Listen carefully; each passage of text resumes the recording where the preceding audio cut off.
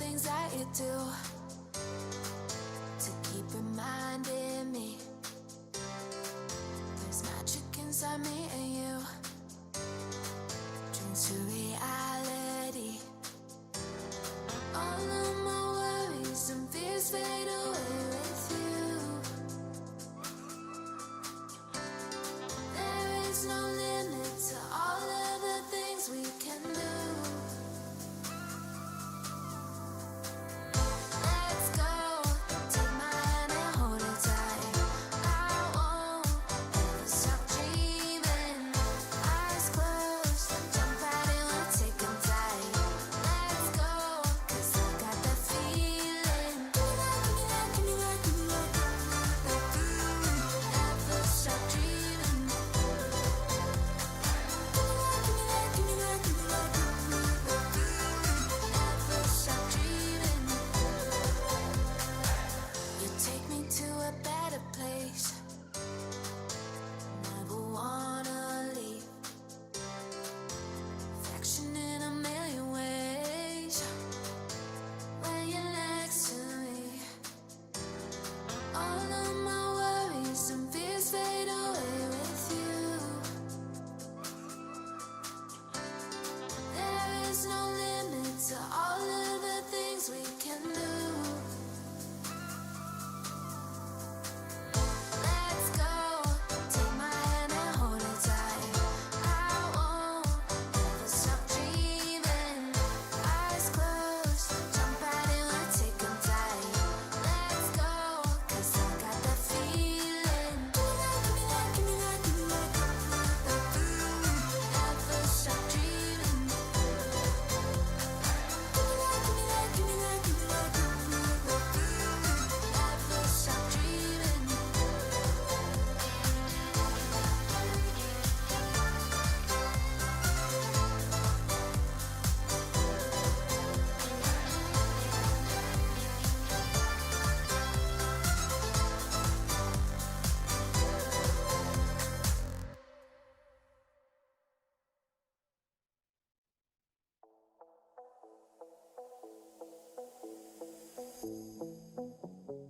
Gotta show them how bad you want it. You don't always get them second chances. Don't start chasing till you got it. Do what I gotta do. I just break the rules like that. Maybe I'm just cool like that. Staying focused, don't sidetrack. Always when I don't come last. I'll never go less than 100%.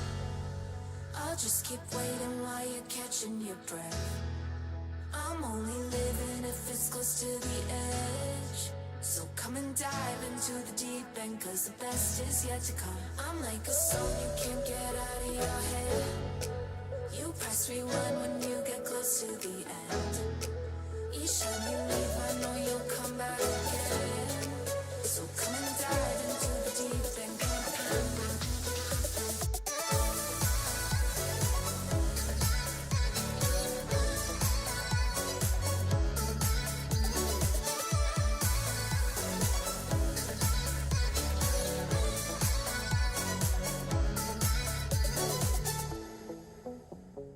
You think I'm done, but I just started. I'm the fire that lights the darkness. Don't get strong, confused with heartless. Do what I gotta do. I just break the rules like that. Maybe I'm just cool like that. Staying focused, don't sidetrack. Always when I don't come last. I'll never go less than 100%. I'll just keep waiting while you're catching your breath. I'm only living if it's close to the edge. So come and dive into the deep end, 'cause the best is yet to come. I'm like a song you can't get out of your head.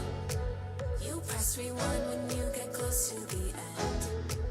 Each time you leave, I know you'll come back again. So come and dive into the deep end.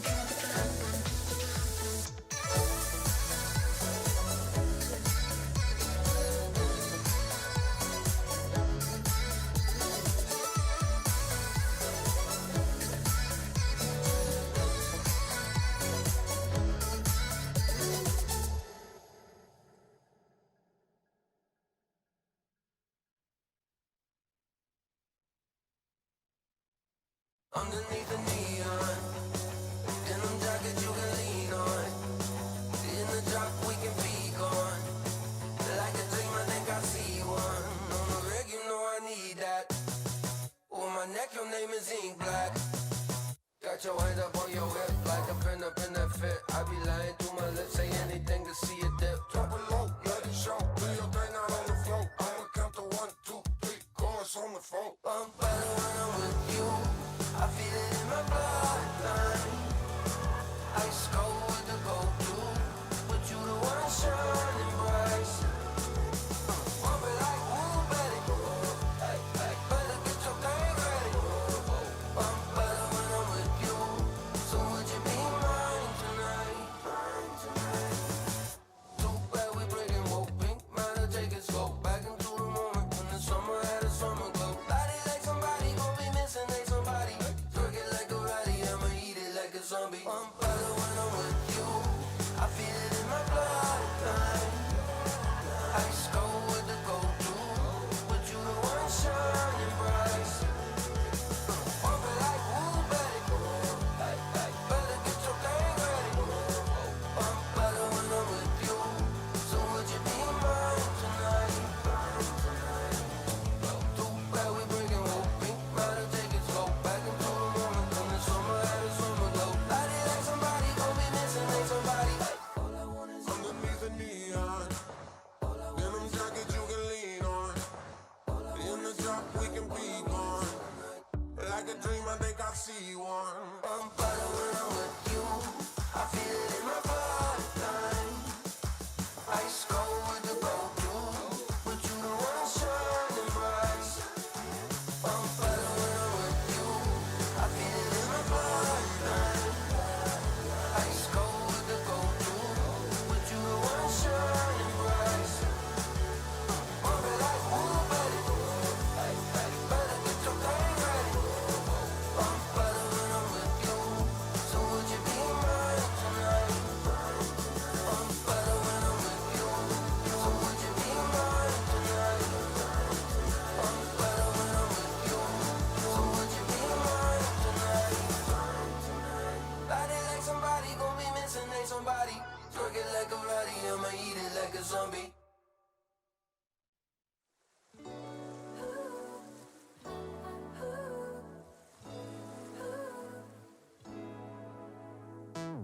Summer night, sipping up the vibe, here to make you dance now. Feel the heat, taste of something sweet. Wanna take a chance now. We don't care if it's a weekday. We're getting on it like we've nothing to lose. Out there soaking up the sun rays and feel the rhythm of our favorite tune. Underneath the stars and neon lights, something in the water drives me wild. We got the game, cool champagne, light it up tonight. On fire, won't stop, don't stop. Give me the getting down, funky sound, cherry sugar high. Now raise your glass up, hands up. Give me the summer feels. Got no plans, honey golden sands. We're California dreaming. It's a euphoric bliss. We want it just like this. We're trying to catch a feeling. Underneath the stars and neon lights, something in the water drives me wild. We got the game, cool champagne, light it up tonight. On fire, won't stop, don't stop. Give me the getting down, funky sound, cherry sugar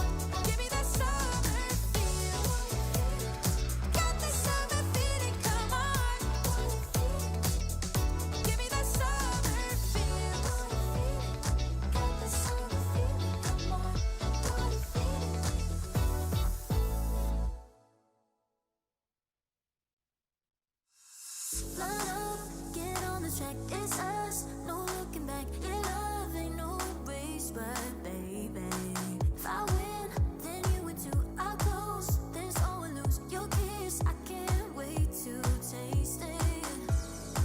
Oh, it's running through my mind, oh. But we're running out of time. Just tell me that you're mine. Gotta get you, wash your hands on my skin. Gotta get you, made you put me in. Gotta get you, let the games begin. Games begin, games begin.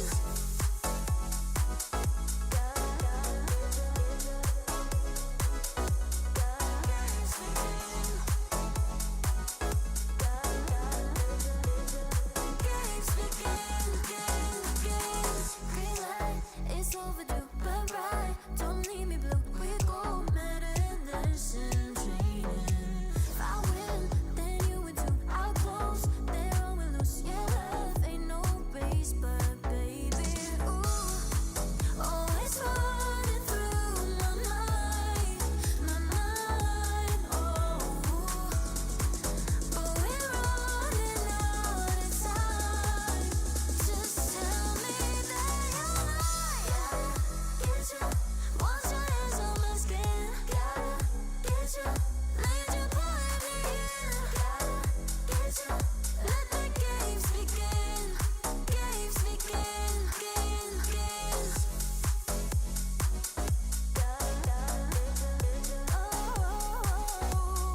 Pulling me in. Games begin, games begin. Games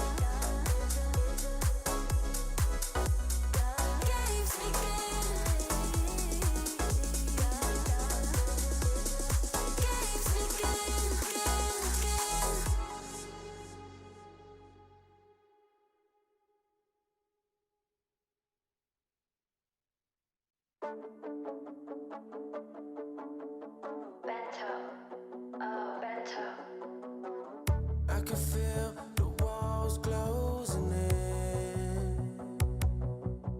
Yeah, the hardest part is trying to get over them.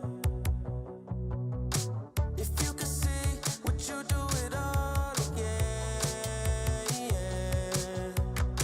To take my time, I haven't decided yet. Yeah. It's just a Saturday night, I don't know if I should call you. Deep in my mind, I find it's always all you. Waiting in line, I wish that I could walk through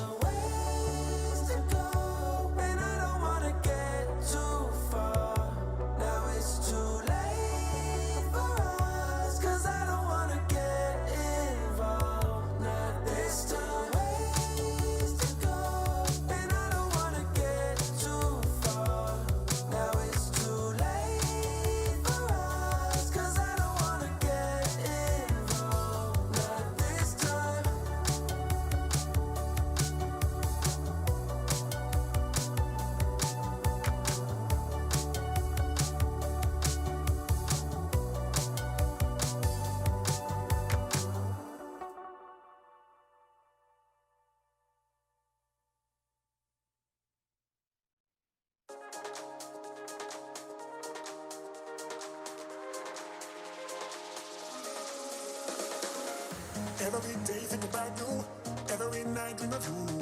Love the way you smile, love the way you move. Every day think about you, every night dream of you. Love the way you smile, love the way you move. Every day think about you, every night dream of you. Love the way you smile, love the way you move. All I want now is you. Every day think about you, every night dream of you. Love the way you smile, love the way you move. All I want now is you.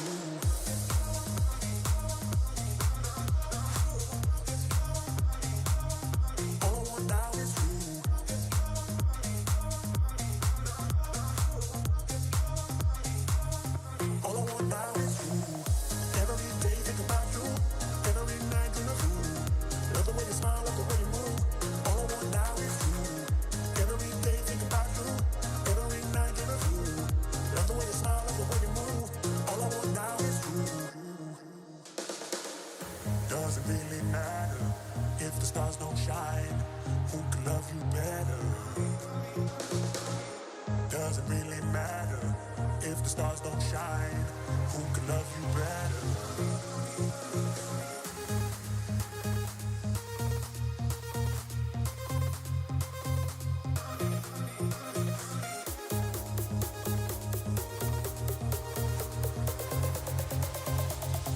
All I want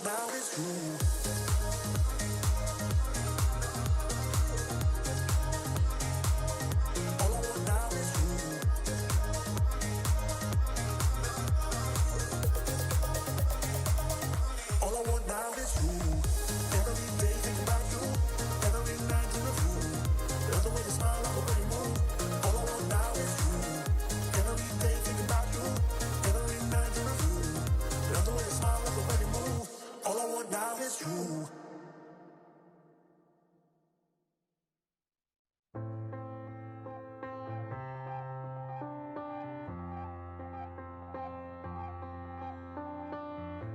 Frustrations keep swelling, I'm spiraling out. My mind's overthinking, I can't hear a sound. Stop looking past me, putting me down. I know I can't be strong, but everything I say just comes out wrong. I'm worried that I'll always feel this lost. What cost? I was drowning in a sea of my doubts, in a sea of my thoughts. Now I'm shouting just to let it all out, just to let it all out. I was falling and I couldn't look down, and I couldn't look down. Now I'm shouting just to let it all out, just to let it all out.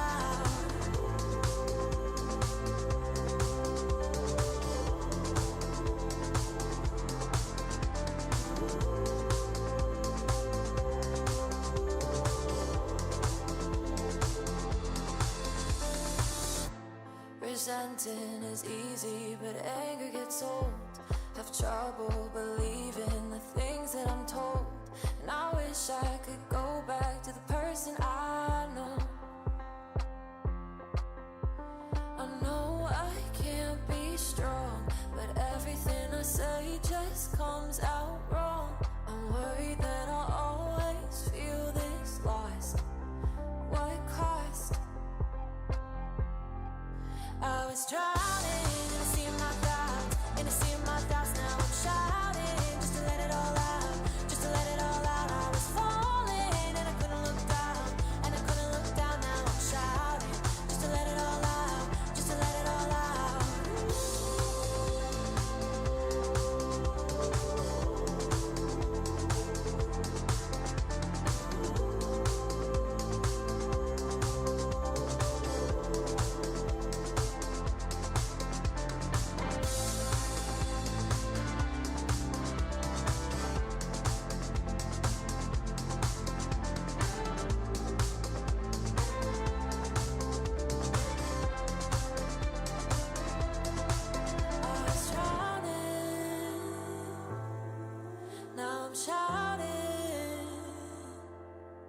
I was falling,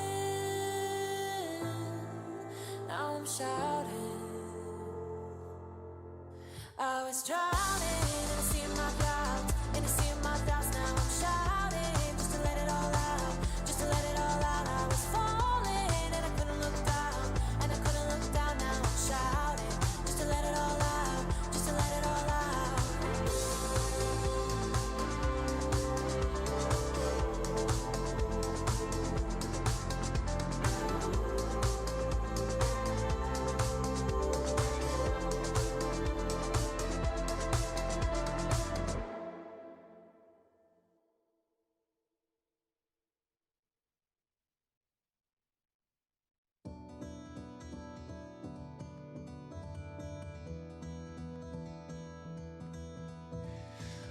been trying to find the words to say you mean the world to me.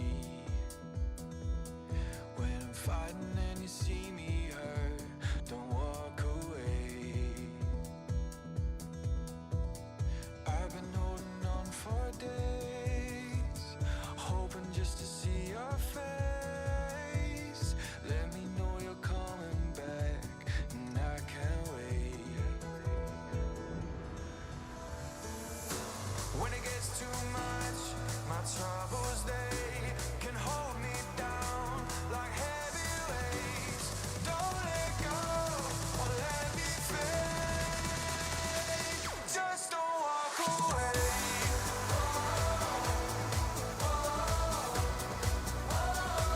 Just don't walk away. Just don't walk away. Hoping that I found the words to say you mean the world to me. When it's getting dark, you make it turn to brighter days. You found a way to lift me up, even when it's getting rough. You don't ever turn your back or walk away. Are you curious to play freestyle chess but don't know how to? No opening theory, no memorized moves, just pure strategic creativity. But how do you navigate 960 possible starting positions with confidence? That's exactly what I'll teach you in my freestyle chess masterclass. You'll learn how to develop your pieces effectively, recognize key positional patterns, and avoid early disasters. I'll break down some of the best freestyle chess games ever played, featuring Magnus Carlsen, Alireza Firouzja, and Fabiano Caruana. Freestyle chess is still in its early days. This is your chance to get ahead of the competition. Sign up now and let's take your freestyle game to the next level. Join my freestyle chess masterclass today and save 20% only during the Grand Slam. The future belongs to those who make it happen. That's why we built Make, a visual-first AI and automation platform for changemakers. It's never been quicker to start building, visually and without code, to automate everyday tasks and free your time and energy for bigger, better things. As your ambitions grow, you can accelerate progress with AI agents to create customized and agentic workflows, ones that handle complex, business-critical tasks while keeping you in control. And for leaders scaling business, you can see your entire AI and automation landscape in real time to orchestrate change and show progress in motion. Make automation and AI put to work for business, for teams, for you. Make it happen at make.com. He's blundered! Oh no! He loses the pressure. Whoa, and what? Moments like this are rare. There's been a complete transformation in one move from winning to loss. I'm your host, James Dash, and I couldn't be happier to be joined by David Hal and Tanya Sachdev yet again. Welcome to Weissenhaus. This is the first official FIDE Freestyle Chess World Championship. For the first time ever, the World Championship title in this format will be awarded jointly by FIDE and Freestyle Chess, two worlds coming together To compete for the Freestyle Chess crown.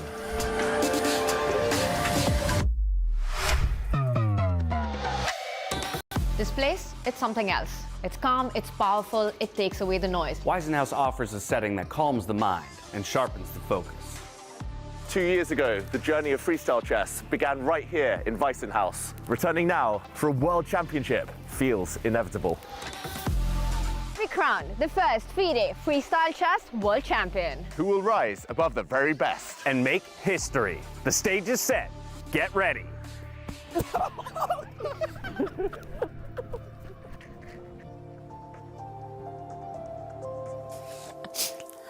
Hello, everyone, and welcome to the very first FIDE Freestyle Chess World Championship here at the beautiful Weissenhaus Resort in Germany. We're back where it all started. I'm your host, James Dash, joined as always by David Hal and Tanya Sachdev. But you'll notice we've brought in reinforcements. Judith Polgar on the couch with us as well. It's a pleasure to be here with you all back at Weissenhaus. It's so good to be back. 2026, it's a new year. We're going to start with a bang. It's a world championship.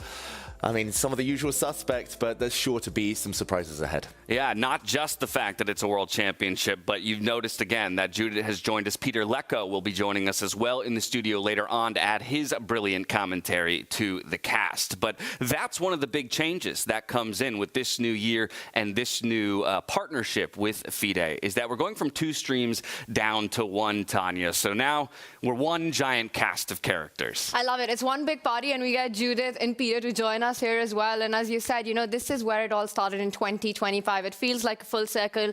Weissenhaus 25, it was innovation, it was brand new, the first ever Grand Slam, and this time, Judith, it's the World Championship. Oh, absolutely. World Championship is a different story, right? A lot at stake. Everybody has to be sharpened today. Today is the first day. And we'll see for who it's going to be a continuation. Might be the last for some, at least for the World Championship title. I mean, so let's talk a little bit more about that, because I do think, you know, World Championship immediately elevates the stakes to a degree. For sure. Like 1 year ago, Grand Slam, it was the beginning of the season. The players were staying up late. They were playing games. They were having a good time, very relaxed. I already sense that everyone's a bit more serious this time. Everyone really wants that crown. And I think all of the 8 competitors we'll talk about a bit later, I think they all have a great chance. They definitely do, because it is a familiar cast of characters, and we will get into a number of them. But back over to you, Judith, on the fact that this is a world championship, and maybe a bit off of what David just said. Do you yourself get the sense that the atmosphere has shifted with the players and the knowledge that this is now a world championship and a world title at stake? You feel it in the rooms where you meet the players. And as you see, I also have my velvet jacket. Where's our velvet jacket? Are you about to hop into the playing hall? Is this a last minute? No, but I'm also in the mood already. I like it, in a fighting mood, to say the least. Well, later on, we will have a press conference that we are dubbing the Weissenhaus a warm-up, so stay tuned for that, where you'll get more information about the partnership between FIDE and Freestyle, and maybe what is to come later on in the year. But we're going to continue talking about what you can expect here at this event. So let's start with the event schedule. It is a condensed schedule here this time around. It's a 3-day event in which we're kicking things off with our round robin today, the group stage here, February 13th. From there, the semifinals tomorrow, and we conclude things on February 15th. So with a condensed schedule, I think to a degree, immediately, David, one of the things I'm thinking of is how much more there is a demand, you know, for performance and perfection out the gate, as well as in the group stage, because you have less room to give, let's say, in terms of qualification and poising yourself for a final table. Exactly. It's just a sprint now, straight from the off. And we will be losing 4 players, at least in the race for becoming world champion, by the end of today already. Stakes couldn't be higher. Often group stages, it's just a chance to warm up, play yourself into form. You might lose a couple of games, it's fine. But not this time.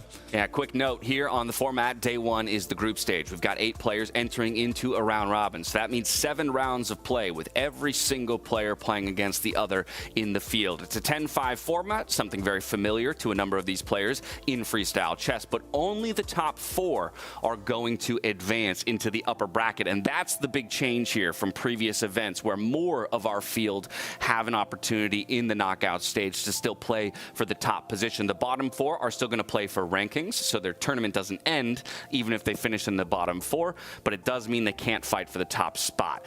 The group winner will choose their semifinal opponent. That stays the same. And then, of course, you can see day 2, day 3 will be the knockouts. We'll walk you through a bit more of that when we get to those days, but it will be a 25-10 time format when we get to that. Of course, tiebreakers, Armageddons, all things that can come into play, but let's talk about what's at stake. Of course, the title of 2026 FIDE Freestyle Chess World Champion, but as well, a whole bunch of prize money. Top prize is going to be $100,000 coming out of this 3-day event, with second place coming home with $60K. If you manage to make the podium in third, it'll be $40,000, and even if you finish in 8th, last place, still $10,000 to your name after 3 days of play. So again, a lot at stake here, but it is a sprint, and I think it puts even more more of a focus, Judith, on the round robin than previous events, where you could have a slow start and still climb your way back up through the bracket stage. That's not a possibility this time around. You have to be firing on all cylinders from day one.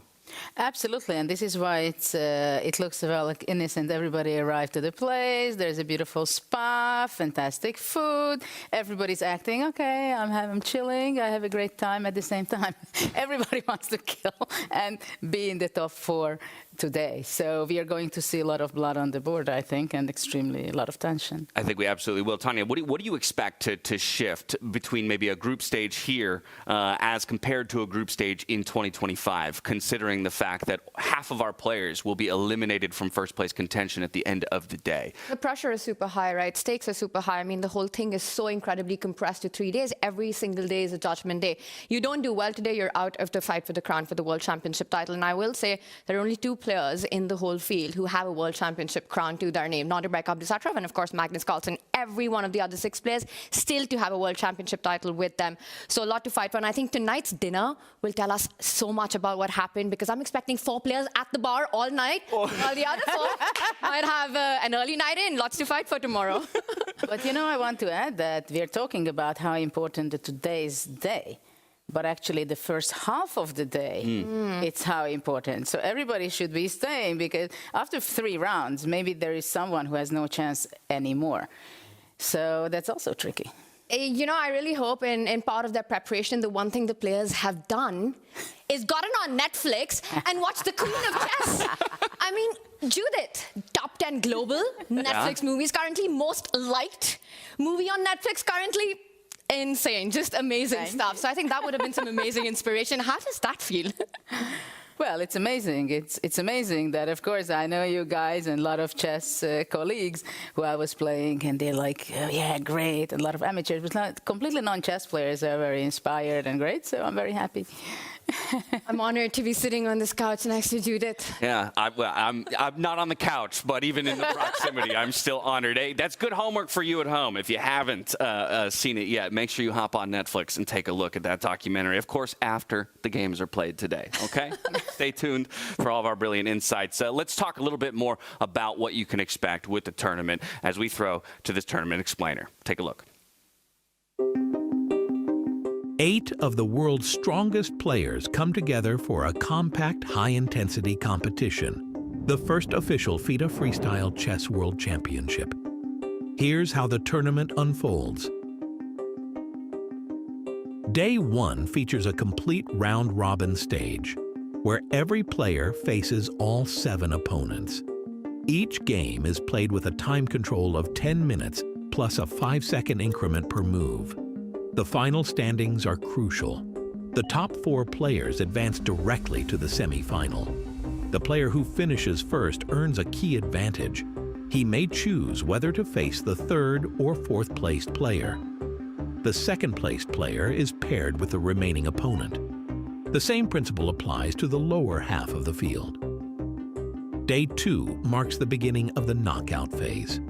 Each matchup consists of 4 games, 2 with white and 2 with black, played with a time control of 25 minutes plus a 10-second increment. If the score is tied after 4 games, the match is decided immediately by an Armageddon, a single winner-takes-all 5th game. Before the game, the players bid for black, offering a time handicap up to 10 minutes. The lowest bid gets black and only needs a draw to win. White starts with 10 minutes, but must go all in for victory. No time increments. Every second counts. Day 3 is the final day of the championship. The grand final and the 3rd place match are decided over 4 games, while the battles for 5th and 7th place are played over 2 games only, each matchup followed by an Armageddon game if needed. 8 players. Who will become the first FIDE Freestyle Chess World Champion?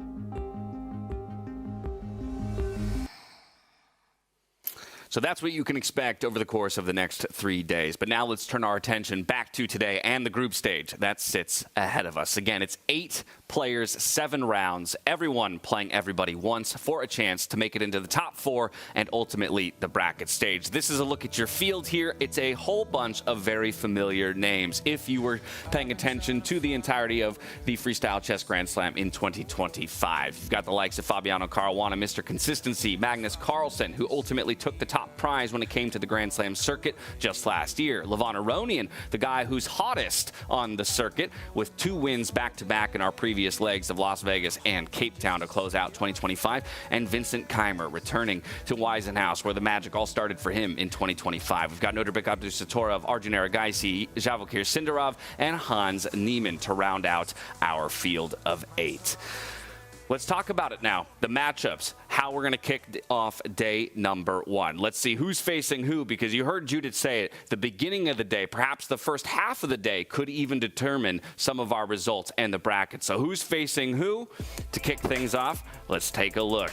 In round number 1, Arjun Erigaisi up against Vincent Keymer. We'll see who can outdo the other in that one. Nodirbek Abdusattorov up against Fabiano Caruana. Fabiano still hunting for his first win when it comes to an overall freestyle tournament.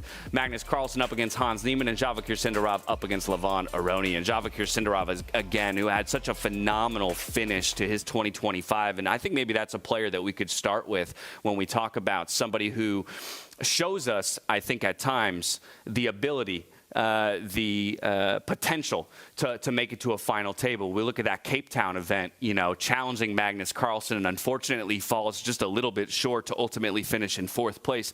But given his 2025 performance in general, and his performance in group stages at times, Judith, I think he's somebody that should be considered and feared in this round robin. Well, Sindarov is an incredible player, right? I mean, he has such a fighting spirit. He won the World Cup. He's going to be playing in the candidates tournament, and he's very young. He's like nothing where he's going to be later on, I think, in a few years. So if he has a great day today, he might win the tournament. Does he feel like he has it in him on your end? I think all the young players believe they can win it. Like, to get consistently past the likes of Levon, Fabiano, Magnus is still tricky. It felt like a breakthrough year last year. I would be especially surprised, but also especially impressed if he does win it, because typically players with the candidates tournament, I don't know, it's hard. You have something in the back of your mind. It's hard to fully focus, fully kind of bring your best. It feels like he might be saving that best for later in the year. Okay. Well, now his first round matchup, though, Tanya, is not easy. It's Levon Aronian, again, the guy who's put back-to-back first place finishes on the freestyle circuit to close out his 2025. So it's just maybe bad luck of the draw that your first round is against, one of the top contenders in the freestyle format. Yeah, well, you say that, but you know who Javokhir beat last time in the first round of the round robin? Uh-oh. A certain Magnus Carlsen. And it was his breakout year in 2025 that started right here in Weissenhaus. If we all remember, coming into this event as a last-minute entry, and what a performance he had in the round robin. But speaking of this man in front of us, everybody rooting for Levon. He's the old king of chess. Winning it in South Africa, winning it in Vegas, taking down Magnus in the finals there as well in the South Africa Slam. Fantastic stuff by Levon. It's been the resurgence of him. David giving him a grand 93. We see a lot of 90s above there in the players card as well. I think one of, David, for me, Levon's strength has been his ability to create these chaotic complexities, playable complexities, which is sort of the key when it comes to freestyle chess. And he's able to navigate those complexities beautifully, even against the world's absolute best. Exactly. I started these player cards as a bit of a fun project at the beginning of the year, but Levon's number has been going up and up and up, and I couldn't help but bump it up. The way he's been playing, so fast, so strong, so confident. I mean, especially the longer games against Magnus, he was always up on time, always looked in control, and he's going to be hard to stop as long as he can get through today. I think he's definitely one of the favorites. I would say he's one of the top 4 who makes it through. Okay, not a hot take, but I think he makes it in. I also think so, that he's a great candidate to go into the final for the knockout for the next day.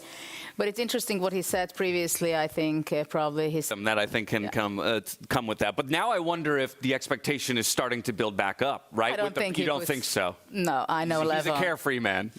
He's not going to put pressure on himself. I should mention, Weissenhaus last year, 12 months ago, he was one of the bottom 2. He was one of the ones eliminated, didn't even make it through the group stage, the round robin. So maybe some bad memories memories from this location? It's a very good point. It's a very good point. But again, is he riding high? Does he have that freedom? Does he feel a little bit unfettered and unchained now? We'll see soon enough. Another matchup that I want to talk about is going to be Fabiano Caruana up against Nodirbek Abdusattorov.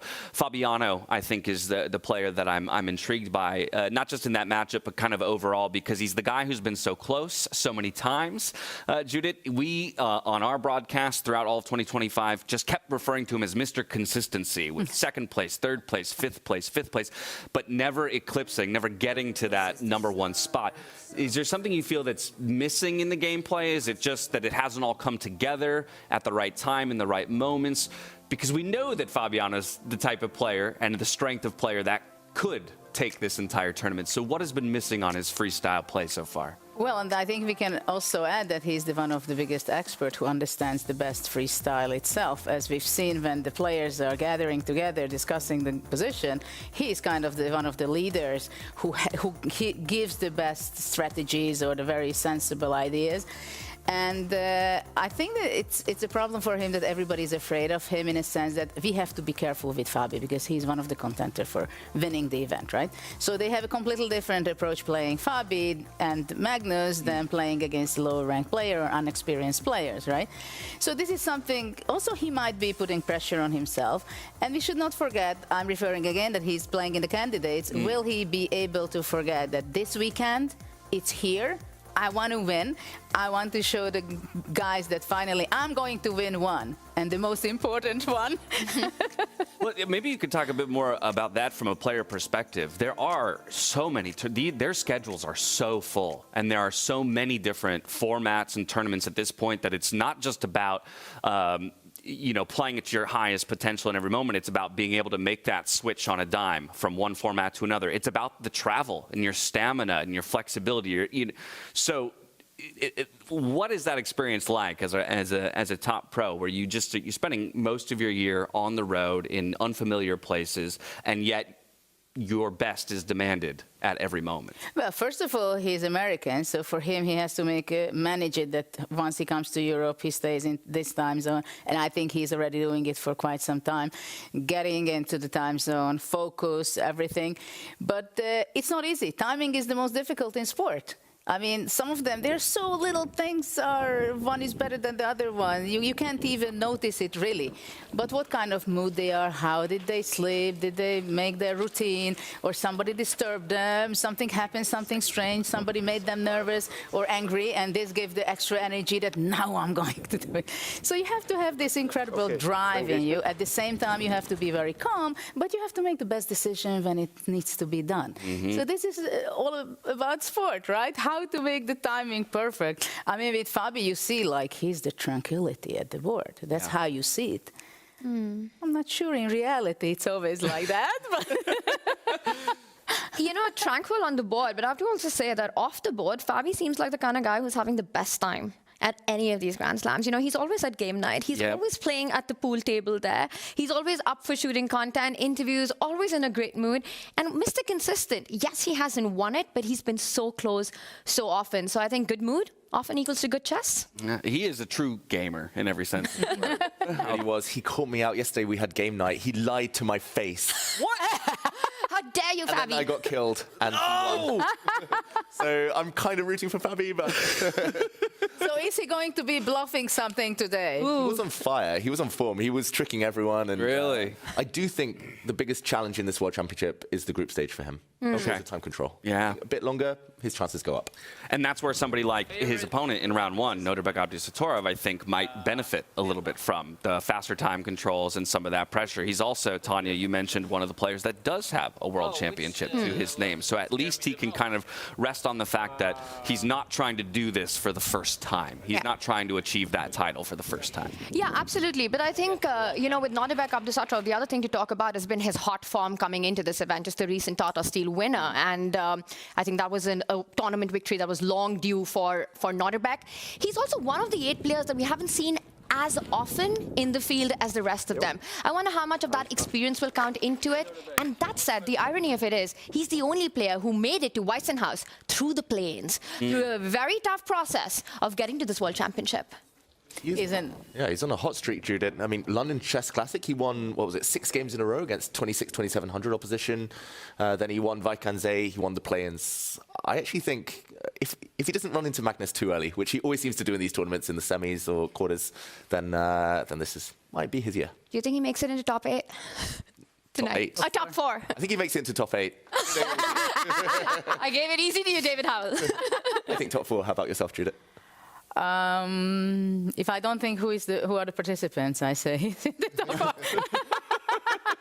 That's a good cop-out. You made me curious, so I looked ahead. He does not play Magnus until the final round of the day. Tonight. Wow. So he has 6 rounds, and then he'll run into the brick wall that is Magnus Carlsen. And maybe that's the player that we should talk about next, is Magnus Carlsen, the world #1. A terrifying prospect for any chess player to go up against. But he isn't coming off of the most recent leg victory. And this is usually where I'd say you should be even more worried about that fact, because he's angry. He wants the win. He was unhappy, visibly unhappy in South Africa for not coming away with the leg victory, even though he came away with the entire circuit victory. This is a guy who's going to come out swinging on day 1, I have a feeling.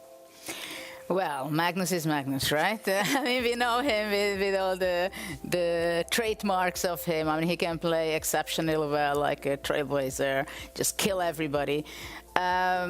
But also, I think it's nice to talk about him as a father. He was so cute yesterday. I saw him at lunchtime around with his family and the baby, and he's so beautiful. He was not that hungry, angry tiger, but he was this lovely guy. Yeah, he does turn a little mushy around the family.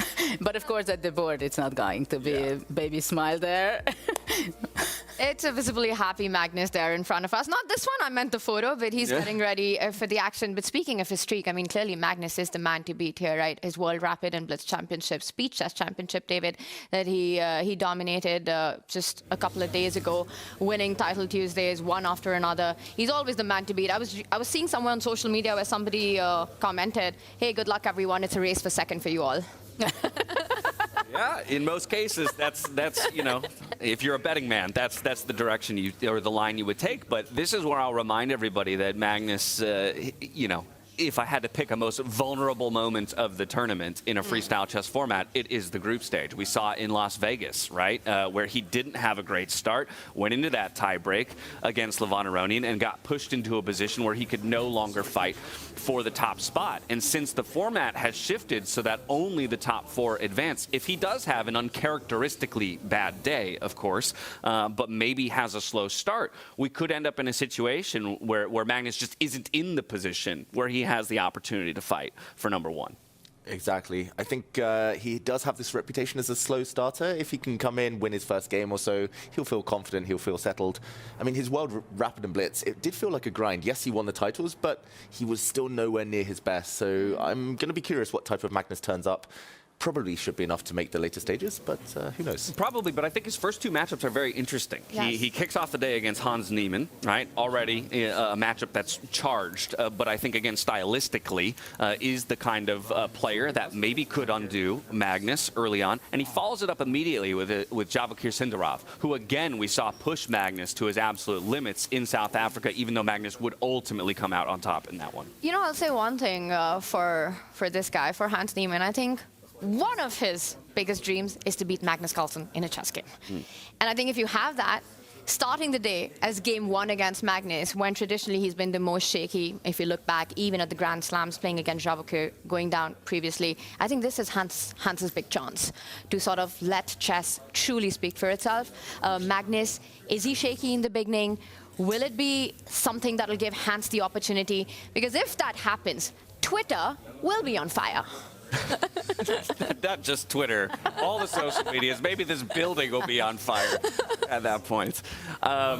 So Magnus, again, he's going to be somebody that most people are looking at as the man to beat. But we do have to reference Levon Aronian and Vincent Keymer. I know we talked about Levon a little bit earlier, but let's just re-hit him one more time from the perspective of, again, a man to beat. Somebody that I think as well younger players might be able to learn from in adopting that more carefree, let it go attitude. And if you play without that pressure, maybe you will come out on top in this one. Exactly. I mean, his shoulders just look lighter. He's playing with a smile on his face. He's playing quick, confident moves. He's backing himself. I mean, that's visible in the player discussions as well. He's one of the the ringleaders. He's trying to drive the conversation, making jokes. And yeah, some of the younger players, of course, they've got the ability. They've already got the understanding, but maybe they're a bit too tense at those critical moments. Yeah, having a chat, though, with Fabiano, Caruana, both with smiles on their faces. Levon, to me, feels like his personality, of all things, lends itself to a format like Freestyle. There is this freedom, you know, that maybe comes from, as you mentioned, letting it go, but just in general, he's one of the most creative thinkers that I've met on the chess stage. His vocabulary, I think, speaks to you know, his kind of fluidness and his ability to adjust to situations. Do you think that, you know, his personality itself is indicative of somebody who's built for this format? He is Freestyle himself. Yeah. I mean, he's that kind of guy, right? Yeah. I remember last year here in the studio, he was visiting us, and it was such a joy to talk to him, to see the thought process, how he thinks about the pieces in Freestyle, what strategies, how much he benefits that the pieces are standing completely crazy on the chessboard, from my understanding, you know. I mean, he really loves it, and he likes to discover. He's this guy who likes research and discover new ideas, which, I mean, he played chess for like more than 30 years, and then Freestyle comes and the ideas come which he never had any similar to that. I mean, that's amazing. And he can appreciate that a lot, and he can convert into his... You know, what is chess? And then people said for Magnus, chess is him. So I love that. What Judith just said, when it comes to Freestyle, for Levon, Freestyle is him. It's in his personality on and off the board, his style of play, the way he is, and not just when it comes to playing, you know, when you even meet him, when you discuss other things with him, you can see the creative process, the creative juices in Levon Aronian, and that is such a core skill to have in Freestyle chess. But guys, you know, I know there's a lot to talk about. I want to know who are the 4 players, according to us, who are making it through to the knockouts. Oh, we'll wait for that. All right, James. Wait, no, here's what I'm going to do. I love that. That's the teaser for when we come back to the desk, because now we have to get into the playing hall for the Weissenhaus, a warm-up. We've got Sveta standing by to take us through the next 30 minutes where you'll learn more about the Freestyle and FIDE partnership. Enjoy. We'll see you back here in just a bit.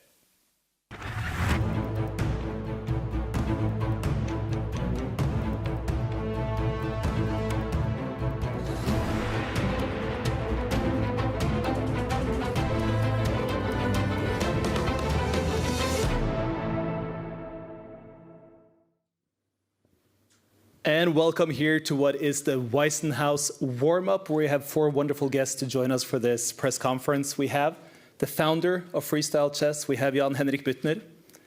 We also have the FIDE technical delegate, which is wonderful to have here, and this is Pavel Tregebov. We have the reigning champion here from Weissenhaus, the local hero. We have Vincent Keymer. And also we have the most winning chess player ever, but also the winner of the Chess Grand Slam Tour 2025. Please give it up for Magnus, Carlsen, and these other guests.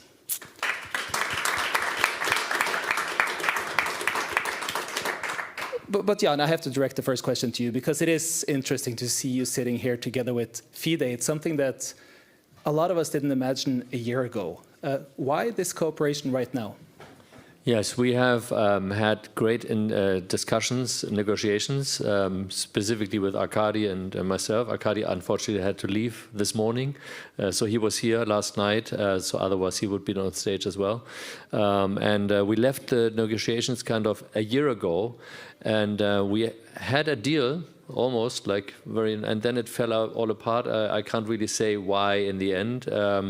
But then we had each was going back to their drawing board, I would say, and we had some interesting exchanges, I would say, you know. But ultimately, we all became friends again. We met in Qatar, and we said F and F, like FIDE and Freestyle, it's like friends and family. So now we are all back together, and I'm really proud and really happy that we are doing this all together.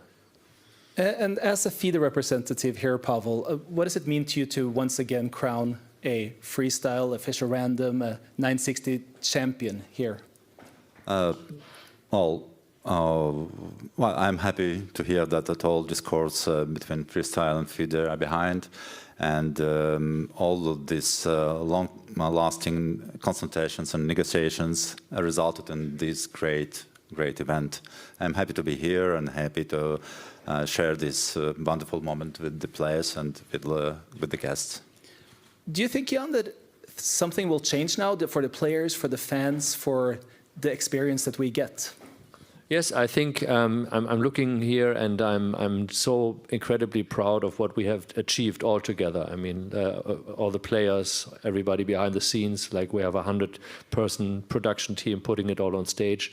Here at our home in Weissenhaus for the third time, we had the GOAT Challenge, the first time exactly 2 years ago. We had the first Grand Slam in Weissenhaus. And so now we have changed over time. We were in Las Vegas, in Paris, the whole thing. And so now it culminated into the World Championship with FIDE, which is amazing. We have the best 8 players. I think we couldn't have a stronger field. There's not a single player missing, I think, in this group that has deserved to play for the World Championship. And so a lot of things will change because we are now crowning a world champion, obviously, which is very significant. And we also have sharpened our format. We started with 8 days, there were 5 days, 4 days. Now we have only 3 days, which means that today is an incredibly important day for the players. We don't want to take too long of the preparation time because they have to really focus and concentrate, because this round robin will result in 4 players not making it to the semi-final. And you know, you can look at the faces and you see like nobody would deserve to not go to the semi-final.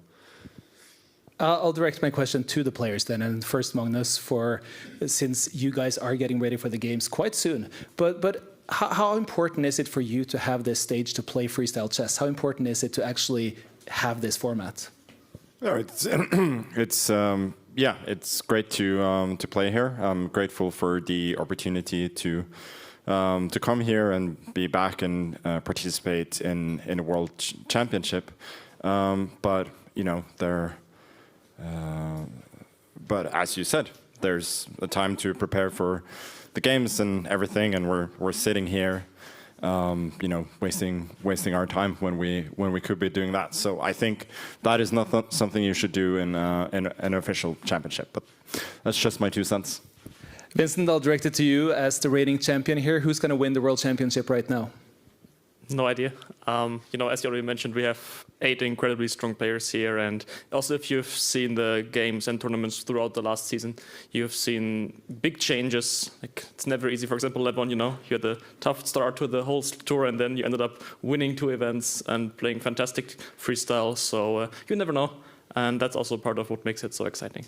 Do you think that this day today, Magnus, is probably one of the more important days that you can play? I mean, just 4 spots in a semi-final, a round robin, a quite quick format. How do you feel about playing it out for so few spots in the playoffs? No, I like the fact that it's cutthroat, and it's not going to be easy to come through for anybody. Further, you know, strengthening the point that we should not be sitting right here. I'll ask you as well, Pavel, because just my experience, it is quite different. The action-packed day we have today, maybe except for the Rapid and Blitz that contain the same, but it is more fast-paced than some of the tournaments that FIDE have been used to, isn't it? Sorry, the microphone. Oh, sorry. You mean this rapid time control? Yeah, and with the round robin, with so many games being played here for so few spots in the playoffs.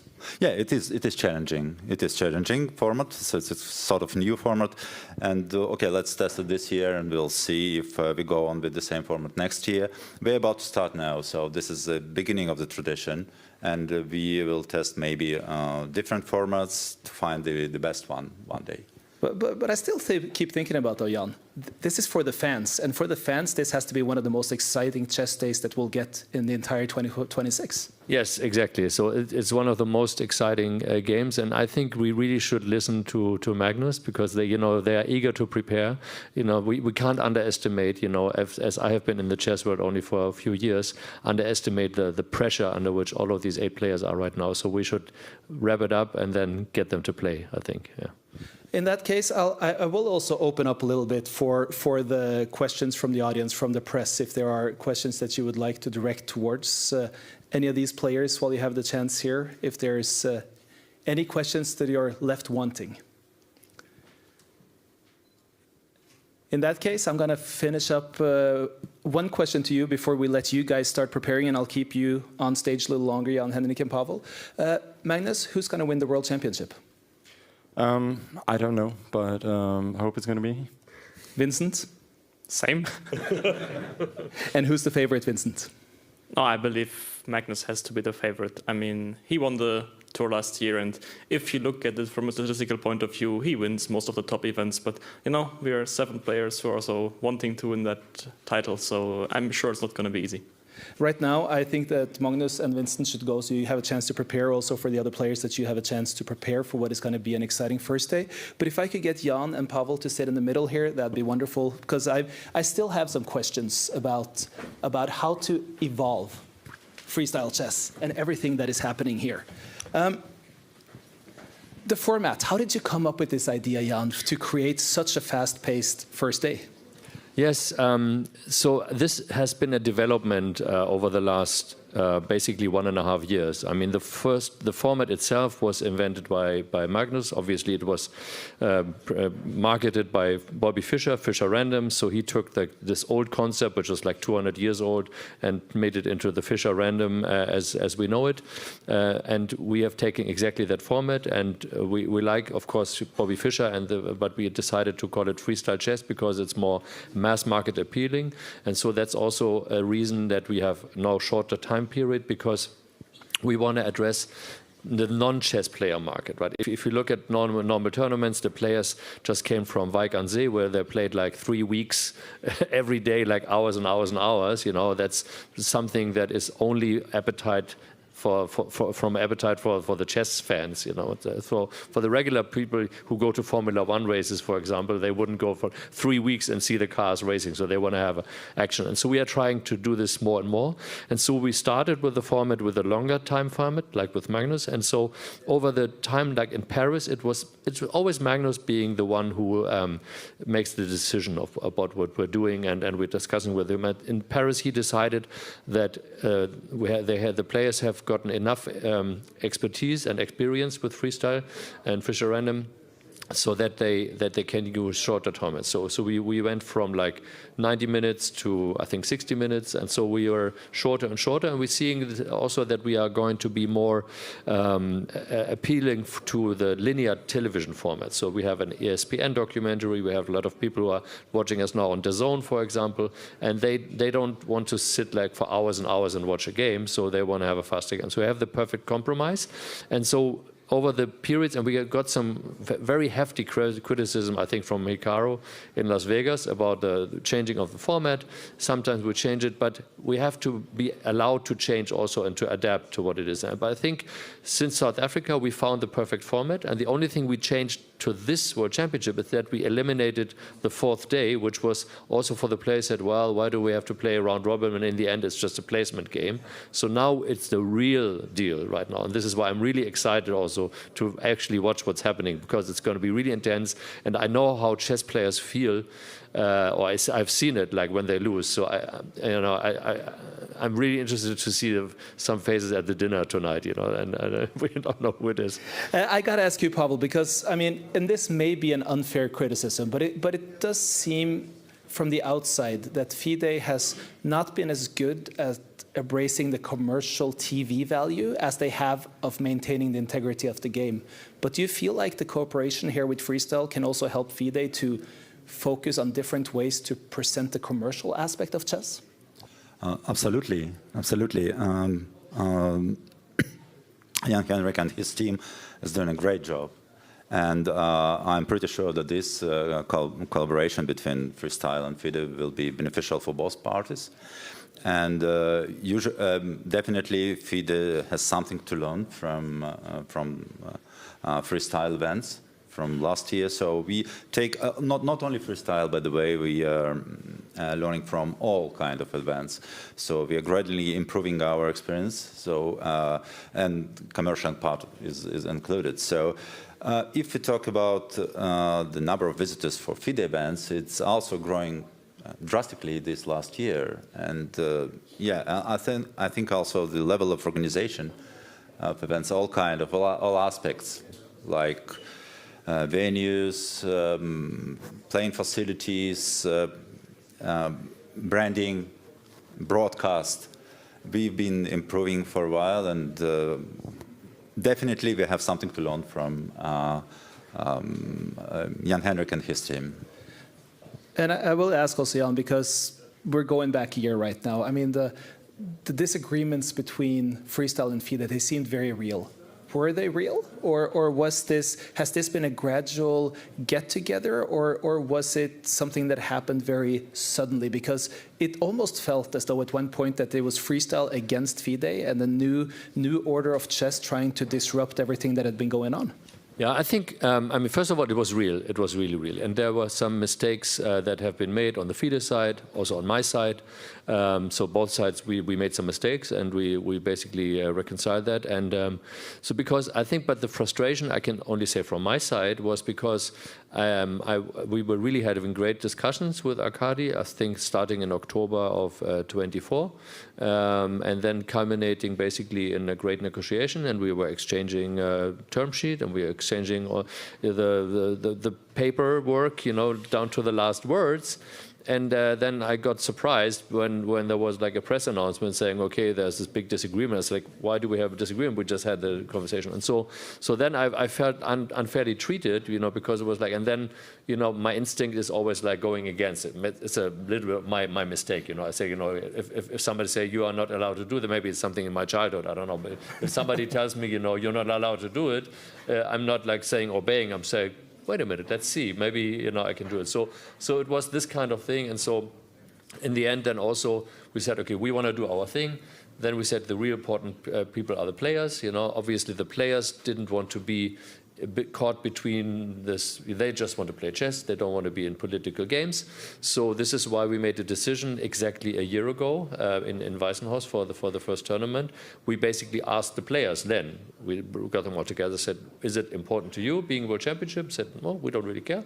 So we said, okay, let's drop this. And so since then, we have really focused on what we have been doing, and FIDE has been focused on what they have been doing.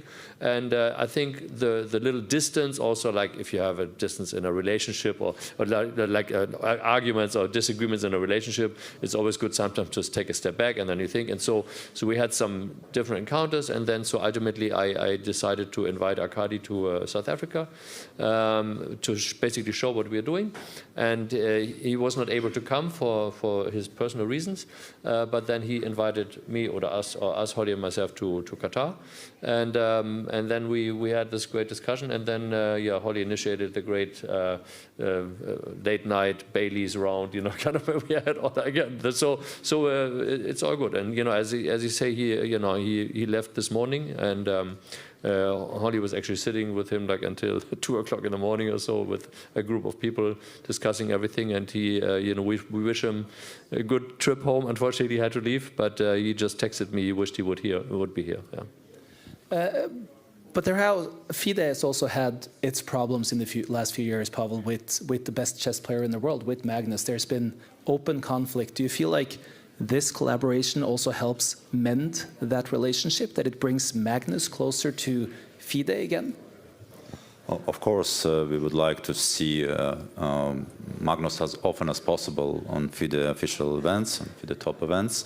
It's pity that that something happened between us. And okay, Magnus did play in Qatar last year, and I hope he will go on playing this year as well.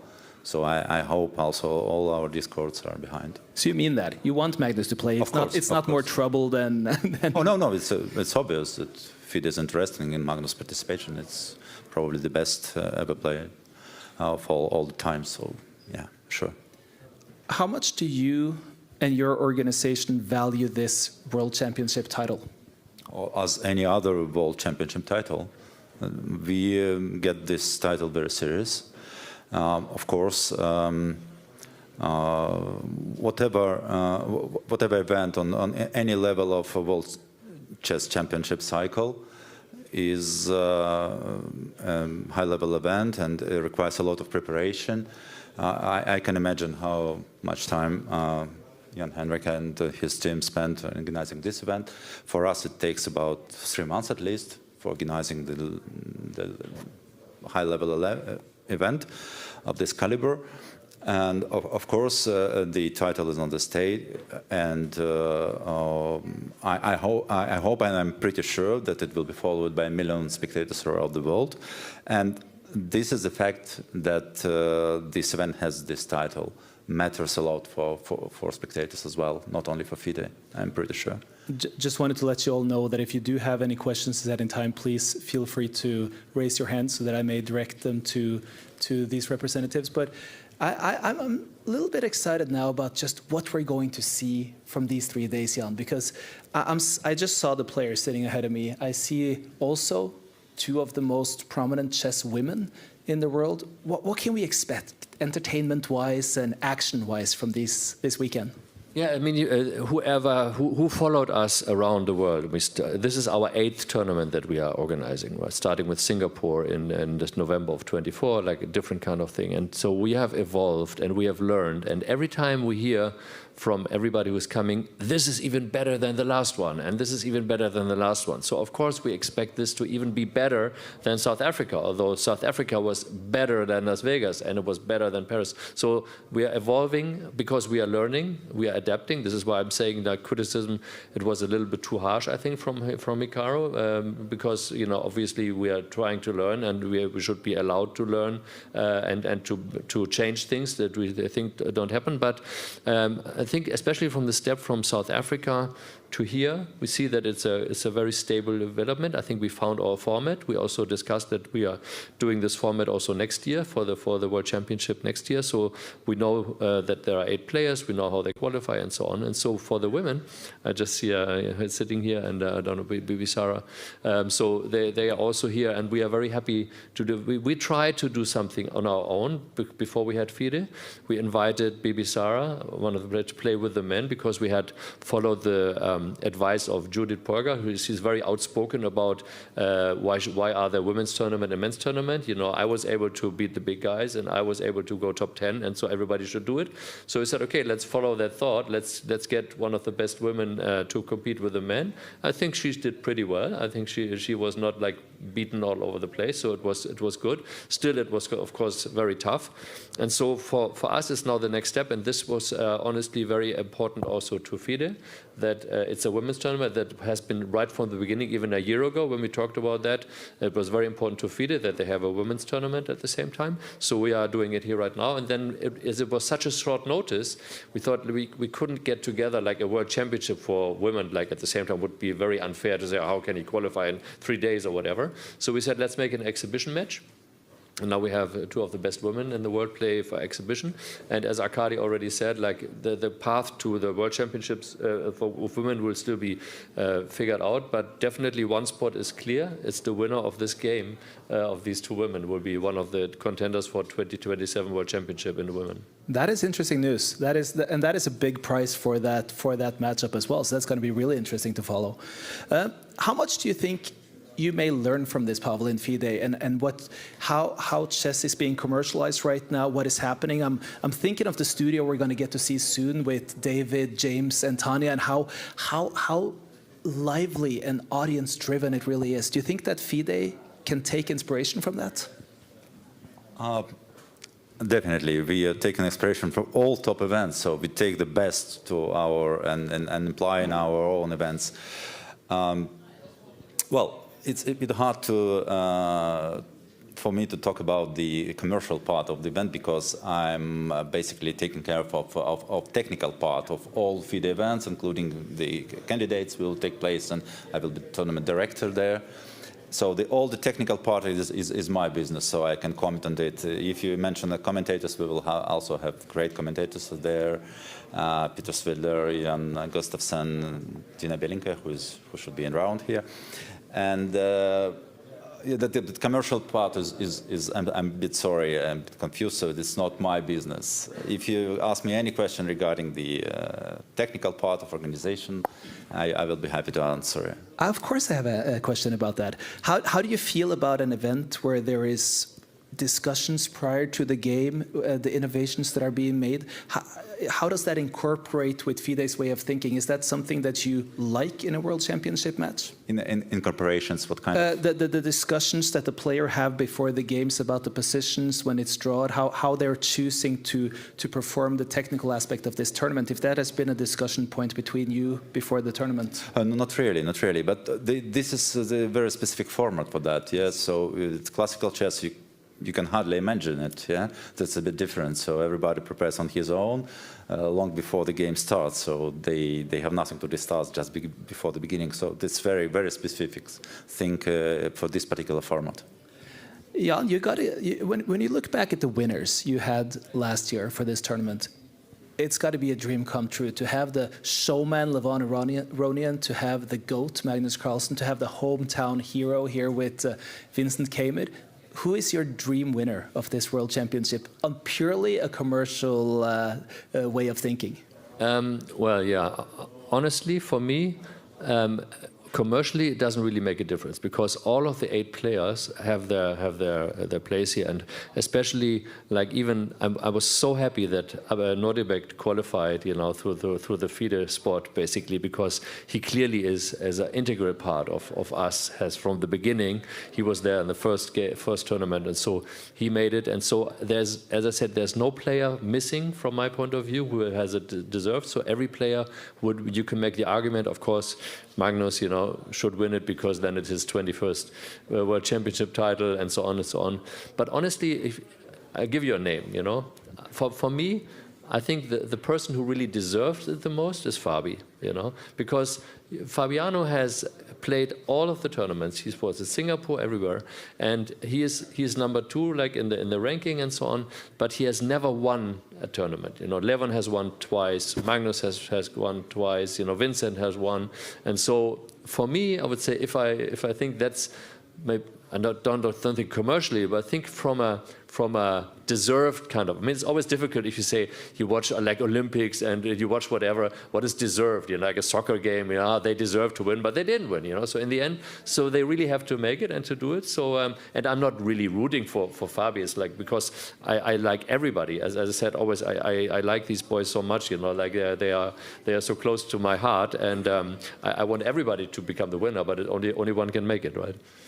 So we're not actually entering now the year of the horse, as came now a couple of weeks ago. We're entering the year of Fabi. First this, and then there's a candidate that's coming up soon as well, right?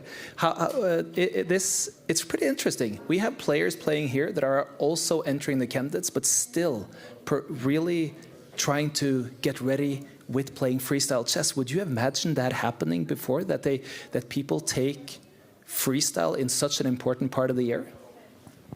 Oh, of course. This is something new, but we take it very seriously.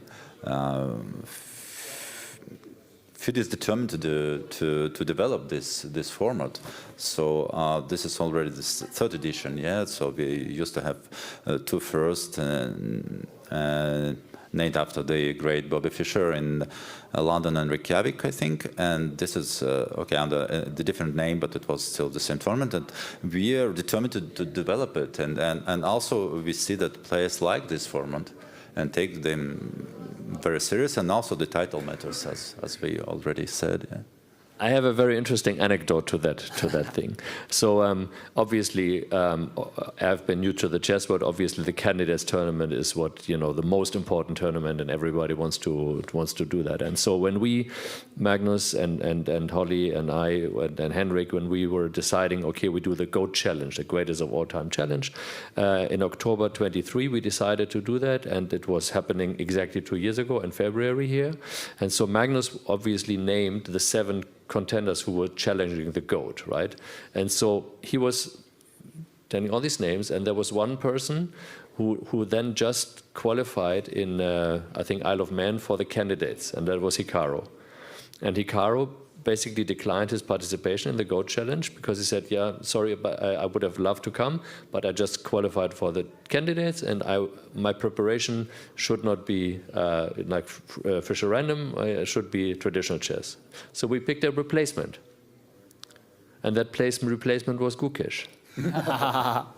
So I like obviously the preparation because that was new. I mean, he was, at that time, nobody knew that Gukesh would go all the way, right? So we picked him as a replacement for Hikaru, then he went through, and then he won the World Championship. And so, of course, the candidates and the World Championship. So it's obviously it's not the worst preparation to do freestyle before the candidates. So what you're doing is you're building up on the whole narrative of Year of the Fabi, right? Yeah.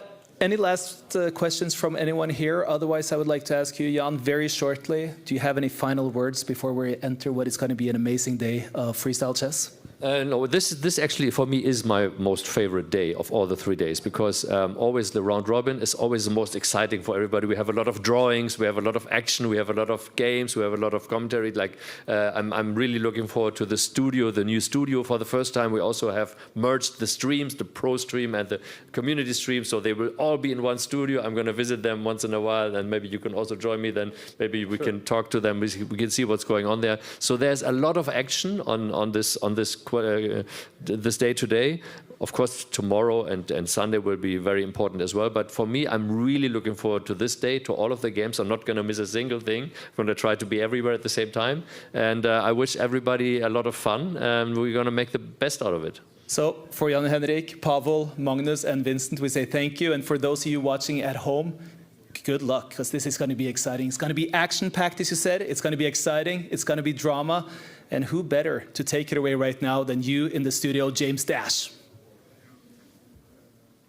Thank you so very much, Sveta. All warmed up now here in Weissenhaus following that press conference, and a lot of information shared about the partnership between Freestyle and FIDE. But as the players get ready for the opening ceremony and the kickoff of round one of the round robin day, we are very happy to be joined in the studio by none other than the CEO of Make.com, Fabian Veit. Thank you so much for joining us here in Weissenhaus. But immediately, I want to come to you about this partnership that has now developed between FIDE's Freestyle Chess and Make.com. So I'll come to you straight away. Where did this all begin? Maybe for yourself personally, but as well for Make.com, that chess was where you guys wanted to get in. Oh yes, we have so much to talk about, but thank you for having me, and it's awesome to be here. It's amazing. I've been seeing the streaming online many times, and like to be here in the studio is absolutely amazing. I think what you're building with the Freestyle Chess Tour is just super cool, and yeah, we're excited to partner up. Well, thank you kindly. So what is it about, we'll start with you actually. I want to start with you personally, Fabian. Chess, what is your relationship to chess personally? So actually, like, I studied mathematics, and when I did so, I kind of started watching on YouTube for some channels that like show chess, and I found this channel from St. Louis back then. It's been a while, basically. And Var Akobian and Ben Feingold were teaching, basically, and they streamed this, or like they didn't stream, but like they posted the lessons, and so that's how I kind of started to play a bit myself. It was really fun. And so once I turned 30, my friends actually got me some lessons from Var Akobian in St. Louis. Wow. It was a really fun thing, and I was really like so excited to kind of be there. And yeah, coming to the capital of chess was really fun, so to say. And yeah, so since then, kind of like into it, but definitely like far away from any professional level. Well, so from there to freestyle chess, though, what about the format of freestyle chess speaks to both you and maybe Make.com as a partnership that you wanted to dive into? Yeah, so I met Thomas from the freestyle team, and it was super cool to kind of talk about like the vision of like really like making chess more visible and like really like making one of the most intellectually appealing sports more popular and more known. And I think there's a huge followership around the globe already, but kind of like really like boosting this and making it popular is really exciting. And if I think about like the connection between like Make.com and the chess world in general, like, you know how they always say with the grandmasters that they can kind of visualize the board and like they kind of see the composition of the pieces, and Make is a little bit that for your digital tools in your work, basically. So it's like you kind of see like how can I connect different tools and apps that I'm using every day, and how can I automate across them, use AI to kind of get my tasks fulfilled. Yeah. And so basically yeah, imagine like an email coming in, important email, the people get notified, they need to know about it, a task gets scheduled, a calendar follow-up is entered, and all without anybody lifting a fingertip, fully automated. I love that, because we've heard from Jan-Henrik himself that one of the core goals of the freestyle chess circuit, but also the broadcast, was to become more widely appealing and more approachable, right, to the common man. I'll reference myself, you know. Definitely an average chess player. And so very much in the way that we've been challenged to present chess to the world, it feels like Make.com has kind of taken that as an endeavor. How do we take complex systems, maybe things that would normally take years of study to master or understand, and then give people the tools, you know, to utilize those things, but by doing a lot of the work for them? Yeah, and I think the beautiful piece is it gets visualized, and that's what makes it intuitive and easy for people to understand. And just like chess match kind of unfolding on the board, you kind of see, hey, how can I actually like work across my systems and get things done? Very cool. I know you had a question, a bit of a cheeky question, but I do want to make sure you get it in. Thank you. I have to ask, Make.com is such a cool domain name. How did you get it? That couldn't have been easy to secure. Yeah, I think it was one of our boldest moves, basically, like launching a brand under the name Make and finding the domain that comes with it. But I think it, has been like an amazing journey ever since, and really helped us greatly to kind of like build a bold and big brand around it. Do you feel like there's a particular example, perhaps for those who have not made it to Make.com just yet, of its use cases, either for the everyday person, or maybe a utilization that you feel like could be discovered in the chess world? Like, how could somebody build something chess related within Make.com? Yeah, I mean, you could definitely connect any of the chess apps that are out there, and I think like right now, like it's more and more apps coming out, and as long as they have an API and you have something where, I don't know, you want to study your positions or like connect like information from what you're playing on the different platforms, you could do that. But in the workday, basically, what usually happens is like people have a lot of mundane tasks that they need to get done, and think about like all the things you're like manually typing or like pushing information from A to B. All of that you don't really have to do as a human, and if you can get rid of it, that's awesome. Well, if you don't mind, I would like to involve you in some of our discussions around the players and the tournament that we have at hand, if that's all right with you. Let's go. Okay.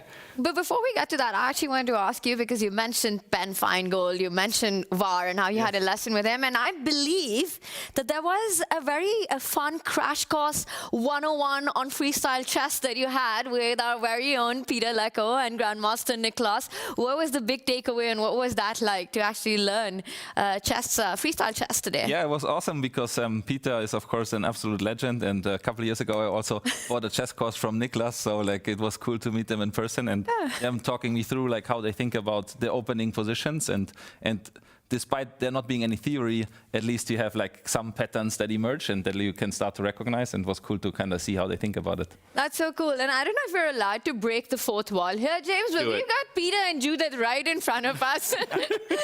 So shout out to them.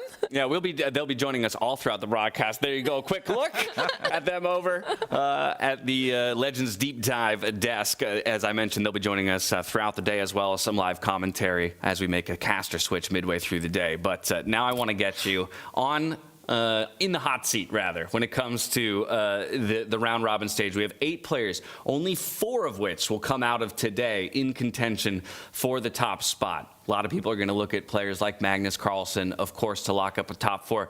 The question I have for you is, do you feel like there's a dark horse in this field? Maybe somebody that's, under-discussed or wouldn't normally be considered a contender for top 4 that you feel like is going to show up in a big way this weekend? That's a tough question. I don't know if I kind of can name a dark horse, but I mean, ultimately, I'm German. I'm based out of Munich, and last year I met Vincent over there, and I would say like, if Vincent wins the whole thing, I'd be rooting for him for sure. Nice. Well, he's back where he made it happen just last year in Weissenhaus. He got the top spot. So, again, I think this is where I'll turn to the two of you and maybe ask you as well to get involved in the discussion. Is Vincent in your top 4? Is he somebody that you believe is poised to exit round robin and into the upper bracket? Off to you, Tanya.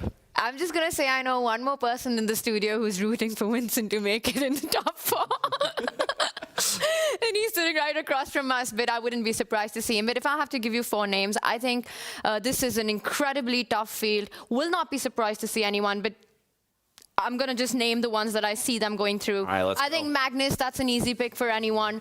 I would say Magnus goes through, Levon goes through, one of the Uzbekistan prodigies, and I think I'm going to take Javokhir Sindarov, making it through. And you know what? I'd love to see Hansen. But this means that you are foregoing Vincent, Keymer, and Fabiano. We already have two people in this video strongly rooting Oh my for goodness. Vincent. Tanya's making enemies. Okay, what do you got for me? I think both the Uzbek. Ooh, wow, both going through. Both on such hot form, and they're both really good at rapid. Then Magnus, and I can't choose between Levon and Vincent. I think if Vincent makes it, he's gonna... You're also dooming Fabi. We went from Mr. Consistency to Mr. He won't show up. I'm sorry, I just saw him play the quicker games in South Africa, and he wasn't quite his best. Okay. But the candidate's coming up. He's saving his best for in a couple of months' time. I gotcha.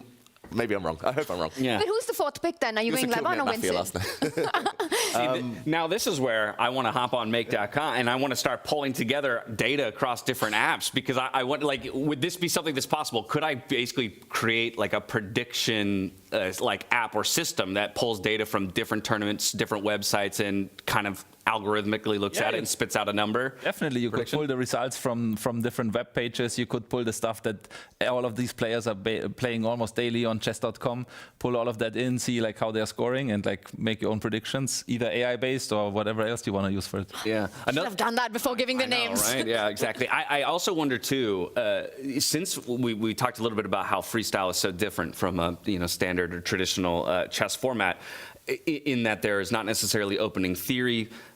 Is that, again, a curiosity rather that I have in the freestyle world is when we will start to see players develop a deeper understanding of starting positions, right? Maybe notice or replay the same position multiple times and begin to develop a theory around certain positions.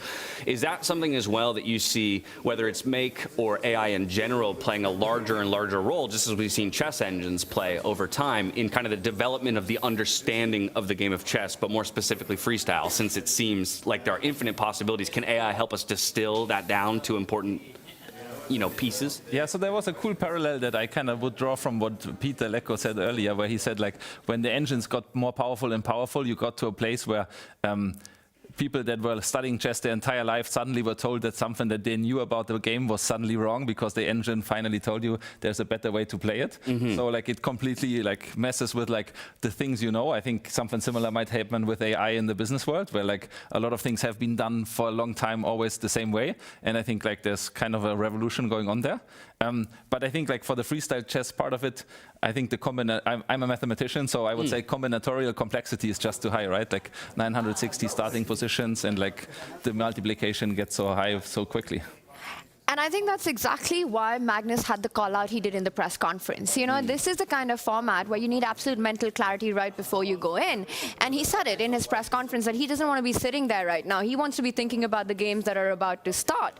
He wants to let, the moves do the talking and not the microphone. So I think that was actually a very, very cool call out by Magnus, that this is a sports competition first and a media product later. And it tells me immediately how serious he is about winning this event and this first world championship in the FIDE Freestyle Chess World Championship at Weissenhaus. To that end, the preparation is different though, right? Still important, but different to traditional chess, where again, you have this theory, you're crafting maybe an approach based on the opponent that you're going into the next day. At the moment, they know who they're playing. They have no idea what position of those 960 possible, I guess 959, since we won't play 518. So it's about the mind palace. Yeah, it's just the mindset and the kind of just that zen at being able to be creative from move one. Several players have taken seconds here. They have brought coaches with them to Weissenhaus. I know that Fabiano, for example, plays training games the night before, different setups. There might be patterns behind dozens of different positions, bishops in the corner, for example, how to approach that, knights in the corner, how to approach that. But we'll find out whether that pays off later. And how about that? Right on the bottom of your screens right there, Magnus Carlsen eyes his 20th Oof, what is that number 21st? Crown. Are you kidding me? Just let that sink in. 21st. That's 21 more than I dream of. Yeah. Yeah, I can't even. His World Championships, if he wins this, are old enough to drink in the U.S. That's impressive. Now, this is another important point that we haven't talked about when it comes to stakes. Obviously, the World Championship is on the line, but the top three are going to secure immediately 2027 spots. So that is something else to be considered, you know, just in terms of getting it done now, so that you don't have to be thinking about re-qualifying for the FIDE Freestyle World Championship in the future. And now you can focus on things like the candidates and the rest of your 2026 schedule. We know that these players have such filled schedules that at the end of the day, having this behind you and being able to refocus on what's ahead of you for 2026, I think would be a huge boon to any of these players' careers. Exactly. I was calling the shots on the play-in for this event, and there were so many top world-class grandmasters trying to get in, and often qualifying for the main event is harder than some of these smaller brackets. But yeah, I think the players still have one goal: world champion. Anything else, just a bonus. Now we are waiting for Magnus Carlsen. And I'm not letting you off the hook on this, because you put us on the couch, on the spot with our predictions. David made them as well. James, we didn't get the 4 names. And you know what? At some point, Peter and Judith have to make their predictions as well. Damn. Breaking the 4th wall one more time here. I almost got there. I almost got to the opening Not letting ceremony. you go. But it's Magnus's fault. If he were there, I wouldn't have had to predict. Okay, I'm going to go with Magnus Carlsen, of course. I'm going to be the one who does pick Fabiano, mostly because y'all didn't, and I find that disrespectful. And then from there, I'm going to go with Vincent Keymer. Oh, you're just playing to the crowd right now. This is you reading the room, James. I'm playing to our guests. No. I think being in your home country does matter. We talked a little bit about, for a player like Fabiano in our pre-show segment when we had Judith on the desk with us, just how important it is when these players have these packed schedules and they're moving from country to country and they're adjusting, right? Especially in a freestyle format where it is all about your performance on the day, coming in with the right mindset, the right energy. Somebody like Vincent Keymer, who has not had to travel, halfway across the world, I think it lends to him having a hotter start and being more comfortable in his environment. So I'm going to go Magnus, Fabi, Vincent, and Javokhir. I think. Again, he impressed me so much. No Levon on that list. No Levon. You're feeling bad already. I know I am. I know. That hurts me to say. And hopefully he doesn't find me at dinner tonight. But yeah, I think maybe we see a step back from him, and we see some of the the younger guns and Vincent and Javokhir come out swinging, especially in the shorter time controls.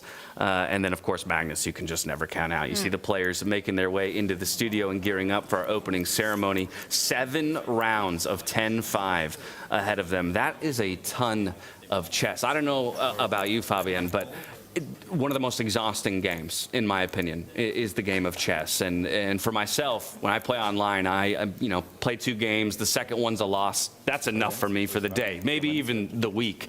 These guys don't have that luxury today. They're going to have to keep trudging along.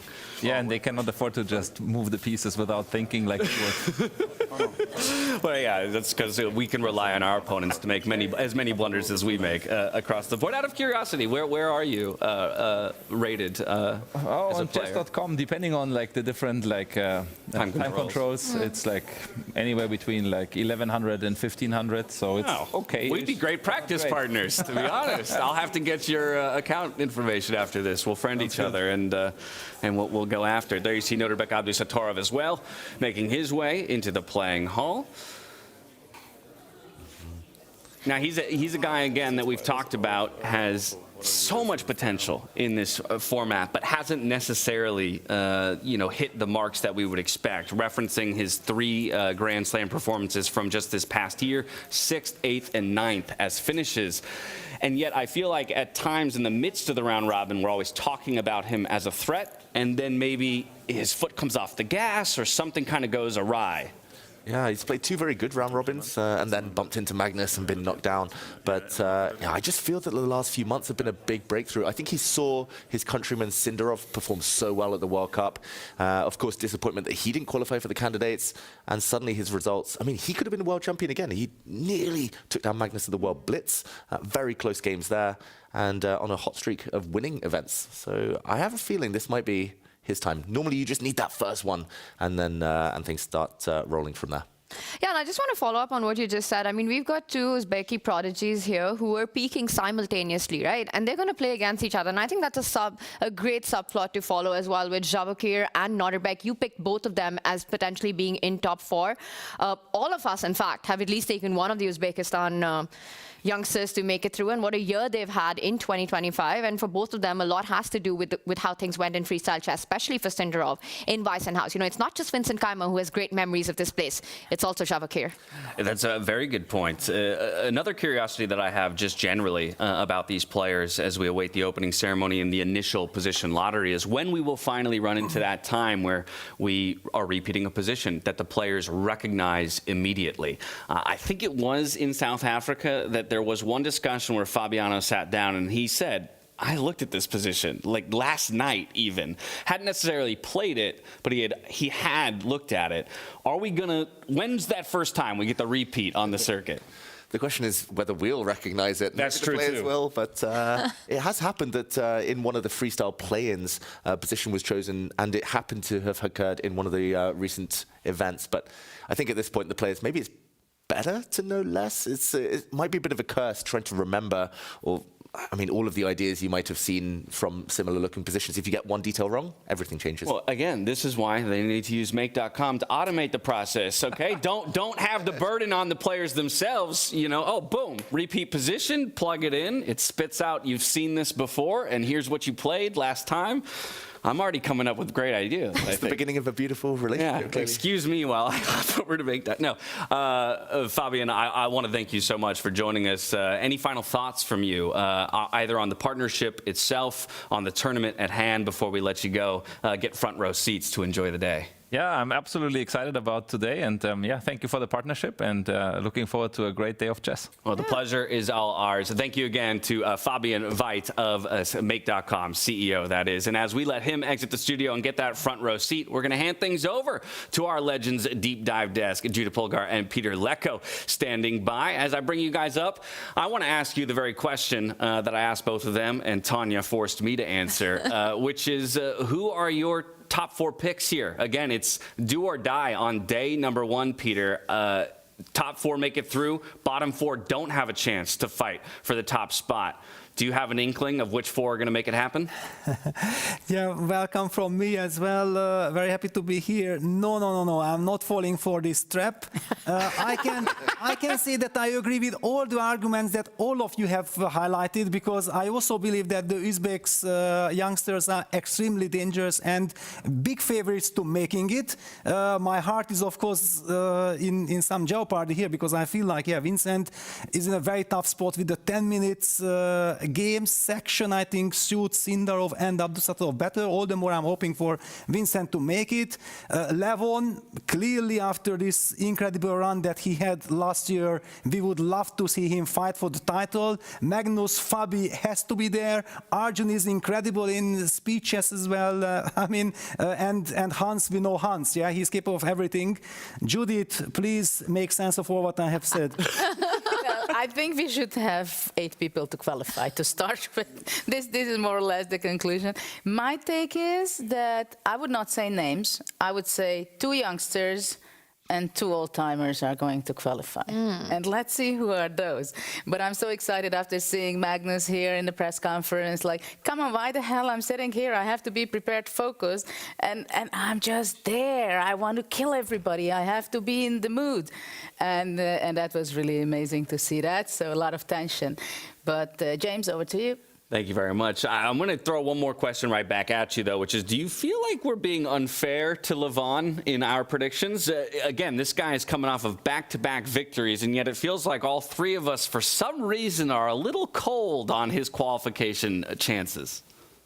Well, my feeling is that actually if you look at Levon's result and why he has succeeded winning those 2 big Grand Slams were actually the fast skills. Yeah, because he has won all these crazy tiebreaks against Magnus, against Hikaru, against everyone in the Blitz. So in this regard, I feel like thinking about Levon like 2 years ago, that when we played classical and Levon the artist and like this, we have seen him struggle at the very beginning in the rapid portion back then, but now the fast play became his main strength. So I very much feel that he is a heavy favorite to make it to the semifinals. Alrighty, so there you go. A little bit of a nod to Levon, and very much a good consideration that he has impressed in the faster time controls in his more recent victories. James, I'm going to say I call Levon as one of the top 4 at the very start of the show. So I have him in my qualification list here, but I will also say one thing, that for Vincent Keymer, you know, he won Weissenhaus last year. The reason why, again, for me, it's a big question, has been his round-robin performance. As Peter alluded, when there's shorter time control is when we've seen Keymer struggle. So today is the biggest day. In the knockout stages, his principal play, his fundamentals, his feel for everything really shines. It is a massive pressure day for all 8 of our players, as again, only 4 of the 8 will qualify into the bracket, stay the upper bracket that is, and fight for the top spot. But with the players all making it into the playing hall, it's enough out of us. And time to dive in to Fiona, who's standing by for the opening ceremony of the 2026 FIDE Freestyle Chess World Championship.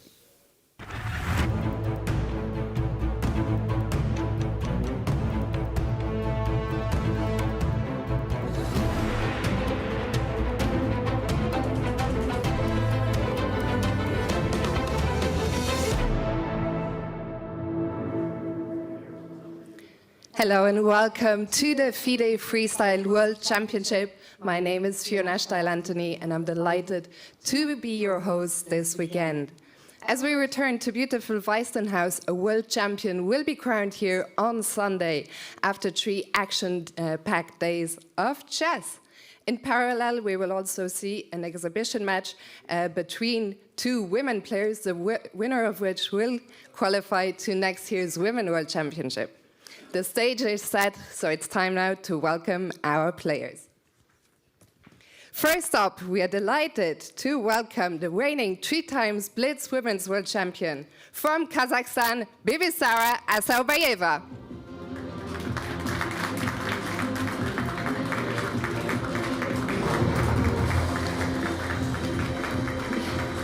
Bibisara's opponent is the 12th Women's World Champion and a Women's Rapid World Champion.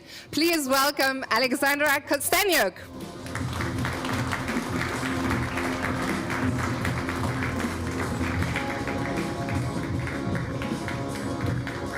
We now move to the World Championship field, and the winner of this year's Tata Steel chess tournament from Uzbekistan. Give it up for Nodirbek Abdusattorov.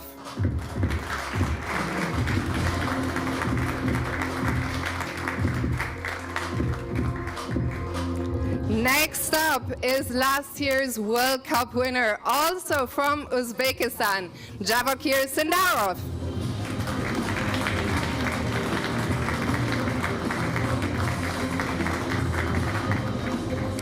We now turn to a player known for his fighting spirit and uncompromising style from the United States of America, Hans Niemann.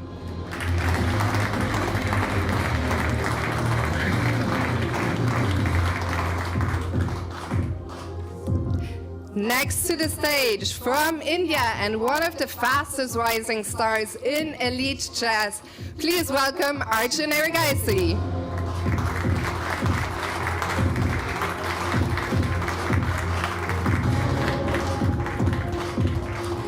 From Germany, the winner of last year's freestyle event here in Weissenhaus and one of the brightest young talents in the game, Vincent Keymer.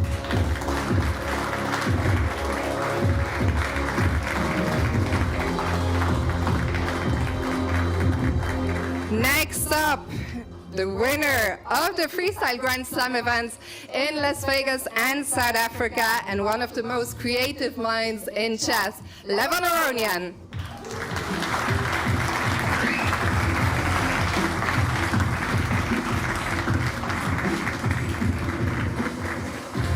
From the United States of America, former World Championship challenger and one of the most consistent elite players in the last decade, Fabiano Caruana.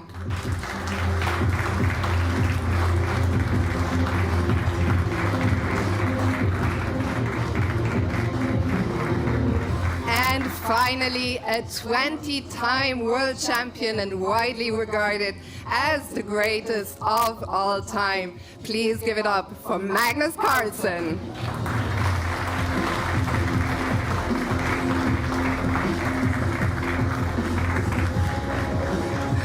Oh, here he comes, Magnus.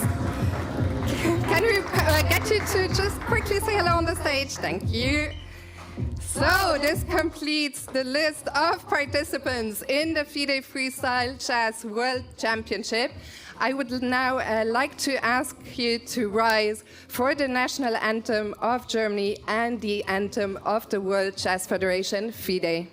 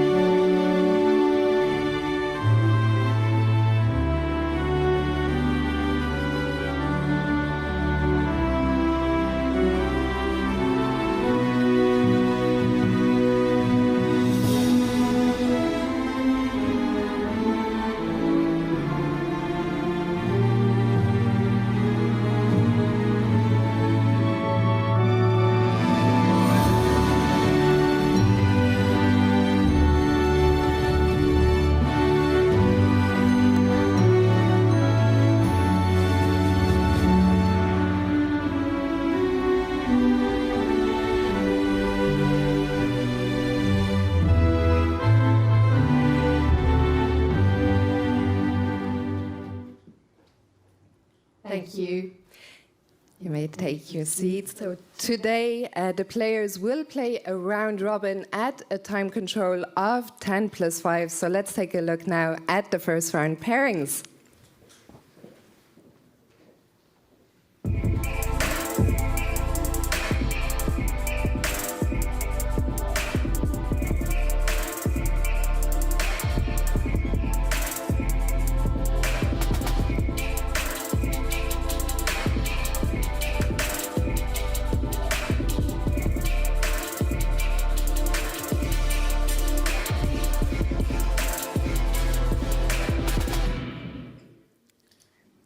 So those are the pairings, and it is time now to draw the first starting position.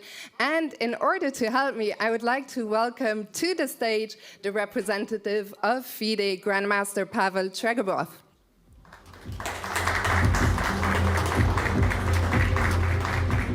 Pavel, welcome. Could I ask you maybe why FIDE decided to do this World Championship in partnership with FIDE, with Freestyle Chess? Well, it's self-obvious. I think freestyle chess proved to be able organizing this event during the whole season last year on the highest possible level. And look at this amazing venue. And I would mention also the unique, friendly atmosphere created, and I think it's much appreciated by the players. It certainly is, and we can see our players here. They are ready to get started. So I'm going to move to behind the table and ask you, Pavel, are you ready? I am.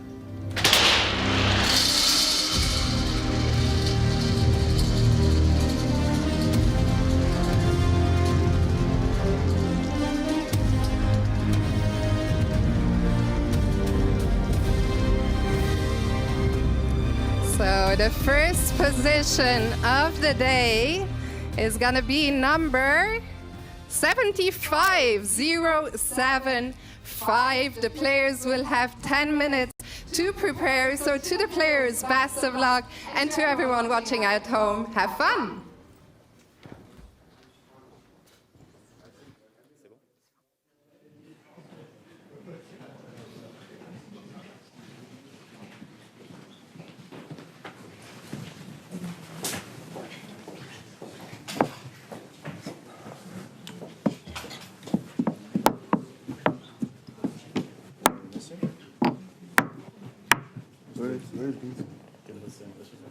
I have a card here.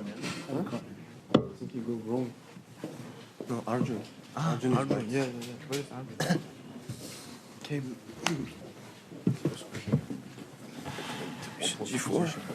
You can castle on me. Yeah, you can castle on me. G4 is a good move.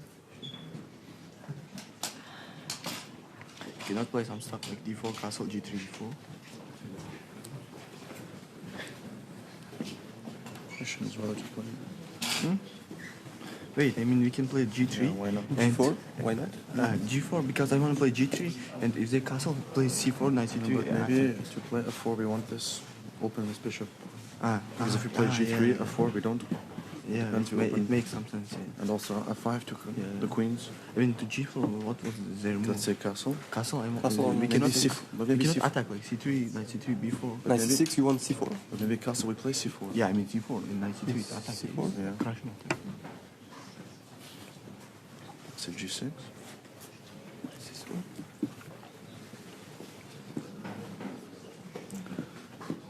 Like B6, B3? Or D3? Actually, you know, like already I think this is. Yeah, no, I think it's bad for that. Yeah, maybe not knight C6. Yeah. Maybe castle C6. No, castle is like very scary. Like C4, knight C2, B6. I don't believe this. No, but maybe it's not too much. Like bishop B7, bishop B2, take bishop A1. It should be too much. Yeah, I don't believe anyone will play like that. Okay, maybe C6. They have a big problem with this knight. Maybe not knight E6 here. This comes like E5. Maybe G5? F5? Yeah.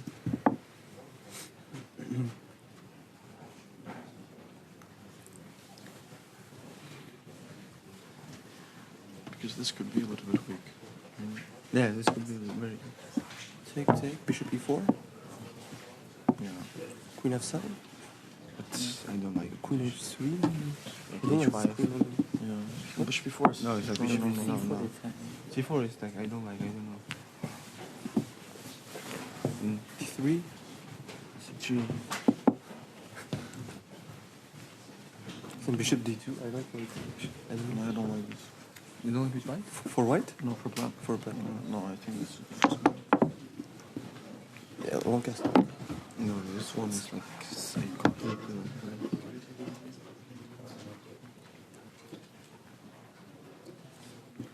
Because with pawn and c4, this knight struggle to develop. This is the issue. Yes. Because you have no space for your pieces. And with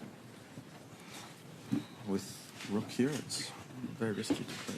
Yeah. No. It's bad actually. No, maybe no. It's not so clear. C5? How do you attack? It's not so clear. No, I mean, it's not clear, but okay, D3, F4, let's say. F4 also makes some sense. F4. Yeah. Already maybe Maybe knight D6 first, no? already. Yeah, maybe. No, this is all. Maybe between Okay, knight C6, yeah, probably. Yeah. No, knight C6 is. I mean, we have a lot of options. Or C6. Even like I think to knight C6, even like C3. Like, I don't know. Even E3 D4 also looks like very bad the structure. I don't know. No, because after G4 they have no weight. Yeah, because there's. Yeah, maybe. I was thinking like if you No, put C4 C4 for sure. Yeah. Okay, if they play same stuff, G5, F5.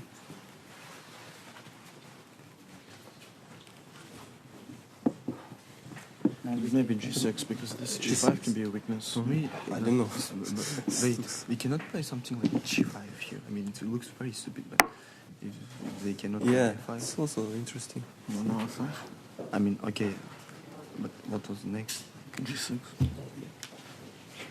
Yeah, maybe two. Yeah, C4 one. This C5. C5 knight A4. No, not C5. I mean T3. Why not? It's like too many moves this pawn. D3 looks logical, yeah. D3, G5. We can change. I think change also. Bishop a good C3? idea, Bishop C3.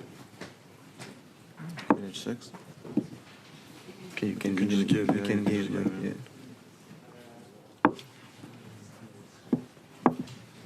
Yeah, I think here also you can just Take B3. take B3. Queen G7. I prefer just this. BA. No, I think here we can play like Queen B2. with this stuff like. No, why not just this? Yeah, maybe. It's a better. Because we're threatening C5. Yeah. So D6 probably. Yeah.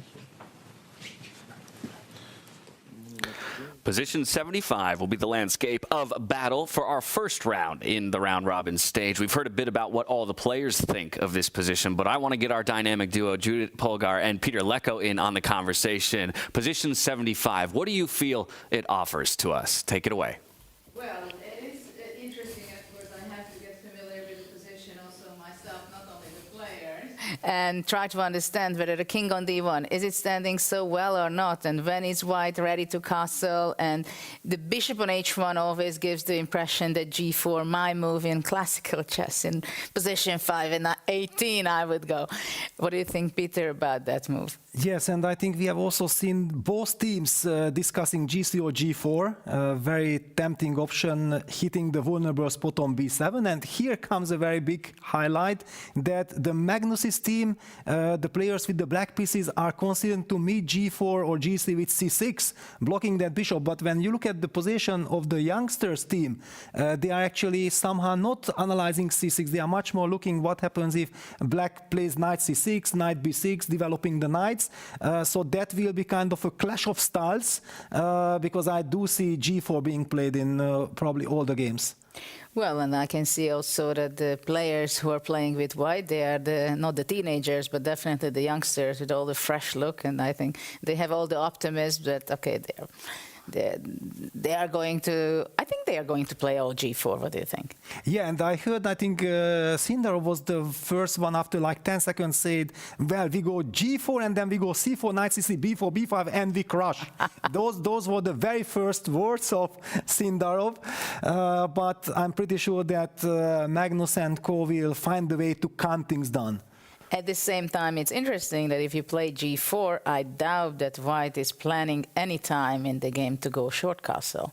Of course, yeah. Then the king side, the right side of the board is compromised. I have heard Magnus and Vincent were thinking like, okay, g4, c6, then we're going to g6 or g5 ourselves, create the same questions. Typically, I believe the players were hoping with white to get c4, knight c3. When the question appears that black hits the b2 pawn, then already you should be able to develop the knight behind the pawn. Well, absolutely. The a1 knight always somehow wants to get to b3. The h1 bishop always wants to get the power immediately by pushing the g pawn. And the always the big question is where the king from D1 and D8 will be moving. And many times it happens, the strategy that the players want to wait until one decides, and then they make accordingly their way how to do. But the players right now already, they are going to their boards. So take it away from here, James. Thank you so very much, Judith and Peter. Interesting as well that they immediately identified kind of the separation in the two groups themselves. The youngsters, the veterans, somewhat serendipitously being split on either sides of the board. But that to me brings up just a more general discussion about the way that the evaluation of the position between players ultimately will play out. You can find yourself falling into a trap of, you know, listening too much to another player within your group, and ultimately that could spell your demise. So it's a matter of, you know, trusting to a degree your competitors, but also forging your own path. Exactly, and when the players have a bit more time, that's when they like to think and go a bit deeper. But it's fast games, we're about to start. Hans not sitting at his desk. Some mind games. He's about to face Magnus, and both players look visibly nervous. Avoiding any eye contact before the start of this one. This has to be the marquee matchup for us as the headphones come out for Hans Niemann. Going to play with the white pieces, handshakes. Sporting a fresh new haircut. Yeah, the headphones on. Doesn't want to be distracted. The handshake extended. The jacket comes off immediately from Magnus Carlsen. That means he means business. We'll go to the foreboard to see if all the players decide to go the same way in the opening moves. Already a couple of our boards, multiple moves in, waiting for Magnus to catch up. And Judith was right. Her move, G4 on all four boards to start the games. We've seen other pawns pushed on the other flank, and it looks like the players with the white pieces are going for that light squared bind. C4, knight C3, G4, light squared bishop out. And okay, slower start in some of the games, but now catching up. Well, I'm going to say I think the players playing with the white pieces, they've all watched Queen of Chess. That's why we see G4 for the score starting early on, eyeing that B7 pawn, the tender spot. The players playing with the black pieces, different approaches here. David, on two boards, we see the defense coming with the knight moving forward, blocking the diagonal, and the other with C6, blunting the bishop. Yeah, so perhaps we dive into Magnus's board up against Hans Niemann, as this is one that everybody will have a keen eye observing. But we can talk about what this pawn push achieves as compared to the knight moving out in defense. Yeah, very quick action replay from move one. We did see G4 on all four boards, as Peter and Judith pointed out, hitting a pawn. And I would say it's a generational thing, maybe. Often the slightly older players, Magnus, he likes to talk about having a solid structure, blocked games, slower kind of pace, and he can control things more. Other players brought their knight out instead, where maybe that knight is misplaced. It's kind of a pin if that knight steps out, as we saw on other boards, since the B7 pawn's still vulnerable. And if we go back instead, the pawn steps out, and to catch up, quick early pawn trade. And Magnus is thinking here, he loves to bring his queen out early, Tanya. It's a bit of his trademark of his in freestyle chess, but now he's paused. And sometimes that even comes at the cost of a pawn. This one also comes at the cost of a pawn. It is an early gambit. Magnus doesn't decide to take the F5 pawn, but opens up the bishop, attacking the soft B2 square. And I want to also add to the G4 point that you were talking about earlier. I think with freestyle chess, it's so much about quick piece development. It not only opened up the long-range bishop, but also the queen and the rook for an additional rook lift later on. And now Magnus finally recapturing that pawn and opening up the G line. More captures to follow, David. It does look that way. My prediction of the early queen sortie from black not coming out. This time, Magnus goes for a very solid structure. What do we think? A draw in this game would be fine for both players, but obviously they both really want to take each other down. Magnus versus Hans never ends in a draw, is what I'm going to say.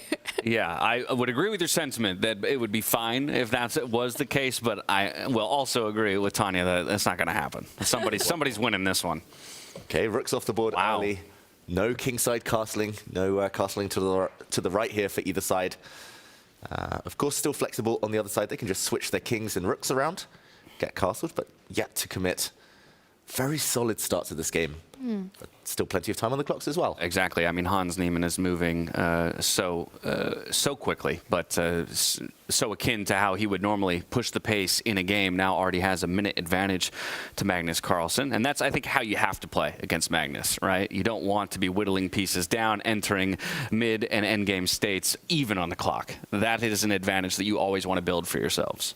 I am though liking what Magnus has done in the opening already. You know, with the queen you mentioned, it has sort of found an active square. Not only the G line was eyeing the C4 square, the bishop opened as well. The other bishop ready to jump out to H5, David, given the opportunity to find some targets. It just looks slightly more active for black, or is it too soon to call? Yeah, I mean, I think black's in a very healthy position here. I don't see any problem pieces. One question will be what to do with the cornered knight, where to develop it. The other knight can come out via the edge of the board if it needs to. There's other ways later, just by pushing the pawn perhaps. I don't see any problem pieces, and that's normally a sign that, for black at least, the opening's been relatively successful. But we'll see, it's still early days. Maybe the white queen will come out with a bit of power, ask black some awkward questions about this undefended pawn. White will be slightly ahead in development since he started with the first move. Extra 2 minutes on the clock as well for Hans Niemann. That's going to play a factor later. Most definitely. And now Magnus Carlsen, he does get that cornered knight into the game. Hans Niemann will follow suit, but they both prefer different squares, so breaking symmetry when it comes to those two pieces. Ooh, Tanya, it's something that you mentioned a bit earlier to me before the games began. Watch out, there's one undefended pawn here. There's two, actually, the A and B pawns, but the knight has one in its sights.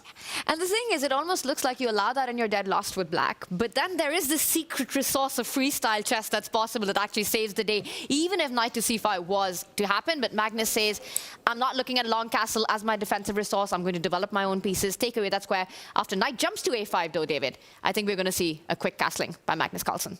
I'll just put that on the board because we could also see a checkmate if Magnus doesn't spot that the pawn is under fire. If he makes some random move, this would be game over. This hasn't happened on the board, ladies and gentlemen. But yeah, this would be solved, as Tanya says, by just swapping around the king and queen, king and rook even, and defending the pawn. Hans has done something else. He instead pushes the pawn, opening up his bishop, his queen. Okay, so very stable. Yeah, changing it up, moving to the other side of the board, opening up a line for that dark squared bishop. Yeah, that could be an annoying pin if the bishop does come out. Not so easy to defend against. Yeah, you can kind of see the uncomfortability of black's king at this point, right? Kind of being attacked from both sides here rather soon. Of course, we do have that long castle as an option, which would sidestep the pin. Would create a pin, though, on the rook after that happens. Yeah, one way to solve that would be to bring out the black bishop, maybe, just to control some squares. If you kind of see your opponent's threats, then maybe you can stop them in advance. But I do quite like how Hans's bishops will be placed, especially if black is the first one to commit and castle. White's bishops will be on the long diagonals. The knights are on that side of the board. You could see some kind of strange attacks that black will struggle to parry. And it feels like Magnus is feeling a bit of the stress in the position, you know? He doesn't look like he's completely settled in, not completely relaxed out of the opening outcome that he's got. And I think all the points that you've said, and on the other hand of the screen, the other side of the screen, Hans locked in, bishop f2, bishop h4. Big ideas, and the clock keeps ticking for Magnus. Yeah, it tends to be a trend. When Magnus is confident, when he knows he's kind of in form, in the flow, he's always up on time. Yeah. But World Rapping Championship, although he came back ultimately, the first few rounds when he was fumbling pieces, dropping those pieces, he was behind on time, wasn't quite at the top of his game yet, and 3 minutes and counting. That's a big time advantage. If you had to pick a point in the tournament in which Magnus Carlsen is the most vulnerable, it would be game one of a quick round robin. Exactly. So for Hans Niemann, a guy who's been hunting for victories against Magnus Carlsen above all else, this is the time. And you said it best there, Tanya. He's locked in, it seems. And he can feel it. He can feel the discomfort, the displeasure that Magnus has currently. I mean, the clock tells you the whole story, and it's just not easy to finish development. You know, if you just draw that arrow with the bishop landing on h4, suddenly the black king is trapped in the center. You're not getting it to safety because e7 is under big fire. And if you were to get it to safety, then the other diagonal comes into play as well. I think Hans, the way he's placed his knights on b3 and c3, far better than Magnus's a6 and c7. Yeah, it's something that Peter and Judith were saying earlier. Normally, knights on the third rank are great, but only when they've got a pawn in front of them to control some squares to shelter those pieces. The knights here, they're in a stable, they're very safe. Black's knights kind of get in the way of each other. Superfluous knights, we would call them. One might want to go back and use the square that the other is sitting on. They just look a bit clumsy. So nothing too dramatic for now, nothing too tangible, but first threats on the board. Yeah. But how about that? A couple-minute think there for Magnus Carlsen to find that bishop move. And while the computer doesn't like Hans's most recent move, it was a quick response from him. Now, Magnus is going to look to lash out. He had built up this pressure, queen and bishop eyeing that pawn, and now looking for a break of his own. And I think that's why he took all that time. Not only the pawn, the knight behind that pawn, which is going to be picked up if pawn takes pawn happens. That trade comes with a big check on Hans Niemann's centralized king right now. And this is the move, David, that I think Hans completely missed when he blitzed out, bulleted out bishop to f2. Yeah, I mean, Hans, I can totally understand why he wanted to race. He wanted to emphasize the lead on the clock. But every move has a purpose. Every move has consequences. Magnus chose this one for a reason. Yeah, so slightly surprising that Hans didn't pause for at least 5 seconds longer and wonder, why did the world number one set up this battery on the diagonal? Yeah, the a7 pawn is hanging, but I guess the idea is I'm happy to give that up in trade for the minor piece with the eventual flurry of trades. Exactly. And we can put that on the board briefly while Hans contemplates what to do next. Bishop takes pawn. We would see some exchanges in the center, and I think the fact that the white king is now a bit open with less pawn shelter in front of it means that that little trade helps black. Still some threats on the white knight. But this is extremely unpleasant now for Hans. This last move has completely changed the character of the position. Magnus is on the hunt right now. If you can't go pawn takes pawn, you can't grab the pawn on a7. I don't even see a good way to defend the c4 pawn. What's your move here, if you're white? Ooh, I mean, I would be looking at moves like this one, just bringing the knight forward. And yes, black can exchange everything on c4, but okay, at least you get the bishop pair in return. What else? Maybe Hans is calculating. I don't think this one works out for him. Bishop takes knight would be super strong. You're right, Tanya. It's suddenly unpleasant, and it's the trend, the turn in the game. It looked very harmonious for white. Suddenly there's direct threats. What to do next? It's so unpleasant that Magnus's heart rate isn't showing up anymore. He's in chill mode right now. Yeah, okay. Meanwhile, Hans Niemann with 108. He does go for a move. I was going to ask if jumping the knight itself out of the way, it doesn't feel good because it's retreating, and you can see the engine kind of reflects that. You're basically just losing a little bit of space. You're allowing still the trade of pawns to come through and creating perhaps that vulnerable position for your own king here. It's a free pawn, David. It's a free pawn, and as we showed earlier, white can go pawn hunting himself, but the white bishop will be offside. It's a bit time consuming, and not only is black taking a pawn, but the queen might eventually find herself on a very active square. I am surprised that...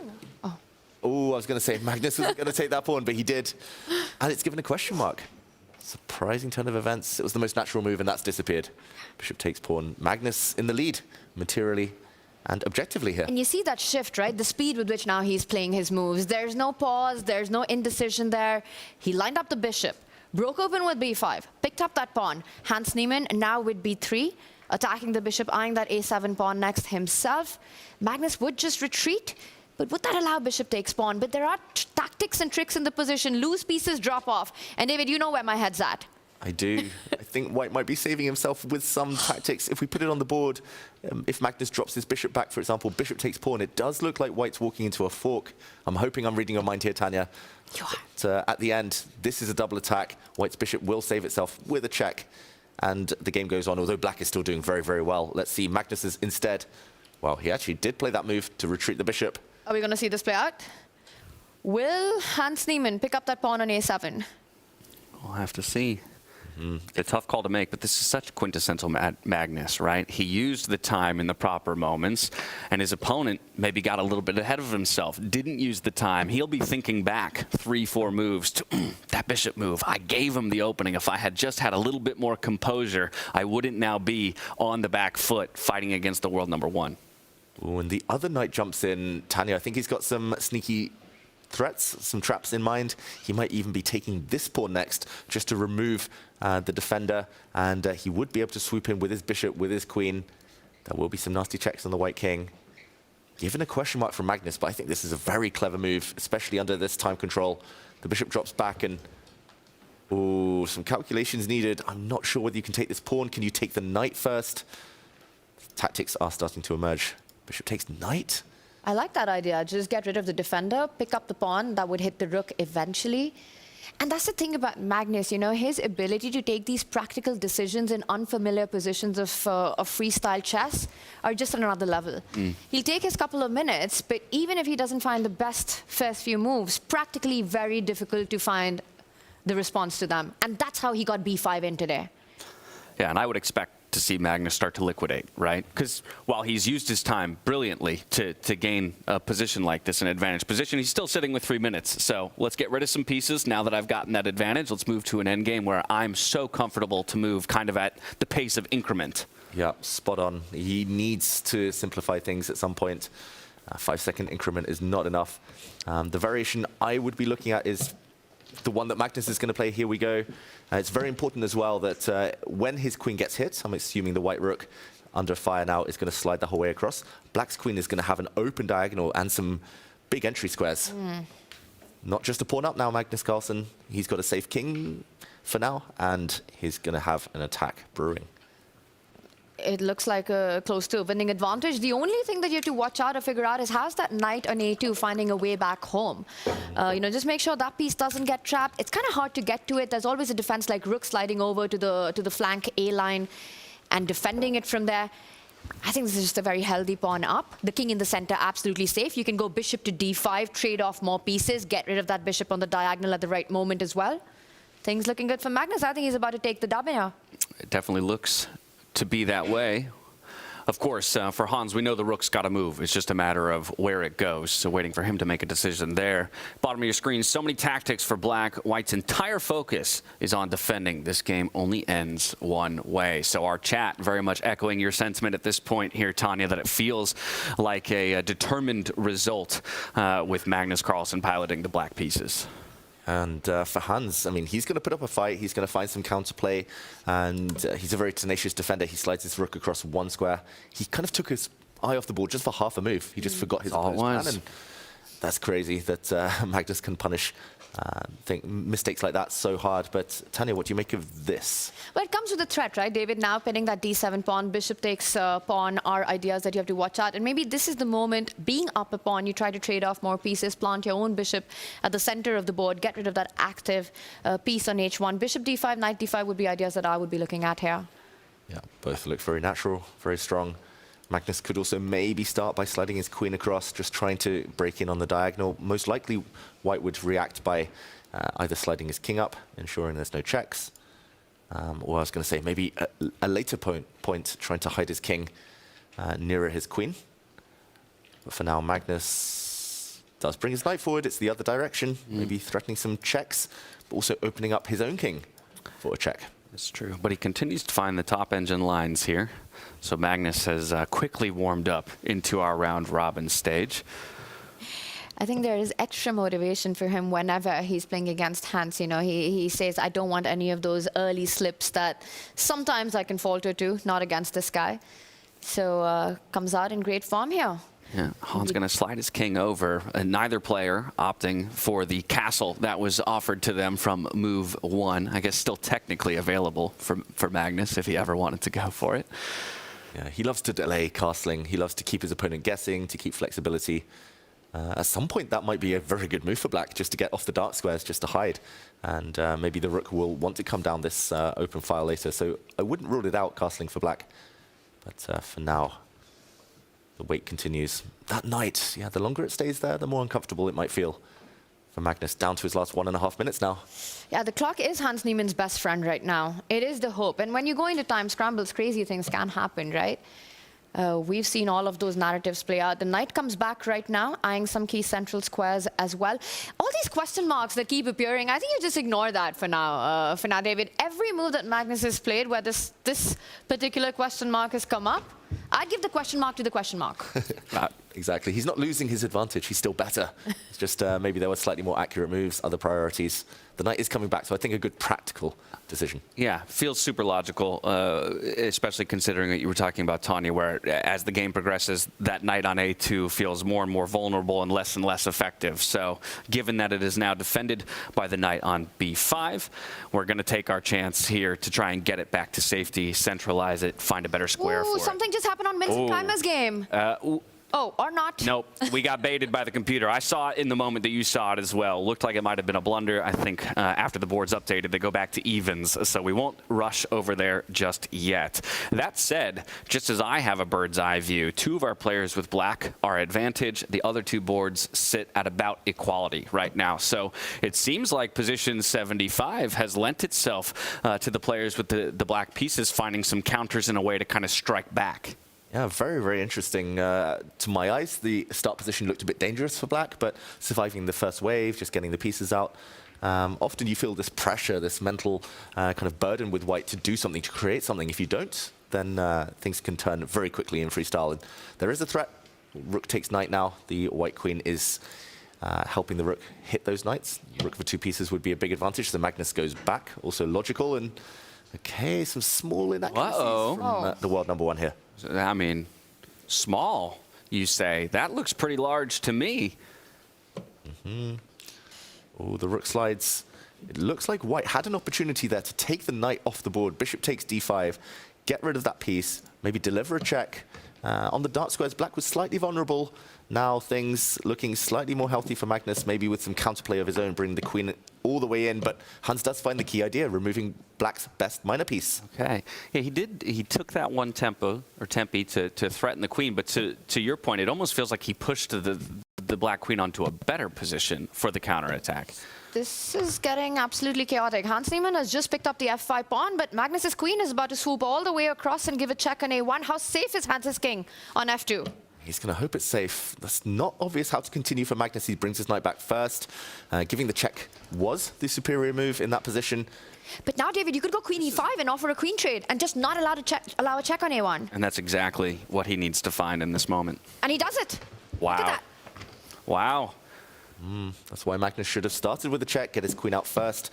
I think he didn't want to put his queen too far away from the defense. Black's king wasn't safe either, but now with the queens off, this is traditionally where Magnus starts to up his game, starts to go through the gears. He's lost most of his advantage objectively, but it's level material, still enough in balance. Yeah, but not level clock positions, right? This is where I'll reference 40 seconds with 5-second increment here for Magnus Carlsen, but a full 3 minutes to Hans's name as we see another flurry of trades at the center of the board. I mean, it is a hideous pawn structure for Hans, right? Every pawn disconnected, doubled e-pawns, well, for both Magnus and Hans. But I think that knight trade by Magnus almost felt like a bailout to me, that once the knights are off the board, opposite color bishops, you know what, David? You said it. Is a draw incoming for the first time in chess history between Magnus and Hans. It should be a draw, right? But you can never count out Magnus's ability to kind of finesse something here down the stretch, especially considering that ugly pawn structure, right? We've got a little bit more coordination between the black pawns in the center of the board, so possible for Magnus to get a win out of this. James, maybe it's just the year of peace, you know? FIDE, freestyle, Magnus, Hans. Everybody's shaking hands to kick off the day. Yeah, still early days in this endgame, but a draw must be the most likely result. Hans has got his bishop on a nice anchored square, protecting his passed pawn. The b-pawn will keep Magnus, at least one of his pieces, distracted. And Magnus follows suit. He's going to anchor one of his pawns as well here. So now we've got bishops locked in place. Rooks are going to look to maneuver. You know, if Magnus is able to somehow squeeze this one out, yes, we've said it many times before, it's impossible, and then he does it over and over again. But David, this is just, you'd require a different level of skill to make this happen. Such few pieces, such few pawns. Can't imagine a passed pawn being created for black either. Do you see any hope for a Magnus grind in this one? And where do you find it? He's going to march his king at some point. Hans just needs to be ready. Magnus's king can aim for the e5 pawn, the central pawn here. It can aim even further into the camp. So I think great move there from Hans Niemann.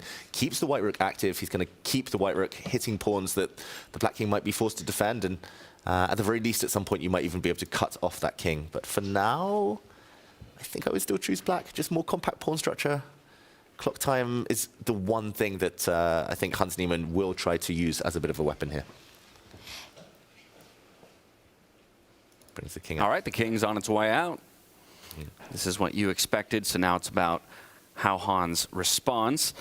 Of course, the other boards, perhaps we hop to the 4 board real quickly just to get a bird's eye view, as a number of our boards are moving down the stretch. And I mentioned a number of them were in equality just moments ago. You can see their top left of your screens. That was one of the ones that was sitting at zeros only moments ago. And now Arjun Erigaisi has found himself a very solid advantage up against Vincent Keymer. Arjun, somebody we didn't talk a ton about at the top of the day, but a threat, to say the least, in the quicker time controls and one of the more aggressive players in the field. He's showing us that here. You can see as well Fabiano Caruana in the top right of your screens. He as well is taking it to Nodirbek Abdusattorov with himself a very large advantage in that game. By my count, he's up a pawn as well as a solid board position. And then, of course, we've got equality in Magnus versus Hans. And then Levon Aronian seems to have a slight advantage here against Javokhir Sindarov.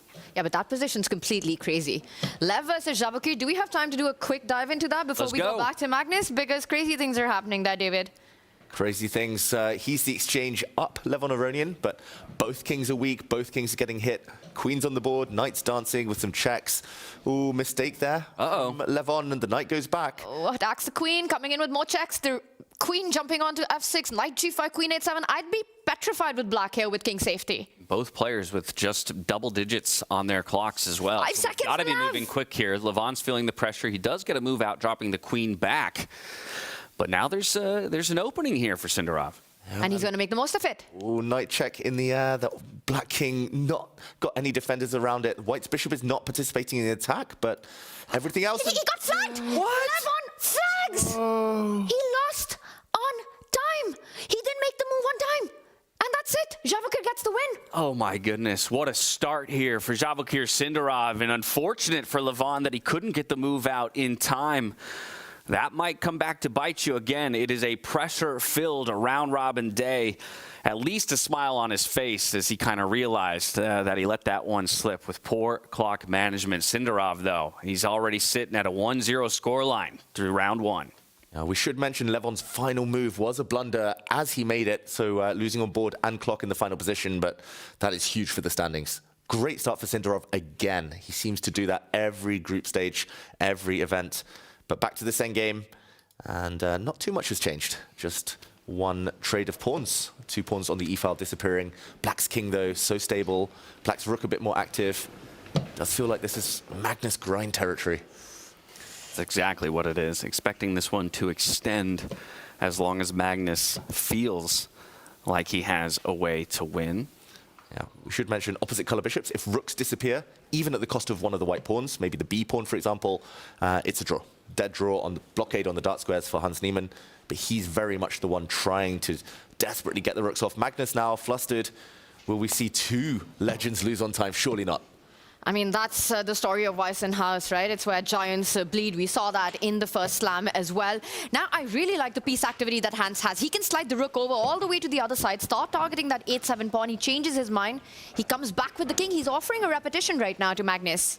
Yeah, end of the day, we said Hans both Magnus might be happy with a draw. Hans would be very happy with a draw at this point. They are going to offer the draw. The handshake is extended. It will be our only drawn game in round 1, as the others concluded just moments ago. So 3 decisive victories, while these 2 will share half a point apiece through our first round of the day. Yeah, I think a fair result. Ultimately, they both played very, very well. Magnus with some maybe half chances, but Hans putting up the barricades and defending well. Yeah, it was kind of one of those, you know, it looked really good for Hans through about the halfway point in terms of number of moves in that game. There was that one bishop move, gave Magnus an opening.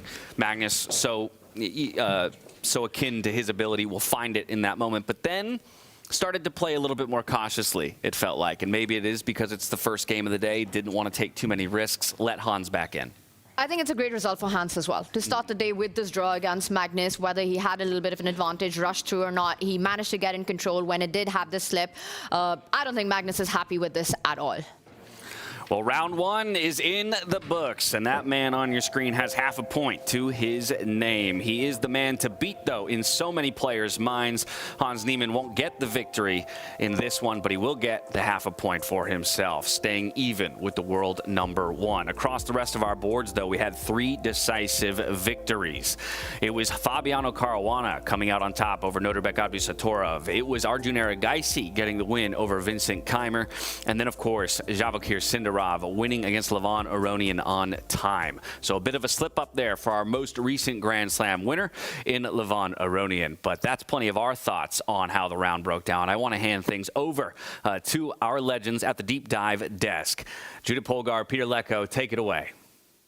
What a round we had. 3 decisive game, and of course, what a nerve-wracking draw between Hans Niemann and Magnus Carlsen. There's so much to talk about. I think we should start with Magnus's game, or which one you want to start Well, we can start with anything. Yeah, I'm also still trying to catch my breath because I was also analyzing, doing the deep dive, and then I got carried away. I was trying to follow the live action. Things got completely out of control. Judith, I give you the floor. Which game you want to start with? I think you showed such an amazing thread of line with Magnus that after that line it will be only easier to follow the others. So let's start with that. Because right after the opening you showed an incredible kind of lines, already move 5 or 6. Yes. Let's bring up the board. Exactly. Let's start with that because let's understand why I got carried away. So the move G4 was played. We talked about it. We have also expected that Team Magnus will react with C6, and in fact he did it. Fabiano and Vincent played knight C6. Levon also played C6, C4, F5, GF, and G6. This was a very fascinating moment because it looks like a gambit, but in fact it's not because if white takes on G6, then black takes, bishop takes B2, and it creates a double attack. So white cannot play like this, but if white plays the move that Hans played, knight c3, g takes f5, black has very comfortably equalized, got a very nice position. You can play it by hand, and Magnus has played it wonderfully. But the big but is this, that after g6, white could, according to computer, take f take g6, and one of the most fascinating lines that I've ever seen in my life could have arisen if we follow computer. Bishop takes b2.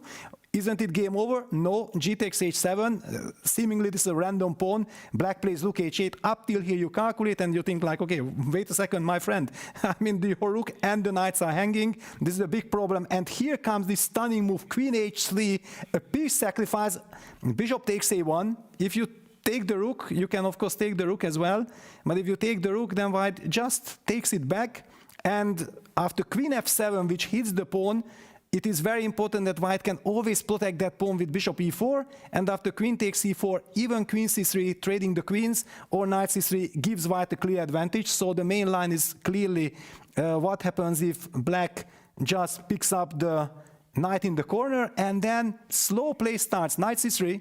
If you give up your dark square bishop, that's not recommended. Bishop takes c3, rook takes c3, the dark squares. Look at the evil bar giving white a very big advantage. Once again, after queen f7, bishop e4 being the key move, protecting the pawn. So the line continues, knight c3, bishop b2, rook c2, chasing that bishop. Bishop goes to a3, knight e4, now suddenly the queen targets that bishop. Bishop b4, rook b2, you keep on hunting that bishop. Knight a6, the best move. a3, bishop a5, rook takes b7, knight a7. I wanted to stop the line, you know, but I thought like, come on, black is a piece up. I cannot stop it. Why? What's going on? Rook g5. The rook comes. Rook enters, continues harassing that bishop. Bishop b6 is only move, then white pushes c5. Bishop a5, and now comes the stunning f4, opening up the bishop from e1, and white is having some ideas like knight d6, bishop h4, and the line continues like queen f7, knight d6. And wait a second, why I'm following the line? Because look at this, takes, knight takes e8, and now the stunning point. Judith, stunning point? This is the funniest part. Like, obviously all these moves were forced, right? Kind of, yes. And now? And now, ladies and gentlemen, hold on to your chairs. What's the key about, what's the key point of freestyle? What about castling? Yes, you should not recapture the knight, but use the chance to castle long, and you are kind of okay. After rook takes c7, knight takes c7, knight c7, bishop c7, bishop g3, we get a slight tiny bit advantage for white. White can grind this, but should be probably drawable. What a line. just insane. Well, this is why people like freestyle, because we can just move freestyle, all the moves, and then we get, even after so many moves, such an amazing ideas. And we have other interesting moments of other games. I wanted to highlight and bring up Fabiano's game, because I found one moment in move 12, I believe, that if you can bring that up, Fabiano won the game. Very sharp play. And of course, we can talk a lot about opening and all the things. In 2 games, actually, it was that the bishop from h8 took the c3 knight, which is, I think, it's a decisive move. But right now, in this position, it was black to move, right? Yes. And it's a decision. How do you continue the game? Because the king is always somehow vulnerable in the game, right? In freestyle. And now there was a big question and decision to make by Fabiano. What would our audience play? Short castle to the right side or to the left side, long castle? I think most of us would be more logical to go for long castle, because what Fabi did, it seemed to be quite dangerous to go short castle. And I'm pretty sure it was a surprise for his opponent. Probably. For sure, and the even bigger surprise that his first line engine move, castling short here. So what an insane move, which I believe also already explains why Fabi went on to win this game, because short castle could have this psychological impact. Yeah, it looks like you are castling into some kind of a attack, but in reality it turns out that black is the one who is using the f file and hitting the pawn on f4. So in fact, winning a tempo by hitting the f4 pawn was psychologically and even objectively key. And after e3, e5, black was breaking the position, and then suddenly in a practical game defending this. Yeah, and he even lost the pawn, went on to lose. So, in fact, castle was a winning move. Well, Fabi, we know that he can be extremely sharp. He can calculate extremely well. And he's not afraid of the rook on g1, just entering onto the g file. I mean, if he calculates that he's doing fine, he's winning a pawn. And surprise moves also count a lot, especially in blitz games. But I think now it's about time to toss it back to James. Thank you so very much, Judith and Peter, for all of your insights. Incredible lines that they were discussing there. I appreciate of course, they were all forced moves, right? But it speaks to the hilarity at times that freestyle chess can offer, and the difficulty that it is for these players to play to perfection that maybe we expect from them a bit too often.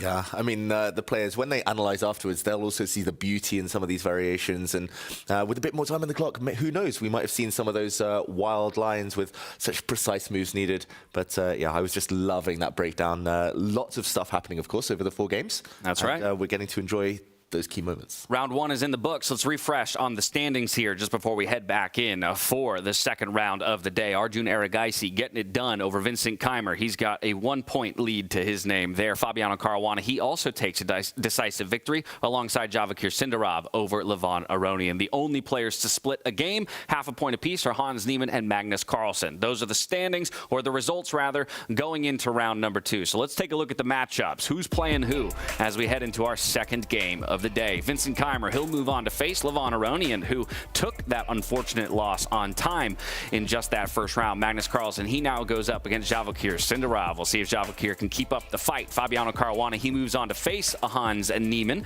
That took half a point in that first round. And Arjun Erigaisi, Nodirbek, Abdusattorov, they will round out our second round of the day.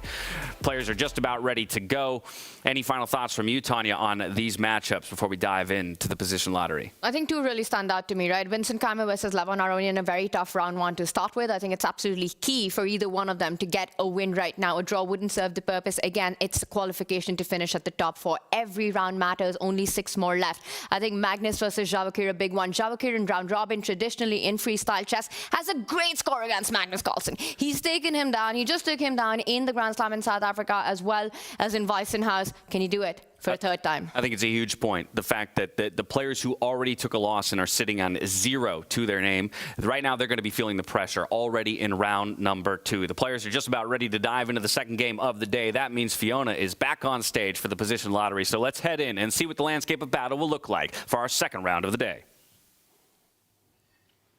Thank you, James. Welcome back, everyone. We just saw an exciting first round with 3 decisive results, and we're ready now for the next draw. And I'm very happy to be joined by Fabiano, the CEO of Make.com. You are a new partner of this event. And let me ask you, do you see any parallels between this event and Make.com? Yes, absolutely. So when you think about these brilliant minds, the grandmasters, visualizing the chessboard and like seeing the composition of the board, this is what Make.com is basically for your digital tools. It gives you an overview across how you can connect the different systems and automate your busy tasks and work, basically. So that's the parallel, I would say. That's fascinating. And actually, we had the players talk about it a bit yesterday, that content will be out shortly. But for now, it is time to draw the next position. Fabian, are you ready?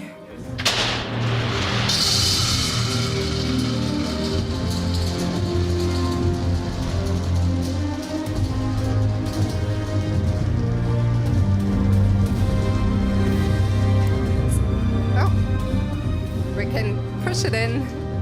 And the next position is going to be number 349, position number 349. As always, the players get 10 minutes. Best of luck, and to the fans, have fun.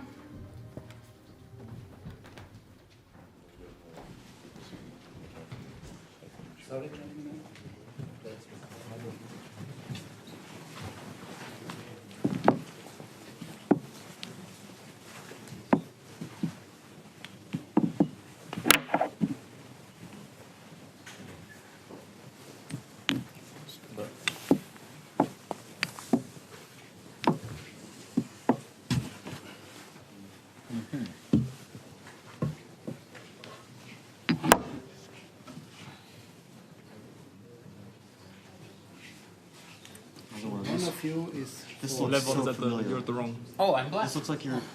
Yeah, I was gonna say. Is Nodirbek similar to that one, or like F4, F5, take E4 or something? I mean, probably not the same, but it was very similar. I think maybe the queen was on G1 that one, and yes, or on H1, and then you played like G3. Yeah, there was, but there was some.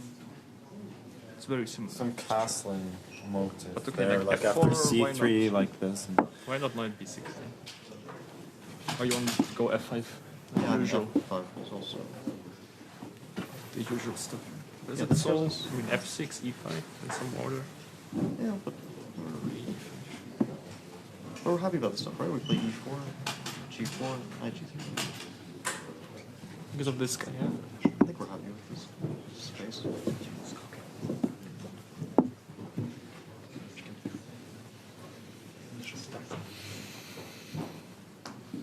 We have to focus, right? This looks very Symmetry. I believe F5 or Knight B3.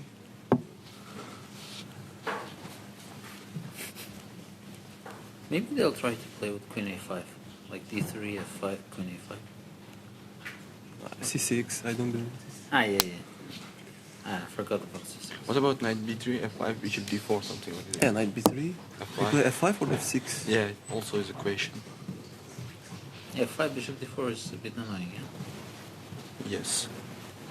Bishop And if you D4? don't have some gambits, it's like... I don't like position. Go for F6. F6.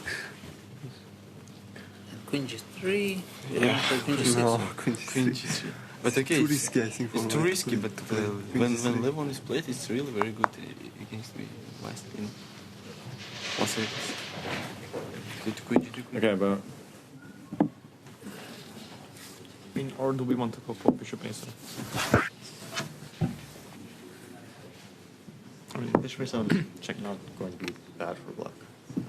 No, it's not. Okay, but wait a sec. So Knight B3, Knight B3, Knight B6. So. Is this a move? Yeah. Maybe we're a bit better then. Okay, but we can take Bishop pair now. Wait, Bishop Bishop G7 G7 if we want. is Bishop just a B3. bishop we pair, Yeah, Bishop Nice. B3. Take rook G8, Bishop back to D4. And then E4. There we get this one, yeah. Also. That's good. Nice. Okay. This is, I mean, E4 probably is not such a good idea, yes, as long as we're in Bishop D5.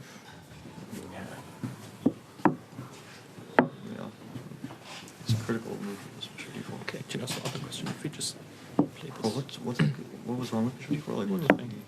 Just, for example, super concrete. Like rook f7 e4. Okay, rook f7. But rook f7 e4 is probably just winning on the spot. I mean, bishop d5 and g6 are at least seemingly. Okay, g6 I think is not good. I think it's so much. Bishop d4 and then e4 in the end. How does black respond to that? Bishop here a file. Yeah, it looks bad. Maybe bishop d5. Maybe we don't play. Yeah, maybe. Okay, so this f5. But we can also play knight b3 in that case. If we're happy with that. Okay.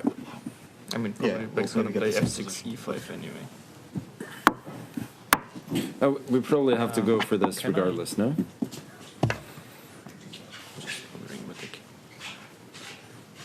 That's too much. Anyway, we go for e5, e4, e5, f5. That's a critical position, I guess. d5. I mean, queen g3 is stupid or not? Not probably we don't. Maybe not. I don't know. This, you want d3?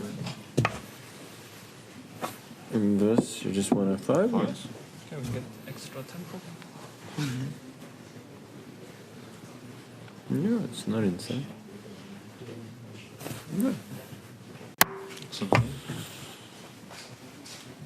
It's going to be position 349 for round 2 of the day. And as the players sat down, we heard Magnus make a comment, whether true or not, that he feels like this position is one that they've seen before. So I'm going to hand things back over to our experts, the deep dive desk. We got Judith Polgar and Peter Lecko to evaluate the position. Do you feel like Magnus already has a deep understanding of this position playing from the white side?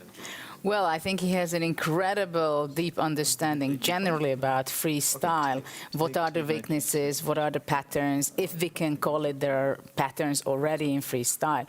I was talking also with his coach, Peter Heine Nielsen, and I was discussing, like, they really have patterns, which positions you have to open with the G pawn, with the F pawn, when the bishop is on G1, when the bishop is on C1, when the queen. So they have a lot of strategies already, but of course it's endless. But in this position, I think we can say that there is a very clear way of starting move, and I will ask Peter to explain it very clearly, because somehow it becomes so concrete from the very first move.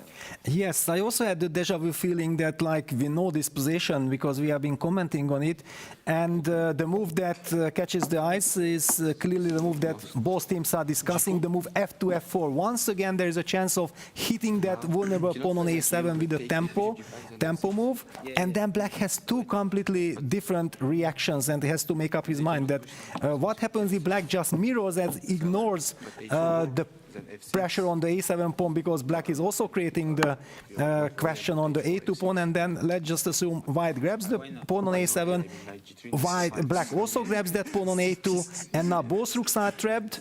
And this is where I feel that we have seen this kind of themes, that after bishop takes b8, now black can even just recapture because the white rook is not running away, and after knight b3, bishop takes b1, king b1 is this typically position that Magnus won against somebody last year, I believe, with this opposite colored position, but maybe his queen was on h1 and there was some g3, e4, maybe it's not against Sindarov exactly, and not or against Abdusattorov.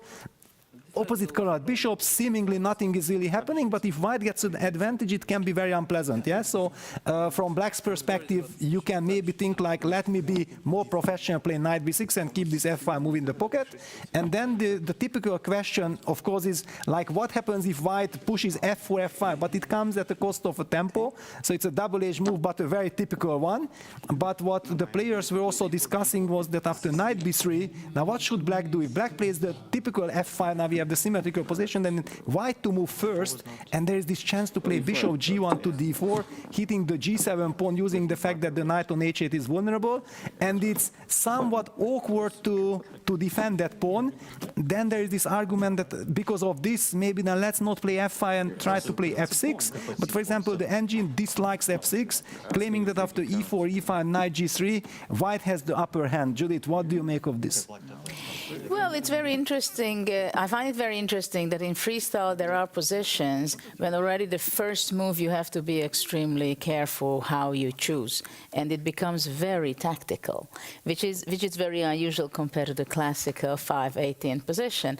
And here, as you showed, already after knight b6, knight b3, let's say, on bishop d4, right? Or knight b3. So if black can play f5, but already the g7 pawn is a weakness. So it is kind of very tricky, and I'm very curious if all players are going to be f4, playing f4 in the first move, because that's what we've seen many times, that they are discussing and they are kind of convincing each other, but we see already the players taking their seat. So over to you, James. Thank you so much. Once again, Peter and Judith, you heard it from Peter there, a little deja vu for himself as well when looking at this position. So whether or not we've seen the exact position before, it rings similarities. You know, the players are identifying certain patterns and certain themes, but Vincent Keymer, Levon Aronian, two players who took losses in round number 1, both enter with 0 points to their name. The pressure is going to mount immediately here in round number 2. 10 seconds away from the handshakes and the first moves being made. F4, the expectation across all boards. We'll see if anyone throws us a curveball as round 2 gets underway. And let's go. It's a big one for especially these two players, Vincent Keymer, Levon Aronian, coming off the back of early losses. And as predicted, pawn to F4 starts this game.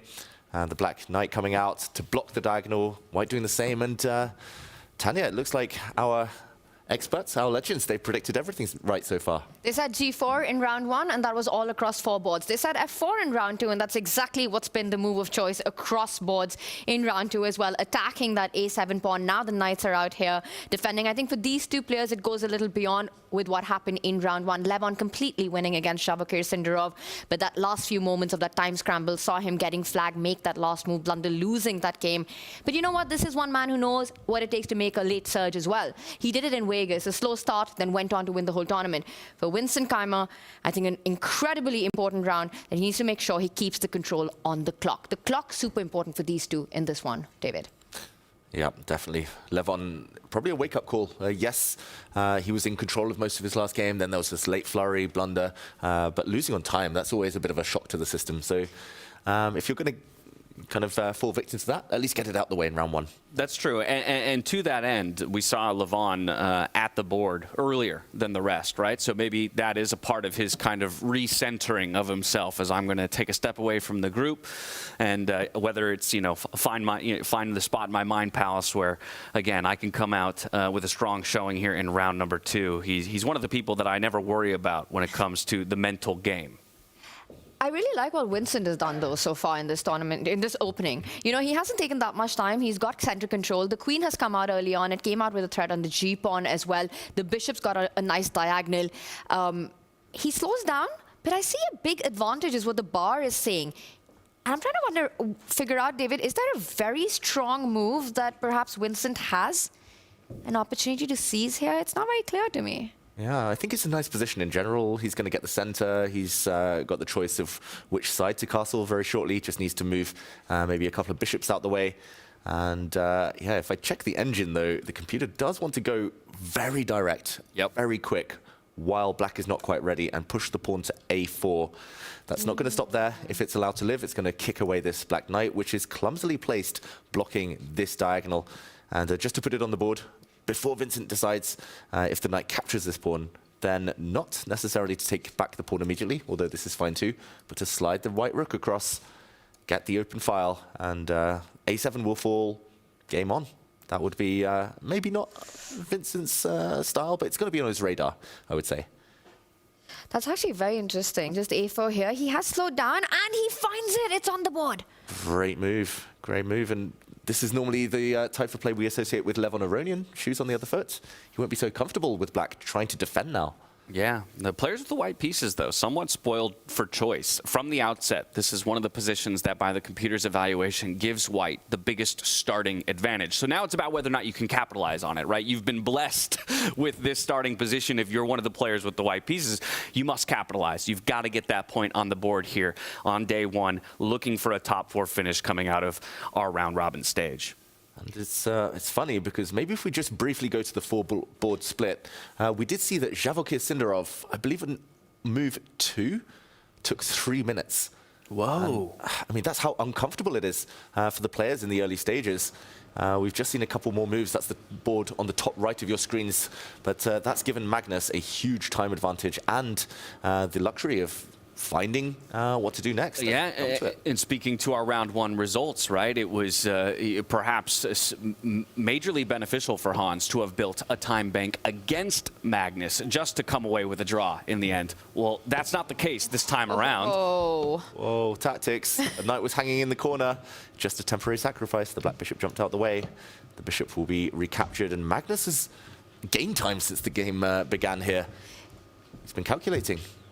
This looks like also Javokhir is taking a leaf out of Magnus's book. He sacrificed a pawn right now to get piece activity. I wonder if he will find a way to get the queen out early on in the game. H5 looks like a juicy square, eyeing 2 pawns, H2 and G5 at the same time.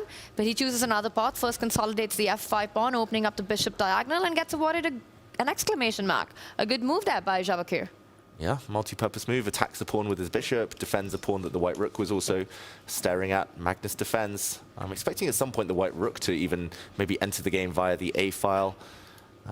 Very interesting. It's something that Peter was referencing earlier, Magnus's past game. I think it was against Abdusattorov and opposite color bishops, some early exchanges, and I don't know, it just feels like if black can't gain the pawn back soon, then Magnus is going to take control. This board playing to both sides, both flanks, right? We've got the A file and the H file extremely active in this one, but I do want to pull us from this game and send us over to Fabiano Caruana versus Hans Niemann, because very much, again, we saw this A file in play. You'll see the rook is already positioned, but maybe we can walk it back here, David, to show the audience at home how we got here. Let's do it. We'll do a quick action replay. This is the current position. The eval bar slightly on white side. We also saw F4 to start this game, as we did across all the boards.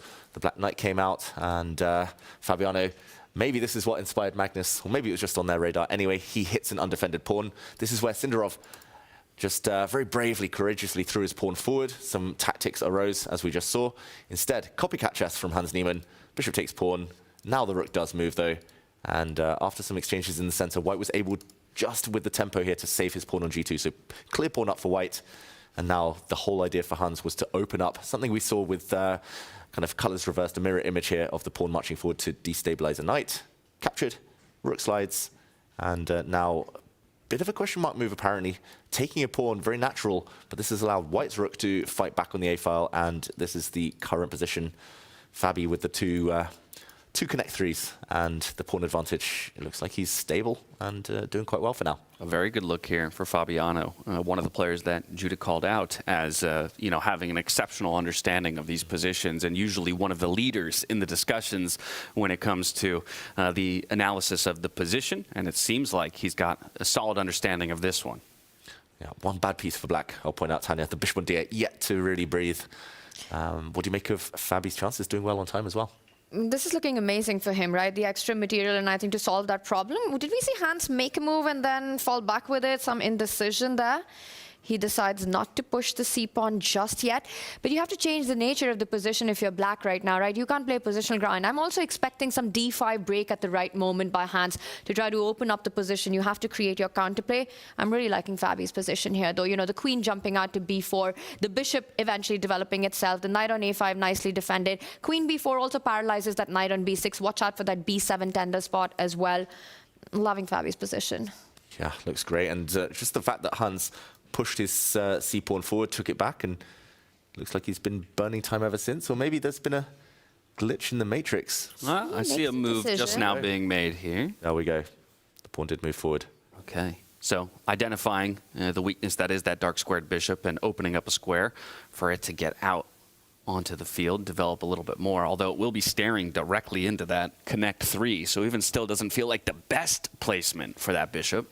No, I think he wanted to blunt the light squares. Like white's bishop had the potential long term to come and sit on this nice long diagonal, but he has allowed Tanya's idea of bringing the queen forward. Looks really potent there. I think this is one-way traffic. Come to the threat as well, right? You're actually just intending to go c5 next and win the game on the spot. Black would have to contort in a slightly awkward way to stop that threat. Not even sure how. maybe the d pawn can push. So how easy is this for Fabi to find? Is this a guarantee? I mean, unless he finds something that he likes more, I think Queen b4 is a very natural move in this position. Process of elimination. Maybe you, I don't know, bring your knight out of the corner. Not sure where the white bishop's going yet. White's king isn't going to castle anytime soon. The rook isn't moving. There's a pin on the a file. So not too many other options. Yeah. This is where I wonder at some times for Fabiano, like stylistically, is he aggressive enough in this moment, right? Or will he take the more stable approach, you know, the cleaner approach, just continue to develop, sit on my small advantage, or will he go for the throat? He goes for the throat. He goes for the throat. That answers my question. And he gets a stare down just briefly from Hans Niemann there. As Tanya points out, it's a huge threat, game-ending threat now to push the pawn forward, kick away the knight, and checkmate if that knight ever moves. So Hans has to stop it. He's going to bring his queen out, it looks, from his hand movements there, into the center with a pin on that pawn that wants to push forward. That looks really nice as a move, you know? All the way, and look at that. He makes a small move, slides the king, defends the rook, now attempting to move that knight away. The rook on a1 isn't pinned anymore, so the knight can reroute itself, kick that queen out. Queen d4 looked beautiful aesthetically, you know? Planting that queen, pinning the white queen. No more c5 for you, Fabi. Yeah, that's the most satisfying move, long queen moves in chess. So into the center, and white does lack a dark-squared bishop. That's the compensation that has long-term. Hans has long-term here, the bishop pair. So, okay, we won't rotate him off yet. But just that the queen isn't so stable, and I will still say it looks exactly the amount of advantage that the bar indicates for Fabi from a human perspective as well. Extra pawn, healthy position, healthy pawn formation. The queen about to be kicked out, things looking good for Fabi. Things looking good. White is a pawn up on this board. Magnus is also a pawn up. We saw that earlier. Level material elsewhere, but things are happening. Yeah, let's check back in with Magnus Carlsen and Javokhir Sindarov, because it's a very different look when it comes to the board, right? Leaving Hans Niemann and Fabiano Caruana, where the major and minor pieces feel so much more involved in the game. Here, it's been a lot of jockeying of position, a few trades, of course, but largely it's pawn play, and we're still waiting for those larger pieces to find their way into the game.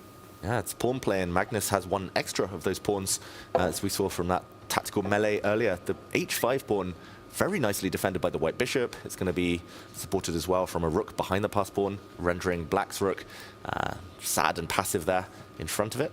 I think it's just a material advantage. And Magnus, just like he did in the previous game against Hans, has also kept the pawns in front of his king, meaning he doesn't really need to castle. That's perfect shelter anyway.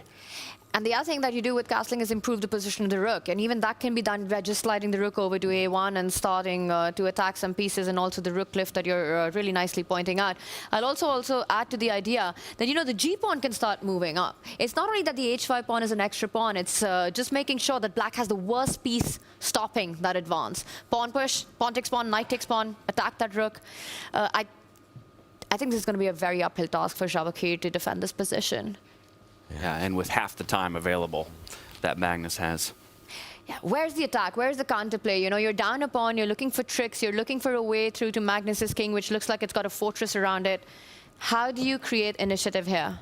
Oh, he goes back with his rook. The rook only landed on that square a few moves ago. That's a loss of time. Normally when you're pawn down in opposite color bishop positions, you either want counterplay, you need an attack against the opponent's king, or you need to build a fortress and a full blockade on the dark squares, but still a long, long way to go. Yeah, that to me feels like a waiting move and an admission that I'm stuck, right? I don't really have a way forward, so I'm going to have to give space, perhaps let you march forward and maybe create an opening or misstep somewhere along the way. Yeah, it's funny because Magnus's pieces, they're all sat on the back rank, well, most of them. The knight's the exception, but I don't know, somehow they're easy to bring into the game. They're easy to mobilize. Knight can come forward, look at some nice squares as well. Yeah, queen can slide up to e2 and then has two different diagonals with which to play on. We've talked about the rook relocating to a1 and playing along that file. Both rooks, in fact, as you're highlighting the h file as well. So definitely seems like an easier pathway forward with a point advantage here to Magnus Carlsen.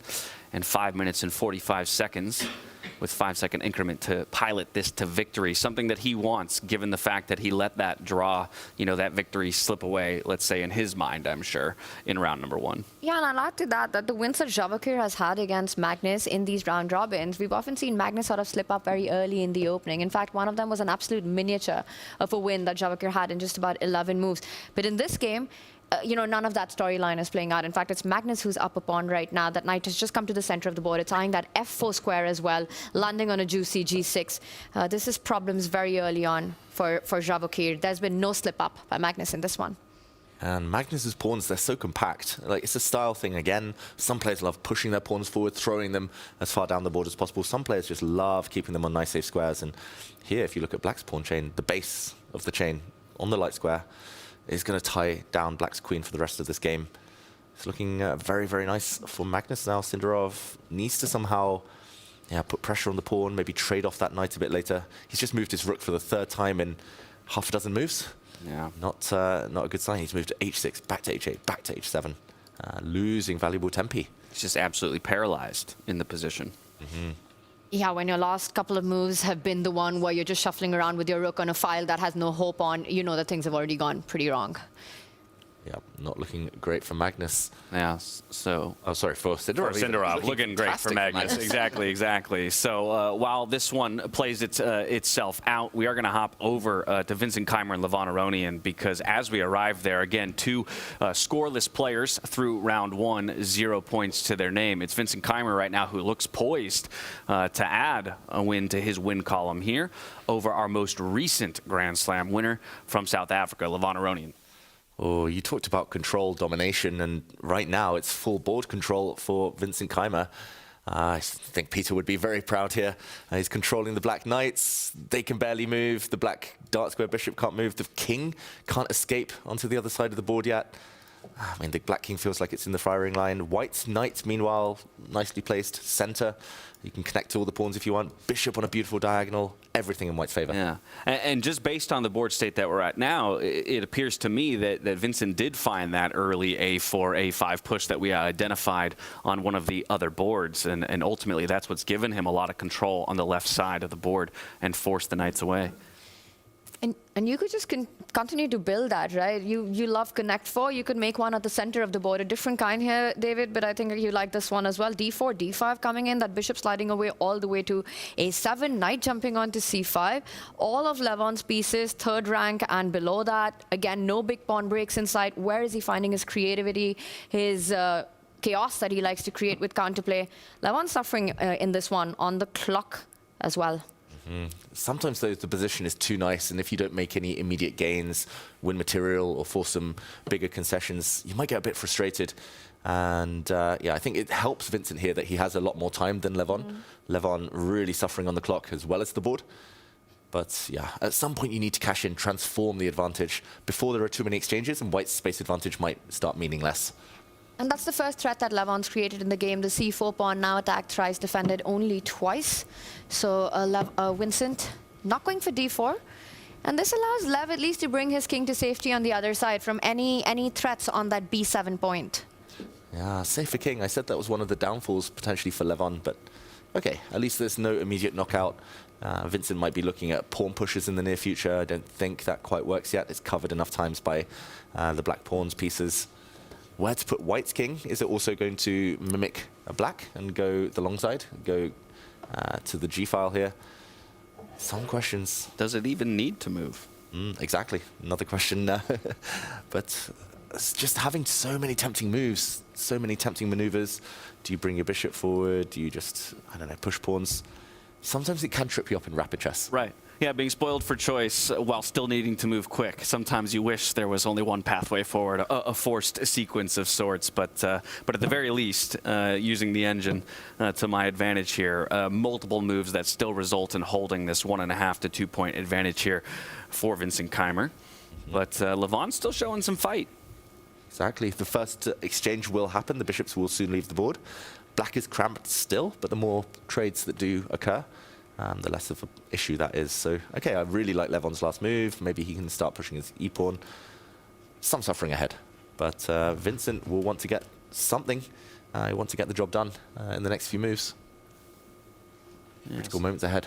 So who wants the trade here? Do I capture as Vincent and allow that knight to jump forward, or do I wait for Levon to capture and drop my knight back? Good question. I think both sides want to wait, ideally. I think Levon's hand is pretty much forced. He will have to take this bishop in the next move or two before the exchange runs away. So Vincent could easily just castle here. He could, okay, there we go. There we go. Bishop forward and say, you take me, but I'll either improve my rook, or maybe I'll even take with the pawn and open up a line towards the black king. Well, things looking good strategically for Vincent here, but still a long way before you can call a result on this one. Meanwhile, absolute madness on the Magnus board. I think Javokhir has found a way back into that game. Despite being down a pawn, suddenly pieces are all over the board with Javokhir's knight planted to the center. Should we bring that up? Let's do it. Let's jump in. Big moment here. Big moment. This is now the Magnus Carlsen against Sindarov board. And, okay, wow, Magnus's king shelter somewhat depleted now. A bit more chaotic. And there was a huge threat on that G3 pawn, so Magnus decides to get rid of that monstrous knight at the center of the board. But Queen E4, I'm liking the activity now that Sindarov has for that pawn deficit. Yeah, that's the best position he's had all game so far. And suddenly there are weaknesses in Magnus' camp. Isolated pawn in the center here. Backward pawn now hit. Okay. Not just that, but the pride and joy on the H-file hit. He's going to regain the material. Yeah, the black queen infiltrating and attacking multiple pieces at once. And there's only one piece that isn't playing or attacking, at least. It's the rook on d8. You could slide it over all the way, not even all the way, just one step to the e-file, attack that e3 pawn next, and then suddenly all your pieces are singing to each other. Magnus lost control. He's desperately trying to get queens off the board now. He's saying, okay, you can win one pawn back, but after a queen exchange, I'll drop my rook back. And most importantly, he still has the h-pawn to trap and to kind of keep the black rook busy. I think Sindarov keeps the queens on the board. I don't know what's the way here. Do you just simply drop back with the queen to g? It's the only, or f3 might be a possibility. But I don't think he goes for the queen trade. That endgame looks like suffering against Magnus with that h-pawn. What do you think? Yeah, these players, they've faced Magnus enough by this point to know best chance, queens on the board. Do not let him grind. Do not take the risk out of the position for him. Keep all three results open. He could take this pawn even with the bishop, but no, he does sensibly keep the queens on. Great decision there. I love it. He's going for the fight against Magnus. He doesn't want to just pick up that pawn, neutralize the material advantage, but go into a suffering ending. He's keeping his chances alive here. Bishop takes pawn, a big threat now. I mean, just a couple months ago, Javokhir Sindarov was on the precipice of knocking Magnus out of contention for the Grand Slam in South Africa. He would fall just short in that moment, but now he's got another opportunity. He's, found his way back into this game. Clock's just about even, eval bar just about even, and both players leaning forward in their chairs. Sindarov as well, kind of sporting that quintessential small bounce that he's always got when you can tell he feels he has a way to win. Yeah, his trademark. He's been attacking pawns now the last few moves. He can even bring his queen back to start harassing that white rook in the corner. This really doesn't look pleasant for Magnus anymore. Bishop takes knight, a big threat right now.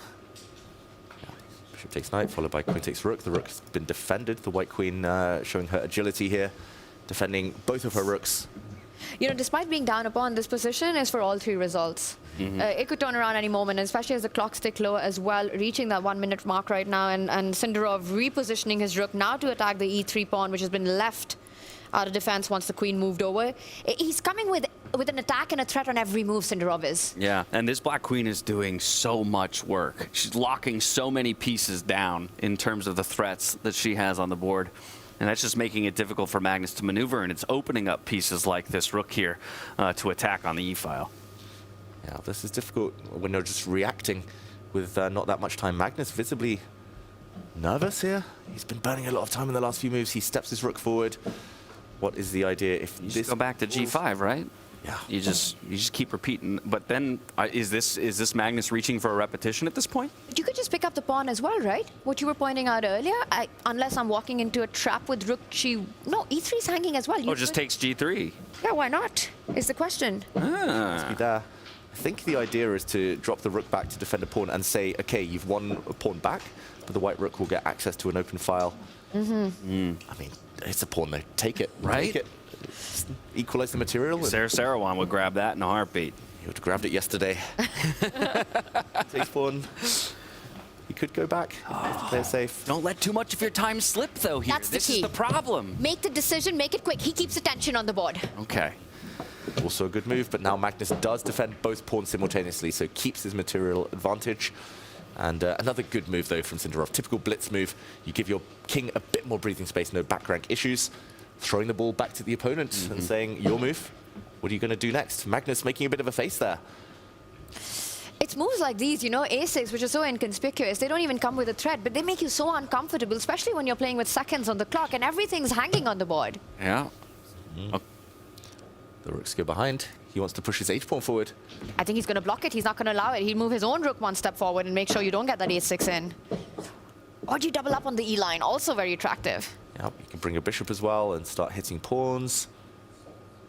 Oh, the chair's shaking. Both players under 30 seconds now. The race is on. Your move, Tanya, on the board. Great defensive block. I think your move's coming up next with bishop b6. I really like it.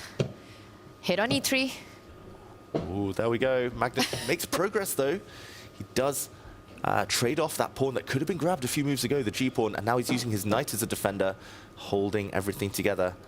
That knight has done a fantastic job, you know. It attacked at the right time and retreated to defense via f4, g2 from a beautiful g6 spot at the right time as well.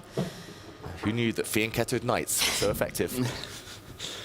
Not only defending the pawn, but the rook on h4 as well, freeing up that rook on h1. Oh, you said better lines. 10 seconds, though. Make a move, Sindarov. You've got to make a move here, and he will. Oh, and Magnus has made progress. He's still a pawn up. He's getting rid of that blockader now.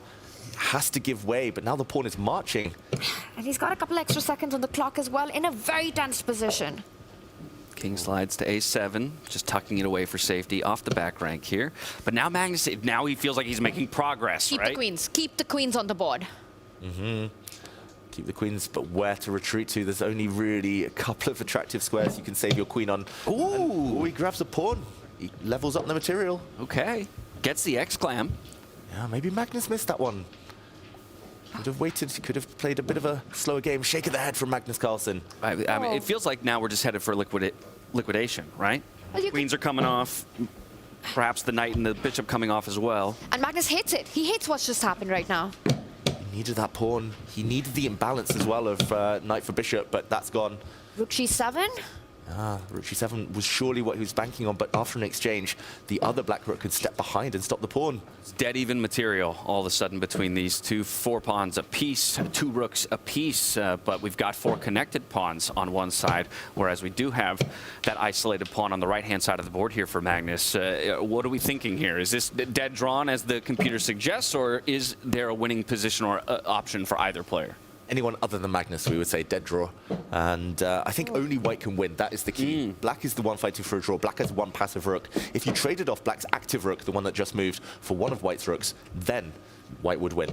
But the problem is the only way to do that would be to trade off Black's passive rook, which helps Sindarov. I don't think this is such an easy defense with that rook on h7 just tied down until eternity, and White's king having a free hand to march up and start attacking the black rook. Magnus is going to push this out.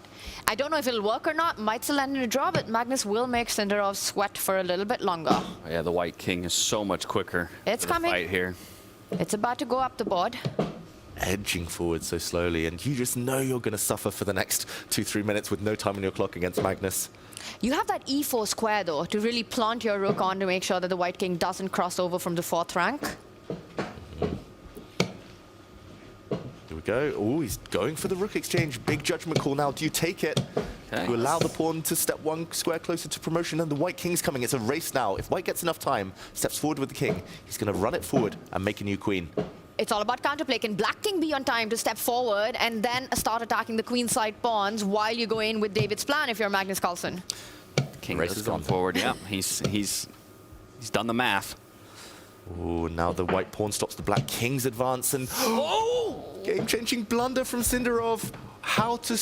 Oh, it's checkmate. No, in that mode. No. Rook takes pawn on b7 would end the game. Resignation from Sindarov. Magnus makes a new queen and pulls it out the bag again. Wow. That was stunning. That was absolutely stunning, but Javokhir's face in that moment, a look to the heavens and a big sigh as he lets that one go with an uncharacteristic blunder down the stretch. Magnus picks up a full point. But James, so easy to miss. I mean, G8 queen coming up. You know, you give up that queen to checkmate Black's king, and Magnus set that up with the last move, pawn moving to b3, just putting Black's king in that kill zone right now. That was amazing to watch. I think so far, this G8 has been the move of the day.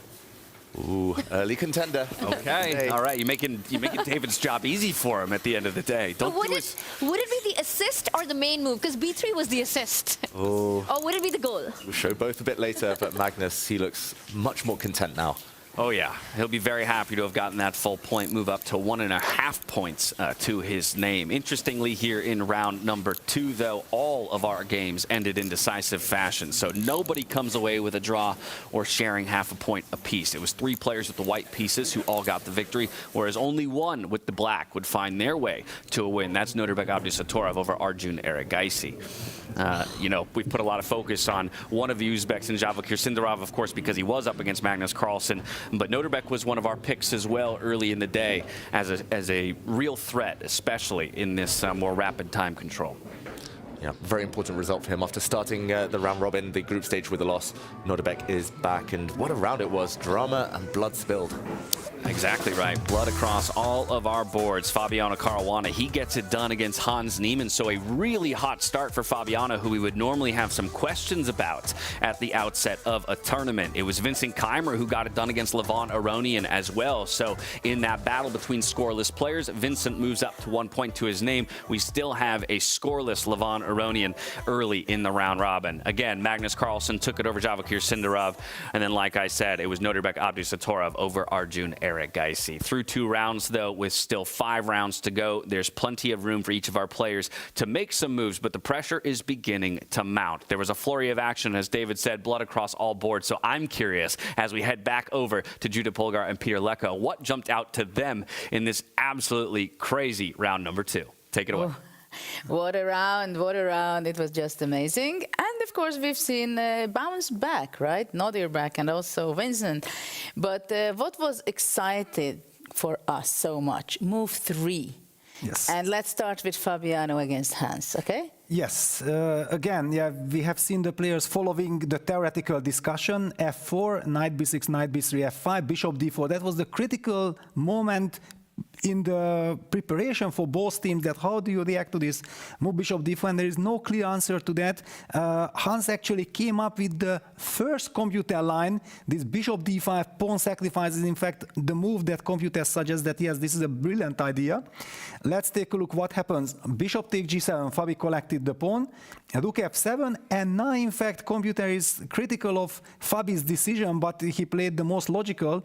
He just captured the knight on h8. Computer said that maybe you could have tried to hang on to your dark square bishop, but actually after knight g6, the bishop has to retreat, and then black harasses that bishop. Still, there is a very serious dark square compensation coming up here. But yeah, let's go with the game. Bishop takes h8, queen takes h8, g3, yeah, and now we see that knight on h1 is far from action. Black has this wonderful bishop on d5, but also the bishop on d8, queen h8. We talk about the dark square domination, compensation, and Hans feels that yes, this is the moment. I cannot play slow. I have to sacrifice another pawn with a5. Knight takes a5, rook a8, and now this move, which is very natural and it's the most human move, d3, protecting the knight, improving seemingly the position. And Judith, now I give the floor to you. That what was that stunning move that really caught our attention here? Yeah, the thing is, it was amazing that it was a pawn sacrifice, and of course at this level you can see how much the players are aiming to get the initiative. And now Black has the initiative and gives it away because he wants to take the pawn on a2, right? So instead of that, he should just forget about getting back the pawn on a2 and play e5. And after e5, not only in the center center, it's a very strong breakup. But also the d8 bishop will have some space on f6, for example, to get into attack, and it would be a very passive position for Fabi. But he played bishop a2, and probably he regretted, and probably even now he's cursing himself. How could I take on a2? Yeah, and I want to show one very important comparison, yeah, that when after e5, white plays c4, which happened in the game, then the black bishop can retreat to e6 behind the e-pawn. And as you highlighted, the dark square bishop is already alive. That bishop might come via this diagonal. Can you imagine? And then suddenly white will have a lot of trouble, and if that black rook also finally opens up the a5, which is at the moment blocked by the knight, then things are completely out of control according to computer. Black had full compensation after e5, and what happened in the game after bishop takes a2, rook a1, bishop e6, c4, that dark square bishop is suffocated. Yeah, the black bishop, the dark squares is in fact now in control. Yeah, Tanya, I think, very beautifully highlighted that, yes, queen d4 looks like a wonderful move, yeah, because it's about dark squares, but actually alone it doesn't do enough. Yeah, that was very nicely explained by Tanya there during the live commentary. And king b1 very quietly sidestepping from all these checks, and slowly Fabiano went on to build up a total. Yeah, the knight is joining the battle, protecting the d3 pawn. We will see just a couple of moves. e3 now is able to play, and finally the bishop from d1 will also soon end up on perfect diagonal, and black was in huge trouble and went on to lose without any fight. So wonderful victory by Fabiano. Yeah, Fabi made an incredible technique in this game, and he's 2 out of 2. But before we give back the word to James, I have to say a few words about until you pick up the games, because we've seen 2 games exactly in the same position, move 3 g5, which I call it the Uzbek gambit for today, because both of the players played it, and not necessarily with a huge success, but it could be a huge success. But it was for Nodirbek, right? Because we have small time, but let's figure out what it's all about. Yes, bishop d4, g5. We have seen both Nodirbek, Abdusattorov and Javokhir, Sindarov against Magnus, Carlsen against Arjun, Erigaisi to opting for this g5. And the point is that it's a positional sacrifice. So actually, Arjun being surprised after g5, he declined the offer, and after g5 opted for e3, knight g6, bishop h5. The computer is critical about this. Okay, he also does not like black's perfect reaction, reaction with bishop d5, but we shouldn't be judging the players too harshly. The point is that it got to a very messy fight. Finally, Nodirbek getting the better of it. So the point is, I felt like Magnus anticipated g5, and he blitzed out so-called the refutation or the way of thinking what he thought, like, I can grab the pawn, and let's say that we appreciated very much the spirit of what Sindarov was doing, because it reminds me of the banker gambit. What is your thought, Judith, on this? Yeah, this is fantastic to follow, and of course the whole game was quite amazing, but we might be discovering maybe something similar in the later stage. But James, go on. Thank you so much, Judith and Peter. I love it. We're already declaring opening moves. The Uzbek Gambit making an appearance in round number 2. But we've already got 8 games in the books, with only one of them ending in a draw. That's going to bring us to our 3rd round of the day. Let's take a look at the matchups. It's Nodirbek Abdusattorov up against Vincent Keymer after coming off of a win apiece for each of them. We'll see who comes out on top in that one. Hans Moke Niemann up against Arjun Erigaisi, as well as Javokhir Sindarov facing off against Fabiano Caruana, who is hot right now in our round robin stage. Levon Aronian still hunting for that first victory of the day, or even half a point, and he's going to have to do it against none other than Magnus Carlsen. Those are your matchups for round 3 of 7 of the day. The players are just about ready. That means we're heading back into the playing hall for the position lottery with Fiona Style Anthony. The future belongs to those who make it happen. That's why we built Make, a visual-first AI and automation platform for change makers. It's never been quicker to start building, visually and without code, to automate everyday tasks and free your time and energy for bigger, better things. As your ambitions grow, you can accelerate progress with AI agents to create customized and agentic workflows, ones that handle complex, business-critical tasks while keeping you in control.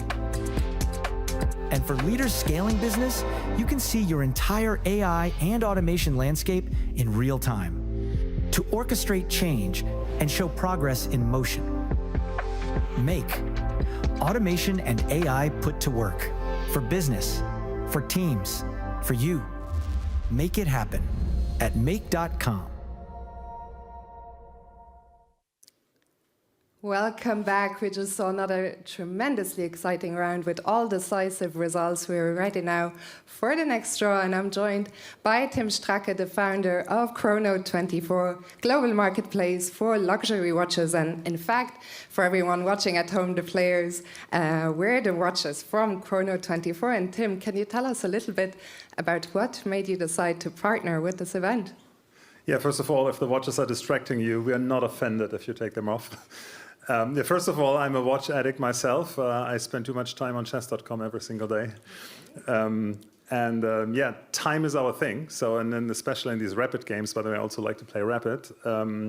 It's not only about the right move, but also about the right time management. So we thought it's a great fit. And Chrono24 is also like an incumbent to the luxury watch industry. So we feel a little bit connected to the freestyle concept, because we were also a bit the freestyle agent in that industry. And we really like that and understand that it's always important that the partners talk and acknowledge each other. That's fantastic to hear, and it was great to see the players yesterday when they chose their watches. And now, well, they are ready to keep going. Are you ready? Yeah, I'll pick the 24. The 24.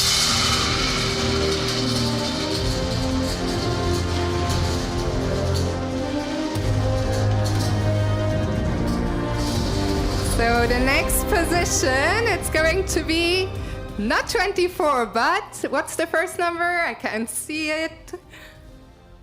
The first number, 483, the position 483 players. Best of luck. They have 10 minutes. To the fans at home, have fun.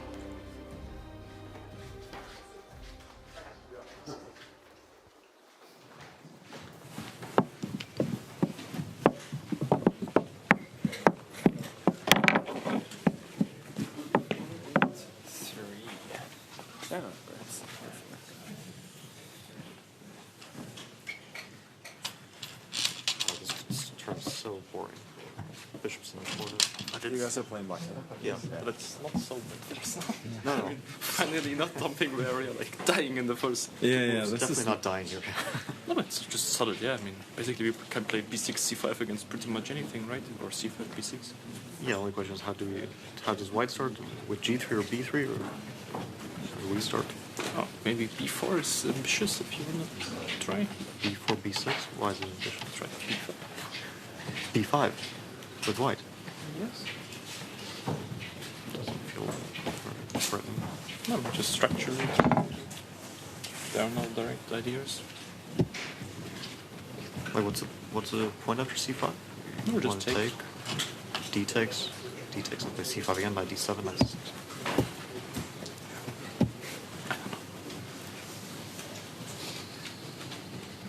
But I don't know, if we don't go b4, then what is even the... I mean, okay, c4, c5, b4, b5.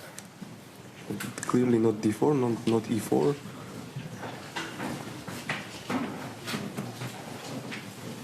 G3. G3 maybe. G3, b5.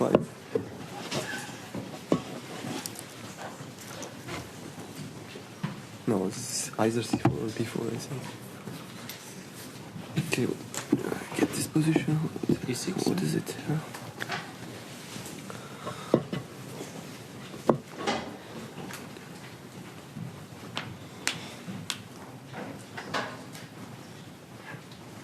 I prefer opening the bishop first. I prefer black position. I prefer playing like g3 first.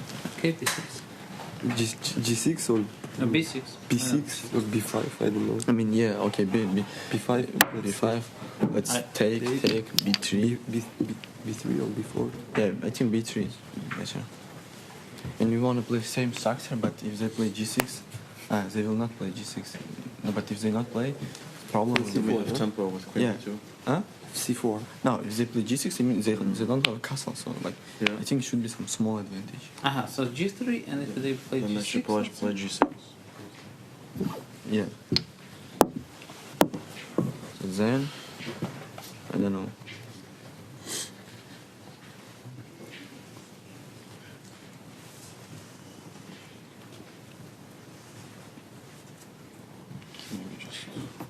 Yeah, That's what I have, yeah. B6. B6. Solid. C5. So boring. F6, knight F7. Yeah, when the bishops are in the corner, it's normally the most boring position you can have. Okay, let's see.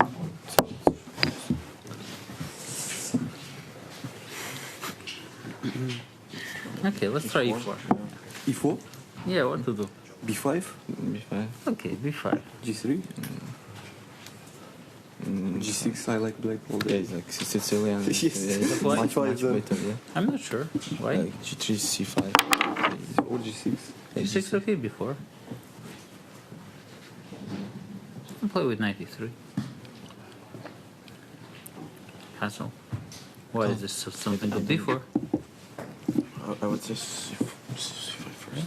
E3. B5. B5. Why's really playing with fire? Takes. Or BC. We should, yeah. No, but B3, knight G5, yeah. Or knight F4. Maybe, but if white is not taking the space, I don't see what. Okay, let's just This and white. This. Can you go G6 or not? This I was like wondering something. That's nothing. Yeah, not a big deal. How? I mean. Okay, I will stop grabbing the points and see. No, I mean, at least it is a relevant question. Although knight C3 we could also play.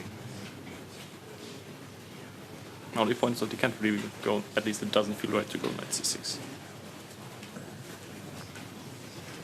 Okay.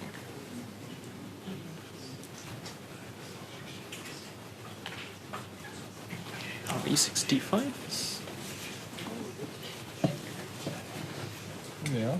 E6 looks very healthy. It's going to be position 483 for our third round of the day. And I want to immediately bring in Judith Polgar and Peter Leko. As we see the heat map coming up indicates that there's a consensus for opening moves, at least based on games that we've tracked on chess.com. But the players themselves, at least in their early discussions, seem less certain, at least from my perspective, about a forced opening move. What do you make of this one? No, seriously. We talk about the concrete moves. I think it's important for us to talk about the position and the tournament situation. Because, for example, Levon, we heard that he said, well, when the bishops are in the corner, it's boring. But his problem is not exactly that only that the position is boring, I believe. The problem is that he have lost the first two games, and he's in a must-win situation against Magnus with the black pieces. What is your take on that, Peter? Well, no, I think with the white pieces, yeah, he's in a must-win situation with the white pieces, and that's why he's complaining that finally I get a white game. Before it was all about survival when I played with the black game. We have also heard Vincent Keymer said like, wow, but this is now a dream come true for black. And yeah, for Levon against Magnus Carlsen, this symmetrical position, the enthusiasm is not really there, because the question is, do you play G3? Then what will happen if black plays G6? You want to somehow, I feel like if you should try to maybe play B4 in order to create some unbalance that black is unable to play nicely G6, because then you trade on H8 and black loses the right to castle to the short side, to the king side. Yeah, this is the reason why I believe this position, something like B4, B6, C4, C5, B5 had been discussed by the players just to keep things more complicated, but it also feels very comfortable for black, because white is also facing the same issue, that if you did not let me play G6, you haven't played G3 yourself. Yeah, but it's true that these bishops on the corner, there is a very good chance that they are going to be eliminated. And then it's without the bishops, with the knights on F8, D8, it's not so bad, I believe. So we are going to get most likely a very solid position, similar to a classical game, which we usually, I mean, when I saw the king on E1, I said that's also possible, just to play G3, bishop G2, move the knight, castle short. And then your queen on b1, bishop a1, rook c1 is completely prepared to play this English kind of moves, right? Playing c4, b4. But depending on the tournament situation, according to that, I think the players will be choosing their first few moves. Yes, I think that also we should mention that Fabi is 2 out of 2. Magnus had grabbed now this very important win with this stunning mating trap with this g8 queen. Rook takes b7. That this is a very nice situation because black can just be solid and wait for white to do something crazy. And yeah, Magnus still looking back. Maybe he jadoops the pieces, I don't know, but certainly the players are not concerned playing with the black pieces here. And also we have to say, I think that we are both players, we played so many decades and we know exactly how it feels like losing 2 games. Well, thanks God, not you, not me, had too many experiences like that, but still, Aronian has to win to be in the game, in the race for the tournament. Magnus knows that if he wins this, then he's so much ahead. He knows it that he has the best chance. But now, back to James, your move. Hopefully not my move, because I'll look to blunder right out the gate. But I want to actually start where Judith started at the beginning of their discussions there, which is more about the circumstance that a player like Levon finds himself in, essentially a must-win game. While maybe mathematically you could still afford to drop this and then win the remainder of your games and eke into the top 4, that's not the position you want to be in. And unfortunately for him, it's a self-described boring position up against the world #1 in Magnus Carlsen. So this is just about the tallest mountain you could possibly have to climb here in round 3 of our round robin. Exactly. Levon has a decent recent score against Magnus, especially in freestyle. Beat him in Vegas, beat him in South Africa, but both times they were on level footing. A draw was a fine result, and it was a mini match, 1 versus 1. This is part of a bigger group stage, so it's not going to be easy at all. On the bright side, yeah, still a long way to go. He is a streaky player, Levon Aronian. He is capable, and he gets white for the first time today. It's a great call out. That recency in the matchup between these 2 players on your screen, Levon Aronian and Magnus Carlsen, they will be our featured matchup heading into round 3 of the day. And off we go into it. Again, the expectation was going to be that g3 push. Levon will be quick to make it, opening up that long diagonal for the bishop.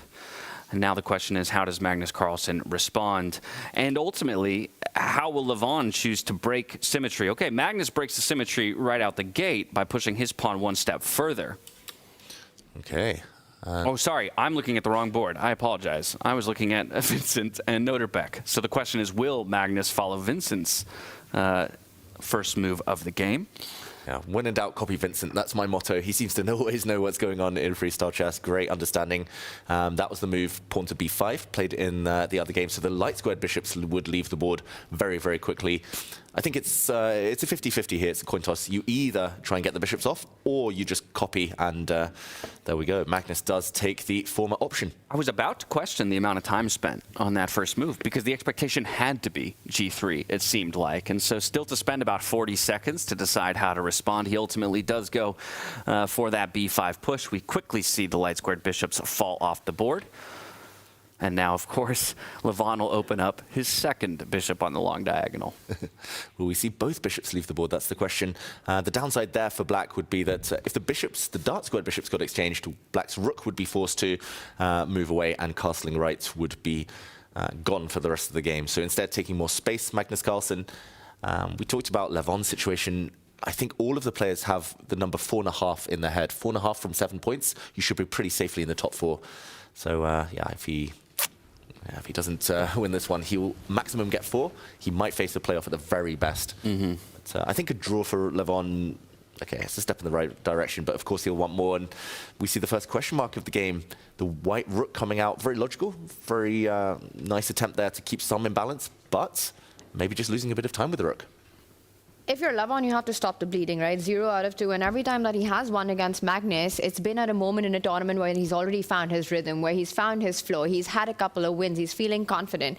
With 0-2, playing against Magnus, who's in hot form, I think it's absolutely crucial for Levon to not let things get out of control. Magnus improves his knight. He could have gone for d5, hitting that rook, which kind of came out very early on. You know, that's the downside when you bring your mages out so quickly. They can get attacked. And that's what the computer wanted to see and why you see the X appear on your screen here. Yeah, I think I have to just show that very quickly. Just going back one move while Levon thinks about what to do next. It wasn't even just about this pawn push, which can maybe still come later, but once the white rook retreats, this move to continue, pawn to d4, and this kills 3 pieces in one move. Kills the white bishop, which is now staring against granite. It's stopping the white knight coming out. That knight actually has no squares now, no safe squares. The other knight also struggles to come out onto the third rank. Could maybe make an argument for bringing it out onto an outpost. Perhaps that's why Magnus didn't want to commit, give away the light squares. But I think, all things considered, this is a massive gain for black. Yeah. So it's just about whether Levon now, with this tempo he's been given, somehow cut across that idea. But this is where we go back to, again, talking about his position within the tournament and the risks that he's going to have to take, right? You know, while other players who might be in better contention at the top of the table, they can play a more stable game, maybe look for the draws and not take so many risks. So we could see a situation where Levon, you know, already in a poor situation, ends up making unideal moves, but just to create chances. Exactly. It's just balancing, measuring that risk-reward ratio. And Levon, typically, he tightrope walks quite a lot on the risk line, but seems to come out in quite decent shape. But often, starting a tournament so toughly can really affect the confidence. So we'll see. Levon used the clock as a weapon when he was successful against Magnus in South Africa. Can he do the same again today? I'm expecting one of the knights to come out, perhaps. And he does go for it, does develop the knight. Now Magnus will start expanding at the center of the board. d5 still looking very attractive. And the difference here to point out is if he was to proceed not only with d5 but d4, now Levon's knight is beautifully placed to actually jump to that c4 post in just one move. So a key difference in timing here. And bringing ourselves out to the 4 here, just to show how all 4 games have pretty quickly gone in different directions. While they all started, you know, with that initial g3 push and the light-squared bishops being traded off, you can see here, as you scan each of the boards, that none of them are symmetrical to each other. Yeah, they've all gone their own way very, very early, and that's good news for us as spectators. We'll learn more about different pawn structures. Maybe the most symmetrical would be the games between Sindarov and Caruana and Niemann against Erigaisi. Same pawn structure, just different piece configuration. But yeah, this feels like one of those tense starting positions where nothing too bad can happen to either side. And it's just your kind of a quick access to the middle game. And who can outplay the other? We'll see. I think what catches my attention is the top right board, Hans versus Erigaisi, because there is a standoff between the black rook and the white queen on the open B line right now. So could be some knight jumps that you need to be careful about if you're Hans. And it looks like Hans kind of walked into it. What just happened here? Was queen B1 the last move played? Yeah, we'll do a quick action replay. Just a few moves back, we saw a standard-looking position. The B file opened here. The black rook stepped across to hit the white queen, which advanced. And when the black knight came looking, she said, okay, I've had enough of that. I guess there is a pawn hanging on the edge of the board as well, but maybe a more natural move would be to bring the queen onto a safe line, safe file. Instead, she has stepped into the firing line. Tanya, I'm as shocked as you. This looks so ugly, but there's nothing immediate. And maybe a silent draw offer from Arjun Erigaisi brings his knight back to a bad square. If the white queen now steps forward where she came from, we could see a dance between the queen and knight. I mean, even if you want to make that offer, you at least bring the knight to c6 and not where it's at. Knight a6, what is that move by Arjun? It's also such a non-Arjun move to retreat your knight to the edge of the board. Yeah, odd. I guess if he'd gone the other way, just to very quickly show, maybe the white queen has an extra central square. And yeah, the black queen now no longer able to protect in the center. But yeah, it looks superficial, to say the least. Yeah, and so much to your point, Tanya, we're always looking for that aggressive, attacking chess out of Arjun, quick play on the clock as well early on. And yeah, this seems like a bit of an admission early on that I don't like my position. Would you offer me a way out? You know what I know about Arjun? This is no admission of anything. I have a feeling like he has some grand plan with this move. It's just it's hard to figure it out. Maybe he wants to bring his queen to the B line with queen B7 next. Knight A6 cannot be with the idea that I'm okay for a repetition, or I admit that I've done something wrong, because he really hasn't so far. It was a very voluntarily made knight retreat. And Hans using this opportunity to go up the board with his own queen now, All the way to F5, knight d5 coming in next. Yeah, watch out. The queen is hit, however. She will retreat. She's done a lot of legwork early on in this game. Not quite 10,000 steps yet, but a few from the white queen. She started on this square, and she's gone all the way across the board with some detours along the way. I guess this is slightly awkward, since the white queen does put some pressure on this this flank. Black will not feel comfortable castling into that side of the board anytime soon. He trades. There we The go. long bishop move, forcing rook takes bishop. Bye-bye bishops. It's just about Bye-bye. those tricky knights now. I mean, to my eyes, it just looks equal, but the eval bar is creeping up on white side now. And I guess, from my perspective, that is just because the white knights are quicker to the center of the board, right? We already have that F knight jumping up to E3. D knight as well can kind of get to the center of the board quicker. Meanwhile, that A6 knight is just going to take ages for it to get involved in the game again.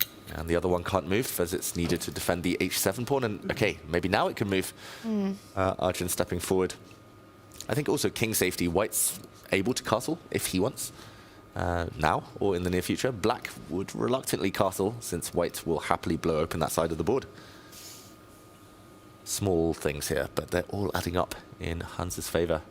Big Hans opportunity. reaching for a piece. And keeps pulling back. He finally makes a decision to bring the other knight out. Now, both these knights are eyeing some juicy white squares. B5, D5, potentially C7 jumping in. Okay, out of all the 4 boards, there's only 2 pairs of bishops left for either side. It looks like all the bishops leaving the board across across everyone's game so far. And I think that's also to something to say about the starting position that we have, right? Bishops in the corner of the board, just how they lend themselves to these kind of dynamics, opening up the long-range pieces, getting them off the board right now. Things looking good for Hans in this one. Should we move over? Yeah, let's go to Javokhir Sindarov up against Fabiano Caruana, because Fabiano, with an incredible start to his round robin, sitting at 2 out of 2 points here, now finds himself on a bit of the back foot here. Across all boards, this is the biggest advantage that any player has, and it goes the way of Sindarov. Ooh, it's almost deja vu, Tanya. It's also queens and knights. Those boring bishops are all off the board, as Levon Aronian was predicting beforehand. And again, it's the same scenario here. The knights entering the center. It's going to be hard to kick them out. A little bit more space for white as well, with a pawn further advanced here. Small gains, but for Sindarov, a very pleasant position. It's also the question of black's king safety, right? Because it doesn't look that healthy on the right side of the board as well, with the potential H-pawn moving forward and an F5 break at the right time as well. The knight from D5 hitting on E7. King safety, a big factor for Sindarov here. Clock as well, saying that he's feeling more comfortable. Sindarov with that last round loss that I can't get out of my head, with Magnus winning with a checkmate in a rook and 4-pawn endgame. You do not get to see that every day in chess. A rarity, to say the least. But Sindarov has got such great mental fortitude. Again, considering how close he was to unseating Magnus in their last freestyle meetup in South Africa, now to take yet another loss. To have come so close so many times, and yet still to let it slip away, he seems to have bounced back brilliantly here in round number 3, putting the pressure on Fabiano. Yeah, not too much risk either. He's at 50% on the scoreboard. He's got a slight advantage here. I love how he always plays with a smile on his face. Sindarov is something that Levon Aronian has done multiple tournaments with a lot of success. This rook move a bit mysterious. He's trying to lure a white knight into the center to hit that rook, and only after the b-file is given away, after that rook trade, then black will gain a bit of time against the white knight that lands. So a bit of sneaky tempo play there. Very strategic, slow position. Looks pleasant for white because of more centralized compact pieces, more space, but I think still a long way off to actually say that it's close to a winning advantage, this one. But Sindarov's got reasons to be happy with the opening outcome. Not quite symmetrical. It looks like there's stuff happening on some of the other boards. Here I would say that Sindarov's going to try and massage the advantage, small gains, maybe tickle some pawns, take over the b-file eventually. So instead, the knight will jump to a different square forward as opposed to attacking that knight, supported by the c4 pawn. This is really interesting, right? Because pawn moves are being provoked here. You could go a6, you could kick that knight out from b5, but then you've created weaknesses. That b6 square not looking as well defended. After a6, the knight will just come right back. A6, knight c3, and suddenly the rook on b6 isn't feeling as healthy as it would. But Fabi goes for it anyway. So Sindarov, does he just retreat to c3 now? Yeah, unless he'll do an Arjun and retreat the other way. No, don't do an Arjun. no. Surely not. Surely not. Not to the edge of the board when there's no way back towards the center. But he's thinking, David, could there potentially be ideas of the other knight jumping to d5, but then pawn takes knight, you lose 2 pieces? That doesn't make sense. Oh, I guess the one temptation here, if it does happen, is that white, let's put some moves on the board. This is not Sindarov yet. This is us after a capture. Some exchanges happening. White might get 2 connected pass pawns, the A and B, but surely they're just too slow here. You don't take this type of risk without concrete variations working in your favor. So Why is he thinking? It can't be knight a3. It's not knight d5. It's definitely not knight all the way across the board hitting the black queen. That knight's not coming back. Yeah, what are we thinking about? Overthinking about something.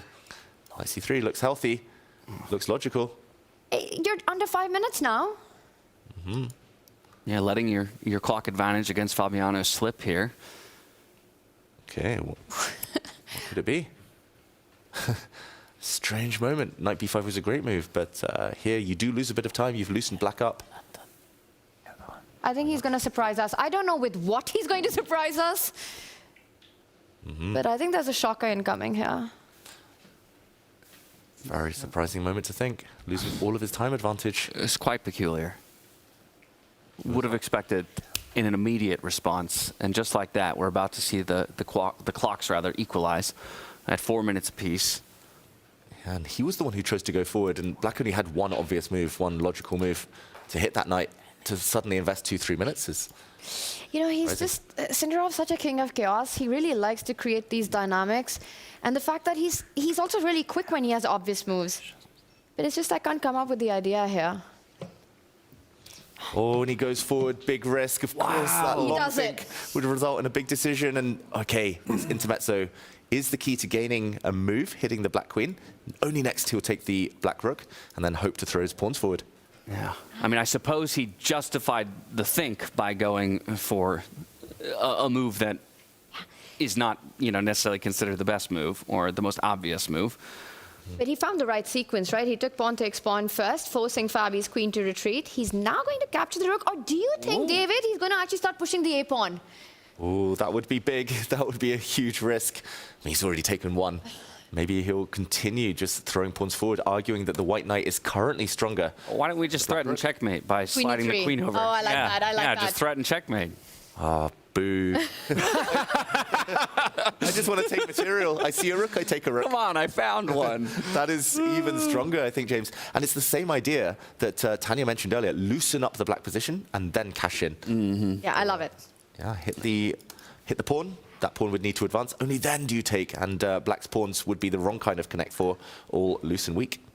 And the fact that he hasn't rushed through with it, he is going to do something that will surprise us. It is queen e4 with checkmate and one being threatened. That's interesting, though. Gets the question mark. As opposed to e3, he goes for e4. Ooh, what are the differences here? It seems like such a minor thing. Yeah, small differences, I would say. I think instinct, you go to the center. Like, you're trained to occupy the center with the queen. So what he's done is very natural. But that queen might get hit in the very near future by some black pawns. And either this pawn push or this pawn push would gain some time now for black. And maybe actually help black more than it helps white. This explains why he put it on e4 as well, because he wanted to assist that a4 pawn, defend that pawn to start moving it up the board as quickly as possible. If the queen is attacked, it'll slide down to c2, hitting that, supporting that a-pawn. I'm really liking how Sindarov's handled the last few moves. From a seemingly normal position, a bit of a strategic grind has become absolute chaos on the board. Yeah, and for how much we were questioning the time spent on, that knight move, bringing it up to d5. He's ultimately justifying it. Again, the eval bar is dead even right now, so it's not a winning position, and the computer still would have preferred a different pathway forward, but he's at least following through on his idea. Yep, and a very interesting one, maybe trying to make Fabi feel uncomfortable. Black would love to install some kind of blockade, use both black knights to blockade both white pawns. But yeah, still somehow it just feels like black's one or two moves short from feeling comfortable. He would love to castle, push some pawns, blockade with the knight, but maybe you can get one or two of those things, not all of them. But how gutsy is it, right? To James' point earlier, that he loses to Magnus. He's playing against Fabi and no safe, cautious approach. He wants to create his chances. He's going to try to push that A pawn. Fabi advances at the center. The knight coming out to stop the idea. David, you pointed this out. Had to be done. Had to be done. And it gets the exclam. Still a fair bit of maneuvering to happen in this game, so let's check in with another one. We're going back over to Hans Niemann versus Arjun Erigaisi. We moved, but I was thinking. We'll come back. We'll come back. First, let's just catch up to where we are here, because it is Hans Niemann with only half a point to his name, staring down Arjun with a full point to his name. Has a small advantage here in the mid-game. Ooh, and that black knight is struggling for good squares. If we compare the rooks as well, white's rook is so strong, black's rook is super passive. And there we go, the king is going to slide. I think it's just the quality of pieces here, Tanya. It's all in white's favor right now. The pawn on d5 has a great clamping effect on the position as well. You just don't play knight a6 in the opening. I think it comes down to the way he maneuvered that knight, spending so much time allowing Hans's queen to come into activity. And look at that. Now, all of the coordination for white works to perfection. What is the rook on g8 doing? No open lines. The knight on d4 about to be kicked out as well. Arjun trying to desperately create some counterplay. I don't really see it. Does he want to go f5 next? That's what he's setting up. He wants to kick that knight out of the center of the board. Exactly. I think a good move from Arjun in the circumstances. Still worse, still likely to be a pawn down. White can go pawn hunting at leisure, but the downside is that when that happens, the black king will move, the black rook might finally get active. Okay, can Hans Niemann keep control? That is the big question. Slightly up on time, about to be a pawn up. I'm going to let you guys decide where you want to go, but Javokhir Fabiano is big right now. Well, if you're going to leave it up to me. It's your decision. I'm going to let you take the call on this, James. Let's go back. Let's go back. Let's check in. You seem motivated to get back and talk about that Javokhir Sindarov and Fabiano Caruana game. Yeah. You're going to love it, what you see. There's pawns being sacrificed to get the white queen into f6. What even is happening here? The king at the center of the board. Fabi's rook stuck to the corner. Got knights defending each other. I called them superfluous earlier, useless knights, but actually they're just doing the perfect defensive job right now. Question mark given. Oh, one knight retreats. Oh. Black queen couldn't take on b6. This f6 would have been falling. Other pawns would have been dropping. This is so finely balanced. Apparently white has a great move here. Only one way to keep the balance. Other moves, black is clearly better. And there we go, it's a rook sacrifice, rook for knight, rook a7. He wants the pawn, it's a brilliant move, double exclamation mark. Wow. What a move. Just offering it up. Knight would recapture, jumping back to a7. Just to get a pawn on that 7th rank. He's giving up a rook right now. And how quickly was this found? This was not easy, David. Not easy at all. And he wasn't here in the studio with us. He didn't see Peter Lecko show a pawn on h7 earlier worth a piece. This time, a pawn on a7's worth a piece. That is not a great fianchettoed knight anymore. And the white rook is coming. This is beautiful to watch from Javokhir. To give up an exchange for that pawn. Very gutsy play by him. He wants to get one of the majors on the B line now. Start attacking that knight on b7. If that knight moves, the rook could go all the way up to b8. Yeah, he's also got to bring either his rook or his queen over to the A file to defend that pawn eventually. Okay, there's the B file taking control of first. Now, interestingly, the eval bar slips slightly in favor of Fabi there with that move, though, so a little bit of an inaccuracy. Yeah. How can we punish? Most natural move in the world. I think the idea was to drive the black queen into the corner. The black queen should have been forced to blockade, and then she would have been passive, but so hard to make these decisions at this type of time control. Tiny little details. Now the black rook is going to get into the corner to blockade and defend. You know, that's when I hate the engines. You play the most human move, and it says it's not a good one. And I like how he's following it up, because if the knight was to move, that queen can still go to b8. We've seen a rook sacrifice. We might see a queen sacrifice by Sindarov. Oh, big moment. Fabi gives back the piece. Very professional decision. Gets the A pawn in return. So material count, Fabiano is 1 pawn to the good. Sindarov is purely trying to hold this game and defend it now. Yeah, and it just comes down to that singular move a moment ago. If he had instead repositioned that rook to a1, he would have forced a stronger piece in the queen to play defense of the promotion square. Instead, now Fabi's major pieces are more involved in the game. But it's also about the king's safety, and with the major still on the board, it is far from a winning advantage despite having an extra pawn in the position. White's got very active rook and queen. Very active, but yeah, I'm just thinking Sindarov wasn't able to hold rook and 4 versus rook and 4 in the previous game. Now it's queen and 6 versus queen rook and 5. And okay, question mark given to his last move. Oh, giving ground, Flipping. retreating, and all the. But can't you go rook c1 now? How are you defending the c pawn? Is my question.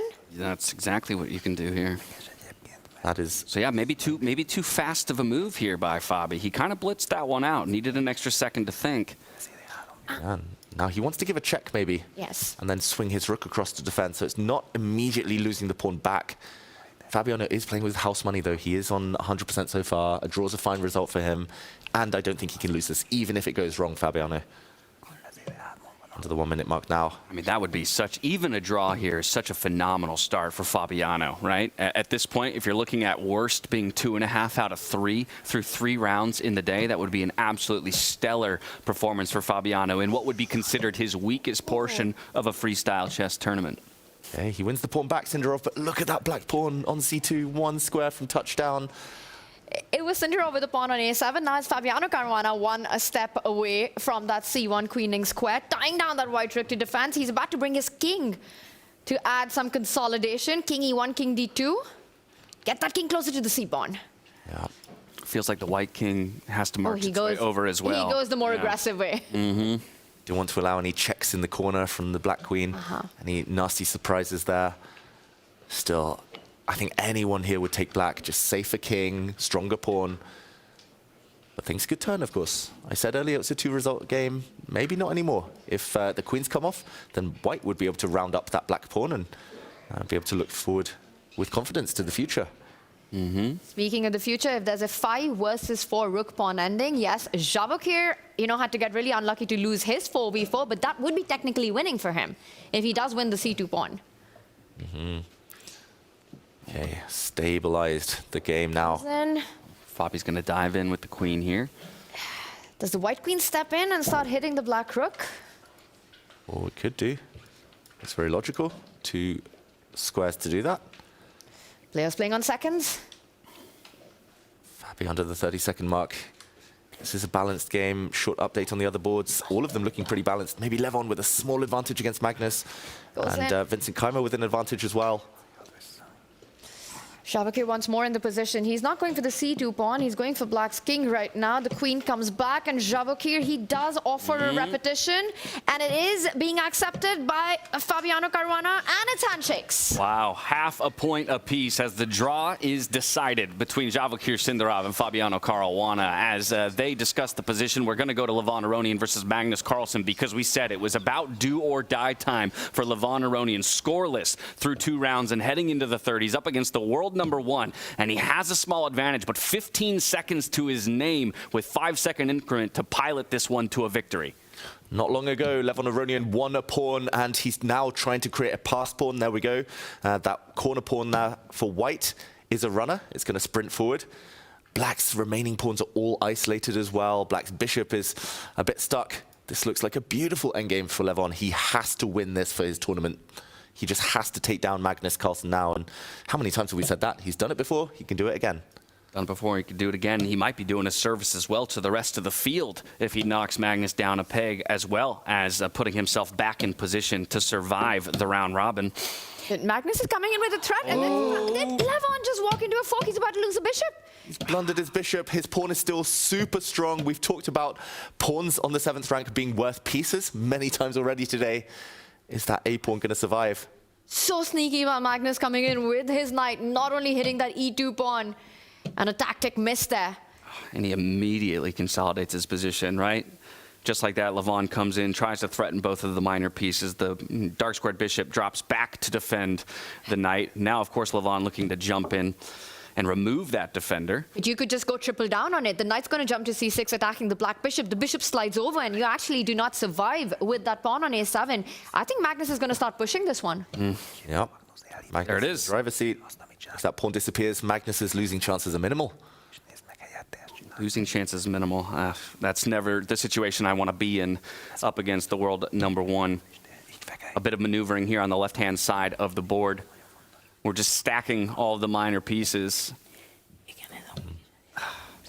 Okay, again, Levon slides over to attack the bishop. The king will now try to get involved with the game. It's Levon's king that's a little bit closer to the center, but doesn't have a very clear pathway forward because of the position of the pawns. Okay, a trade of pawns here does allow Levon to get his king one step closer. And the reason that Magnus isn't rushing with picking up that a7 pawn is because the white rook will slide over and you'll be in this eternal pin on that a line. What did he miss? Oh, he's gone the wrong way. He got the double question mark here. He was threatening going to collect that H pawn since he was cut off from the center of the board, but this just gives Magnus permission to involve his king. He's going to kick that knight out of c6 and then win the pawn. It's going to be a piece up for Magnus Carlsen. That was the only winning move, apparently, but also the most natural one. Time. Oh, it was close. He keeps himself alive here, but this just speaks to the poor position that Levon is in. He's got 6 seconds and a losing position against Magnus Carlsen. How quickly this one slipped away. Now, you can't flag yourself twice in 3 games. He has to keep pace on the clock. Just too slow, Levon. That one blunder, a knight fork, a backward knight move. They say the hardest thing to spot in chess, and there was no comeback. Objectively, he was okay, but not anymore. That knight is being booted out, and the a7 pawn is falling. His pride and joy. And that's it. The king is going to march up the board. King e4. You're up an entire piece. Pawns are defended. Magnus doesn't mess this up. He blocks it with the bishop first. He didn't want to risk getting mated in the center of the board, but every move is winning at this point. The knight can hit the bishop. That pin is defended against, though.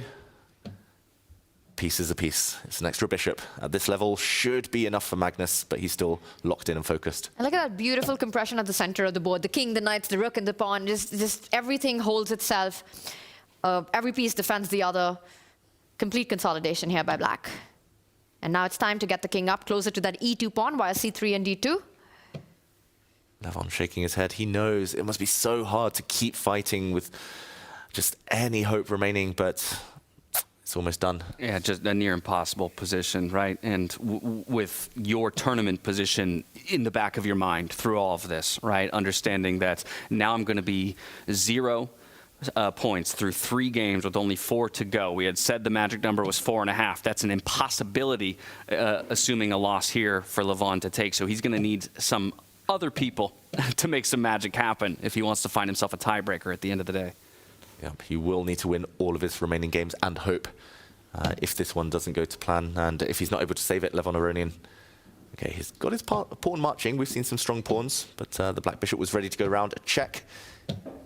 Maybe another check, driving the white king away. More checks are possible. It's just this f pawn that Levon's banking his hope on, and Magnus is about to pick it up with knight jumping onto e3. So nasty. Magnus has taken a while to find the best squares for his pieces, but they're coming around now. And once that pawn disappears, it really is game over. No more counterplay. And the thing is, f6, it's a dark square, right? So the bishop can get to it, the knight can get to it, and you only have your king and rook, the 2 defenders there. So once that falls, I think Levon just resigns. Yeah, it's the triple team. We saw it on the white A pawn earlier before it fell off. All of black's pieces combined to hit it. Can only be defended twice. Oh, beautiful threat there. Can he go bishop takes pawn now? Bishop takes pawn is a winning move. Rook takes, and Tanya, the fork. You already forked something on the e4 previously. Forked a king and bishop. He goes for it. He finds it. Of course he does. It's Magnus Carlsen. Yeah, and Levon realizes this time that the fork would come, so he just slides the king out of the way, but a pawn is dropped, and that's an even greater advantage here for Magnus Carlsen. But watch out, there are some forks that white is threatening there. The bishop retreats, the knight is hanging, but great move from Magnus. He's going to go round and pin the knight against the king. He actually calculated this all the way through, that even with this idea, he's got this resource of pinning and winning. I think he missed it in advance, Magnus. He kind of shook his head in relief there. It's like I have this resource. Slides over.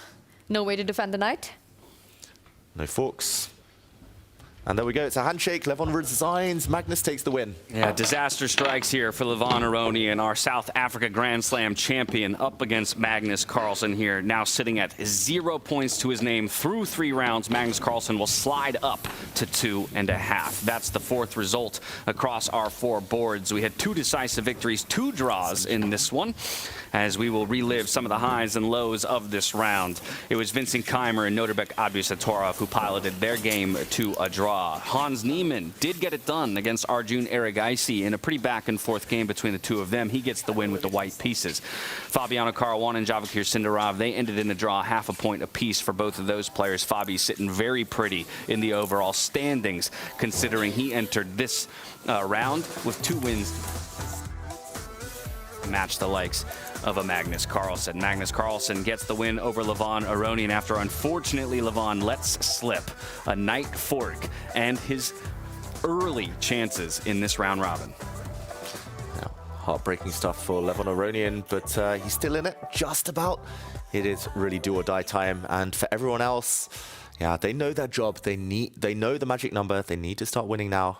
Great result for Hans Niemann, I will say. Great game from him, very controlled. Yeah, well, it's all about the position of the players within the tournament. Judith, that's where you kicked us off when it came to both analyzing the position, but not just where the players stand in the overall standings. Unfortunate for Levon to fall down once again. How are you all feeling over there on the deep dive desk about each of our players' chances in the overall standings? Well, it was a heartbreaking moment from looking at it from Levon's side. And in the pre-show, we were discussing how difficult the day is for the players. And actually, the first half of the day can already decide some of the things. And of course, this was a key game for Levon and for Magnus as well just now. And I think we are going to dive in very deeply in this, because this was the game of the round, definitely. And this is what happens. Yeah, Levon was very unfortunate, having played with the black pieces in the first 2 rounds, losing the 2 games. He knew exactly that either I win this game or maybe a draw can still give me a chance, but if I lose, and it was such a painful lose. So let's see, to break it down, why this happened, because it was a psychological battle to start with. Yes, it seemingly was kind of a very boring position, as the players called it, and I believe that they got fooled by this, that Black relaxed way too much, like, wow, I don't have any problems, and in fact they got into problems quite early on, almost all of them, and it basically also connected with the first move, that after G3 I felt like playing G6, just opening up this bishop, getting rid of this problem of eventually trading those bishops and you will not be able to castle, came back to hunt Black in many of the games. The players opted for B5, takes, B3, C5, we have seen this in a couple of games, C4, and after B takes C4, Sindarov captured back with a pawn on C4 and had a very comfortable position against Fabiano, but we knew that Levon is in a must-win situation, so he wants to create unbalance in the position, and he captured with the rook, which is a very risky kind of move. The computer gives a question mark to it for a very specific reason, and Magnus actually sensed the right idea how to play against rook c4, because it's a provocative move, but he played the wrong move order. Let's first take a look what happened in the game. Played knight d6, Levon played knight fe3, d5 hitting the rook, rook c1, d4, burying the bishop on a1, but giving up the c4 square. This is strategically very double-edged. Knight c4, g5, and white went to play f3, and the knight came to f2, and it became very much a Levon type of play, and he outplayed Magnus in beautiful fashion. Yeah, it was a back and forth, it was a very complex game, but let's just highlight the nuances that after rook takes c4, if Magnus, because he had foreseen that he wants to push d5, d4, oops, pardon me, d5, d4. So let's take a look. If Black plays d5 inertly, rook c1 and pushes the pawn to d4 now, then there is such a big difference, because the knight from f1 will not be able to get to c4. So yes, the knight from d1 will be heading to c4, but it gives Black all the time in the world. You can just play g6, knight c4, you dealt the knight to d7, then you castle, you bring your pieces, and white has this eternal problem with the knight on f1. And then the c4 square does not mean anything. But in the game, this happened. And let's just see how complex things got. Yeah, Magnus is trying to fight, first of all, against f4 with g5, knight g6, knight f2, short castle, and Levon immediately going h4. Yes, computer gives a question mark, but it's a very human move. You put your opponent under pressure, because the good move according to computer is g takes h4, opening up the g file. I don't believe that we can expect anyone to play like this. So Magnus played the stylish, world-classy move f5, and that led us to this structure with takes, queen d3. What do you feel? Because white was going then f4, look at this, queen d5, f4, knight e4, queen f3, then rook comes to h1. We can already sense that white is taking over.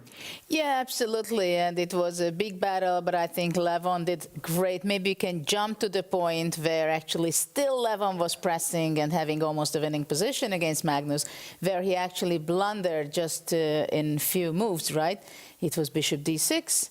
Just the 2 moves later to point out that you have to play well until the very end. This is the most important. And he knew that how close he was, right, after bishop d6. Yes, but here it was a very special moment because this was the moment when we jumped into this game and I was thinking like, wait a second, how, because Levon was down to 7 seconds. Yeah, it was a nerve-wracking moment that if he plays something and immediately it caught my attention that, wait a second, if you play bishop d6, then this rook c2, knight c3, hitting on it and knight e4 fork appears, yeah? And he was very unfortunate that he exactly went along these lines. It felt logical. Now I removed because just to highlight that if white puts the rook now on a1 immediately, then black has the chance to hitting the bishop and then playing d3, opening up the bishop, and in counter you don't want to let your opponent this chance. So you want to be too smart with bishop d6, and then after rook c2, rook a1, supporting the pawn, so-called is a good idea, but it was played with the wrong intention, because now after knight c3, seemingly there is a check, but Levon thought like, okay, take this pawn, I queen the a pawn, that's not the problem. But to his horror, he had to realize that after a5, suddenly not the pawn on e2 is hanging, but the bishop is forked. And then he had compensation to make a draw, but he was also under shock with no time, and he went on to lose. Yeah, I mean, this was a big game of the tournament, and it influences the outcome of the event. And after the game, I had a little feeling that finally Magnus gave a smile to, it's a big relief. Okay, I won this one. I'm on the safe side. So, James?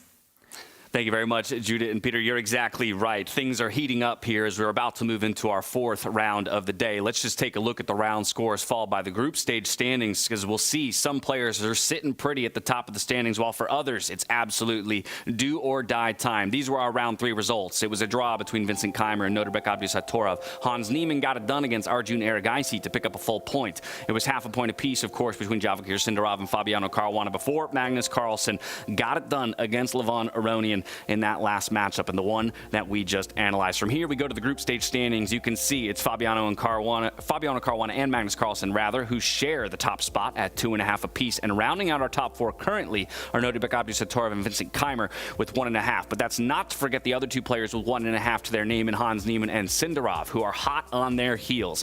Arjun Erigaisi, half a point out of 6th place there with 1 point to his name, and Levon still hunting for that first point of the day. From here, we go to the starting grid for our 4th round of the day, as some of these players are going to need to get wins on the board immediately. We're looking at a Vincent Keymer who goes up against a very strong looking Magnus Carlsen. Fabiano Caruana, he goes up against a wounded Levon Aronian. But for Levon, you've got to put the wins on the board now or you are effectively out. Arjun Erigaisi up against Javokhir Sindarov, and Nodirbek Abdusattorov against Hans Niemann. So a lot of battles at the middle of the table, it appears, in our round number 4. So we could see these standings look very different at the end of this 4th round. With that, the players are ready. Let's dive into the playing hall where Fiona is standing by for the position lottery. Thank you so much, James. Welcome back, everyone. 3 rounds have been played. We currently have 2 players in the joint lead, Carlsen and Caruana, and I'm here with woman grandmaster and content creator Dina Belenkaya for the next draw. Dina, yesterday was content day. How did it go with the players? Well, Fiona, as you can hear from my voice, yesterday was a very productive day. We had a very deep discussion with Alexander Kostynek about the future of women's chess. We also learned that Arjun has absolutely no pop culture knowledge whatsoever, unlike his colleagues Levon and Fabi, who are very opinionated in or about women actresses. And we also learned that Nodirbek and Javokhir are the best friends that one can be in chess. So a fun day was had. Dina, thank you. I'm going to step behind the table. You can stay in front next to the ball. And let's go.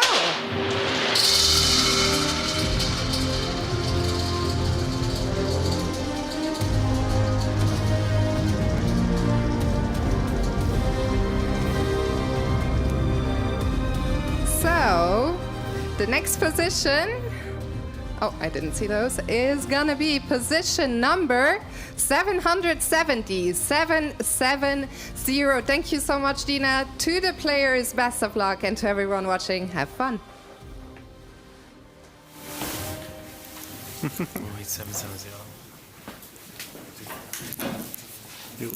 Ich bin bei Weiß.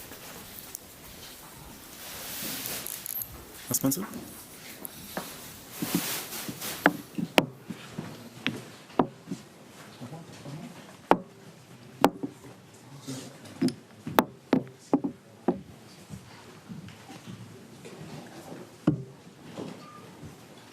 Yes. Very dangerous. This is the white side, right? White, yes. White side.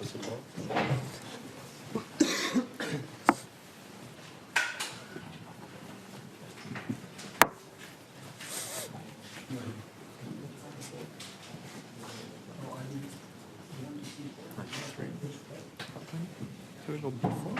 At some point we're playing knight g3. Yeah. Or g3. Actually, no, this side knight g3. We can threaten h4 already, no? So, How do we start with h4? h4, knight f6.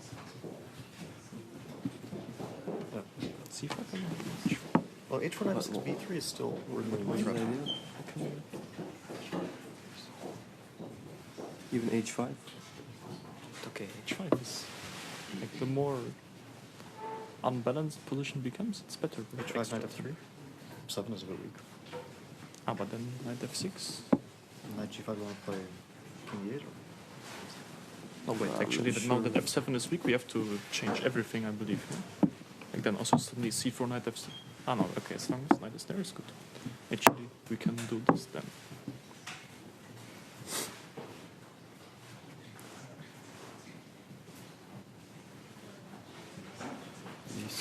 Usually when you have bishops in the corner, you're not under that much pressure to develop. We just develop. But knight g6, they have this type of knight f3 stuff, yeah? It's typical. Knight f6, knight g5. Just to force you to bring your king to e8. To lose the right to... But, okay. This is my typical, but I don't believe it. Okay. Yeah, knight g5? I don't know. What? Okay.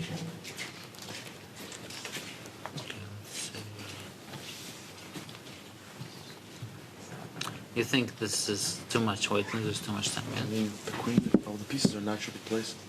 I mean, everything is already coordinated. So you know, to knight f3 also, like f6 also makes some sense because now knight is... Is that our pieces are on great squares already, so there's not like opening pressure. We just have to develop. I mean, when the bishop is well placed, the queen, rook. I mean, once you place like all of our pieces, like bishop is normal. The only issue is the king. Everything else is fine. That's depending. If we're naturally coordinating, there's no short-term pressure unless we not develop our own. Теперь смотрю. Теперь. Теперь должно. Это понимаешь чуть-чуть. Да, понимаешь. Yeah, c5 is okay. No, c5 is okay. You want to speak in Russian? Да. C5. Конь f6. Okay. Okay, let's see a little bit more, yeah. You can switch to Russian if you want. No, it's fine. And also this kind. And black has some compensation. Do you want to play d6 or an E5 and play E5 maybe, yeah. E5? E5, B3. Yeah, okay, I think the one that will play that. That's, Okay, knight g6. So our choices are b4, g3. Both. I mean, also makes a lot of sense. Because knight is yeah, g3. poorly placed. Okay, c5. F4. F4? Okay, maybe it's not much, but... Oh, we can play this. No, I like this. No, like b6, knight f6, e6 was a big deal for black also. Knight f2? Yeah. Like b6? Yes. b3. I mean, we can be slightly better. But Yeah. it doesn't feel better, yeah. so ambitious. Okay, it's not killing black for sure.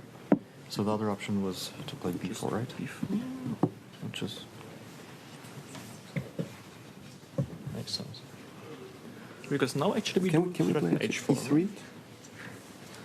E3, F4 also makes sense. Yeah.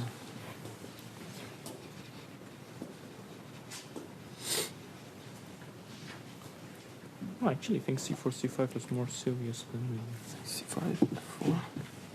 This looks nice, actually. Then maybe knight f2, g4. g4 we don't. No, I mean, if knight is on f6. Yeah. Oh, this looks fine for white. A little bit better. Okay. So what's the move for black? I think I want to for next. Some kind of knight f6, I guess. But knight f6, then you are really kind of pushing. Yeah, maybe not knight g6. Yeah, maybe c5. Maybe maybe c5. Okay, but I agree. Like e3 is a very safe and nice option. At least we have that. Okay, so we should evaluate this. Okay, we are not forced to take that pawn. But probably if we don't. No, we can play b3 or something else. Then we're also sacking the pawns. Or g3. Position 770 for our fourth round of the day, and you heard it right there from Vincent Keymer. E3 maybe looking for a safer position, and I wonder if that speaks to the position he finds himself in the overall standings as I hand things over to Judah Polgar and Peter Lecko at the desk to break down this position 770. Take it away. Well, it's interesting. Game 4. In previous round also we had the bishop on a1, queen b1, and rook on c1, but the rest of the pieces are pretty much messy and different. What was interesting very much while you, Peter, was telling me your strategy, what you think the best thing is in the game, exactly in that moment we just heard your student saying exactly the same thing. So can you break that down? What is it exactly? Yes, it's again like with every starting position in freestyle chess. Yeah, we have all these mysterious lines. You have to try to connect the dots, and it's clear that white wants to play c4 because it hits the pawn immediately. And now the most natural move for black is to react with knight g6. So this is what the players were discussing. And then there was this Levon group who Levon mentioned that, but wait a second, against knight g6 there is this very typical knight f3 with the idea of going knight g5 and hitting the weak spot on f7 and h7. And then I believe Hans was saying that no, but this is not the position where I have to worry about it, because my queen and the bishop on b8, a8 are standing nicely. And in fact, computer says that yes, you can allow knight g5 with c5, because knight g5 seemingly is a devilish threat, but black can counter it by hitting himself on h2, and after knight takes f7 check, just walk away with the king. When you look at everything what happened, you realize that actually white's rook on g1 is trapped and the game is over. Yeah, so if you want to be too smart, you can actually end up getting into a lot of trouble. And here comes the moment that also Team Fabi discussed this with Vincent, and Fabiano came up with this move. That's what Vincent said, that I like your solid solution very much, that after knight g6, white has this very nice move e3. It's also one of computer's top choices, with the idea that after black plays c5, you play now f2, f4, and you play a strategic game claiming that that knight on g6 is out of the game. White's knight can come to f2, and then slowly you are building up the pressure, and you already, as a Vincent, give me this position, I want to play it. Judith, what's your take? How you feel like how this Fabi and Team Vincent are dealing with the situation? Well, I think they figured out this very well, and it's a fact that when knight is on g6, we were discussing also that possibly g3, f4 is also an idea, but actually it's the same idea, that the most important thing is to have a pawn on f4, limit the opportunities for the g6 knight. We see Magnus on the screen. He was already earlier at the board, but James, take it away. Thank you very much, Jude and Peter. Looking at a couple of the lines and the stability that some of these players might be hoping for, again, considering their position in the standings. As we crest the halfway point of the day, that's going to become more and more a factor, I think, in the opening moves that certain players might go for. I think my question becomes whether or not there's really a consensus on a first move here, where we have had consensus across a number of our previous rounds. Yeah, it definitely feels like maybe more options here, and the fact that the players do need different results, different types of middle games perhaps, is the reason we see the likes of Magnus sitting alone now. Maybe also the fact that Hans was on his team there, both with the black pieces in this round. But yeah, I think this is where they've had enough of the friendly stuff. They know that the crunch rounds are ahead. I do like the idea of moving the pawn forward, hitting that pawn on h7, and I think once again our experts, our deep dive experts, will be proven right with that. as the games are about to begin. James, a huge one for Vincent Keymer. He's against Magnus. This was the player he took down in Weissenhaus in 2025. Can he do it again right now? That's the question. Will he find similar magic to what he found just 1 year ago, coming away with the top spot in the Weissenhaus Grand Slam of 2025, now hunting a world championship against the world #1, Magnus Carlsen. He's eyeing his 21st world championship, and getting it done against Vincent Keymer here would set himself up brilliantly in the overall standings. Away we go. We'll start with the 4 board as we see Vincent with an immediate first move, but we're going to track whether or not there is consensus, and I do see one differential. That will be on the bottom left-hand side of your screen there. It's Arjun Erigaisi who decides to go his own way. That's not the first time anyone said that. I mean, Arjun usually does find the offbeat path. It is the central pawn that he moves 2 steps forward. Everybody else going in with Peter and Judith's suggestion. I think for Vincent, he wants to not only do that, he wants to follow it up with his idea of his mentor with pushing the e-pawn next 1 step ahead, just gaining more squares at the center of the board. E3 coming up by Vincent. Yeah, we've seen 3 English openings, one to C4, and 1 Sicilian with Arjun and Sindarov. Almost the same idea, just with colors reversed, which is interesting. As we see 2 players now, or actually just Magnus still thinking. Levon eventually made a decision against Fabiano. Magnus wondering what to do next against the most obvious move. The fact that he was sitting alone may be slowing him down slightly. Wonder why or how he didn't guess that one. What do you make of that response? He's just going to go for symmetry out the gate here, where most of the other players look to develop their knights into that line that was discussed earlier. Yeah, that is a pawn sacrifice, Tanya. He is dropping a pawn as early as move 1, Magnus, but he's hoping to get his knights out quickly if the pawn is captured. I'm not sure whether it's worth the squeeze there. Yeah. Vincent Keymer against Magnus Carlsen.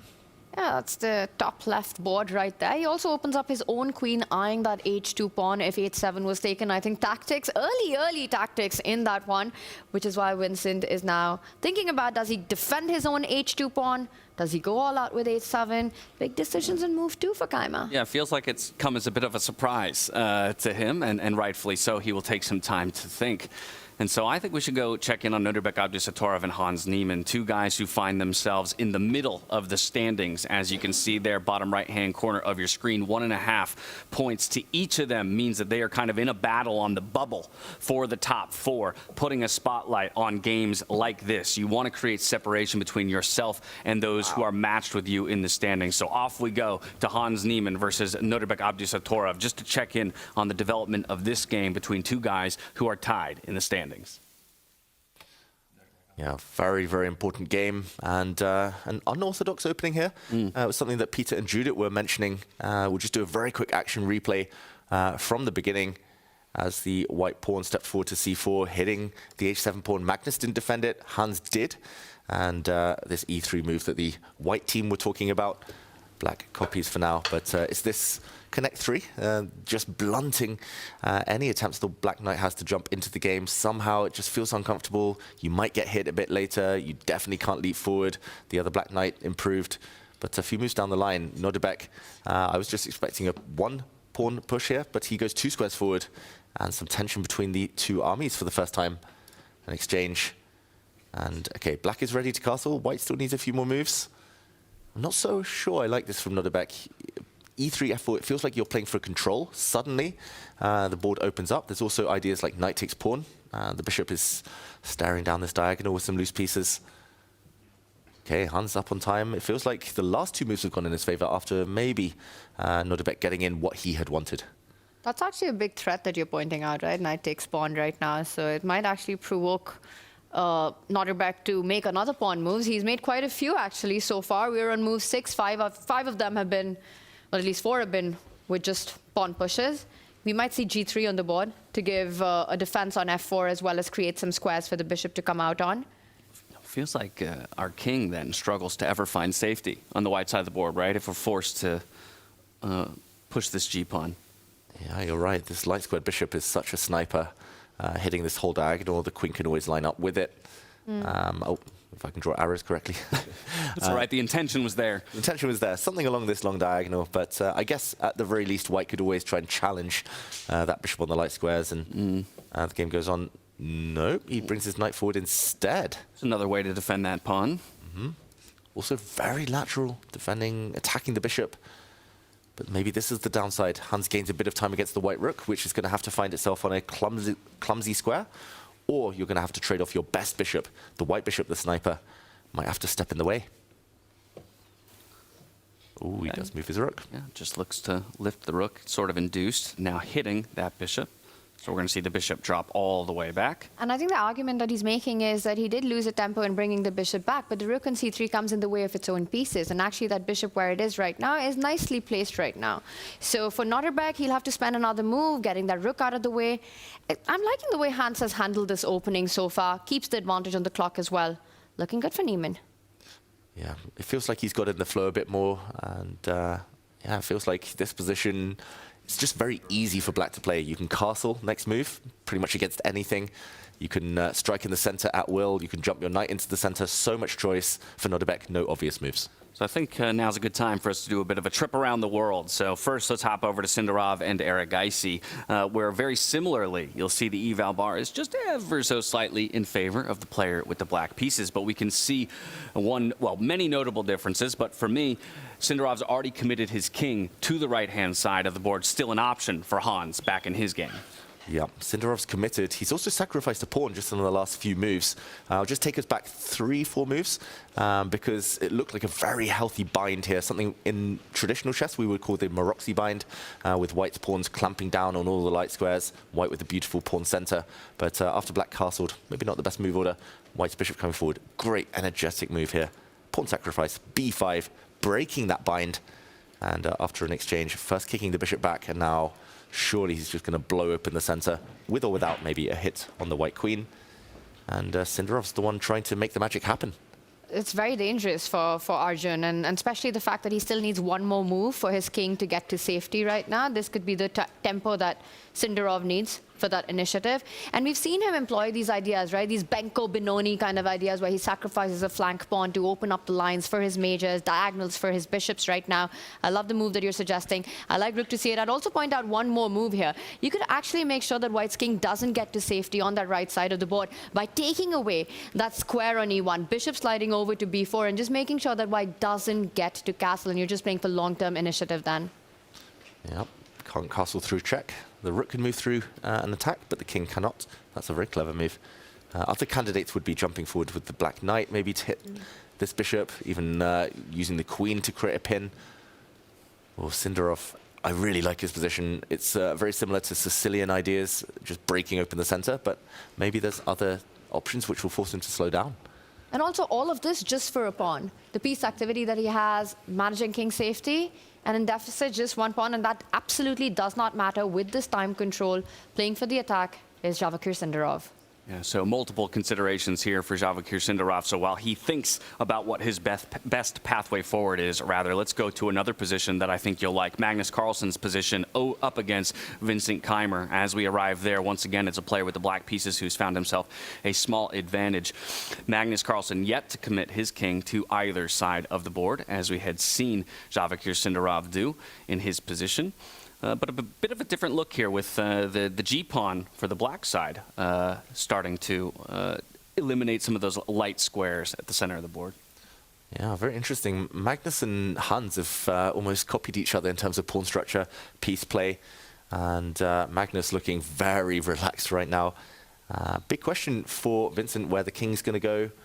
Maybe he's overextended somewhat. There we go. He does kick away the bishop. But the last time we saw this was in the Hans Niemann game. Hans reacted by bringing his bishop to attack the white rook. That looks just as strong here. The bishop could also step back and harass a vulnerable knight. Yeah, gets the question mark here, though. Implies there's a very solid response for Magnus Carlsen if he can find it. Also, so much of their approach here is based on the score lines that we're seeing, right? Magnus and Fabi with a 1-point lead at 2.5 out of 3 games.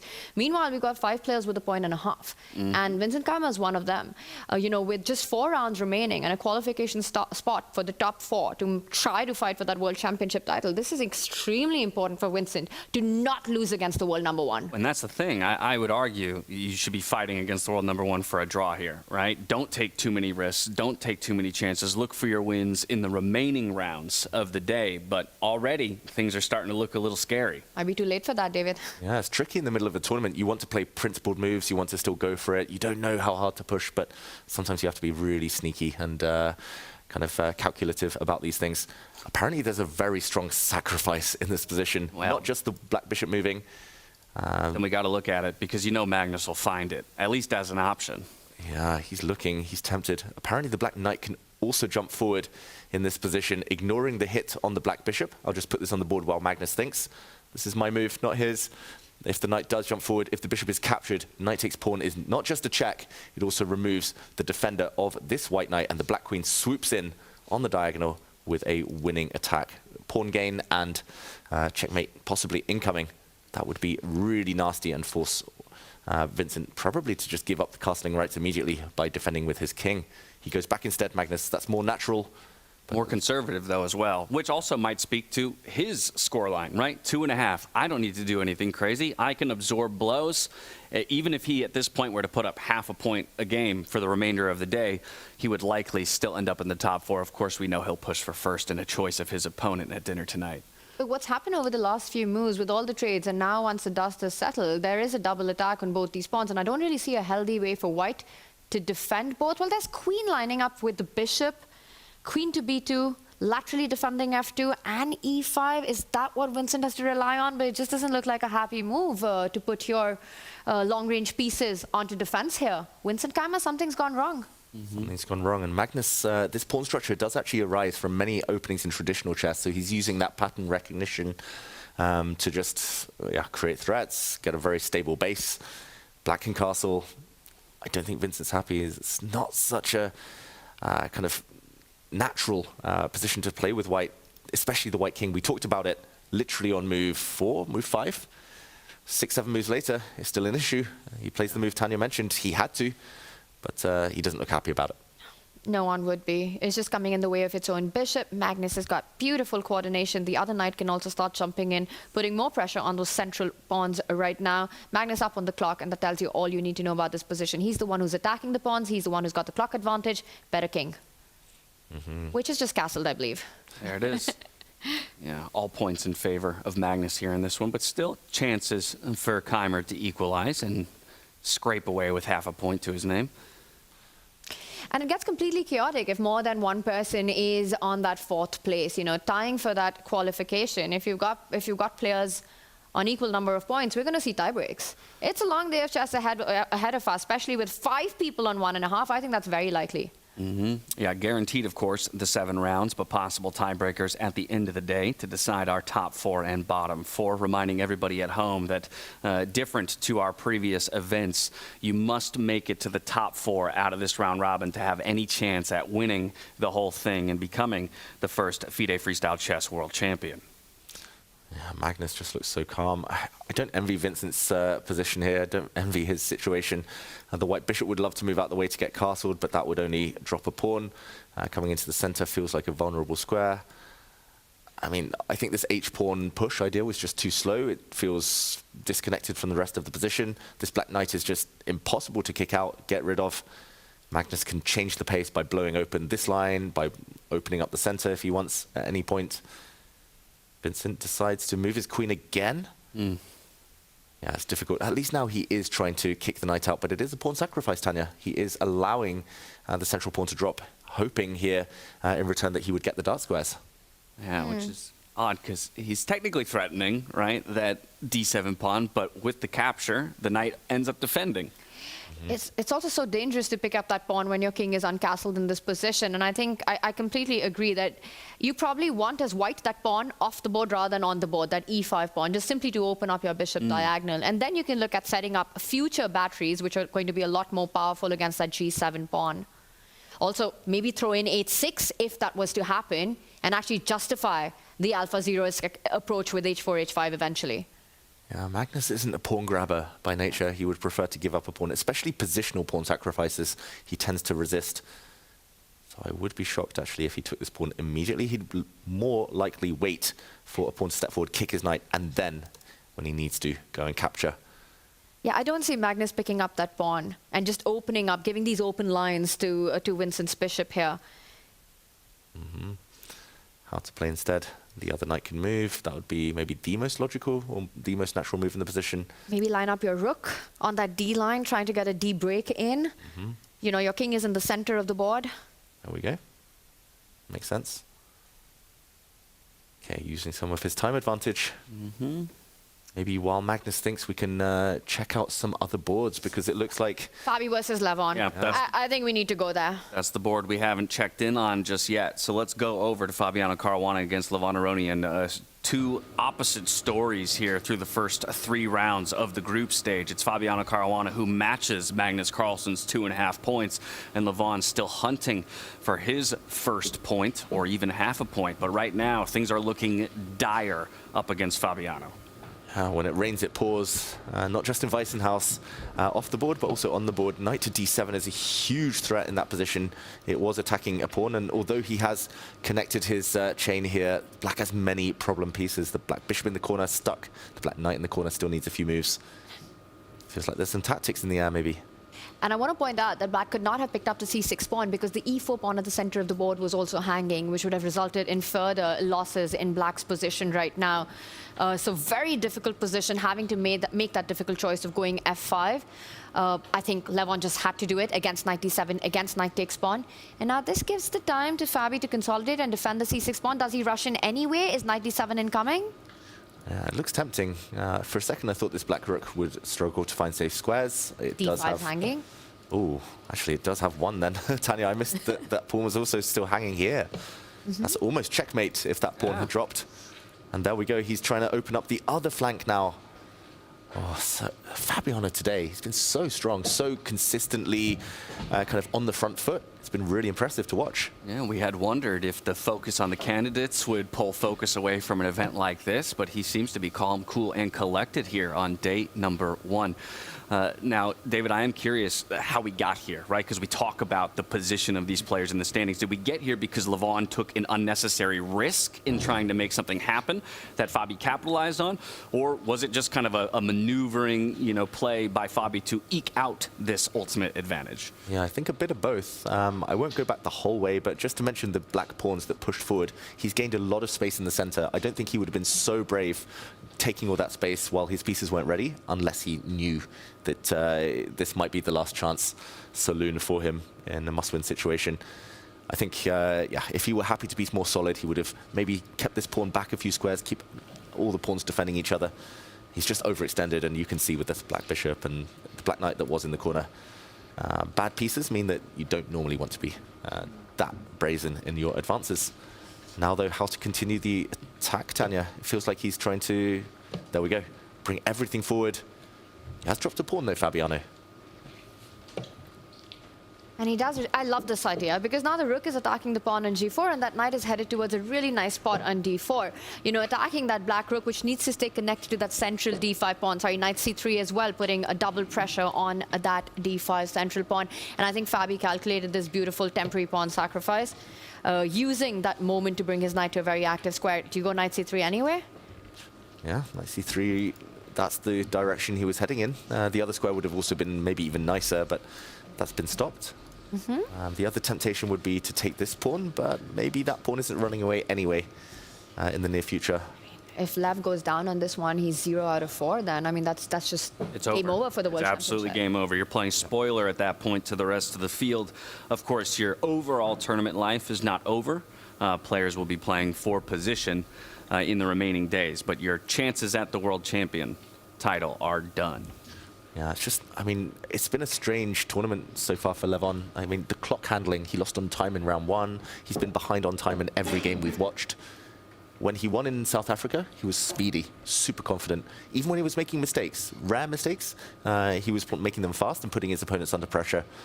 Today, it feels like just things haven't clicked. Yeah, and we've seen this happen, right? When you have this tragic loss in round 1, Levon completely winning against Javokhir Sindarov gets flagged in the end, from a position of strength, makes a blunder, but not even in time. And then from there, it's just been a spiral completely.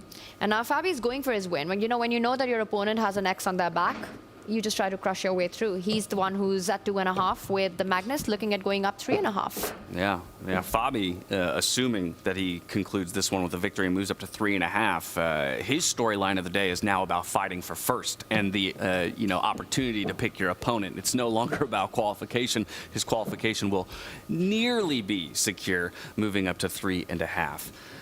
While these two continue to play out this game, I think we should go to Arjun Erigaisi versus Javokhir Sindarov, where you'll note that the advantage has swung even further in favor of the player with the white pieces. That's Arjun Erigaisi, a half a point behind Javokhir Sindarov, but could leapfrog him and some of the other 1.5 point holders with a victory here. Big moment. White is the exchange up, but White is also facing some threats. Checkmate is the biggest threat right now. Bishop takes knight is also on the radar. There we go, defense against both of them. Bishop takes knight would have hit the white queen, also deflected the rook. He's opened up the diagonal. This looks like you're just delaying. Now that you've taken control, you're just delaying the inevitable. If you're black right now, you're up. Exchange, you just bring your queen into the game, fight against queen f3, trade off some pieces, queen d3. Idea with a big checkmating threat on d8 if you're not careful. Oh, that is nice. Back rank checkmate. He hits the black queen instead. Maybe he'll try the same thing, just with a different order of pieces. Maybe the white queen will slide across. We're still with some threats. Queen exchange, it's game over. Yeah. White has not just extra material, but also the 3 versus 1 pawn majority on the queen side. So for Arjun, it's all about, sorry, for Javokhir even, it's all about tricks against the white king right now. Can he combine the knight, queen, and bishop to create some threats? He's trying to do that. The knight moves away, and there'll be checkmate on white's king. Is this the moment that you go with queen d1? Is this the opportunity? Your queen d3 move looked good as well. Queen trade is forced because of this back rank checkmate. Not just that, but if the black bishop dropped back, you could even take that piece. Any queen check on the back rank will spell the end for the black king. So a queen trade is inevitable. And I think this might be resignation time for Sindarov. It's gone wrong. I don't see how you keep the queens on the board, and if you don't, like you said, you're down so much material, there's nothing to fight for in this endgame, and this loss really hurts, because Sindarov is on 1.5 points. He's going to stay there right now, while Arjun's making a strong case with this win. Ooh, can he go for this rook d8? Well, now you've got this queen retreating at the end of the line. Yeah, the black queen will aim to step back, but now she's far, far away from landing any blows on the white king. White has time, therefore, to bring the knight forward. Maybe you go on the attack with queen g4. And if there's a check, you bring your rook back to block it. Yeah, also looks strong. The white rook can hold everything on its own.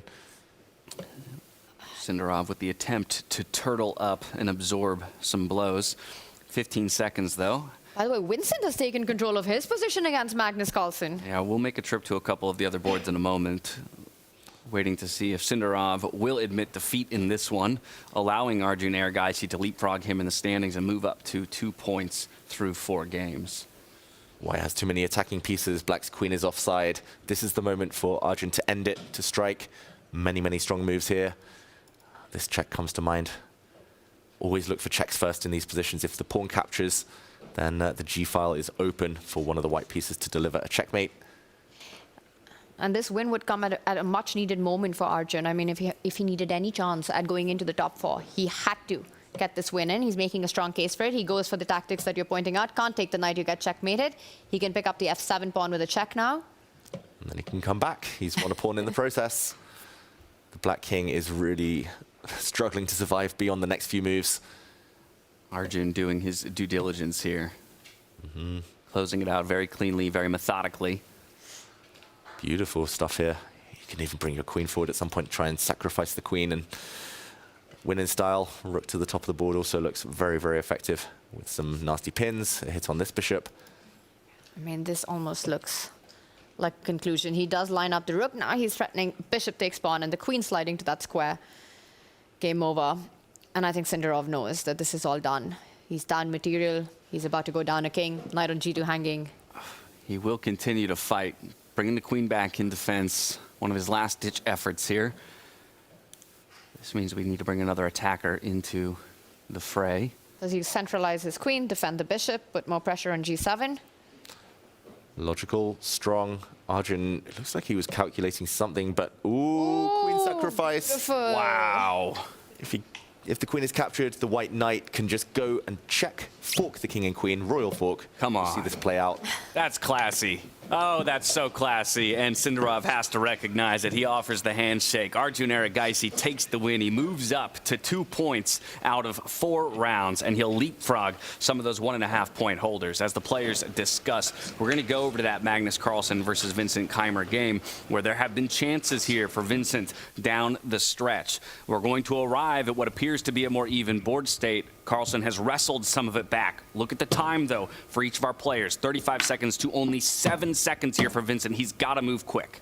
Ooh, dramatic stuff happening. Magnus is currently down a pawn, but yeah, threats galore. The rook was hit. Yes, the black knight was also hit, but loose pieces drop off, and both sides have those loose pieces right now. Oh, the nerves must be jangling in there. Absolutely, everything's hanging. You could also think about just picking up the e4 pawn with your bishop, opening up that line against the white bishop. It's all about the clock now. And again, an endgame with so many minors and pieces hanging, it's anyone's game. Magnus attacks the rook and the bishop at the same time. Oh, Vincent saves his rook, hits the black knight now. Nice active defense from both sides. He's found magic in Weissenhaus once before against Magnus Carlsen. Can he find it again? Look at those heart rates at the bottom of your screen. His heart's about to beat right out of his chest. Someone call the ambulance. That's 160 for Vincent Keymer. Oh, and pieces are coming off the board. There was a pin on the c-file. Now bishop for knight exchange. White is still a pawn up. If he can consolidate now, if he can get his king to a better square off the back rank, where it's almost cut off now, and then he has fantastic winning chances, but not easy. Magnus's pieces are active. Pawn's looking to fall off. Of course, it is defended by the rook currently. 5 extra seconds every time you make a move is what Vincent's relying on right now as the knight attacks the rook, and every move coming in with a threat by both players. Keymer, is he going to repeat? Are we looking for a draw? I mean, if you're Keymer, I think you might be happy with that, right? 1.5, you take the half a point against the world #1. He doesn't. He doesn't. He's playing for more. Okay, he's going to fight. He says, this is my chance. I've done it before. I can do it again. Oh, but this might be it. The central pawn is attacked. The only way to defend all of your pawns at once is to bring your rook back to the center. But that would be a threefold repetition. Magnus could bring his bishop back and claim the draw. Vincent plays on, drops his knight back to hit the rook. Forcing the black rook away, Vincent Keymer, relying on that a-pawn, trying to get that to move ahead to get some winning chances in the position. He's given up that e4 pawn. Oh dear. Still not clear how he's going to get that push in. Yep, so gives back the pawn advantage that he had. How to get the white knight active, though. Anywhere else on the board, and that knight would have been causing some real chaos. But shake of the head from Vincent. He has to watch out. Magnus is also ready to break the other side of the board. Pawn to g5 would break up the white pawn chain. The black king would start coming. The bishop, for now, is probably stronger than the knight, and the black rook is really active, doing so many jobs. And there we go, the pawn break has happened. I've seen Magnus win these so many times. Bishop and rook tend to work quite well against knight and rook, especially when the bishop has a safe square. g5, fantastic call there by you, David. I think that is Magnus's winning plan. And even if the position is in balance, it's suddenly gotten very dangerous because black does have the making of a passed pawn. e5 is weak as well. And look at that. Vincent's last few moves, just absolutely defensive play now. It's completely shifted now. Yeah, at this point, it feels like a 2-result game, but it's Magnus playing for the win. Exactly, and we know what he thinks about those types of blockades, those fortresses. The knight, though, does have finally some good squares to come to. Maybe it can park itself on f4. Any stable dark square would do. The white king still cut off. Magnus looking at the clock. He's reaching for his bishop, slides it over. Magnus looking to reroute his pieces here. Gets the rook to pin the knight. Only move. Drops his bishop back. Player's just repeating the position almost. Hard to make progress for black. Magnus will be tempted to play for a win, but a draw would be decent for him in terms of the standings as well. He's moving his bishop back and forth. He wants to get that king closer to that e-pawn, but Vincent Keymer isn't allowing it. Taking away some key squares with his own knight. Yeah, it feels like Vincent's stable enough now. I think just impossible to kick away the rook. The white rook holds all the pawns. The white knight going back and forth, but yeah, just neither side can make progress. What do you think, Tanya? Surely a draw now. Surely. It's Magnus, it's hard to say. He brings the knight forward. Can you now put your king on f5 closer to the e5 pawn? Yeah, his goal is to get the king closer, eventually use the rook as well to come and take the pawn, but hard to achieve everything. The knight covers squares. You don't want to blunder a fork. That's why Magnus keeps putting his bishop as far away as possible. His rook, his king, his bishop, they're all far from any checks. The tension, another repetition being offered here by Vincent's begging for it now, please. He's done everything right defensively, Vincent Keymer. Magnus keeps bringing his bishop forward. He's saying, take me, please. But the knight is so important to hold the squares. I don't think you want to risk a rook and pawn endgame transformation here. And I believe after rook e2, what Magnus wants to do is give a check and then move the bishop away. Trading rooks might favor Vincent in this position. Especially with white's a-pawn running up the board. The black rook is so key. Okay, stops it. How many times has that knight moved? I think it's moved like 7 in a row. Yeah, it's moved 10 out of the last 12 moves. There you go. That's wild. But again, speaks to the importance of that knight holding down the position. It's like Vincent's found a fortress and he's just sticking to plan. You know, he's happy shuffling the knight. The rook stays where it is, defending all the pawns on the board and making sure that Magnus's king doesn't get closer to any one of them. There might have been an opening there for Magnus, just a small one. Didn't find rook c2, and instead brought his king back towards the center of the board. And it's there again. It's there again. Apparently the key idea is to bring the rook back to the 4th rank to stop the white knight using the central square here. That means the black king can enter slightly closer to the white pawn. I have a feeling, though, Magnus has been setting up the idea of bringing his king the whole way round. Wow. Here we go. I was thinking about this one as well. I'm not sure where it's going from there, but a nice idea to change the type of position that Vincent might have to defend. Yeah, a long journey for this king, but with all that time, Vincent doesn't really have any options. He's going to look to continue to reroute his knight. Magnus keeping the tension. And now if you're white, you have to suddenly fight against this blow on the other side with the king coming forward, right? And how do you figure that out in seconds? Because you've been so stuck on your fortress, making sure that it stays the way it is and feeling completely safe. But now you need a completely different mindset. As Magnus is coming on the dark squares. He's literally moved his knight 17 out of the last 19 moves. That's what I'm saying. This poor knight, it's got to be so tired. Oh, that bishop's so strong on so many squares. It's outposted. This check, though, does drive the black king further away from the center. Now he puts pressure on the d7 pawn, forcing the bishop back. How many times in the last 12 months have we commentated on Magnus grind this type of position out? But can you do that with king a5, king a4, get it closer to that a3 pawn, and then attack it with your rook and try to win it? That looks like his plan. Magnus he likes to wait, and when the opponent has only a few seconds left, then he sets the trap. Then he gives you a narrow path to survival. The knight is not a comfortable piece. And kicks the knight away one more time. Now the king finds its way to a5. Soon we're going to be overloading pressure onto that pawn. But what Vincent's setting up is his knight getting all the way to f6 to hit that g4 pawn as well at the right time. So he stops rook e2 check first, making sure that there's no grab of the e5 pawn, and now he's going to find activity with his own knight. A rook trade might not help black here. There we go. Great prediction, Tanya. The knight is coming. Magnus grimaced as he saw that move, realizing his winning attempts might not be so realistic after all. You can see the frustration in his face in that one. Thought maybe he had found a pathway to victory, but Vincent... But I mean, full credit to Vincent, right? Surviving this Magnus onslaught here. This is a stellar performance. I mean, again, you may be thinking back to some earlier points in the game where possibly you could have taken a victory, but you might be happy to scrape away with a draw in the end. In fact, right now, it's Vincent who's up a pawn, suddenly. Yeah, he's going back round. How can Magnus steer this towards safety? Maybe just activate his king, continue marching. He walks onto the 5th rank. If he'd gone the other way, there might have been some tactics, knight takes pawn, and some double attacks, some checks. So a big threat now. The king is coming. The white king is in the kill zone, is in a bit of a mating net.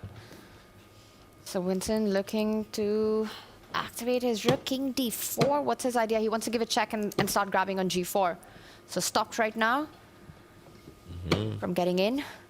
Attacks it. Great move from Vincent. Cutting off the black king is so important. If he wants the draw, surely now he can just remove that pawn from the board. There we go. Vincent should be out of danger now, barring anything crazy happening. Both sides should be out of danger. Should be a draw now. And there we go. It is a handshake after a long, long fight. Woo, relief on the face of Vincent Keymer there, it feels like, at the end of that one. As half a point goes to each of these players, Magnus Carlsen will move up to 3 points to his name, Vincent Keymer, 2 to his through 4 rounds of the day. And interestingly, while that game played out to a draw, Levon managed to pull his losing position back to a draw against Fabiano Caruana.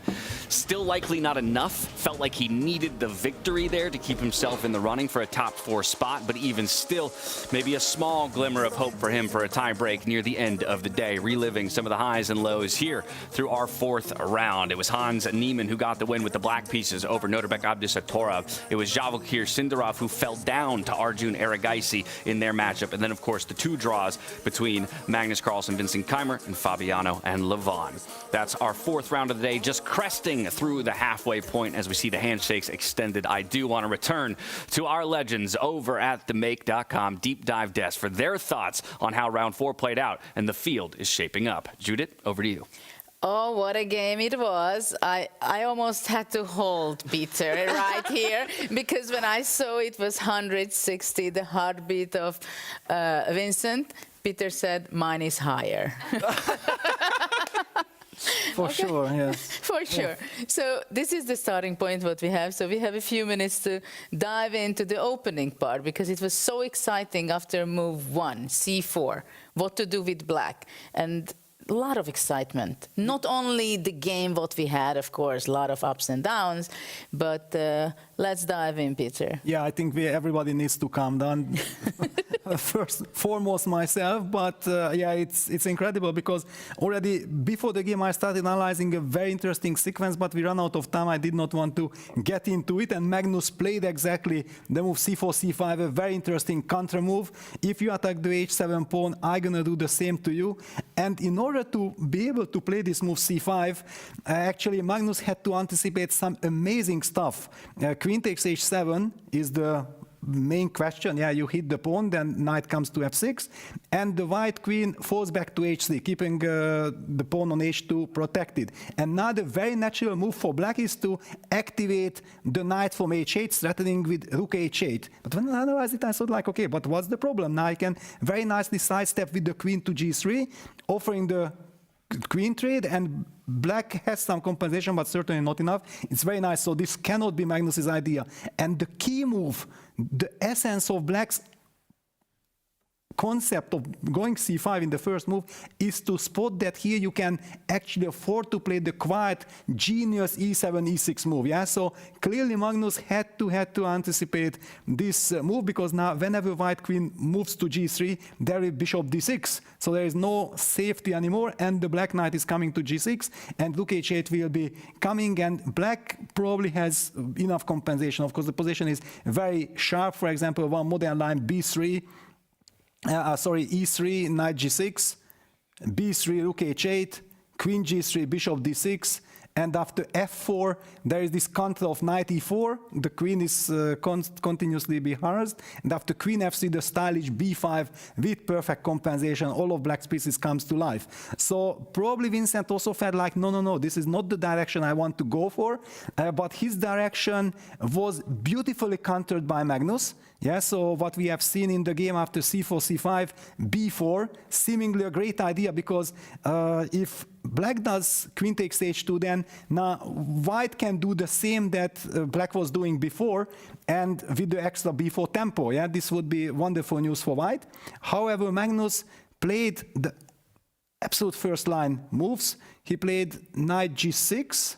Let me get it from the other move order. Yeah, because the game is from here. c4, c5, b4, knight g6, b takes c5, e6, knight g3, bishop takes c5, and he does exactly the same setup that he was so happy with, what they came up with Fabi with this e3, f4, and Magnus was doing it to him, this f5, knight e7 business, and look at this. It's exactly the same pawn chain, and Magnus got the upper hand, and my heart rate was 200. And I thought like, okay, how could you do this, Vincent? I mean, how? This is such an important game. But to continue with the fascinating line, c4, c5.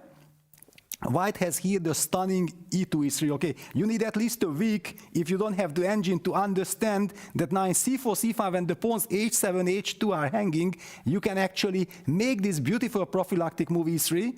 And if black takes on h2, then you play knight f3, and now black has to be very precise to go back with the queen to c7. Forget about trying to hang on to your pawn on h7. White takes on h7, black plays knight f6, and it's a more or less equal kind of position. White probably also falls back to c2, and it goes back and forth. But I really want to highlight that Magnus had sensed this, that c4, c5 is the right way. It was really impressive. Yeah, absolutely. These openings are so amazingly difficult already. We were analyzing now move 2. A pawn sacrifice. Already, a pawn sacrifice and move on, right? And it's interesting what you're saying, that Magnus should know this, or probably he knew what he's doing exactly, replying queen h7 with knight f6 and that e6. Yes, and wait a second, because yes, I promised to show one more line, yeah, but I cannot promote the lines, it's very tricky. So yes, here after black falls back, no, it's not here. It was... Here it is. Yeah, this is. Yeah, in fact, yeah, no, it is. Yeah, it's so confusing. The queen just captured the pawn on h2, knight f3, queen c7. Now queen takes h7. No, not queen takes h7. Computer, please play the move b4. Exactly. b4 is the move, because now again white is starting to take on h7, because knight f6 can be always met by bishop takes f6, and then the rook is lost on g8. So after b4, black has to play the move knight g6, when suddenly Levon's idea that, wait a second, sir, if you play knight g6, you weaken the f7 square, you can play the move knight g5, threatening knight takes f7 checkmate, because the queen is now on c7. Now black answers it with queen h2, again the same motive, knight takes f7 check, king c7, and now white has queen take g6 sacrifice, because there we have opened up the bishop already thanks to b4. What a crazy kind of sequence. Now black says, all right, you are a genius, but if you are a genius, I'm a genius myself. Queen take g1, now queen g3 check. The queen is trapped on g1. Sir, what are you doing? Knight d6, please get into this pin. All right, what is my problem? The bishop is hanging, the king has to get into safety, and now we play the move long castle, and after long castle, it seems like white is winning, and computer says, no, calm down, b6, and no, not b5, b6, and black is fine because the g2 pawn is threatened and you cannot trap the queen. Crazy. I hope everybody could follow it in detail. So over to you, James. Thank you so very much, Judith and Peter. I mean, again, it speaks to both the importance of the games, but also the precariousness of these games, right? And for each of these players to be able to make this kind of analysis within a 10-minute period of time before diving into battles against the world's best players is just an impressive feat, to say the least. We've crossed the halfway point of the day. Let's refresh on the round results before we take a look at the standings and how things have taken shape. Vincent Keymer, he gets away with a draw against Magnus Carlsen. Fabiano will draw against Levon Aronian. So the first points on the board for Levon in our group stage here. Arjun Erigaisi, he'll undo Javokhir Sindarov to put up a decisive victory, and so will Hans Niemann from the black side of the board. That's 4 rounds done. Let's take a look at the overall standings as they begin to take shape. Again, all players are eyeing that top 4 position. So as you can see, it's Fabiano, Caruana, and Magnus who still share 3 points apiece, 1 and 2 respectively in the overall positions. Hans Niemann, he now has sole possession of 3rd with 2.5 points to his name. And then we have 2 points apiece for Arjun Erigaisi and Vincent Keymer, the 2 guys on the bubble. On the outside looking in is those players with 1.5 points apiece, Nodirbek, Abdusattorov, and Javokhir Sindarov, and then Levon Aronian still in the hunt, but looking like he's going to be playing spoiler for the rest of the day. From here, we go to our round 5 matchups. Only 3 more rounds to go.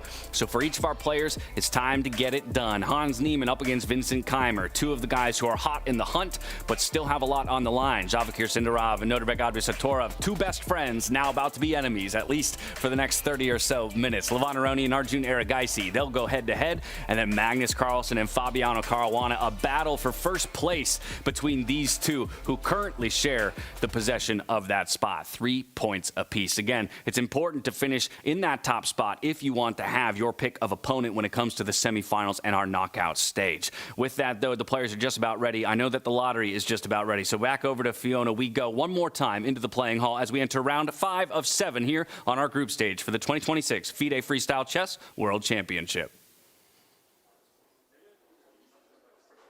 Thank you so much, James. Welcome back, everyone. We are now more than halfway through this round robin. Things are heating up, and I'm here with Philip, the son of Oleg Skortsov, famous chess philanthropist. And Philip, you just saw the last round. How do you like it here in Weissenhaus? I like it here really good because I am playing chess since early childhood, and yeah. And now you are going to decide the next position, so I'm going to go behind the table. Philip, are you ready? Yes.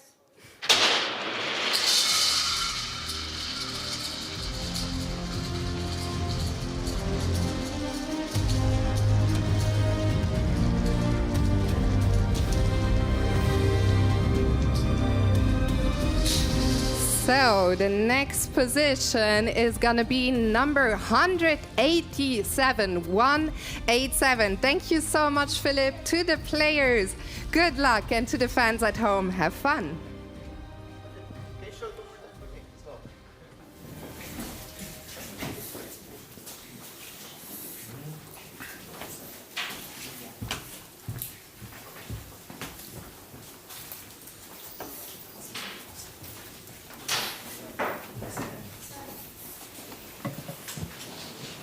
Okay, no pawn hanging this time.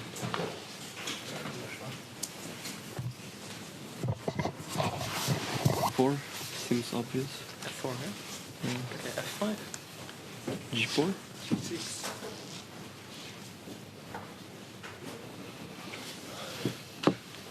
I mean, do we have... F5, yeah. G6.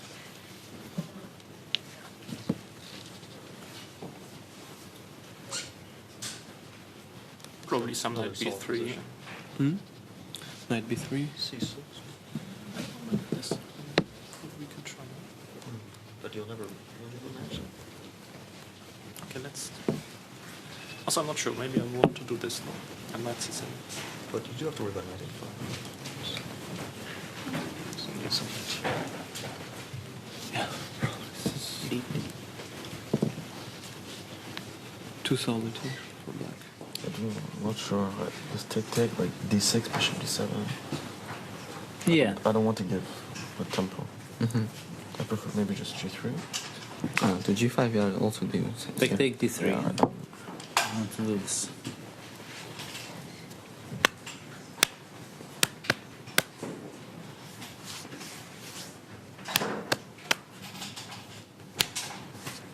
Friendly position.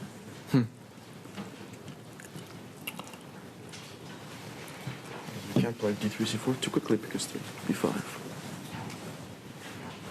Yeah. Knights, I don't know what to do.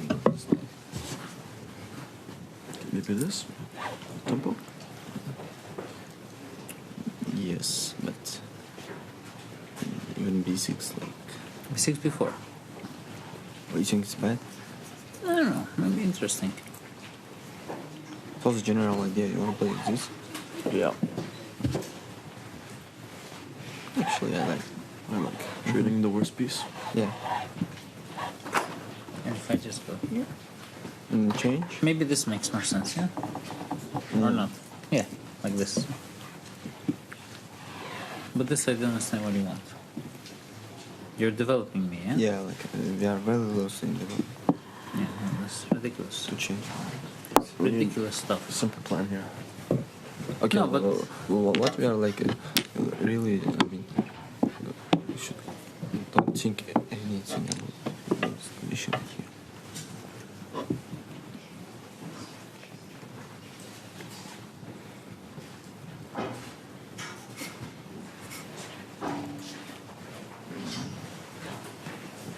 Some space for black, yeah.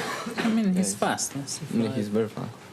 Yeah, also d6 also helps to play this c5. No, I don't like Maybe this. interesting move in d4. Yeah, Okay, so I want to fight against this bishop. Yeah, D4. Yeah. Yes. I like this move. And we can castle queen z quickly. Yeah. Okay, let's like say levels. go F5. G4.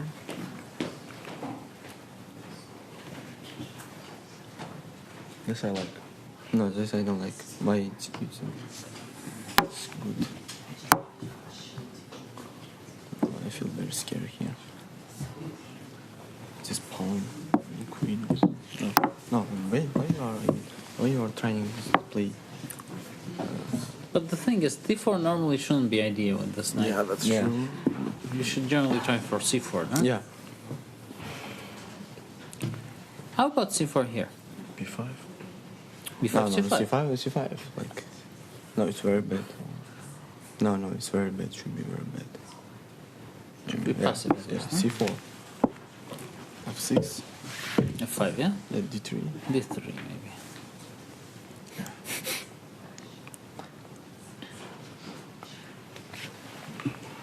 Yeah, C5. And bishop F7. Yeah, black is fine. Yeah, black is too fast. Way too fast. And going G4 makes no sense. G4, F5 he will play RG6. Why not G5? Maybe H4? This normally leads to quick liquidation. But this way we... What else is here in this position?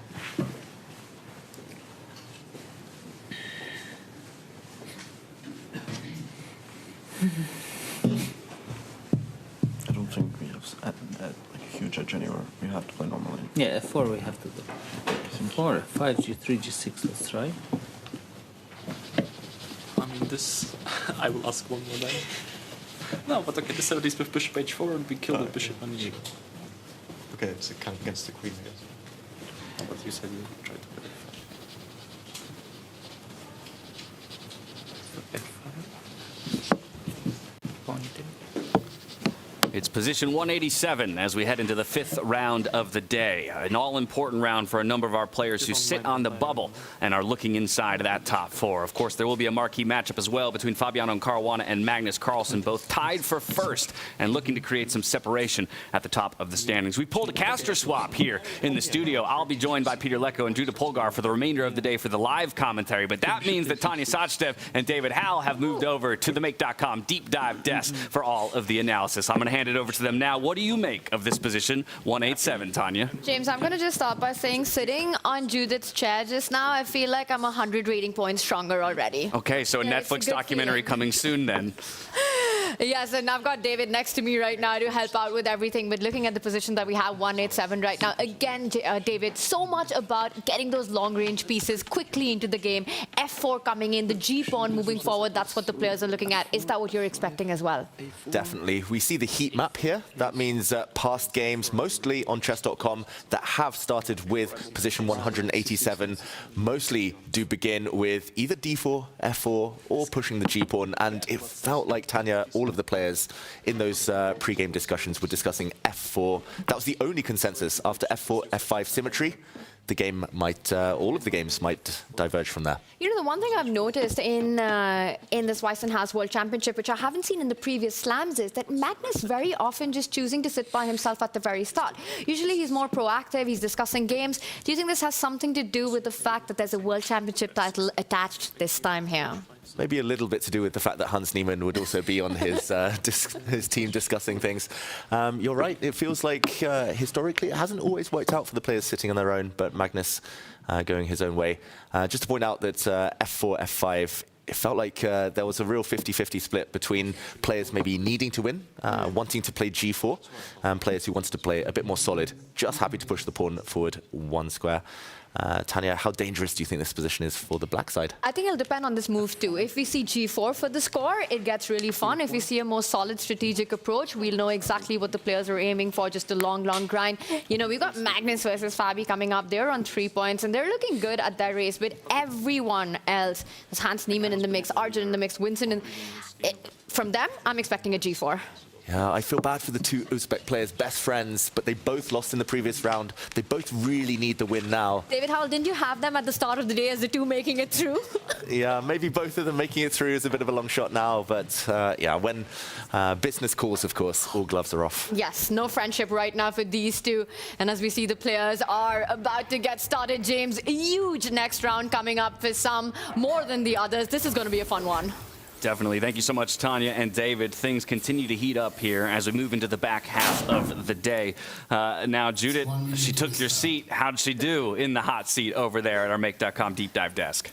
She's excellent. I was glad to say I can hear you, Judith. Be nice. But now I want to talk about a point that, yeah, I miss y'all too. I want to talk about a point that David brought up, and Tanya brought up, about how the position in the standings might very much push players into different directions when it comes to the opening moves. I think now more than we would have seen in previous directions. So we saw talk around the F pawns, we saw talk around the G pawns. Do you agree that we're going to see different pathways depending on who sits where in the standings?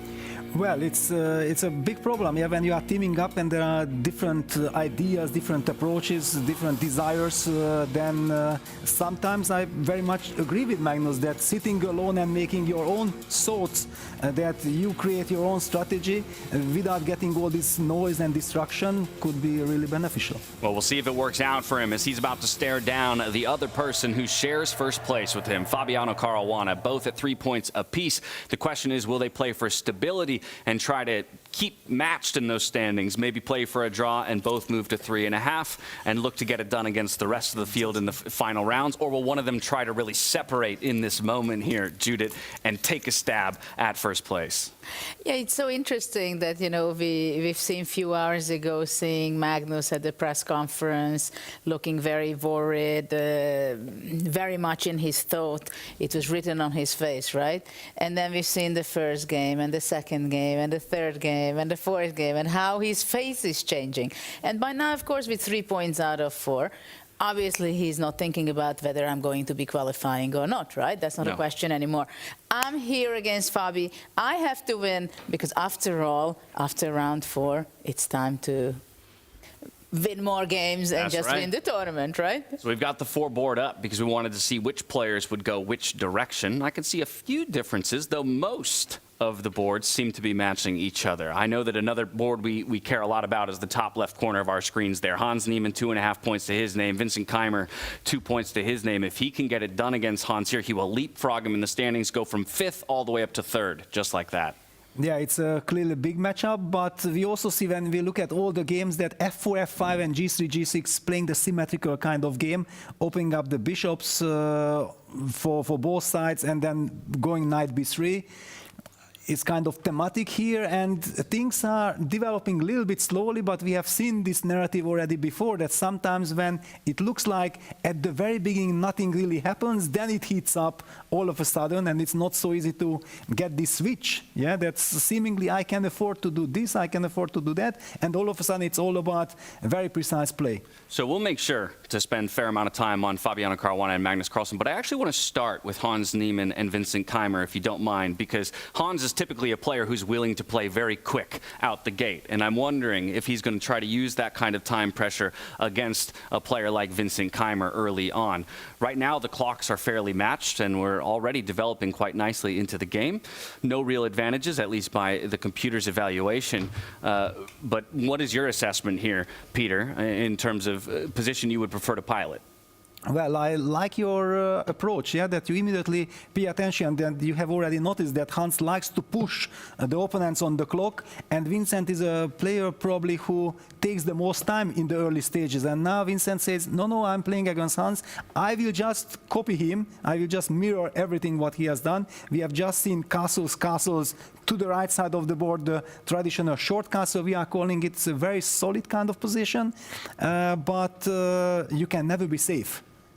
Can never be safe, but we have perfect symmetry so far, Judith, and I know that Levon Aronian is, and all of the pros are quite outspoken about looking for that opportunity to break the symmetry. We see a lunge at a break here with E-pawn launching forward on Hans Niemann's side. Did you see Hans's look? I didn't, I missed it. Ooh. Spicy look? fighting look? That was a killer one. Yeah. Okay. I mean, he knows it, that he is just there behind Magnus and Fabi, right? That's so right. It's his chance. He's playing with white. Actually, we can say that maybe in this round, we have the most likely to regular classical game. The knight on c1, it will come to e2, to c3 possibly. The rook from b1 can come to e1. So white has a very healthy position. And I think it's important that he was able to open up the position already first. And in a symmetric position, we can say that it always favors white.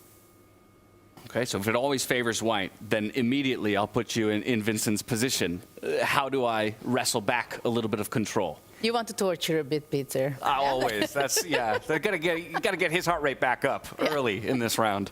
Yes, well, it's a situation that if white gets everything what Judith has just mentioned, yeah, that white slowly develops that knight from c1 to e2 and brings the rook. And that's the reason why Vincent now with the move knight b6 to d5 is trying to spice things up. I don't exactly know yet where this knight is heading, but certainly maybe he's hoping to hit that bishop on e4, and then, for example, knight e2 would be kind of natural. Could we keep on hitting that, but does it make sense? I'm not exactly sure what he's up to. I also prefer to have white here, but okay, let's trust Vincent. He is one of those players that seems to have an intuitive understanding of freestyle positions. We'll go back to that time and time again. When we're lucky enough to have players dive into the confessional booth, I'm always very curious to hear his thought process and how he will very eloquently follow at times the top engine line from move one.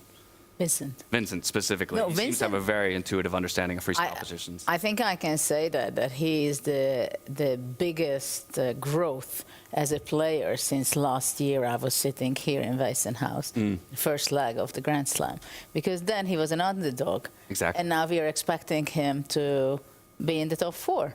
Being one of the candidates for the championship, for the title, right? Absolutely. And maybe you can speak to that, Peter, how he's adjusted to that pressure, because he built that expectation with such an amazing performance 1 year ago, but with that now comes the audience's expectation that he'll always perform that well. Yes, definitely, but I'm also careful enough, not to try to praise Vincent too much, because as professional players, we know exactly when you praise some player, what it means he will lose. Yeah, the very next game. Yeah, this is very tricky. It's a big fight. I would like to mention that just now, recently in Vaikanzi, Vincent has beaten Hans Niemann with the black pieces, and it was a very unfortunate loss for Hans. It was, I think, also his only loss. So certainly, knowing him, he is burning for revenge, and also for the tournament situation. Yeah, if Hans actually wins, then he will almost make it through. Yeah, then he will get to +2 and we'll have a very comfortable situation. I was wondering, is there an option for white to go f5, just to go nuts a bit?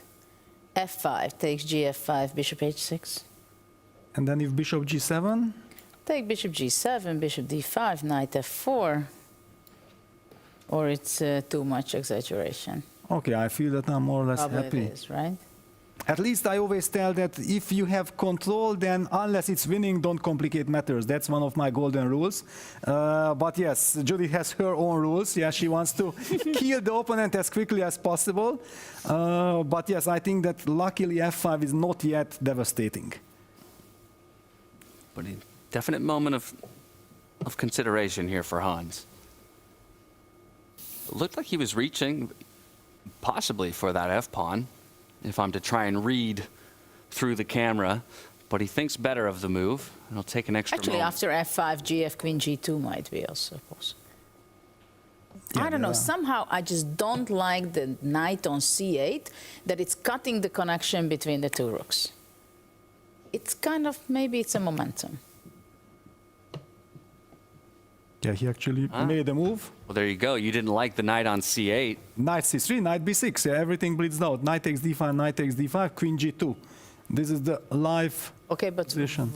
Was it good exchange for white? The e2 and the c8 knights disappeared from the board? Yeah, things are I think it made a big relief for black. Well, at least in your mind, you wanted to connect the rooks. Now the rooks are connected, but how do we deal with the diagonal? Because there is some pressure against the b7 pawn, yeah?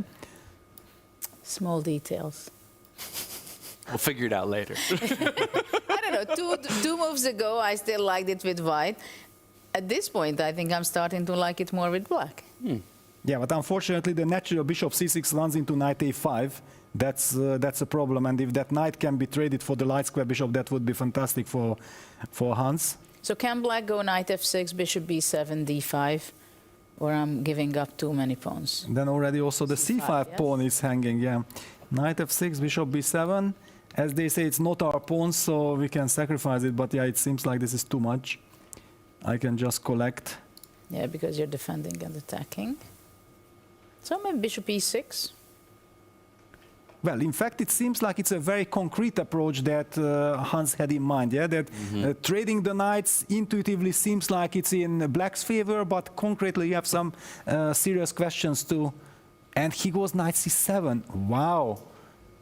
A bit of a peculiar move. So passive. Yeah. Or knight. The engine doesn't love it. I have to imagine mostly because it's just a retreating knight move after bringing the knight to that square. Ah, you know why? Because he wants to keep the option after bishop b7, d5, and after knight c5, bishop d4 check. Yes, this is the idea. Doesn't want to block the bishop. Yes. But probably computer finds some problem with this, yeah? But this would be... Computer always ruins our party. Yeah, the computer says take it. And yeah, but knight takes c5, bishop d4 check. This is the idea that Judith highlighted. Then we suddenly win a piece compared to the knight f6 variation where the knight blocked the bishop.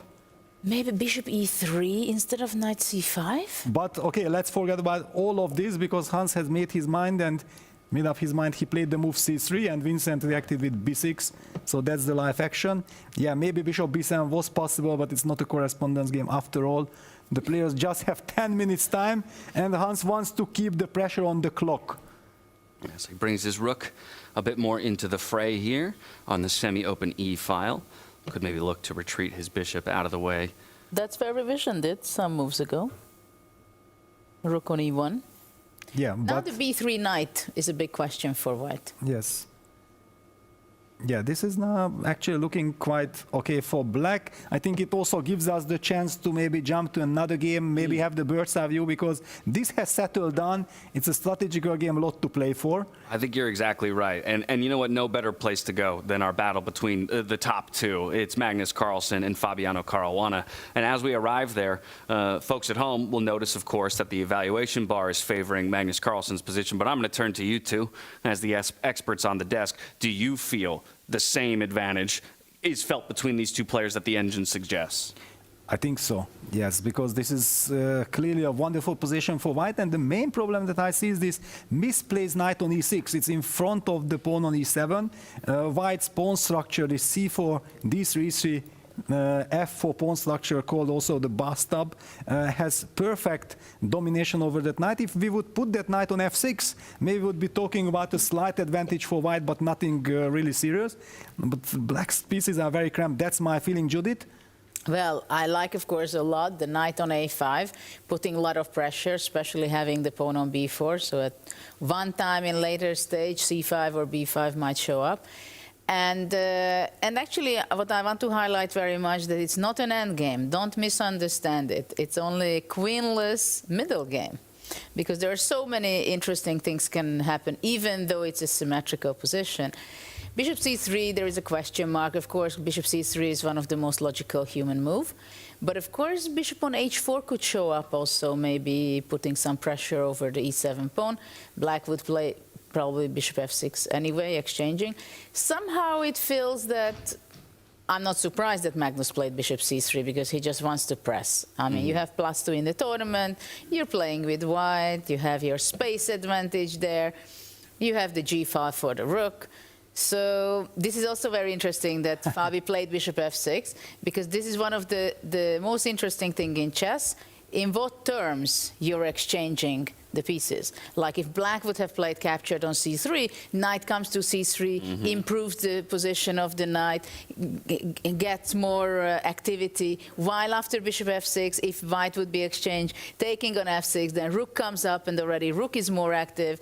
It can go to on the 6th rank, rook h6, attacking the h2. So this is the tension, what is going on in a game. It's a lot of fun in chess. A bit of a staring contest now between those dark squared bishops. Who's going to blink first becomes the question. Exactly. Yeah, and it's not so easy to answer because bishop c3 looked natural. Yeah, rook g3, I like this move. And Fabi jumps with the knight immediately on a4. So we see the trade on f6, takes.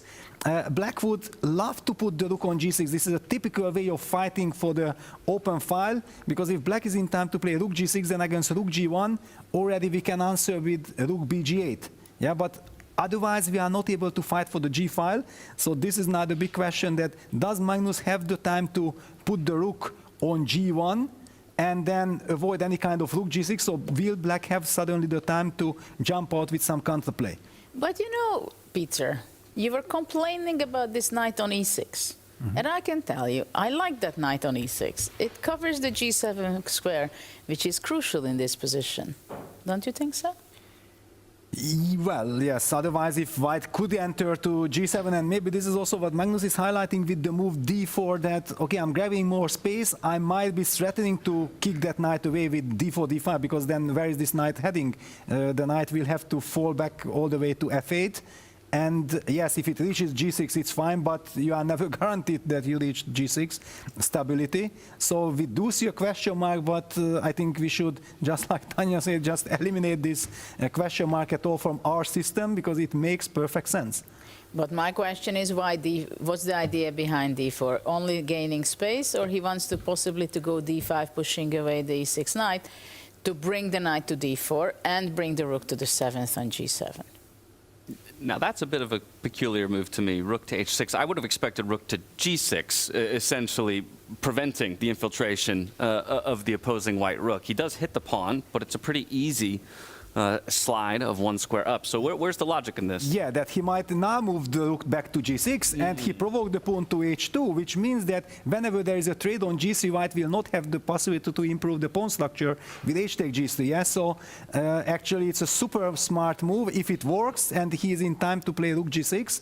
Now let's take a look at the body language. What do we make of? Well, Magnus just blocks it. No, guys, you will not get any information. He heard you. You wanted the facial information. He said, absolutely not. I mean, Fabi's wrestled this back a little bit, right? I mean, again, I'm using the advantage of the having the computer giving me those numbers, but it looks like there's a little bit of life breathed back into this position here for Fabi, and we can see, and now Carlsen is going to eat up a bit of time. Or no, rather, sorry, it's Fabi's move. Still considering what to do next. G6 seems obvious. Come on, rook g6, Fabi, do rook g6, that was your idea. You were a genius provoking h3, and no, he goes knight d8, but this is a panicking move. Uh-oh. I don't believe that this is good, not just because of the question mark. I was already alarming myself before the question mark appeared. Judith. But he thinks that white cannot go so easily rook g7 because of the h6 rook attacks the h3 pawn. So also I'm thinking that he might be playing knight d8, a prophylactical move, because b6 was not so easy to make, because knight c6 might be a simplification to which would favor white, I think. If b6, knight c6, takes, d5, and there can be a big problem. d5 takes on e6, and then king b3, trying to catch the other knight. And also knight d4 tempo, yeah, this is very dangerous. Yeah, there are quite a lot of problems for black. So that's his plan, I think. That's why he played knight d8. He wants to go b6, push back the knight, and then maybe even go back. King b3, look at that. b3, wow. Yeah, this is wild, yeah. As Judith said, this is not an endgame. This is a queenless middle game kind of position with so many possibilities. If black retreats with the knight from a4 to b6, then he lends all the advantage to white, yeah? So he don't want to step backwards, but how do you react? Do you have to decide that is c6, c5, for example, a good way to weakening some squares. Counterattack, please, b6. Wow. E6. Just offer knight for knight. And open up your rook in the same moment. So, and if king takes a4, b takes a5, king And I takes just couldn't a5. believe it that your king on a5 is a safe place for you. Maybe it is, but it looks... Who knows? Yes, the players. How much time does Fabi have? He's under 2 minutes. Under 2 minutes. This is very difficult spot for him because he might feel that he's tempted to calculate these lines. What happens after b6? Because if I retreat with knight to b6, that's not the position I want to play against Magnus. But will b6 work? Or c5, maybe. Huh? And he retreats. Not a good sign. No. But maybe it's a solid move. Sometimes you have to, control your emotions, that it's seemingly it's a little bit passive, but if you think like the active moves are not working, Knight then... c8. No. Knight c3, bishop e6. Just feels like he's running out of space to some degree, right? Looking at the amount of the board or the percentage of the board that Magnus controls, and he's going to use this moment to push upon yet again, now up to the 5th rank, threatening that bishop. Fabi elects to just slide it to safety, back onto the 7th rank. But now this knight on d8 is very sad. However, there is some small idea that eventually some cd, knight c6 would be a game-changing option because of the pin. Of course, clearly after cd you have to calculate some knight b5 check, so I'm just trying to highlight, anticipate that this is something white needs to pay attention to. Yeah, I mean, king on b3 is kind of tricky. Is it a well-placed king, or it would be, let's say, standing much better on d3? Going out of all kind of possible tactical things because of the f7 bishop and pins. Yeah, and also the computer evaluation, if we can believe the evil bar highlighting that this is not bad at all for black. Yeah, seemingly it's awkward, but white has also overextended himself. Which is wild to me, because I would be wholly uncomfortable if you plopped me into this game on the black side of the board. And Magnus sidesteps with the king. It cost a tempo, but yeah, he felt like I need to move.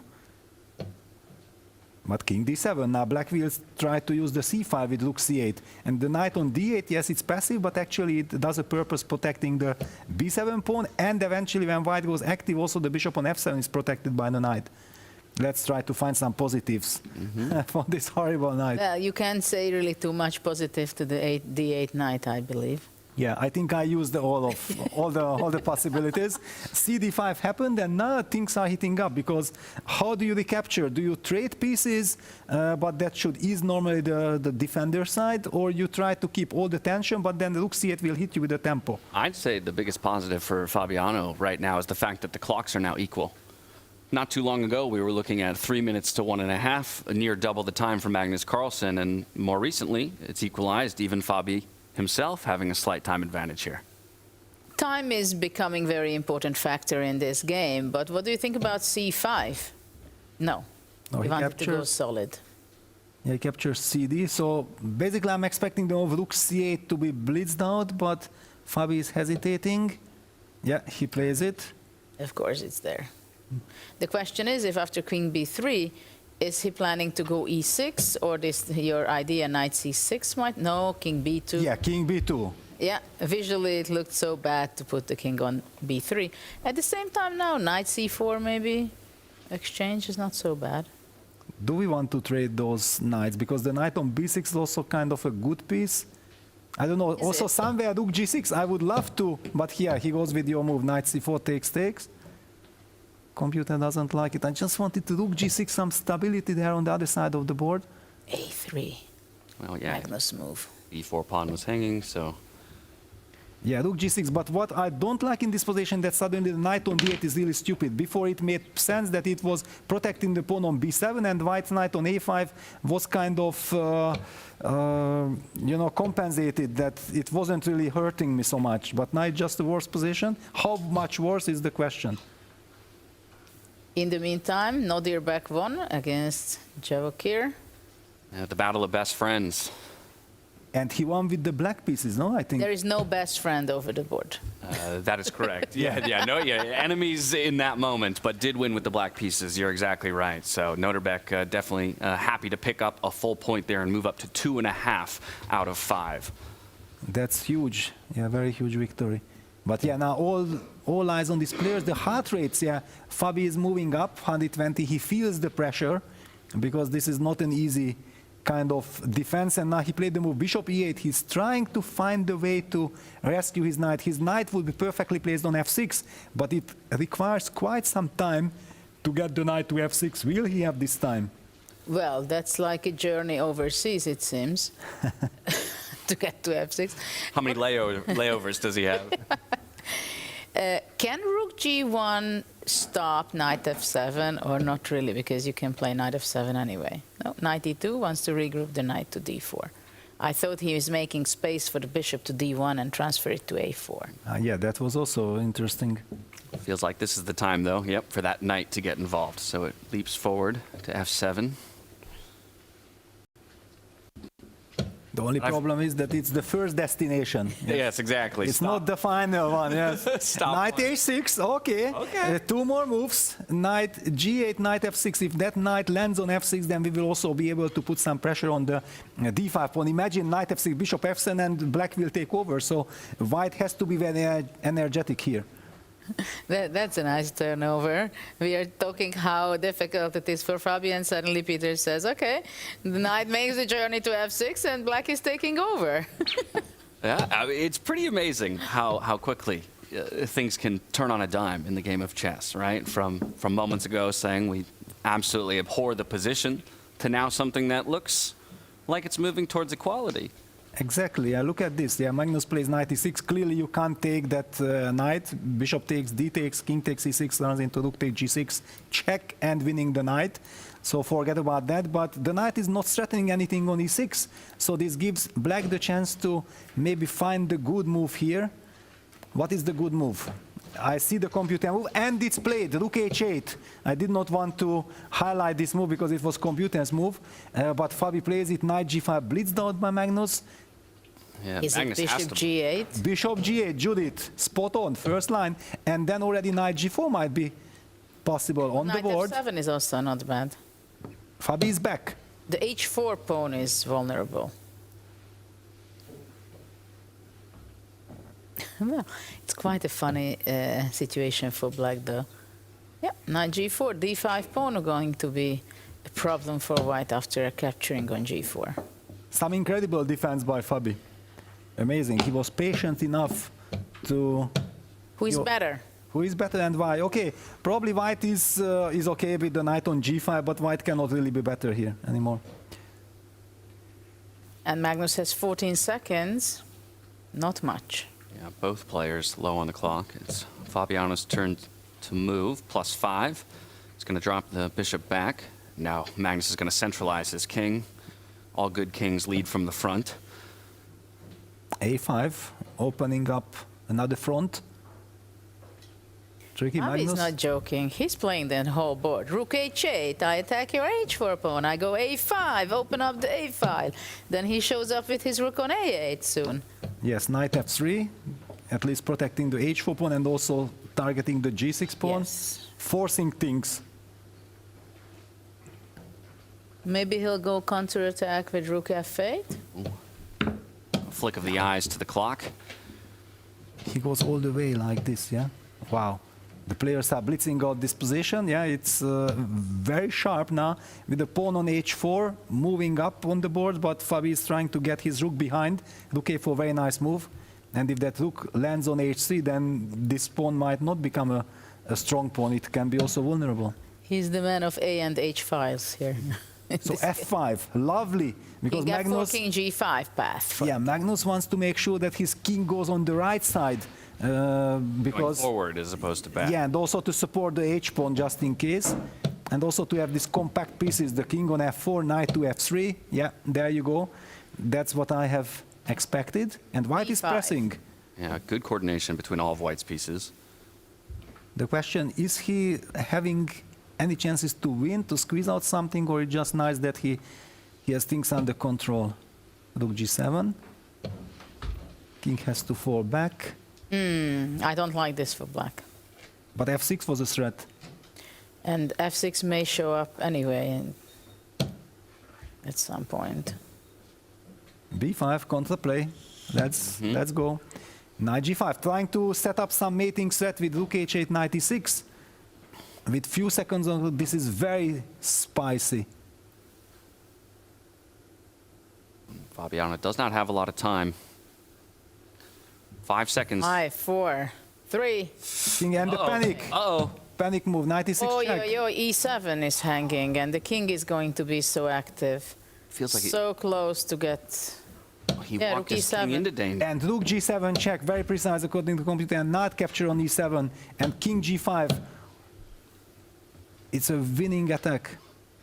There's hardly any right? Yeah, there's hardly any material left, but the pieces are so dominant. Oh my goodness! Just like that, a single king move goes the wrong direction, and just like that, the position falls to pieces. He's going to continue to fight. But it feels like we can just march our pawn forward at this point, no? Yeah, James, you're right. Right? Go for the promotion. F6. But Magnus wants to be even more careful. So he's going for the mate. He wants to checkmate with Knight G6 check, King F6, Rook G7 checkmate construction. Yeah, this is what he's playing for, yeah. Wow. That's classy. Magnus's endgame magic. He's inevitable, right? He just feels inevitable at times. All it took was one minor opening handed to him by Fabiano Caruana. The king goes the wrong direction, and Magnus Carlsen will clamp down to get the victory. He moves into sole possession of first place over Fabiano Caruana. 4 points to his name. There's only one board left in play, and it looks like we are in a king and rook versus king and queen endgame between Arjun Erigaisi and Levon Aronian. It's Levon Aronian with the white pieces here. And as we arrive, we'll get the handshake. Levon is taking down Arjun Erigaisi. A huge win for Levon, but it's already too late. It's kind of impossible. Or who knows, if he wins all his games, it's only 3.5 points that won't make it. Yeah, we'll keep track of the math down the stretch, but very likely at this point only playing spoiler to those above him, and obviously still positioning himself for the lower bracket, but his chances at a top 4 finish out of the round robin and an ultimate bid for first place and the first ever world championship when it comes to the FIDE Freestyle chess format. It does look like it won't go the way of Levon Aronian. We're reliving some of the highs and lows of this round.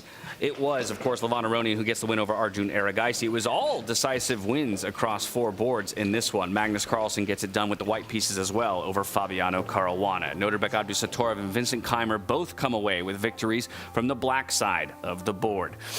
And as we come back into the studio, it is going to be our opportunity to hand things over to our Make.com, a deep dive desk with Tanya Sachdev and David Howe. What do you make of this fascinating game here between Magnus Carlsen and Fabiano, where it slips right in the final moments out of Fabiano's hands? It's always this question, right? How does Magnus do it again and again and again?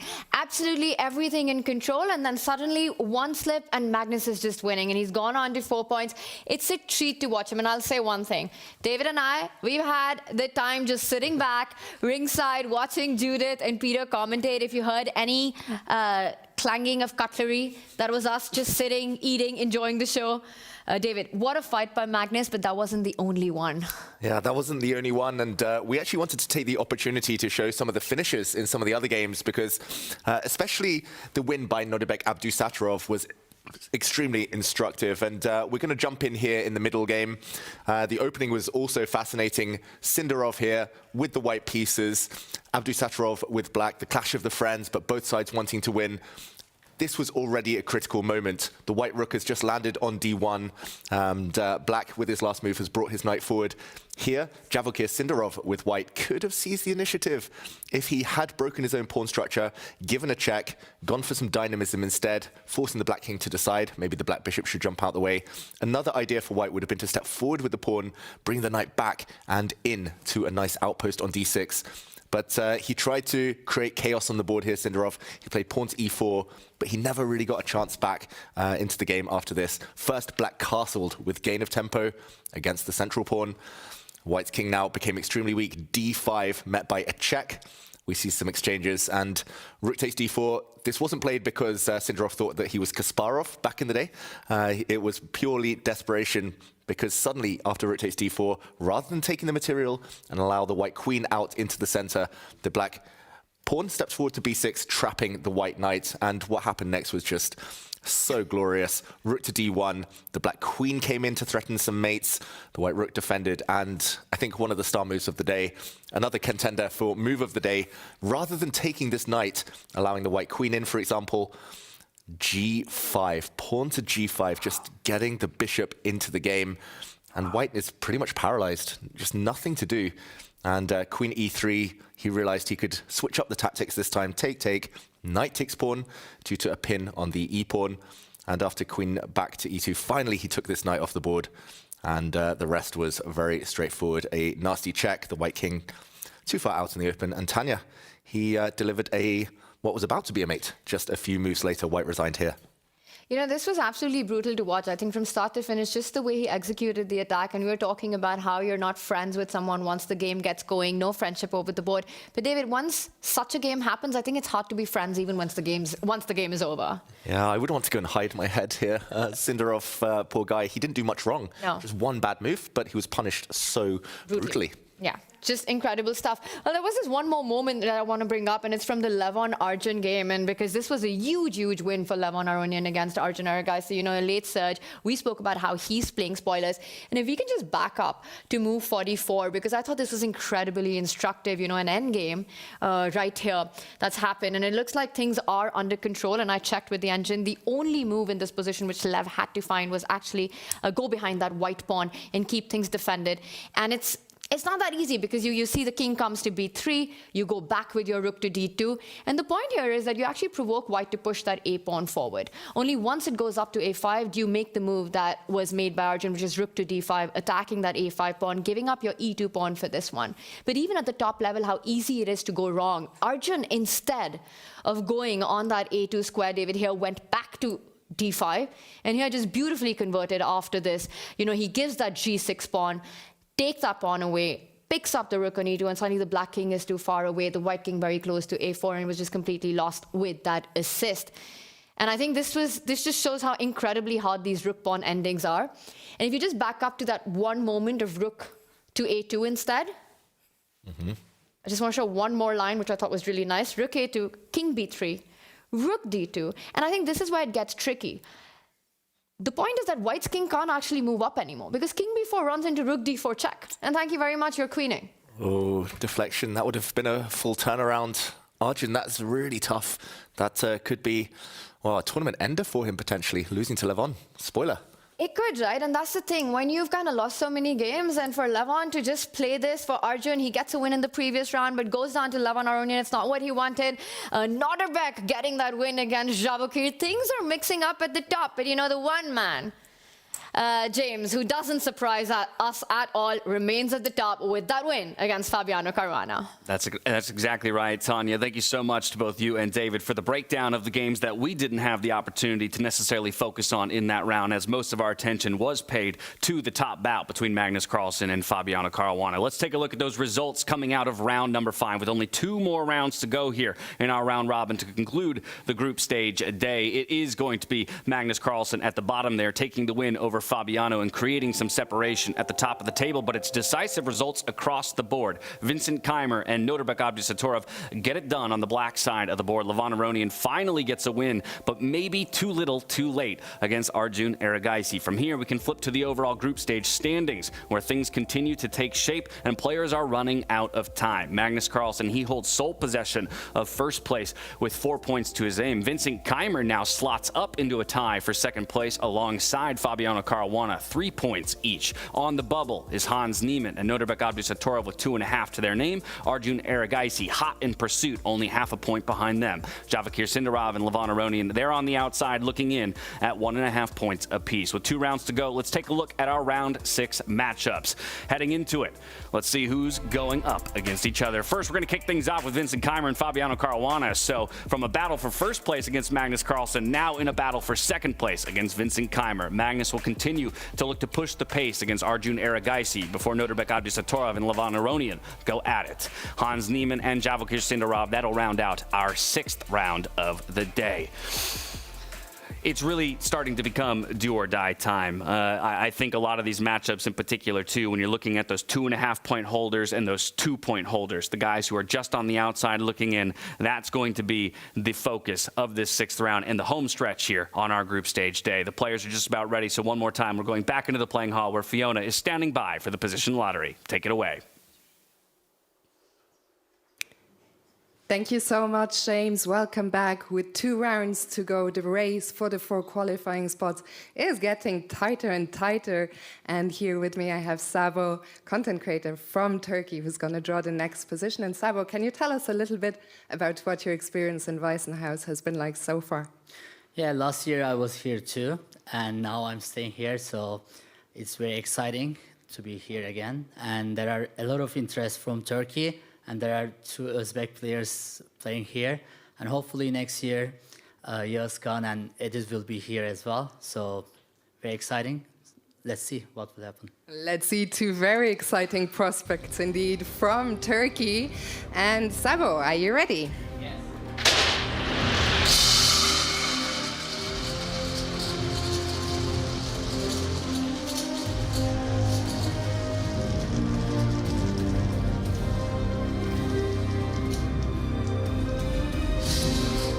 So the next position is number 255, position number 255. To the players, good luck. To everyone watching, have fun.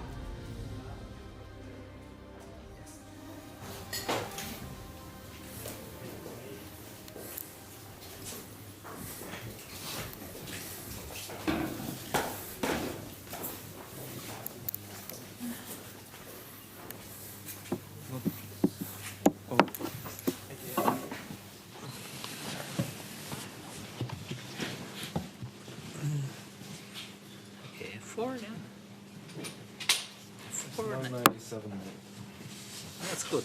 That's good. At least some good things are happening.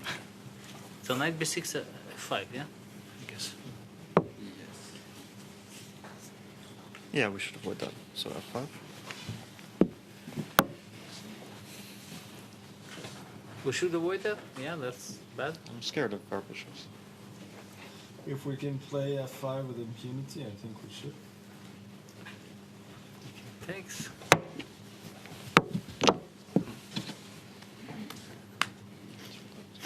G3. G3, G6. Knight b3, yeah? Oh, how's it done? So take knight b6. Completely safe. X okay. This is unlikely, no? How? But this is something special? Yeah, it doesn't look like anything special. Okay. Let's just make a couple of moves. Also play knight b6 first if we want. Oh, yeah, that's fine. Yeah, this is okay. Queen is well placed. And the knight. Yeah, take it.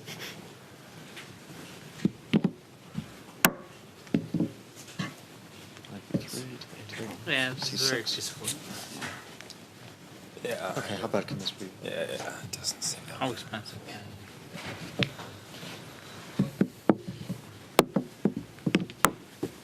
Well, that's why I could like try d4 in the end and try to get e4. Yeah, so you get some double stonewall, no? Yeah, but maybe white gets a knight to c5 first.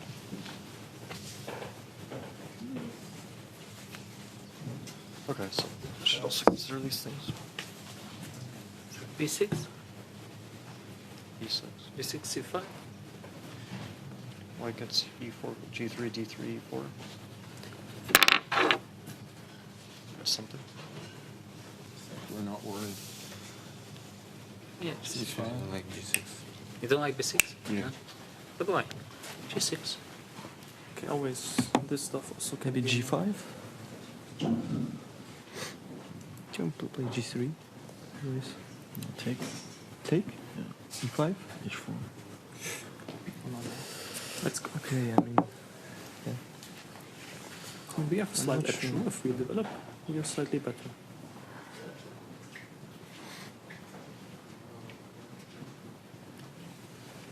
also too much, yeah. I mean.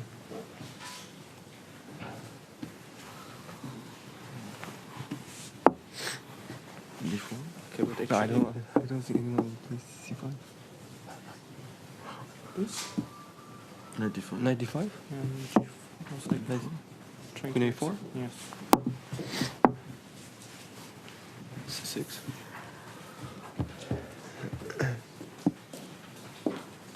No, I like C4 black. Knight C7. Yeah, I agree. No, it's not the best. King D3. Yeah, but this.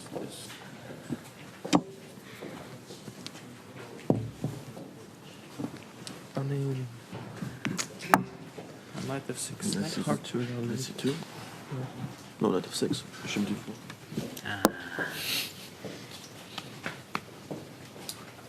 You don't want this. I don't think we want this, no?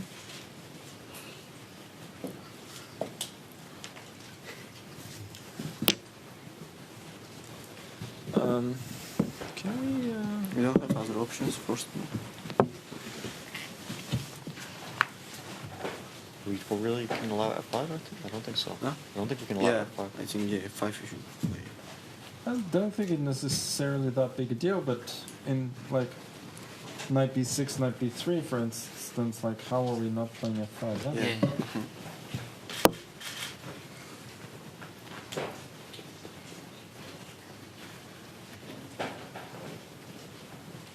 What about d6, c5?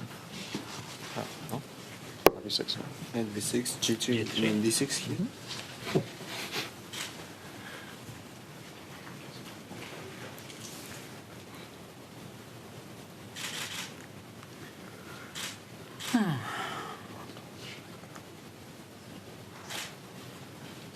So D3, what's the difference? D6, G, D6, C5. Yeah, but we try and cheat the tempo, no? By doing this. So this move order, yeah, without F5. Like this, Yeah. but then I just think this is... No. So F5. Knight B3, Knight B6. So G3, D6. Yeah, so what do we gain with this tempo? Yeah, C5, C5. C4? And your Knight time A4? for 97. Yeah, knight A4. Time for knight D6. Because knight A4 is knight D4 scary? Yeah, Knight D4 I will go see. If it's Queen A5. I mean, yeah, Queen A5 just.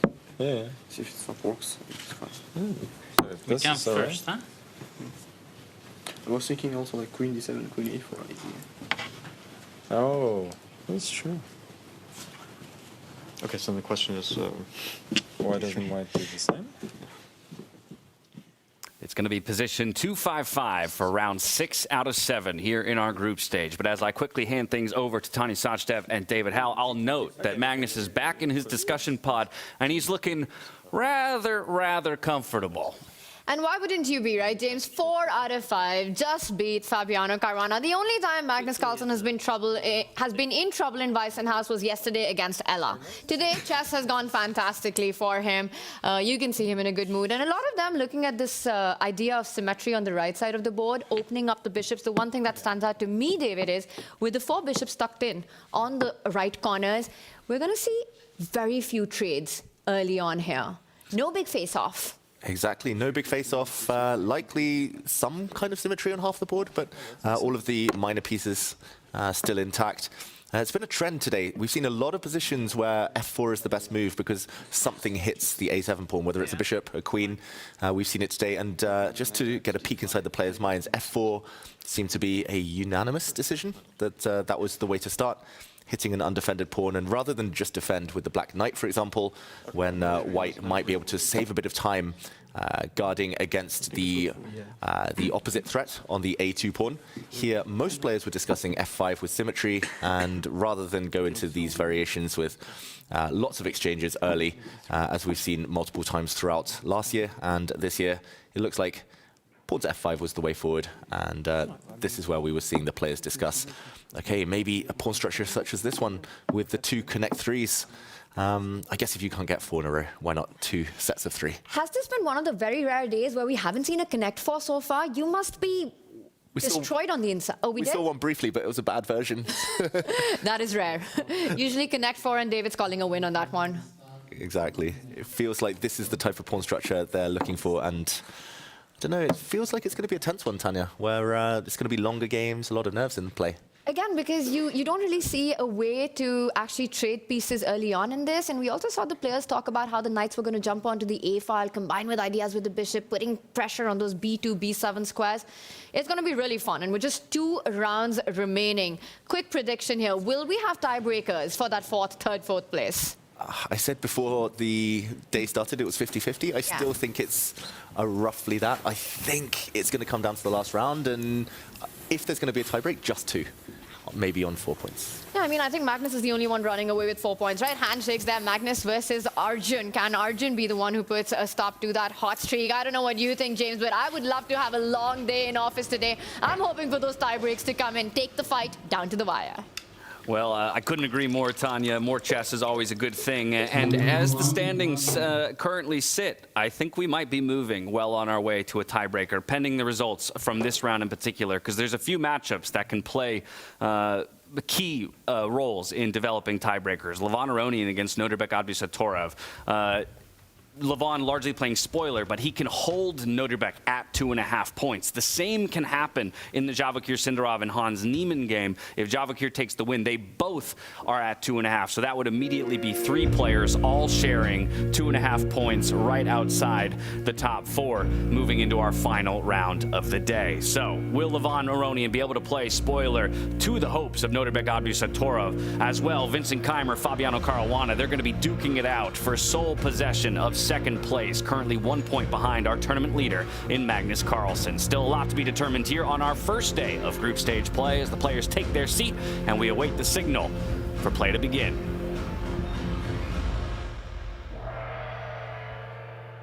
And the gong has sounded. The hands are outstretched. And away we go into the 4-board bird's eye view, because akin to a number of our starting positions with a cornered bishop, it's almost no surprise that we see all of the players immediately reach for that F4 pawn push. Wow, but there is a shocking event. F4, F5, C4. And that's kind of a pawn sacrifice. But if you take bishop takes C4, then after B3, hitting the bishop, then bishop takes A7 will collect the exchange. Yeah, that's kind of a... Judith, what do you make of this sensational C4 move? I'm shocked at first. So you're both shocked, but what's interesting to me is that all 4 boards, so they're in perfect alignment with each other, the players with the white pieces, that this is something they wanted to take a risk on, perhaps. Well, I don't know. At first, I thought maybe bishop c4 is possible. And after b3, we just move back and can black sacrifice the exchange, bishop a7. I mean, especially that there is a beautiful h8 bishop opening up. What is that a1 knight is doing there? But of course, at first, everybody will be thinking heavily what to do. And Magnus is one of them, right? What is this c4? I would like to add one very interesting thing you mentioned is that Magnus was in very cheerful mood, relaxed, and then we had in this team Levon, Aronian, and Javokhir Sindarov, who are both with 1.5 point at the bottom, basically out of the fight, and they were kind of also, you know, in a mixed mood. And Fabi was the only one, the fourth one, who was very tensed. He hardly said anything. He was following the action because he knows that his next game against Vincent, for example, is so important. Yeah. Whoever wins there qualifies, whoever loses will be in this danger zone, and draw is maybe a result that suits both players, but we know that in freestyle you cannot really force any draw. Forget about the draw, because then you lose. A draw can never be relied on. But it is an interesting point because Fabi is usually a much more vocal member of those groups. But exactly to Peter's point, speaks to the importance of the matchup and getting it done here and now so that the pressure isn't mounting even greater going into the 7th and final round of the day. I am noticing something on the top left-hand corner of our screens. Vincent Keymer, Caruana. I see an X on the board. So perhaps we dive into that game a little bit more specifically because Fabiano's response at the very least, the computer is not a fan here. Yeah, not a fan. It's kind of a surprising decision that Fabi decided to use these drastic measures because it really weakens all the light squares around black's king. The knight is cornered on a8. That it simply means that the move knight b6, which was played in many other games, I believe, or it definitely happened. After d3, he was just not happy to be slightly worse. long-term slightly worse, and he decides that maybe b6 at the moment it's not so good, but if I get c6, knight c7 out, then long terms I will have more potential with my position. Judith, what do you make of this? Well, when there is a knight on a8, I'm not really a fan of b6 generally. And at the same time, when you play knight b6 against c4, it's also not much fun because you get b3 or d3. I guess d3 would be the move. And it's also not much fun with having the knight on b6. So interesting enough that, that Magnus was thinking the longest, with how to react on c4. It looks like a bit passive for black, though interesting that Vincent, I see that he likes to bring his queen pretty often. In some of the other game, it was like f4 and queen g3, move 3. Now it's move 4, queen a4. Somehow he likes to ask questions and straightforward bringing out the queen. Do I see it right? Probably, but it also makes sense in a rapid game to ask some questions in the beginning. Please burn some time that puts pressure on you, yeah? And Fabi, I think, is not happy to be faced with such questions because all of those questions are connected with what do I do with the hanging pawn on a7, which white just attacked. You defend, queen c7. Yeah, queen c7, but the knight was supposed to be going to c7, yeah, that's how you feel. On the other hand, with queen c7, you might be slowly preparing some kind of castles. Maybe the best would be try to castle all the way to the king side, but do you have time? That's another big Why not? question. Queen c7, then knight f6, or knight d6, and only I have to move my bishop. Okay, white will play g3, I have to protect the pawn on f4. And then how could it continue? Okay, let's say I just continue, knight f6. Knight f6, yeah, this is your this is your I mean, maybe I have other plans, like going e5 and break the center, or somehow g5, open the long diagonal bishop on h8. Yeah, this is always typical, yeah, but if you play g6, then at least the plan that you had in mind to castle as quickly as possible will probably not materialize. But I will still want to castle short. Yes. That's for sure, yeah. Maybe all the way, more time. All the way, yeah. Evacuate the king. It's always such a big pleasure, yeah, to go on the other side of the board from where the action is. Evacuating sounds like I'm having trouble. Well, with pawn b6, c6, and Fabi spent some time, took his time, and played the move queen c7. James, what do you make of this? How do you feel? Well, what's interesting to me is going back to what we heard Magnus say multiple times in the group discussion. We heard him reference multiple times in his comfortable state. Oh, this is okay for us, right? We're not worried about this. He seemed very, laissez-faire about a number of the situations. I have the perspective of all four boards here. All 5 players with white are advantaged in some way, shape, or form.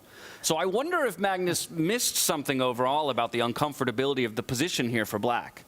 No, I don't think that this is also the psychological state of the situation, yeah, that when you feel already comfortable, you feel like, yeah, I'm qualifying, then you take it easily. Yeah, that, okay, but this is fine, this is fine. If things are going in the wrong direction, then you are always more pessimistic. You see dangers everywhere. Yeah, I think it's very much connected.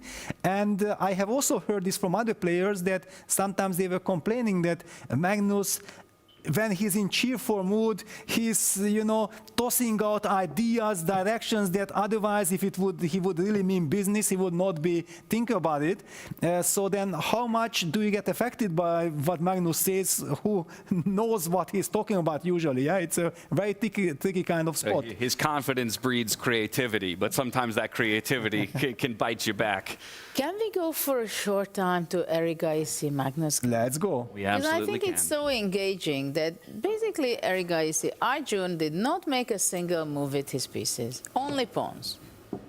Now see, this It's like a pawn war. is the most freestyle position I've ever seen. I feel like in freestyle more than in standard chess, pawn moves can be extraordinarily effective because of the placement of minor pieces, right? I can effectively develop a piece by moving a pawn, whereas in standard chess, I might be forced to move a minor piece in order to develop it rather effectively.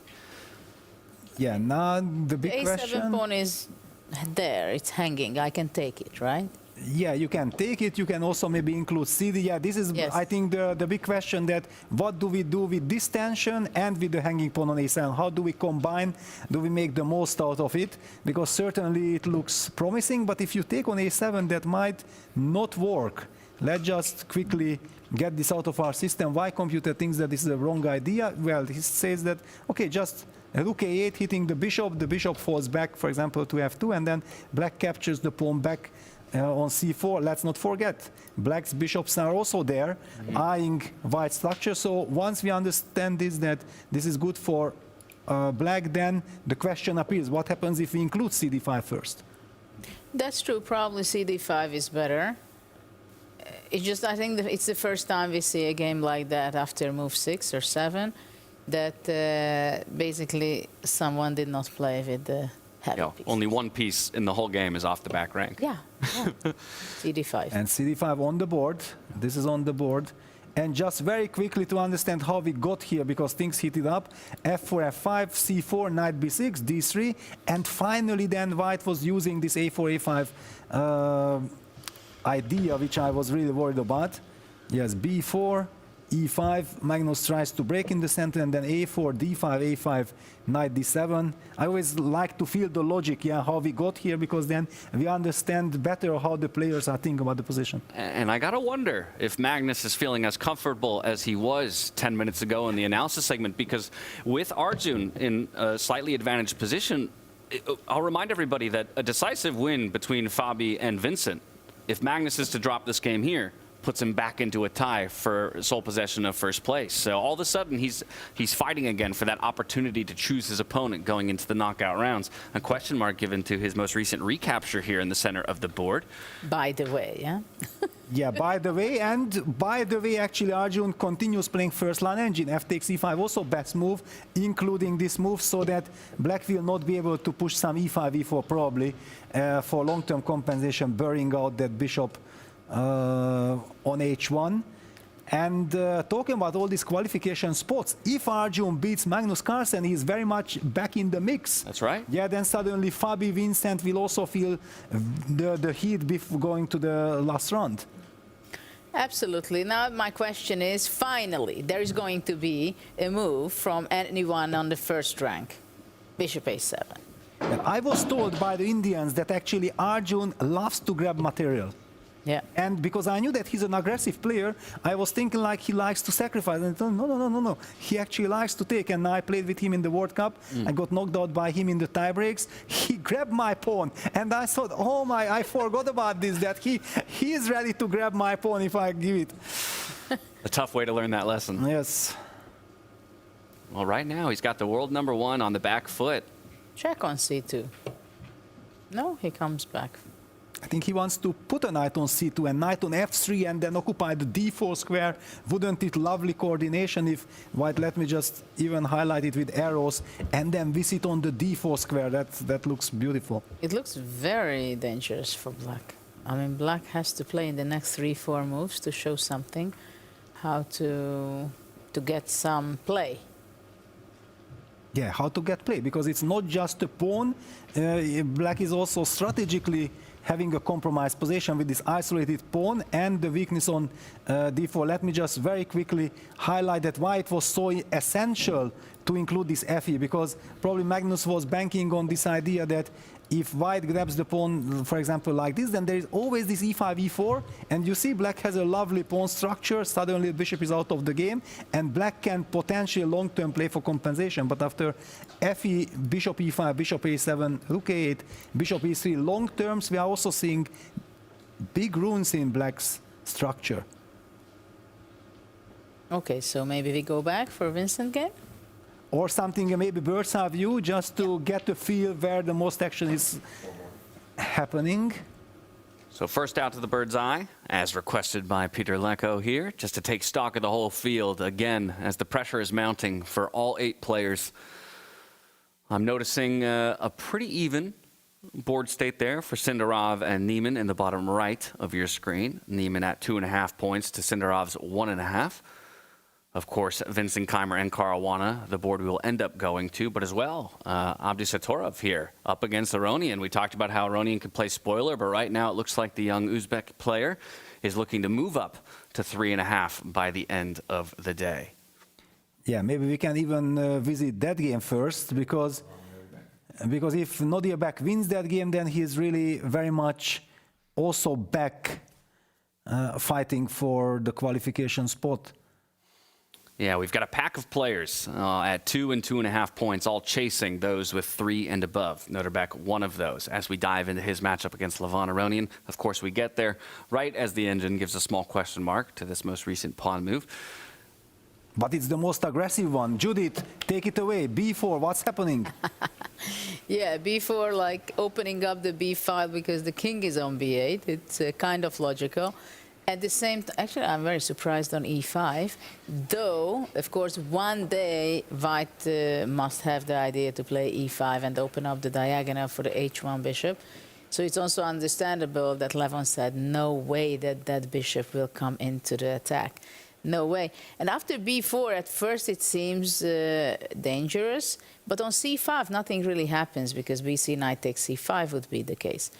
So my question is, what happens if can White go B5, even possibly close, and after queen B6, A4, and somehow to push very fast?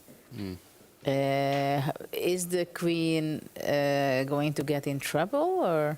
Yeah, maybe I will have to go to A4 instead, yeah? Yeah, but at first I thought it's scary.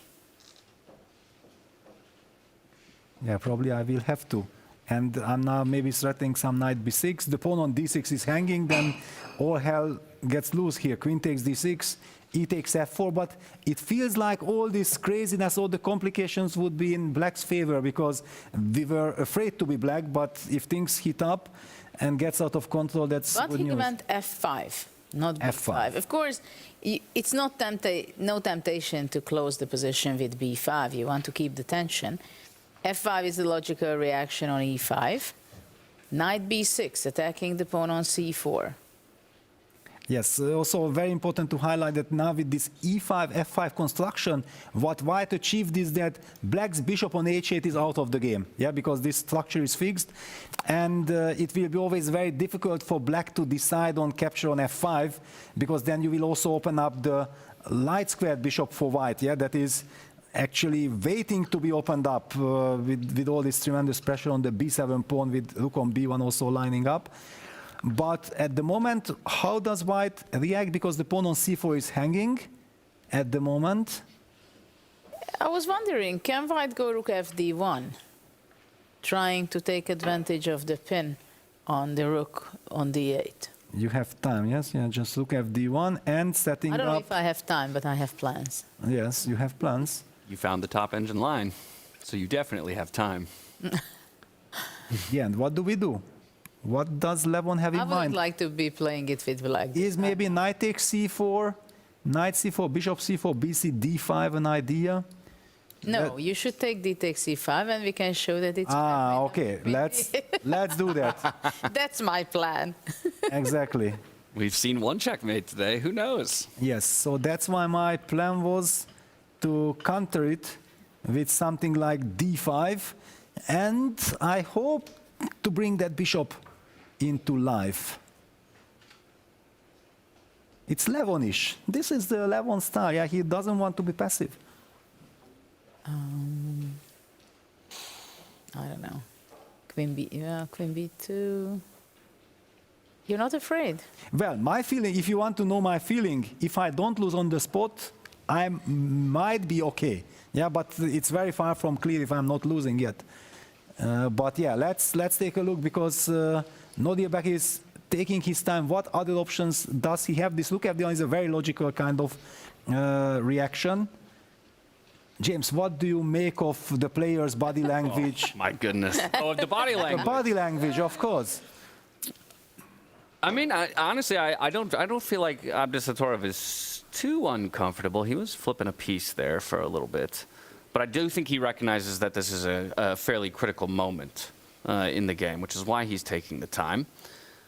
He's down to 3 minutes on his clock. He still has a minute to give before he matches Levon Aronian. And what do you make of his heart rate? 122, going up, 24, 25? I feel like that's about where I would expect it to be. Again, given that he is right now playing for a stab back into the top 4 overall. And so there definitely is pressure in the moment that he's feeling, but he doesn't necessarily, you know, I think the time isn't getting to him just yet. I would expect him to match the 160 of Vincent in not too long. Yes, actually b takes c5 was the other top engine move, so bc5, dc5. I was kind of imagining in my mind from distance when this knight b6 happened that Levon, as an Armenian, rook d4, the position h6 sacrifice from Tigran Petrosyan is very much in the cards. Put that rook on d4, invite white to grab that rook, and then you take ed4, open up, you get structural benefits, is something that might actually happen. The big question is, where does white place his queen? Yeah, that's the odd thing to me, is that he kind of opened up that file with the threat already existing on the queen. Of course, he has the opportunity to move it, and he does choose queen to c3. I guess maybe looking to trade off one of those rooks with the knight capturing back on d1. Rook d4, there you go. There you go, but right now it's not even a sacrifice because you can't take it. But it was clear that as an Armenian, it's in your DNA that in such positions you bang rook d4 out. Yeah, it has to be played. Instantly. Instantly, yes. Instantly, very important. Knight d5. Quick response, though. He's going to look to cage that rook in. Does get the double question mark, a blunder. Because it's not a blunder. Probably there was some winning move or something. No, not winning, but something definitely better. But yeah, it's. I hate to see these double question marks because it makes sense. The move is good. Don't do this to us and to our dear audience, yeah? Because, okay, everybody gets a heart attack, knight d5, big blunder. No, it's just a good move. Right. Yeah, instead the engine wanted knight back to... let me see here. Back to... Of course, thank you very much. Back to, exactly, we don't know where. I wanted knight to d2. Yeah, no, okay, ignore it, forget it. It's just a computer. If computer plays against computer, let them figure that out. No.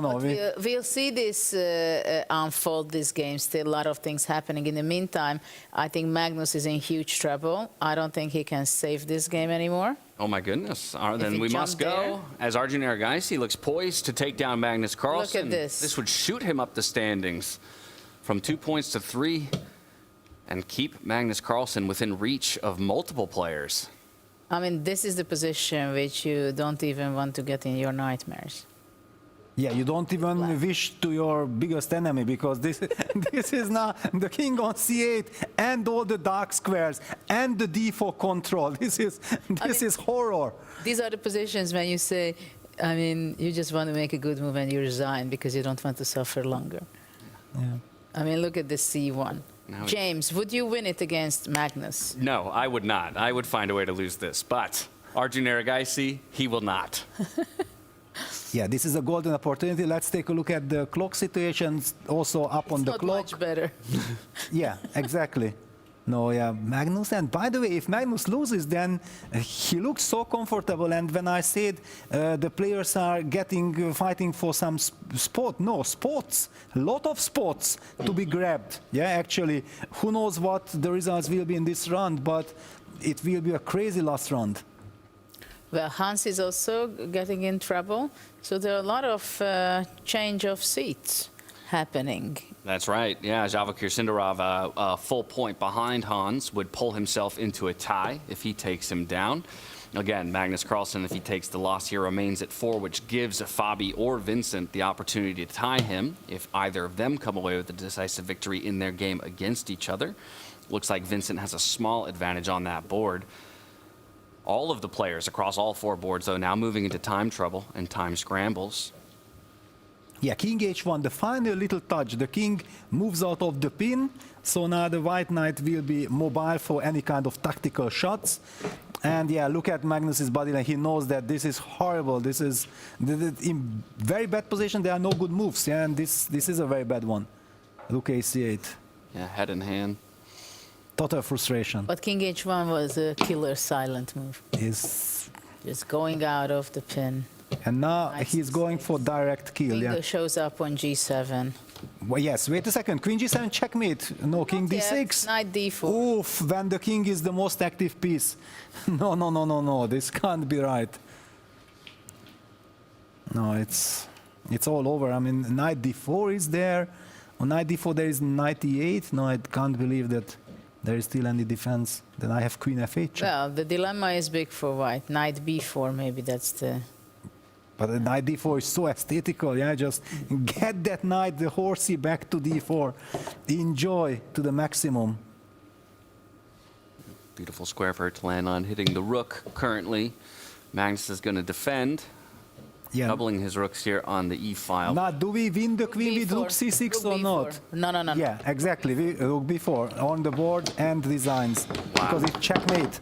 Let's just put it on the board. Rook b4, queen takes b4, rook c6. What a game it's by checkmate. Erigaisi. Phenomenal. I mean, just control from beginning to end, right? Against the world #1 there. So showing us why Arjun Erigaisi should be feared in a format like this. He's an aggressive player. He's an attacking player. He's not afraid to pick up material. And he does just that against the world #1. He moves up to 3 points and is now in a solid striking position for a top 4 spot and a bid into our upper bracket. We still have 3 boards in play. I think we should jump over to Javokhir, Sindarov, and Hans Niemann just for a brief moment. We might have to make a trip from one board to the next as the results come flying in. But as we get there, you'll see Javokhir Sindarov, the only player with the black pieces to have found a way into a winning position. Yeah, he's having a dominating position. Also, strategically speaking, this should be a win. He's also up material, probably. He's pawn up. Well, there is no chance here for Hans to survive this. But for Javokhir, on the other hand, it's already too late to win. Yeah, because he 2.5 points. Okay, he needs, but no, what does he need? Yeah. Let's go to Fabi against Vincent, because that's the critical one. For Sindarov, he needs to win 2-0 and then look around. That's what he has to do. Yeah, there's a possibility we end up with a massive 4 or 5-way tie. That gives some people new life. But I like where your head's at going to Vincent Keymer and Fabiano Caruana. Since Magnus Carlsen took that loss, it looks like Vincent Keymer is on the verge of tying it up at the top of the standings, looking to undo Fabiano Caruana, who had a brilliant start to his day, but has slowed down just a little bit on the back half. Well, he lost to Magnus and he might lose again. And is he safe at all? Yes. He's in danger zone, suddenly. And he resigns. Vincent Keymer wins, and basically with this he secures, kind of probably with +2, sharing first place with Magnus Carlsen. And look, Vincent again had 160. Of course, because this win kind of guarantees qualification. But now you were safe. I was safe, yeah, we are not following the game. Wow, so Vincent is tying first with Magnus. That's right. With that win, 3 players with the white pieces take home a victory and a full point for themselves. This leaves only Javokhir Sindarov and Hans Niemann in play. And as we return... Because Nodirbek won as well. That's right. In the meantime, so he's 3.5. Suddenly he's on... Yeah, Nodirbek and Arjun both 3.5. And Fabi just 3. Arjun at 3, not 3.5. 3. Okay. But again, how Fabi just went from second place, where shared first to a shared first. That's true. To a tie for 4th currently. Wow. So right on the bubble and at risk of losing his upper bracket bid. Still waiting for Javokhir to put the finishing touches on this one and push us into our 7th and final round, barring any tiebreakers at the end of the day. Magnus taking a moment to drink it in as well. Yeah, there is Bishop C7. Bishop C7 wins on the spot, no? And then Bishop A5 check. Okay, Knight B4 also good, but... No, this is terrible for white. Nothing moves. In this position, it's like there are good moves and even better ones. A dream position. So he will go, no he will go back. No, he goes Knight D3. Well, Bishop C7 would have been easier. Yeah, he just wants to be systematic. He enjoys King E6. He wants to go King D5. And how does he enjoy after A6? He wants to give checkmate. What about D5? Judith, you are the master of checkmate. What was on D5?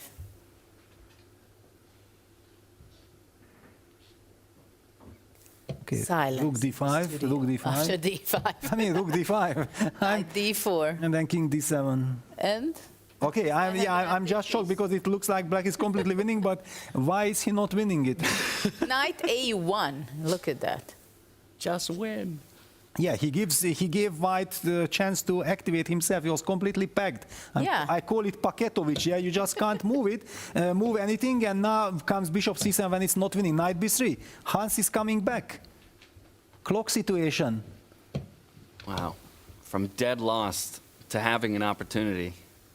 Yeah, he can even win this. Of course, black should be still doing fine, but knowing what happened before. Good poker faces on all of these super GMs here, watching this game perhaps slip away from Javokhir Sindarov. I've got to wonder what all of them would have preferred to that b5 move. Bishop a5, setting up bishop b6 check against bishop takes g3. Yeah, that's the idea. And it's a crucial game. It's a crucial game for the qualification spots. So, bishop d6. Oh, but now black with king on a7, but he goes pawn hunting with rook g1. Why do you do that? Uh-oh, d5. And for the first time ever in the endgame here, all of a sudden we're at dead zeros. No, but now it's forget about zeros. It's very risky for black. Bishop d4 check is coming. Black's king will be in a mating net. Just watch out for knight before fork. Rook c2. No, knight before check. So yeah, be careful. Yeah, that's... You have to move the king. About only my plans. King e6, just hide that king somewhere. Both players working with very little time on their clock. Rook b1. At least now with rook b1, black is back to safety. Yeah, but a draw is not enough for Sindarov. Yeah, but also for Hans, draw is nothing. Well, He keeps him in the fight. nothing. He moves to 3 points, right? So Yes. he'll be in a three-way tie at that point for third alongside Fabiano and Arjun and Erigaisi and giving himself chances going into the final round. For Javokhir, if he wants any chance, even though mathematically unlikely, it has to be a win here. So he has to keep pushing. Yeah, but now he's doing very well because he has an idea to put that bishop. He just goes, so he's not afraid of any checks on the back rank because he covers it with the rook and the bishop a7 played. Clever. Putting some pressure. Wait a second. Javokhir blundered a7. Rook c8 check is a winning threat. Rook b5 check. Isn't it only move? But it's a total shock. He could have played rook b8 instead of... Wow, what? Hans is winning. Stunned faces in the studio in this moment. And for good reason, just like that. No, but not takes. Keep the rook. Wow, Hans, he's going to just look to escape for the draw in the end here. Okay, but what the game he was suffering, all the things before. He should be very thankful if he survives, but now, okay. But he will not be thankful. No, it's... It should be a draw now. It's a moment he'll look back on if he doesn't make it into the top four. But why is it a draw, by the way? Well, the king gets to d3 in time, and then with h2, when you go bishop f4, King h2. f6, king d5, Yes. bishop f4, king c4, king g6, king d3. That's exactly right. King f5, h2, draw. Finally, we know what's happening, because before things were out of control. Yeah. Figured it out just in time. My goodness. Looks like the players themselves have also recognized that this one is going to fizzle to a draw, so you can see a couple of them. Yeah, it's already ended. Yeah. Yes. Wow. Draw offered. The players are talking about it, and for good reason. It's crazy, no? Two unhappy people there. Yes. Oh, yeah. Oh, yeah. I mean, one can just claim as much that I was winning than the other one, because there were moments. Yeah, of the two, I would imagine Sindarov maybe slightly more unhappy because he is now officially out of contention for a top four spot, only adding half a point to his overall scoreline. Hans Niemann is at least still in the hunt, so he can kind of rest on that, knowing that now the pressure really mounts towards our seventh and final round of the day. But Hans, you saw, he had a smile. Yeah. Noticing the other results. Ooh, he took a quick peek up to the top, then he saw that Magnus Carlsen fell down to Arjun Erigaisi, and you can see their head and hands. So that's going to hurt, as now all of a sudden his top spot is threatened by the likes of multiple other competitors heading into our seventh round of the day. We have Vincent Keymer and, of course, Fabiano Caruana. They were duking it out in that battle for second place. and it was Vincent Keymer who came out on top. So he is showing more magic here in Weissenhaus as he did just 12 months ago when he came away with the Grand Slam victory. We'll see if he can keep it up as he heads into the 7th round, but for now, we're going to throw things back over to our deep dive Make.com desk with Tanya Sachdev and David Howe. What do you make of that round? I don't know what to make anymore. I mean, magic is in Weissenhaus. We're going into the last round, and this is a script you could not have written. It is a tournament wide open. Who are the 4 players who make it through? It's going to be a fantastic final round. I mean, big upsets, right? Arjun Erigaisi has had 6 decisive games so far. David, 3 losses, 3 wins, takes down Magnus Carlsen. Vincent Keymer takes down Fabiano Caruana, and suddenly it's absolute chaos. It is crazy. We could have picked out 20 different key moments from that last round. So many twists and turns, really topsy-turvy stuff. Tanya. It was the hardest picking out a moment to show. I mean, this round, while you guys were analyzing, while we had Judith and Peter on the call there, David and I were really struggling. But you found some golden moments, David Howell. We were literally writing down to each other like which moments to choose, but let's jump in and highlight Vincent Keymer, who now looks safe. Looks like he'll be a semi-finalist here at the World Championship at the very least. I just wanted to highlight this moment. It's 2 bishops versus 2 knights, but Black's knight has some threats, hitting a rook, hitting a pawn. The central pawn also under fire. Really instructive stuff here from Vincent. He pushed his pawn to e6. That pawn was probably doomed anyway. He's trying to wreck the black pawn structure. If this pawn were captured, then white could, at the very minimum, take on c6, bring another bishop to life, and it looks like a big advantage. But what happened next? Knight to e5. Capture anyway, leaving the rook on b1 to fall, happily giving up the exchange here because he had realized that after some exchanges, it was the white bishops just too strong and the passed A and B pawns. Tanya, I was so impressed by this whole sequence, maintaining the advantage, and these 2 pawns ended up telling the tale, ended up winning the game for him. Just to show a few twists and turns here, but when the dust settled, it was the bishop and the pawns. And here, nothing to do. Fabiano had to resign since B and A would promote. This is amazing to watch Vincent do this, right? It was Weissenhaus 2025 finals between Vincent and Fabi, and he took down Fabi and won the tournament. And this one, just a flawless convert in the end game, down this exchange with the pawns doing a beautiful job. And David, also what Arjun did against Magnus. I want to point out the first 9 moves played by a pawn. The 10th move, picking up Magnus's pawn and then going on to crush him.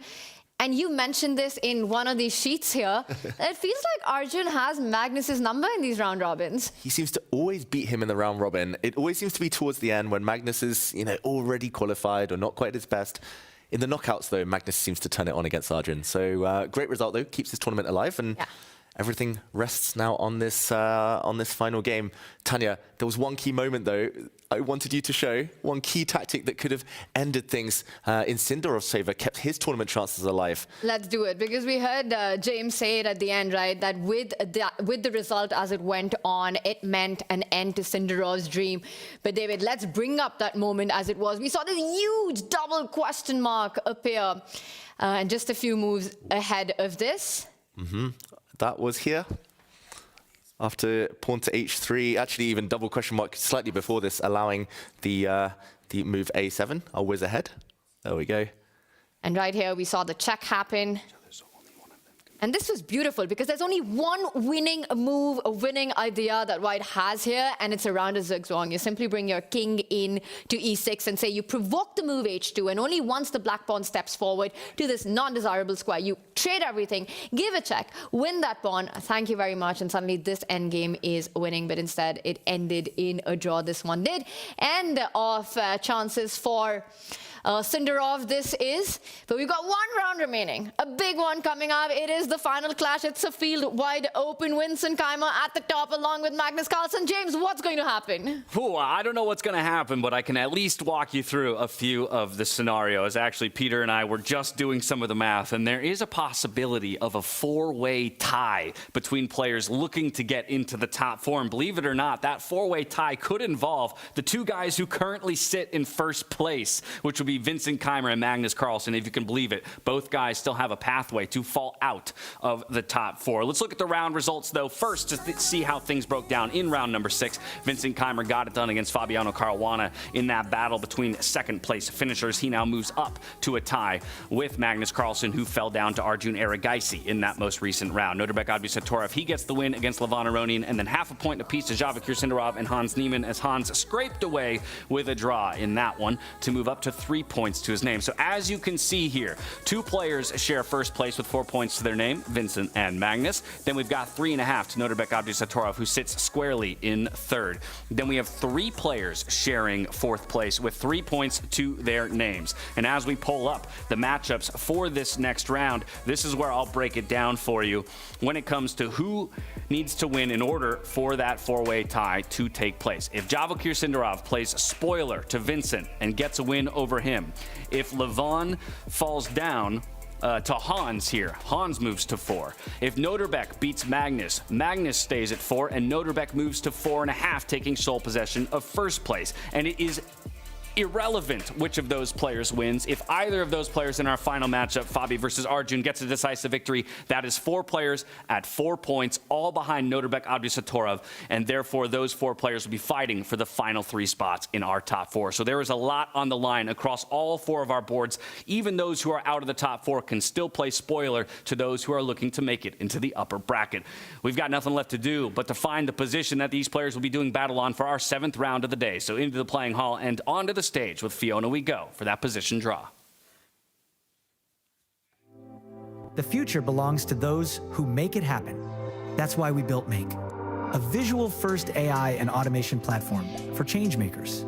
It's never been quicker to start building, visually and without code, to automate everyday tasks and free your time and energy for bigger, better things. As your ambitions grow, you can accelerate progress with AI agents to create customized and agentic workflows, ones that handle complex, business-critical tasks while keeping you in control. And for leaders scaling business, you can see your entire AI and automation landscape in real time to orchestrate change and show progress in motion. Make automation and AI put to work for business, for teams, for you. Make it happen at make.com. Welcome back. This is it, the last round of the round robin, and 6 players are still fighting to make it into the semi-finals. And to draw the last position, I'm delighted to be joined by Zach Sane, aka the chess nerd, content creator from Canada. And Zach, yesterday you got to play with a lot of our players. How was that? How was Content Day? Content Day was excellent. I learned that Levon has the richest musical taste out of anyone I've ever met in my life. Vincent is the most honest person I've interviewed in my career. And Javokhir over there is a massive football fan, which I didn't know. So very, very nice. I also lost my voice. I'm completely done. Very, very jam-packed day, but super excited. Looks like a lot of our influencers lost their voice yesterday. And Zach, I'm gonna move behind the table. Are you ready?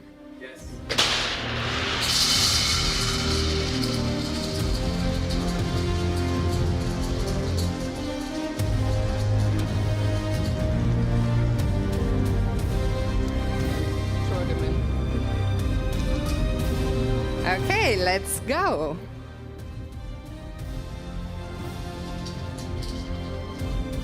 And the position is number 277, 277. To the players, one last time, best of luck, and to the fans, have fun.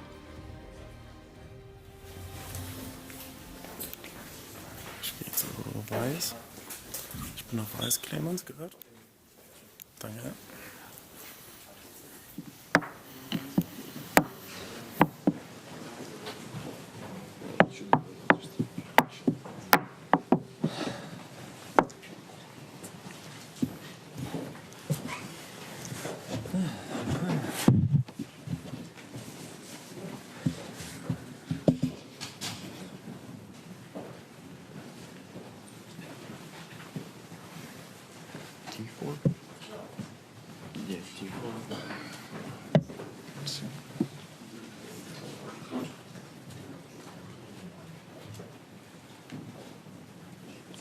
Although maybe it's not, yeah, d4, d5, maybe it doesn't.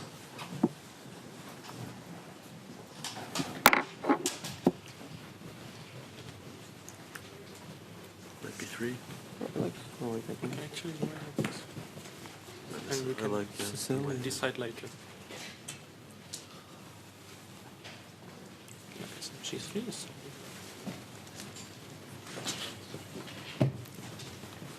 okay, what if we d5? Queen e7. Knight g3. But still playable.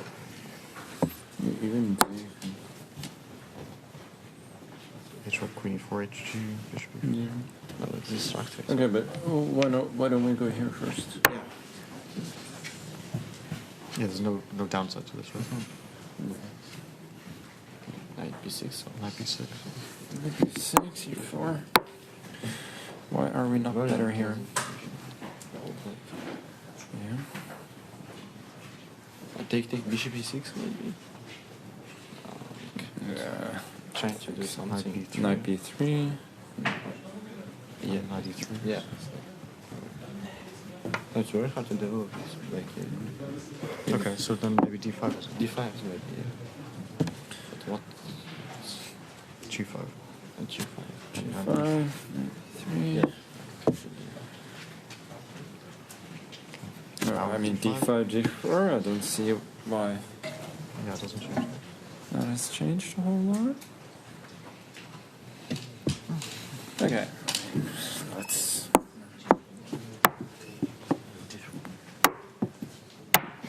Wow. Or it just loses now, queen e4. Yeah. Okay. So what about if they play c6 like Caro constructor with g5? We don't have e5 because they have a6 yet. Yeah, but we. So this. This e4. Knight b6. Knight b6. Knight b3. Some e6, knight Maybe g6. black should have done this with the pawn. Yeah, maybe knight on e3 is not fantastic. Also, knight g3 looks reasonable. Yes, bishop c7 I was planning to play. Then, I don't know, knight e6, knight I think we e4. should put pressure on d5. Yeah, we should need to push too. Knight e6. Knight e6. This looks very suspicious to me. g6. Yeah, knight b3. e5. We're getting central. Yeah. No, that's not black. Yeah, that's. Maybe not g4, so maybe g3. But I know Levon likes g4. h4, g4. I'm sure he'll play like that. Okay, what about g3? Knight b6. e4?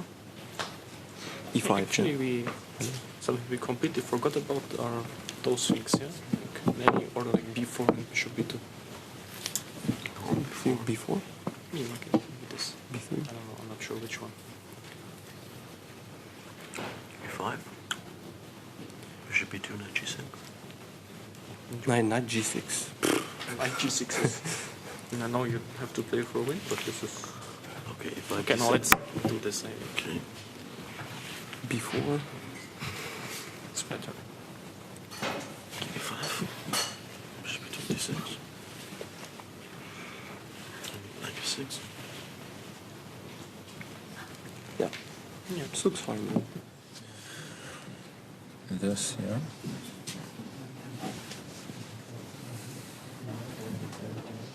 g5. Clear through. Take. Oh, that looks. With g3, f4 is also bad shutter, or I mean it's nice. Yeah, g3 is also.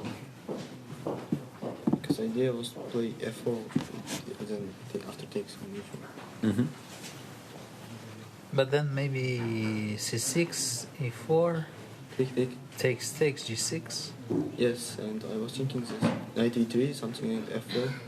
Also knight b3. But also c6, e4, g6 immediately. I mean knight b3. Yeah, but knight b3. This is also Okay, very good. Yes. Yeah, here might should be better. Yeah. Okay, so we play d4, right? d5, g3. No gambit. Possibility of a four-way tie for second place going into our 7th round of the day. It's position 277, and as I turn to Tony Sachdev and David Howell, it's a much different and more focused-looking Magnus Carlsen around the board as he sits on the precipice of falling into that four-way tie and possibly losing his top spot. What do you make of this position? Is it one that lends itself to decisive victories and a possibility of that four-way tie? Nobody's safe right now. It all comes down to right now, right here, what happens in this final round. Even for Magnus and Vincent at 4 points, they need at least a draw to secure their top 4 qualification. This final round of round robin, someone tell Levon Aronian it's too early to fall asleep right now. Yeah, I think the yawns, sometimes that comes out when you're kind of nervous. For Levon, maybe less at stake now than some of the other players. But Tanya, the side with the white pieces, they all look locked in, very energetic. Magnus taking the lead. It looks like the side with white want to play d4. I thought this was quite a rich position, a fun one. I was eavesdropping on Judith. She said maybe it's a boring one. So we'll see. Pawn to d4. Looks like what the white players are doing.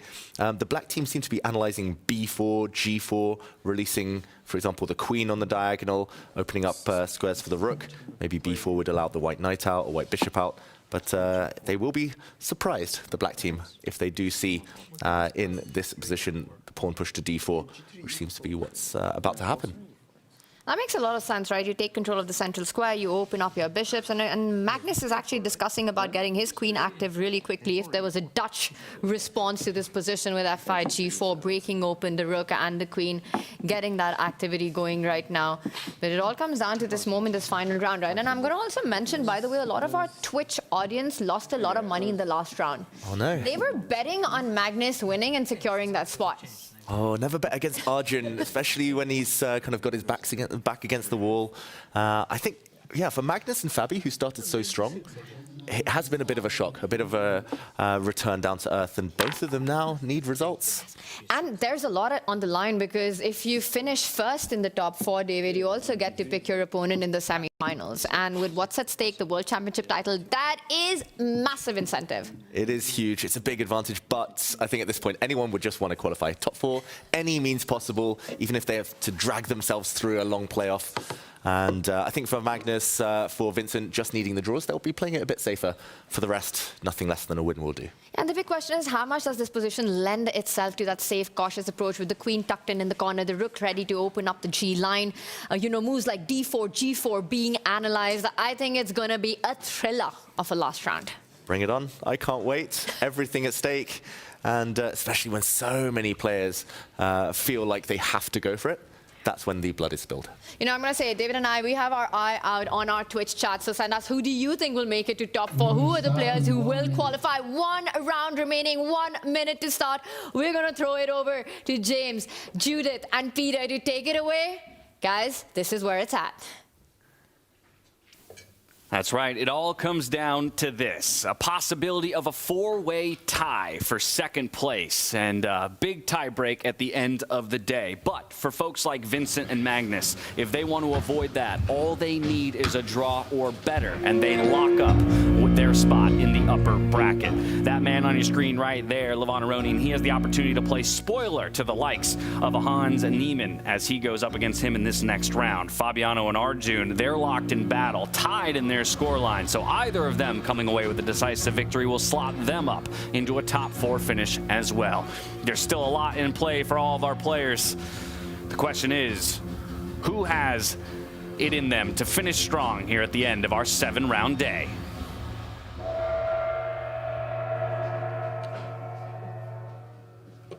The gong has sounded, the handshakes are extended, and away we go. Off to the bird's eye view. And already I see 3 games starting with d4. Magnus is not yet at the board, so this is something of a surprise. d4, d5, g3 seems to be the thematic. Is this a Catalan? Is this a decisive round Catalan thematic match, or what's happening? Yeah, there is the handshake.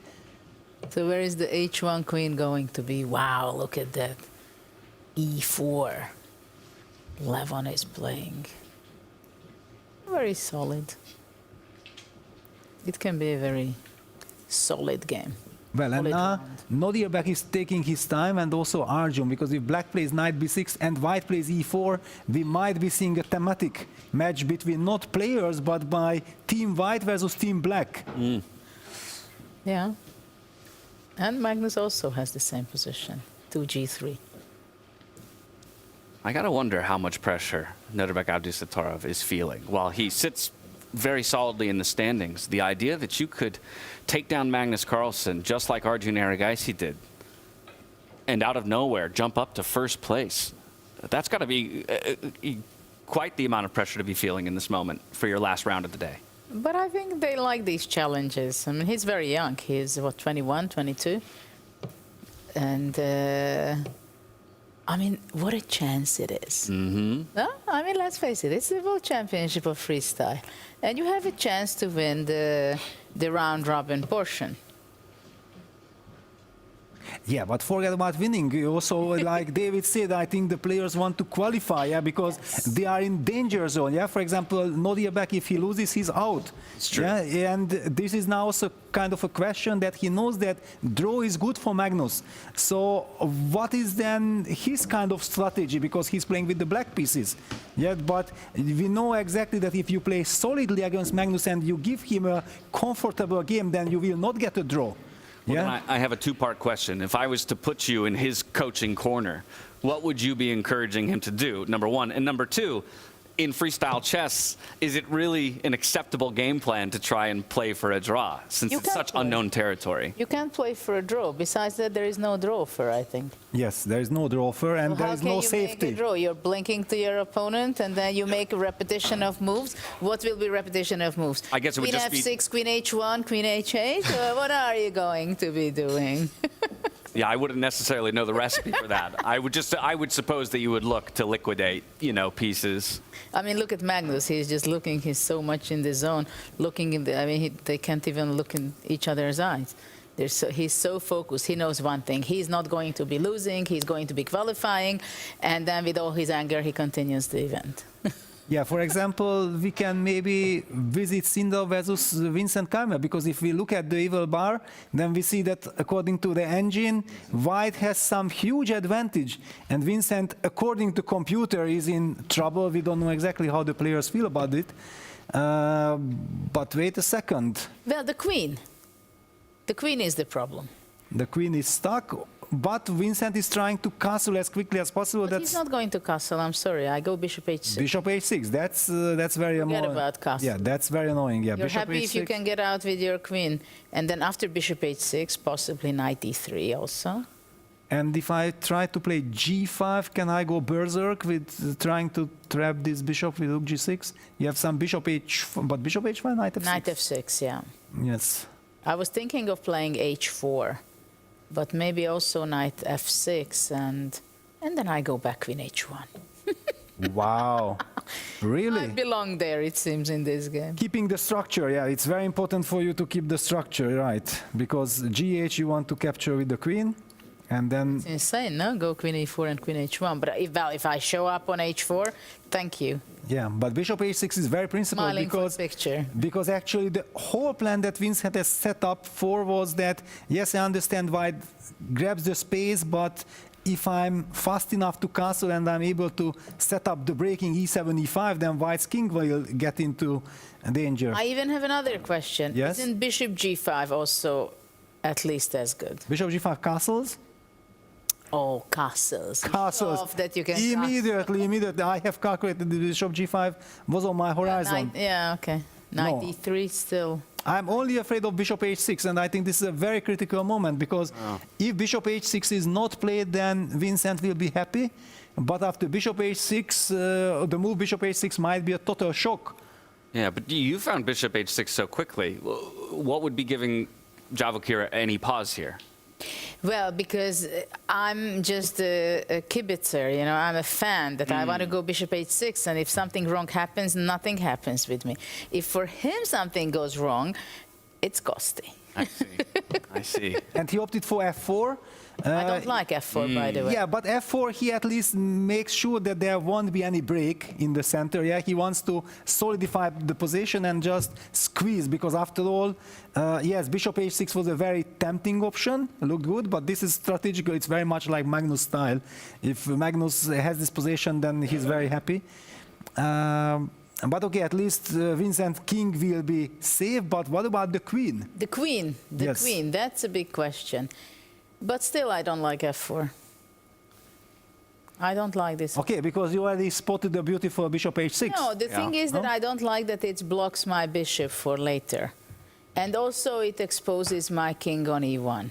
I understand that I have a problem with my queen on h8, but I think there are a lot of things can happen to white also. Though knight on c5 is show up. Bishop e6. Yeah, he wants Maybe to get the... move. Yeah, but Vincent wants to activate that bishop, not to get stuck there with it on c8. The d8 bishop is kind of has a long journey until it can activate itself. Yeah, it will be c6, bishop c7. Yeah, this There is is still not very active. Yeah. Sorry, but you made a move with it. Okay, but if you're trying to bring your light squared bishop, I just jumped my knight forward. Yep, prophylaxis. Knight e3, yeah, making sure that black is not able to get to d5, because trading the knight versus the light squared bishop would be strategically kind of winning for white, And because then white you are stuck. Why can't black go to d5? Knight e3 doesn't stop me of playing knight d5. Yeah, knight d5, yes. But which one? Knight f6, probably knight f. F. No, in order to try to open up with the queen. Yes, knight fd5, and also that this knight maybe is heading towards the c4 square. If for example there is some trade on e3, then knight c3 can hop in with the tempo, hitting the bishop and the pawn on b2. He went for it, right? He went for it, yeah, knight fd5. There is some stability. The engine says that white is better, but I believe that Vincent is much more confident at the moment than 2 moves ago. Certainly he was very much worried of bishop h6. Yeah. It's already a strategical game, which gives us the chance to move around. James, did you spot anything else? Well, then let's just go to the other two all-important boards when it comes to the possible four-way tie. So first, let's go to Nodirbek, Abdusattorov, and Magnus Carlsen. Let's see what an angry Magnus Carlsen has crafted here from perhaps being too comfortable in the previous round and letting that game slip away. We'll see how he's faring against Nodirbek, Abdusattorov. This time around, Magnus is piloting the white pieces. Just a reminder to those at home, as we make our way to that board, that all he needs is a draw here to lock up his spot and avoid that possible four-way tie. For Abdusattorov, same thing. A draw will clinch a top spot. A win could even push him all the way up to first. But look at Magnus. He's looking around what's going on. So this is also part of a last round situation for a chess player, that you're just keep in mind who is what's going on, just to make sure that I'm under control, understanding where it's all heading. Yeah, now things are heating up, because this move f7, f5 is strategically a losing move. But the reason why Nodirbek is doing it, because he knows that otherwise he will be squeezed, and he is hoping for bishop f7, long castles, and then e7, e5 break. Yeah, question mark, ignore it, because it was the part of the plan. And trying to castle and break the structure with e5 based on this pin along the d file, and white has not yet castled. So the big question, do you have time to castle? Because let me even put it on the board. Castles, black castles, we are hitting the pawn, so suddenly the queen hits the pawn, and if white plays c3 cemento, then suddenly maybe we will be able to push e5. F e5, bishop takes e5 at least. Knight f5. Knight f5, yeah, that hurts. That hurts. So exactly, yeah, I wanted to illustrate. Yeah, I wanted to illustrate, but yes, the chess is not just about illustrating. It's about move per move calculation as well. So wait a second, but then it's very unpleasant, because if black is not able to break out, okay, I have knight f8 to d7, trading the knights. At some point, maybe g5 will come. Yes, also. All right, but let's go back to the live action. Bishop f7 on the board. Magnus is thinking 5 minutes 20 versus 6. This is trademark Nodirbek. He always pushes the clock. He always has more time. That's why he's also so extremely dangerous, a part of being a brilliant player. Can I go with white bishop f3 for prophylactical reasons? No. You could have. It was the second engine I just thought line. that long castle, bishop c6. Yes. Now, believe it or not, that was the top engine line, b4. I believe it. Yeah. Because it's already a prophylactic that he gets ready to attack black's king if he castles. This is one of the things, and with white you don't want to castle so quickly because, as Judith highlighted, there is this g6 g5 break as well, not just e5. So what do we do with black? The problem, you would love to play g5, but you have to reckon with the hanging pawn on f5, but maybe at some point we have to forget about it. Just trying to open up the structure is the key to the position. I mean, Magnus feels so comfortable. He's not a guy who chickens out when he was leading the whole tournament. Okay, he lost the game, but the way he lost it, he's not losing that very often. No, without a doubt. And also the opening this sequence with the queen on h1 and then being able to play in this d4, d5 structure, this e4, d, queen e4, I think it's trademark Magnus. I remember commentating in the FIDE World Fischer Random Championship in 2022 in Reykjavik. He was already doing this. Queen takes e4, queen back to e2 and winning. Yeah, this is his beloved structure. I mean, his body language tells that all that. I mean, I feel comfortable. I'm going to win the tournament. All right, well, if he's comfortable, then let's go over to Fabiano Caruana and Arjun Erigaisi to see how comfortable either of those players are feeling, because once again, Fabiano Caruana is one of the players, actually both of these players could end up in that four-way tie with the decisive victory one way or the other, moving up to 4 points. That queen is still on h8. Yeah, all the games featured the same exact variation, just very quickly to highlight for our audience who had missed the action, that it all came from here, and white grabs the initiative, white gets the control in the center, g6, knight b3, knight d7, again the move bishop h6 could have been played but was not played by Fabiano. Instead he opted for bishop f4, castles, knight fd2, and that's how he got this lovely position.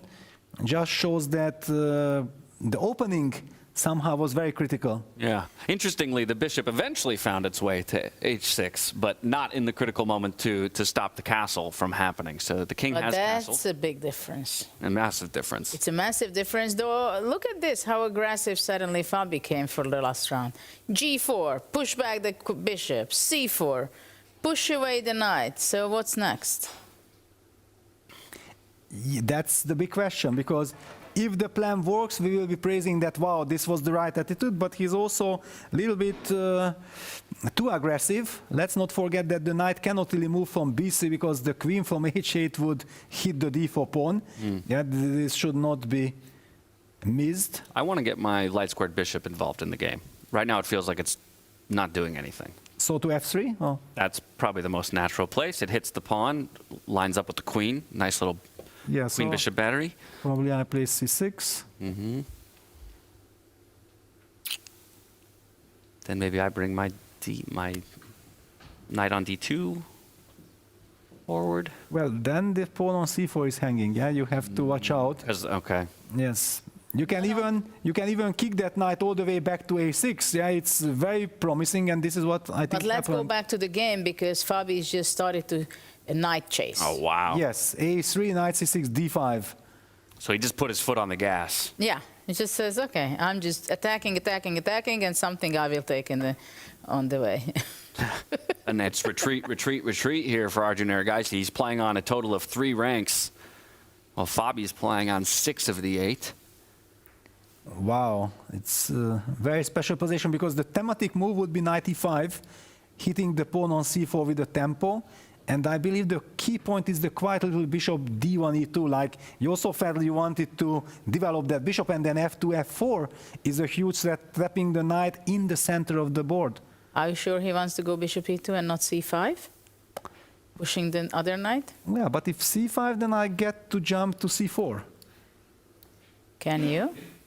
Can I? Should I? F4 is too much? Yeah, F4. Okay, everything looks so tempting, so good for white. What is Arjun doing? How is he handling the situation? Heart rate? No, this heart rate cannot be right. No. This is impossible. Yeah, normally I expect Arjun's heart rate to be quite low, but 45 is... It's too much. That's resting for an Olympic athlete, so... This is just impossible. But after knight e5, knight c5 is also quite unpleasant, I believe. Yeah, knight e5 played. So now we will figure out, we will see what Fabi has in store for. Bishop e2. Bishop e2. The professional move. The squeezing, yeah, with f2, f4, there is so much at stake, and you feel like you already played many aggressive moves. Yeah, you finally want to make also one stabilizing one. Yeah, What can you do with black?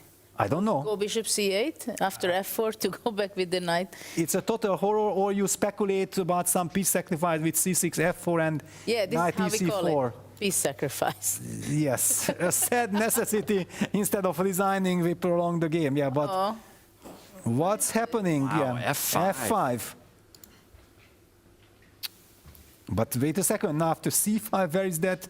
It's not only about the knight, but also this diagonal might be opening up. If black's king gets a check, it will be all over. It's just devastating. Mm-hmm. But it speaks to the precariousness of Arjun's overall standings position here. Because if he falls down decisively to Caruana here, he's out. If he manages to force a draw, and Hans Niemann also ended up with a draw, then we would have a three-way tie for fourth place. So there's still a possibility if he can kind of weasel his way back into this one and find equality down the line. Yeah, but it's also this craziness of freestyle, yeah, because just in the previous game, he crushed Magnus in a fantastic game, and then he might be thinking that, what did I do in this game that I got such a bad position right after 4-5 moves, yeah? I believe that somehow Black's team didn't do good enough job. Yeah, they just ended all of them ended up in this big trouble. All right, some more retreating moves here for Arjun as Fabi continues to clamp down on the position. 3 minutes to his name, 149 to Arjun Erigaisi, and all the pieces have gone to the back rank. We're going to flip back over to Magnus Carlsen and Nodirbek Abdusattorov, where Magnus continues to press forward. And akin to the board we just came from, it's a retreating knight move for the black player as the most recent to be played. Well, it looks horrible for black.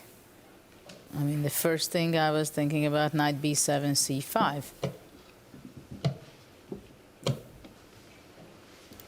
The very classical way of killing it.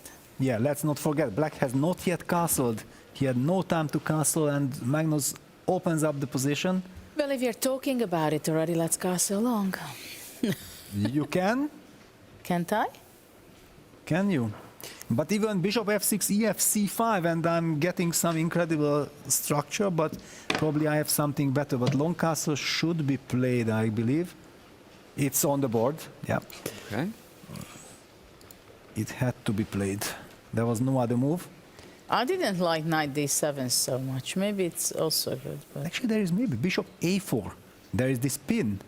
This could be also quite unpleasant because that's annoying. That's quite annoying. Yeah, bishop a4. And where do we go?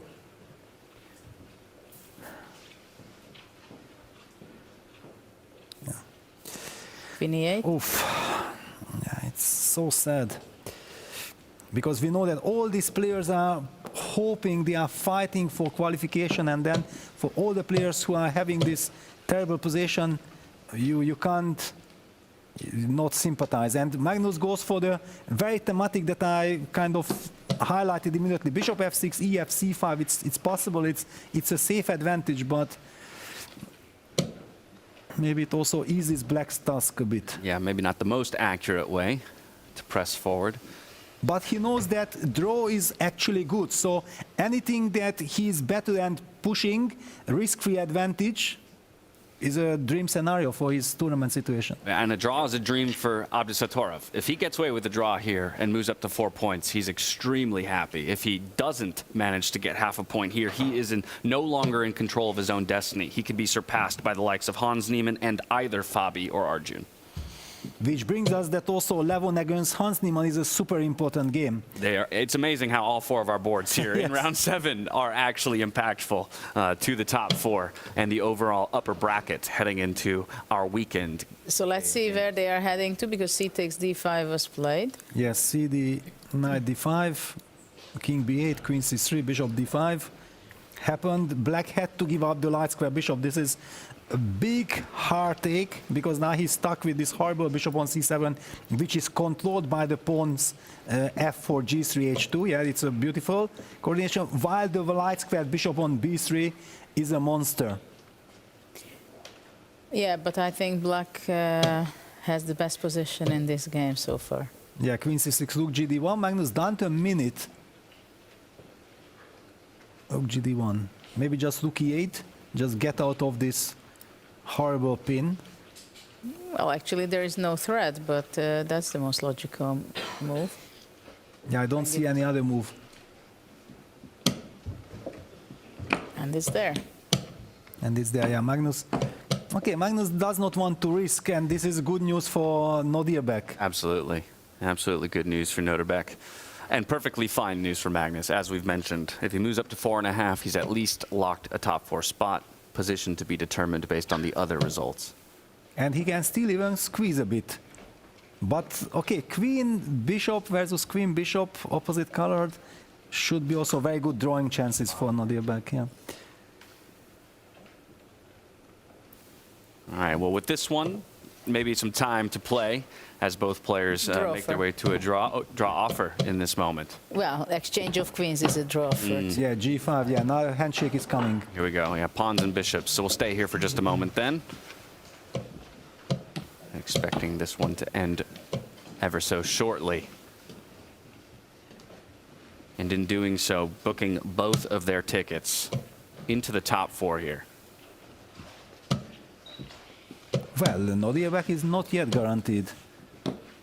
He has 4 points, but if the results go wrongly, then it will be a big tie. No, he is guaranteed top 4 because the only other people who can get 4... Draw agreed. Hans, Fabi, Arjun, only 2 of those 3, which would lock up the top spots.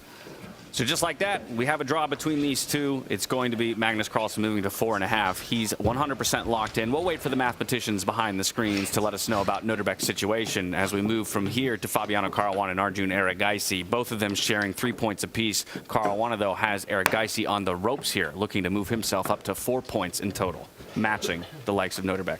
Yeah, he's up a piece.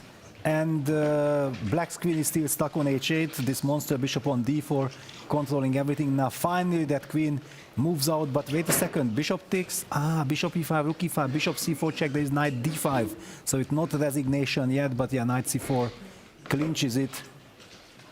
It's all over. Knight d7, if you have to even retreat, and you are piece done, and white has all the fun in the position, then we know that rook e4. Bishop c4 check. I was just That's wondering. I'm sitting distance from the screen. I'm saying, where is the third piece? Where is the third piece?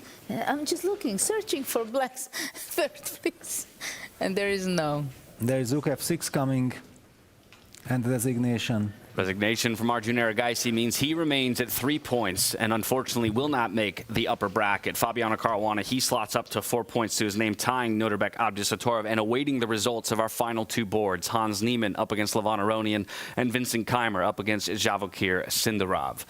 Taking a quick look at these games, it looks like from a clock perspective, Vincent Keymer and Javokhir Sindarov are more advanced. So that's where I'd like to go, hoping we can catch the final moments of this game. Absolutely, because it's a lot of interesting things that's happened. Yeah, black is very solid, but still with this knight on c6, bishop f6 construction, while he's hoping to put some pressure. Black relies on the c5 square, so he wants to sit, rook b1. a4, a5 will be happening. And Vincent down to few seconds. He made a move with 2 seconds on the clock, knight e8. A very shaky move, very nervous move. Computer hates it. a5 played, bishop c5, rook b5. Chasing the bishop. Bishop e3. Knight d6. coming up. This is now very critical, and Sindarov has a lot of time compared to Vincent. Yeah, he's still more than 20 seconds. But how does he find the rook e5, chasing the bishop? Where is this bishop hiding? The pawn on a7 is hanging. Yeah, Vincent is shocked. He missed rook e5. Bishop d2 played with second on the clock, or few seconds on the clock. Only move. Knight takes a7 allows rook takes c4, then black activates the rook. a6. Dangerous pawn. Very dangerous. Knight d6, trying to break out. There is only active defense can save Vincent. Create problems, and also Sindarov is down to 6 seconds. Dramatic, c5. Knight b5. Vincent has to make a move, 2 seconds. He does. Wow, with 1 second on the clock. With 1 second on the clock. We've seen one game lost on time today. Vincent going to do his best not to have a second one lost.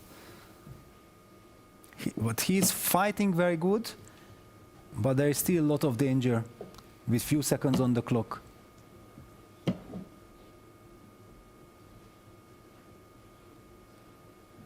It's very tricky. Being the bishop on c3 looks it's active, but actually the knight on c6 is just covering all the important squares. Yeah, and rook b3 is kind of a very unpleasant problem. And rook b7. Whoa. Super move. Incredible move by Sindarov. Trade of rooks not accepted because it would advance the pawn. Yeah, Vincent is putting up incredible defense. Takes c6. And then bishop b6. Then rook takes b6 wins. So you cannot cement the position with bishop b6 due to rook takes b6 sacrifice. And now the king wants to get involved. But does he have time Was it the only move? Does he have time? In this moment, I can reveal that we did have a draw occur on the other board between Levon Aronian and Hans Niemann. So Hans will move up to 3.5 points, which unfortunately puts him outside of the top 4. No chances there, since Vincent is guaranteed to finish with at least 4 points to his name. Just a moment ago, that handshake extended, and you could see Hans immediately checking in with the rest of the boards to see if he had done enough, but unfortunately, that won't be the case this time around. No, and he also looks that, wow, but Vincent is in a trouble. Yeah, actually, if Vincent loses, is he still in? No, if Vincent finishes on 4, actually our top 4 is determined, with Magnus taking the top spot and 3 players behind him at 4 points apiece. It would so be it Vincent, will be a big tie. A big tie for second place behind Magnus in first. That's, of course, if Vincent doesn't manage to turn this round and either manage a draw or a win. Dramatic. Yeah, rook d8 trying to cut the king off. Very logical. The problem is that white can just gain time. Yeah, now rook c8, now bishop g2 back. Why not king d3, rook d8? So because he wants to gain time. Yeah, he wants to gain time. Yeah, it's all about time. The players don't have enough time to think about the position, how to break the fortress. King d3, finally the king is coming.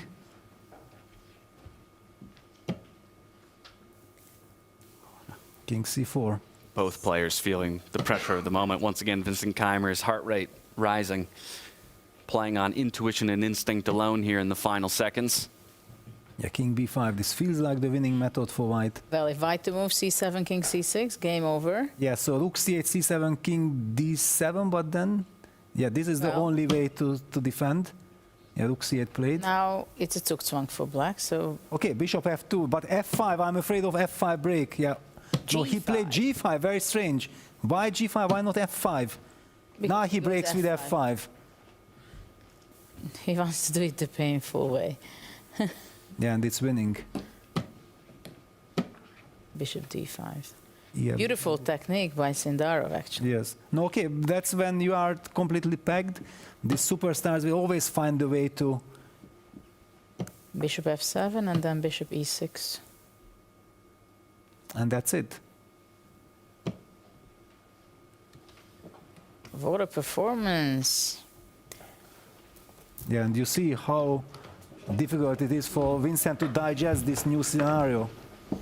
Yeah, definitely a tough one to stomach. But while it is a tough loss at the end of your round robin, at the very least, Vincent did enough throughout the earlier portions of the day to remain on 4 points and ultimately secure a top 4 spot. For Javokhir Sindarov, it'll be a sweet and sour finish to his round robin day as he gets the win, but unfortunately it's not enough to push him up into the upper bracket. So now we will have to wait, yeah, because it will be playoff time. Yeah, I'm gonna let the mathematicians behind me determine what any playoff scenarios might need to occur. Of course, we're reliving these final moments here from round number 7, as there was plenty of pressure on many of our pros who were staring down the barrel of a 4-way tie. That did not come to light, though, as Magnus Carlsen would get his draw up against Nodirbek Abdusattorov, each of them finishing at 4.5 and 4 points, respectively. Vincent Keymer, 4 points as well, and Fabiano, with a decisive victory over Arjun Erigaisi, also sits at 4 points. Those will be the 4 players that sit in the top 4, with the rest just slightly behind them. Hans Niemann, the first of the pack in the lower bracket at 3.5 points to his name. So, with our top and bottom brackets determined, the question is whether or not anybody has to play for placing. We'll come back and let you know if any of that needs to take place. But before we do so, we'd be remiss not to get the thoughts of Tanya Sachdev and David Howell over at our Make.com deep dive desk. Take it away. Well, we've got news for you guys. Nobody's playing for placing here. We've got our top 4 bracket, the ones who'll be fighting for the World Championship title and those who'll be fighting for the 5th place right now. Vincent Keymer, you saw him at the end of the match there, David. Though he lost, there was relief when he looked at the standings. Yeah, results went in his favor. It could have been so different. We could have had a massive pile up on the same score, but somehow we avoided it. Somehow Magnus always emerges out on top. He saved his best for last there with a nice finish. Fabiano also saved his best for that final game.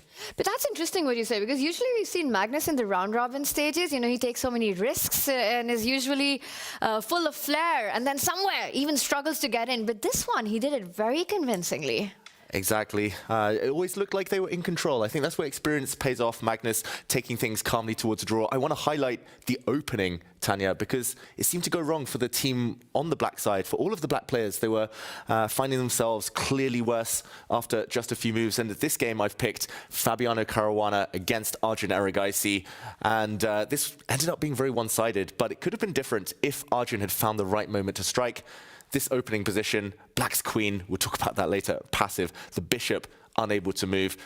Just traffic jam. It's a backlog here of passive pieces, but instead of lashing out, breaking out, which is what you need to do in these situations, even at the cost of a pawn, e5 was necessary. White shouldn't even take here because suddenly the black pieces flood out. The bishop would start hitting the queen.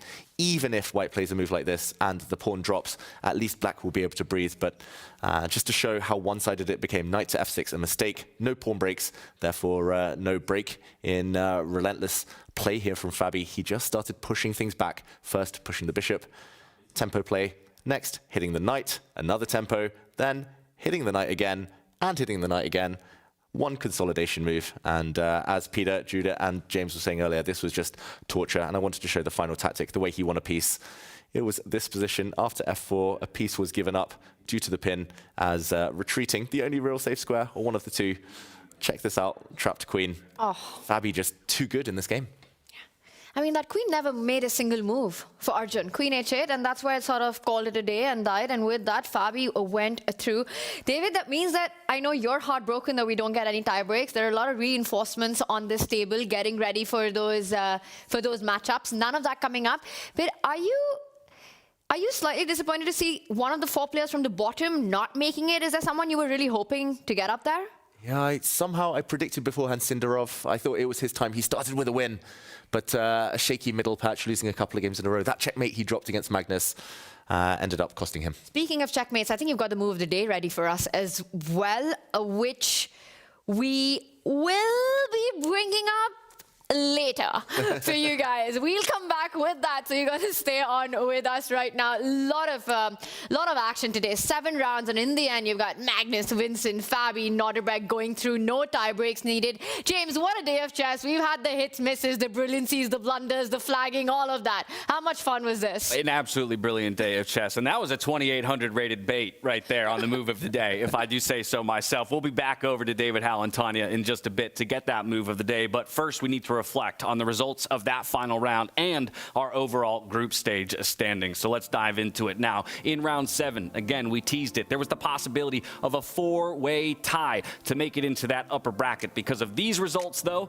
that 4-way tie was not to be. Javokhir Sindarov undoes Vincent Keymer, but Vincent will still move into the upper bracket because of the work he did earlier in the day. Levon Aronian and Hans Niemann, they'll tie it up at half a point apiece. Magnus Carlsen, and Nodirbek Abdusattorov will do the same. A draw between them. Fabiano Caruana and Arjun Erigaisi. They both entered this round with 3 points to their name, but it was Fabiano who got it done decisively, moves himself up into that top 4. So here's the picture at the end of the group stage. Magnus Carlsen, he takes sole possession of first place at 4.5. Only for a moment did it feel precarious, but he grabs it back. From there, he's got 3 players hot on his heels, each garnering 4 points to their name. Vincent Keymer, Fabiano Caruana, and Nodirbek Abdusattorov. They, of course, are chased by the lower bracket contenders in Hans Niemann, Arjun Erigaisi, Javokhir Sindarov, and Levon Aronian. But from 8 down to 4 already in our battle for the top spot and the first ever world champion in the FIDE Freestyle Chess event. We've got to talk about the #1 finisher, though. He's the #1 in the world for a reason. Magnus Carlsen, what a day he had with just one maybe misstep there very late in the day against Arjun Erigaisi. What a showing he had. Oh, absolutely. I mean, he delivered. It was the first game. It was kind of shaky. I think for psychological reasons also he didn't feel comfortable to start out the tournament against Hans. But after that we saw very convincing victories. 2 victories and then draw with Vincent. Okay, against Arjun it was a problematic game, which probably it will come up in his nightmares. But when at the end he has to deliver just a draw or a win, okay, he got serious again. He said, okay, let's make a professional draw, and I'm winning the event. Yeah, for a moment too comfortable, but just like that, he flips a switch and he shows us again why he is the man to be feared in this field of 8. Yeah, and I think he showed how to play, how to approach a game when you only need a draw. You don't play for a draw. You put pressure on your opponent so that your opponent is hoping and begging for that draw.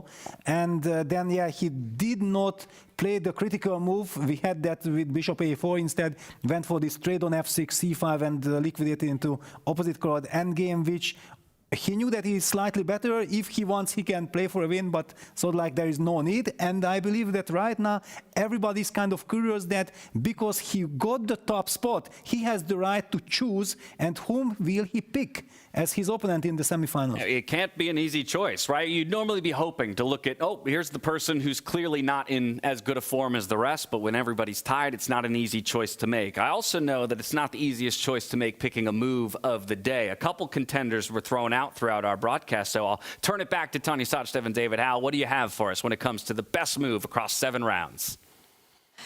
Well, it was not easy. This pick wasn't easy, and you've been speaking about Magnus's brilliance throughout the day, David, and it started very early on today. It did indeed, and you put this idea in my head. You mentioned it wasn't just one move, it was a kind of sequence, and the next move sets up the move of the day. This rook endgame should be drawn with best play, Magnus with the white pieces, Sindarov with the black pieces. This could have caused so much shake-up in the tournament if Magnus hadn't won, but here, if he'd raced forward with his king, the black king would have crept in. It looked like Magnus was trying to stop the black king from moving forward. He played the move pawn to b3. This sets it up, covers the black king's squares, sets the trap. Pawn to d4 played. We see a double question mark appear, Tanya. Such a natural move. If pawn takes pawn, the black king does get in, but move of the day was giving up white's pass pawn. The promotion, you could actually promote to several pieces here, but a queen, the most emphatic, and black resigned since taking this queen off the board would lead to a sudden, unexpected checkmate. Beautiful. And this is the first win that Magnus has had against Sindarov in the round-robin portions of freestyle chess, and just the way he did it. And the thing is, had Sindarov fought against this idea and just spotted it, easy miss though, easy to say that, you know, after the game in retrospect, you should have stopped it, but an easy miss. But had he done it, we might have seen a completely different table at the end of the day. I mean, any move, b6, c5, a5, just get an escape for your king, and you're a happy camper. Exactly. Fine margins, tight things at the top level here, and that ended up defining the tournament. You know, for me, the philosophical question in chess and these kind of things is always the move of the day. Is it the winning move or is it the assist? Is it about the goal or is it about that B3 that actually made the black king go into a kill zone? Oh, it's tough, right? Because B3, still objectively a draw, but G8, that finished it. So there we have it. Just at the very beginning, Magnus getting the job done, getting that first win. And you know, sometimes you've seen him pretty shaky at the start of the day, but that was not the story today for Magnus Carlsen. No, exactly. The shakiness was towards the end, but he still got the job done.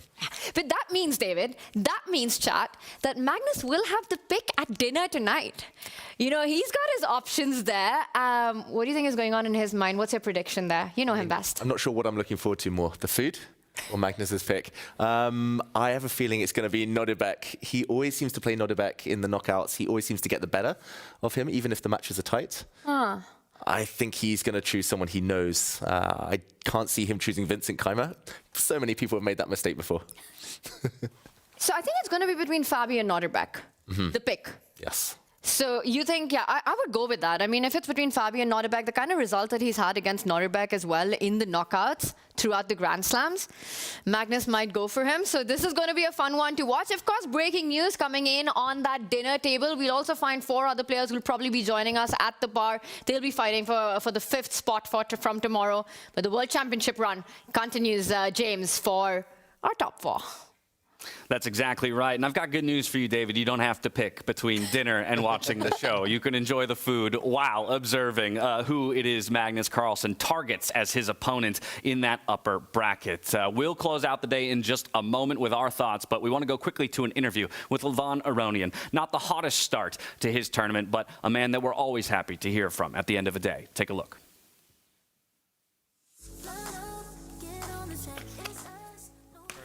Position was overwhelming, and then I just blundered this bishop of 6, and it has been a nightmare of a start. And then the second game I was just trying to come back. It was a terrible game by me, and also the third game I was winning against Magnus and just blundered. Yeah, it's been a day of blundering. Do you think it's something about the very quick games where you have to find rhythm so fast and it becomes too important to be on from the first second? I'm just out of practice. I haven't played for 2 months, and this is the result. How much motivation is it for the last 2 days now? It doesn't matter for me. I love the game. I love playing. I don't care. I mean, if I'm playing for winning or playing for the 5th place, it doesn't matter. That's why we love you. Thank you, Levon. Thank you. I will absolutely echo that sentiment there, Sveta. That is why we love Levon, because regardless of whether or not the tournament is going his way, he's going to show up and he's going to fight tomorrow. That fight, it was on display today. Unfortunately, the results did not go his way. So a disappointing finish to his group stage, but even still, this is a man to be respected on the freestyle stage. A reminder that he won the last 2 of the Grand Slams in 2025.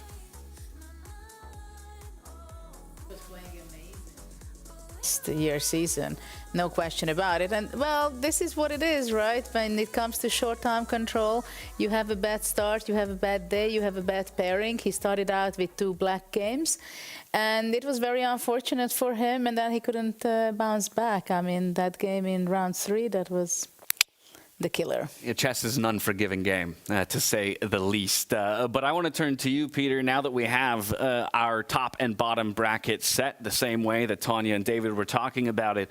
Was, in the end, do you feel shocked by any of the results? Was there an expectation that was not met by a player or somebody that exceeded your expectations coming into the day?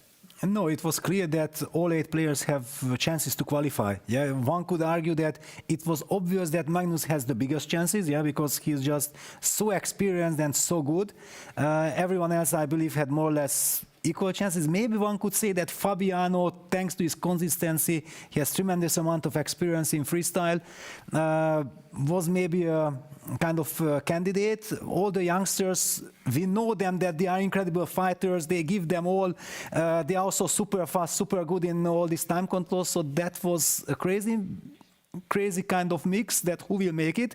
And I perfectly echo what Tanya has highlighted, that move of the day move, this B3 G8 sequence that Magnus knocked Sindarov out of his comfort, and stopped him at the beginning, had a dramatic effect, because we know exactly when Sindarov gets this confidence as he starts winning, and then he's kind of in unstoppable mood. There he got stopped. Levon had this horrible start with the 2 black pieces, losing those games. Then he almost bounced back against Magnus Carlsen. Then if Levon wins that game against Magnus, then again the tournament could have been completely crazy. Talking about Vincent, he lost the first game to Arjun Erigaisi, and then actually making this comeback, winning 3 games to be quite in a comfortable situation. It just shows that what an incredible tournament we witnessed. Absolutely spectacular tournament, and only 1 day in, 2 days to go. Final question to you, Judith, is what Tanya was asking. Magnus gets the benefit of picking his opponent. You're picking between 3 players that all finished at 4 points, though, so it doesn't feel like the easiest of decisions. But do you lean the direction they did, that he maybe goes for one of the youngsters in Nodirbek, maybe avoids Vincent, as others have fallen down by making that mistake in the knockout stages in the past? Well, I think it goes that way by elimination. He's not going to pick Vincent. He did that mistake before. And I don't see a world where he picks Fabi. He's not going. I think in his mind, Fabi and him are now destined to meet in the finals, in a sense. Yeah, so we're going to see the youth generation versus the older one, the experienced one. Well, that's at least what we think, but of course the players will have something to say about that tonight at dinner. Speaking of which, it's time for us to head to that dinner, enjoy the beautiful food, and watch the show to see who will pick who when it comes to our upper bracket and lower bracket bouts tomorrow. That concludes our group stage day here for the 2026 FIDE Freestyle Chess World Championship. We'll be back tomorrow, same time, same place. Don't miss it, because the knockout stages begin, and we are very quickly determining who will take home the first ever World Championship title for FIDE Freestyle Chess. We'll see you there. Good night. So many possibilities. No dream can be too big, 'cause this is the start of something new. 'Cause now I know this is my time. Time to just be me. Time to go my key. 'Cause this is my time. Time for me to choose what I wanna do. My time. My time. Life is a blessing, such a gift, and I am so lucky to be here. Live to the fullest, don't resist. No time to waste, so have no fear. So many possibilities. No dream can be too big, 'cause this is the start of something new. 'Cause now I know this is my time. Time to just be me. Time to hold my key. 'Cause this is my time. Time for me to choose what I wanna do. My time. Are you curious to play freestyle chess but don't know how to? No opening theory, no memorized moves, just pure strategic creativity. But how do you navigate 960 possible starting positions with confidence? That's exactly what I'll teach you in my Freestyle Chess Masterclass. You'll learn how to develop your pieces effectively, recognize key positional patterns, and avoid early disasters. I'll break down some of the best freestyle chess games ever played, featuring Magnus Carlsen, Alireza Firouzja, and Fabiano Caruana. Freestyle chess is still in its early days. This is your chance to get ahead of the competition. Sign up now and let's take your freestyle game to the next level. Join my Freestyle Chess Masterclass today and save 20% only during the Grand Slam. The future belongs to those who make it happen. That's why we built Make, a visual-first AI and automation platform for change makers. It's never been quicker to start building, visually and without code, to automate everyday tasks and free your time and energy for bigger, better things. As your ambitions grow, you can accelerate progress with AI agents, to create customized and agentic workflows, ones that handle complex, business-critical tasks while keeping you in control. And for leaders scaling business, you can see your entire AI and automation landscape in real time to orchestrate change and show progress in motion. Make automation and AI put to work for business, for teams, for you. Make it happen at make.com.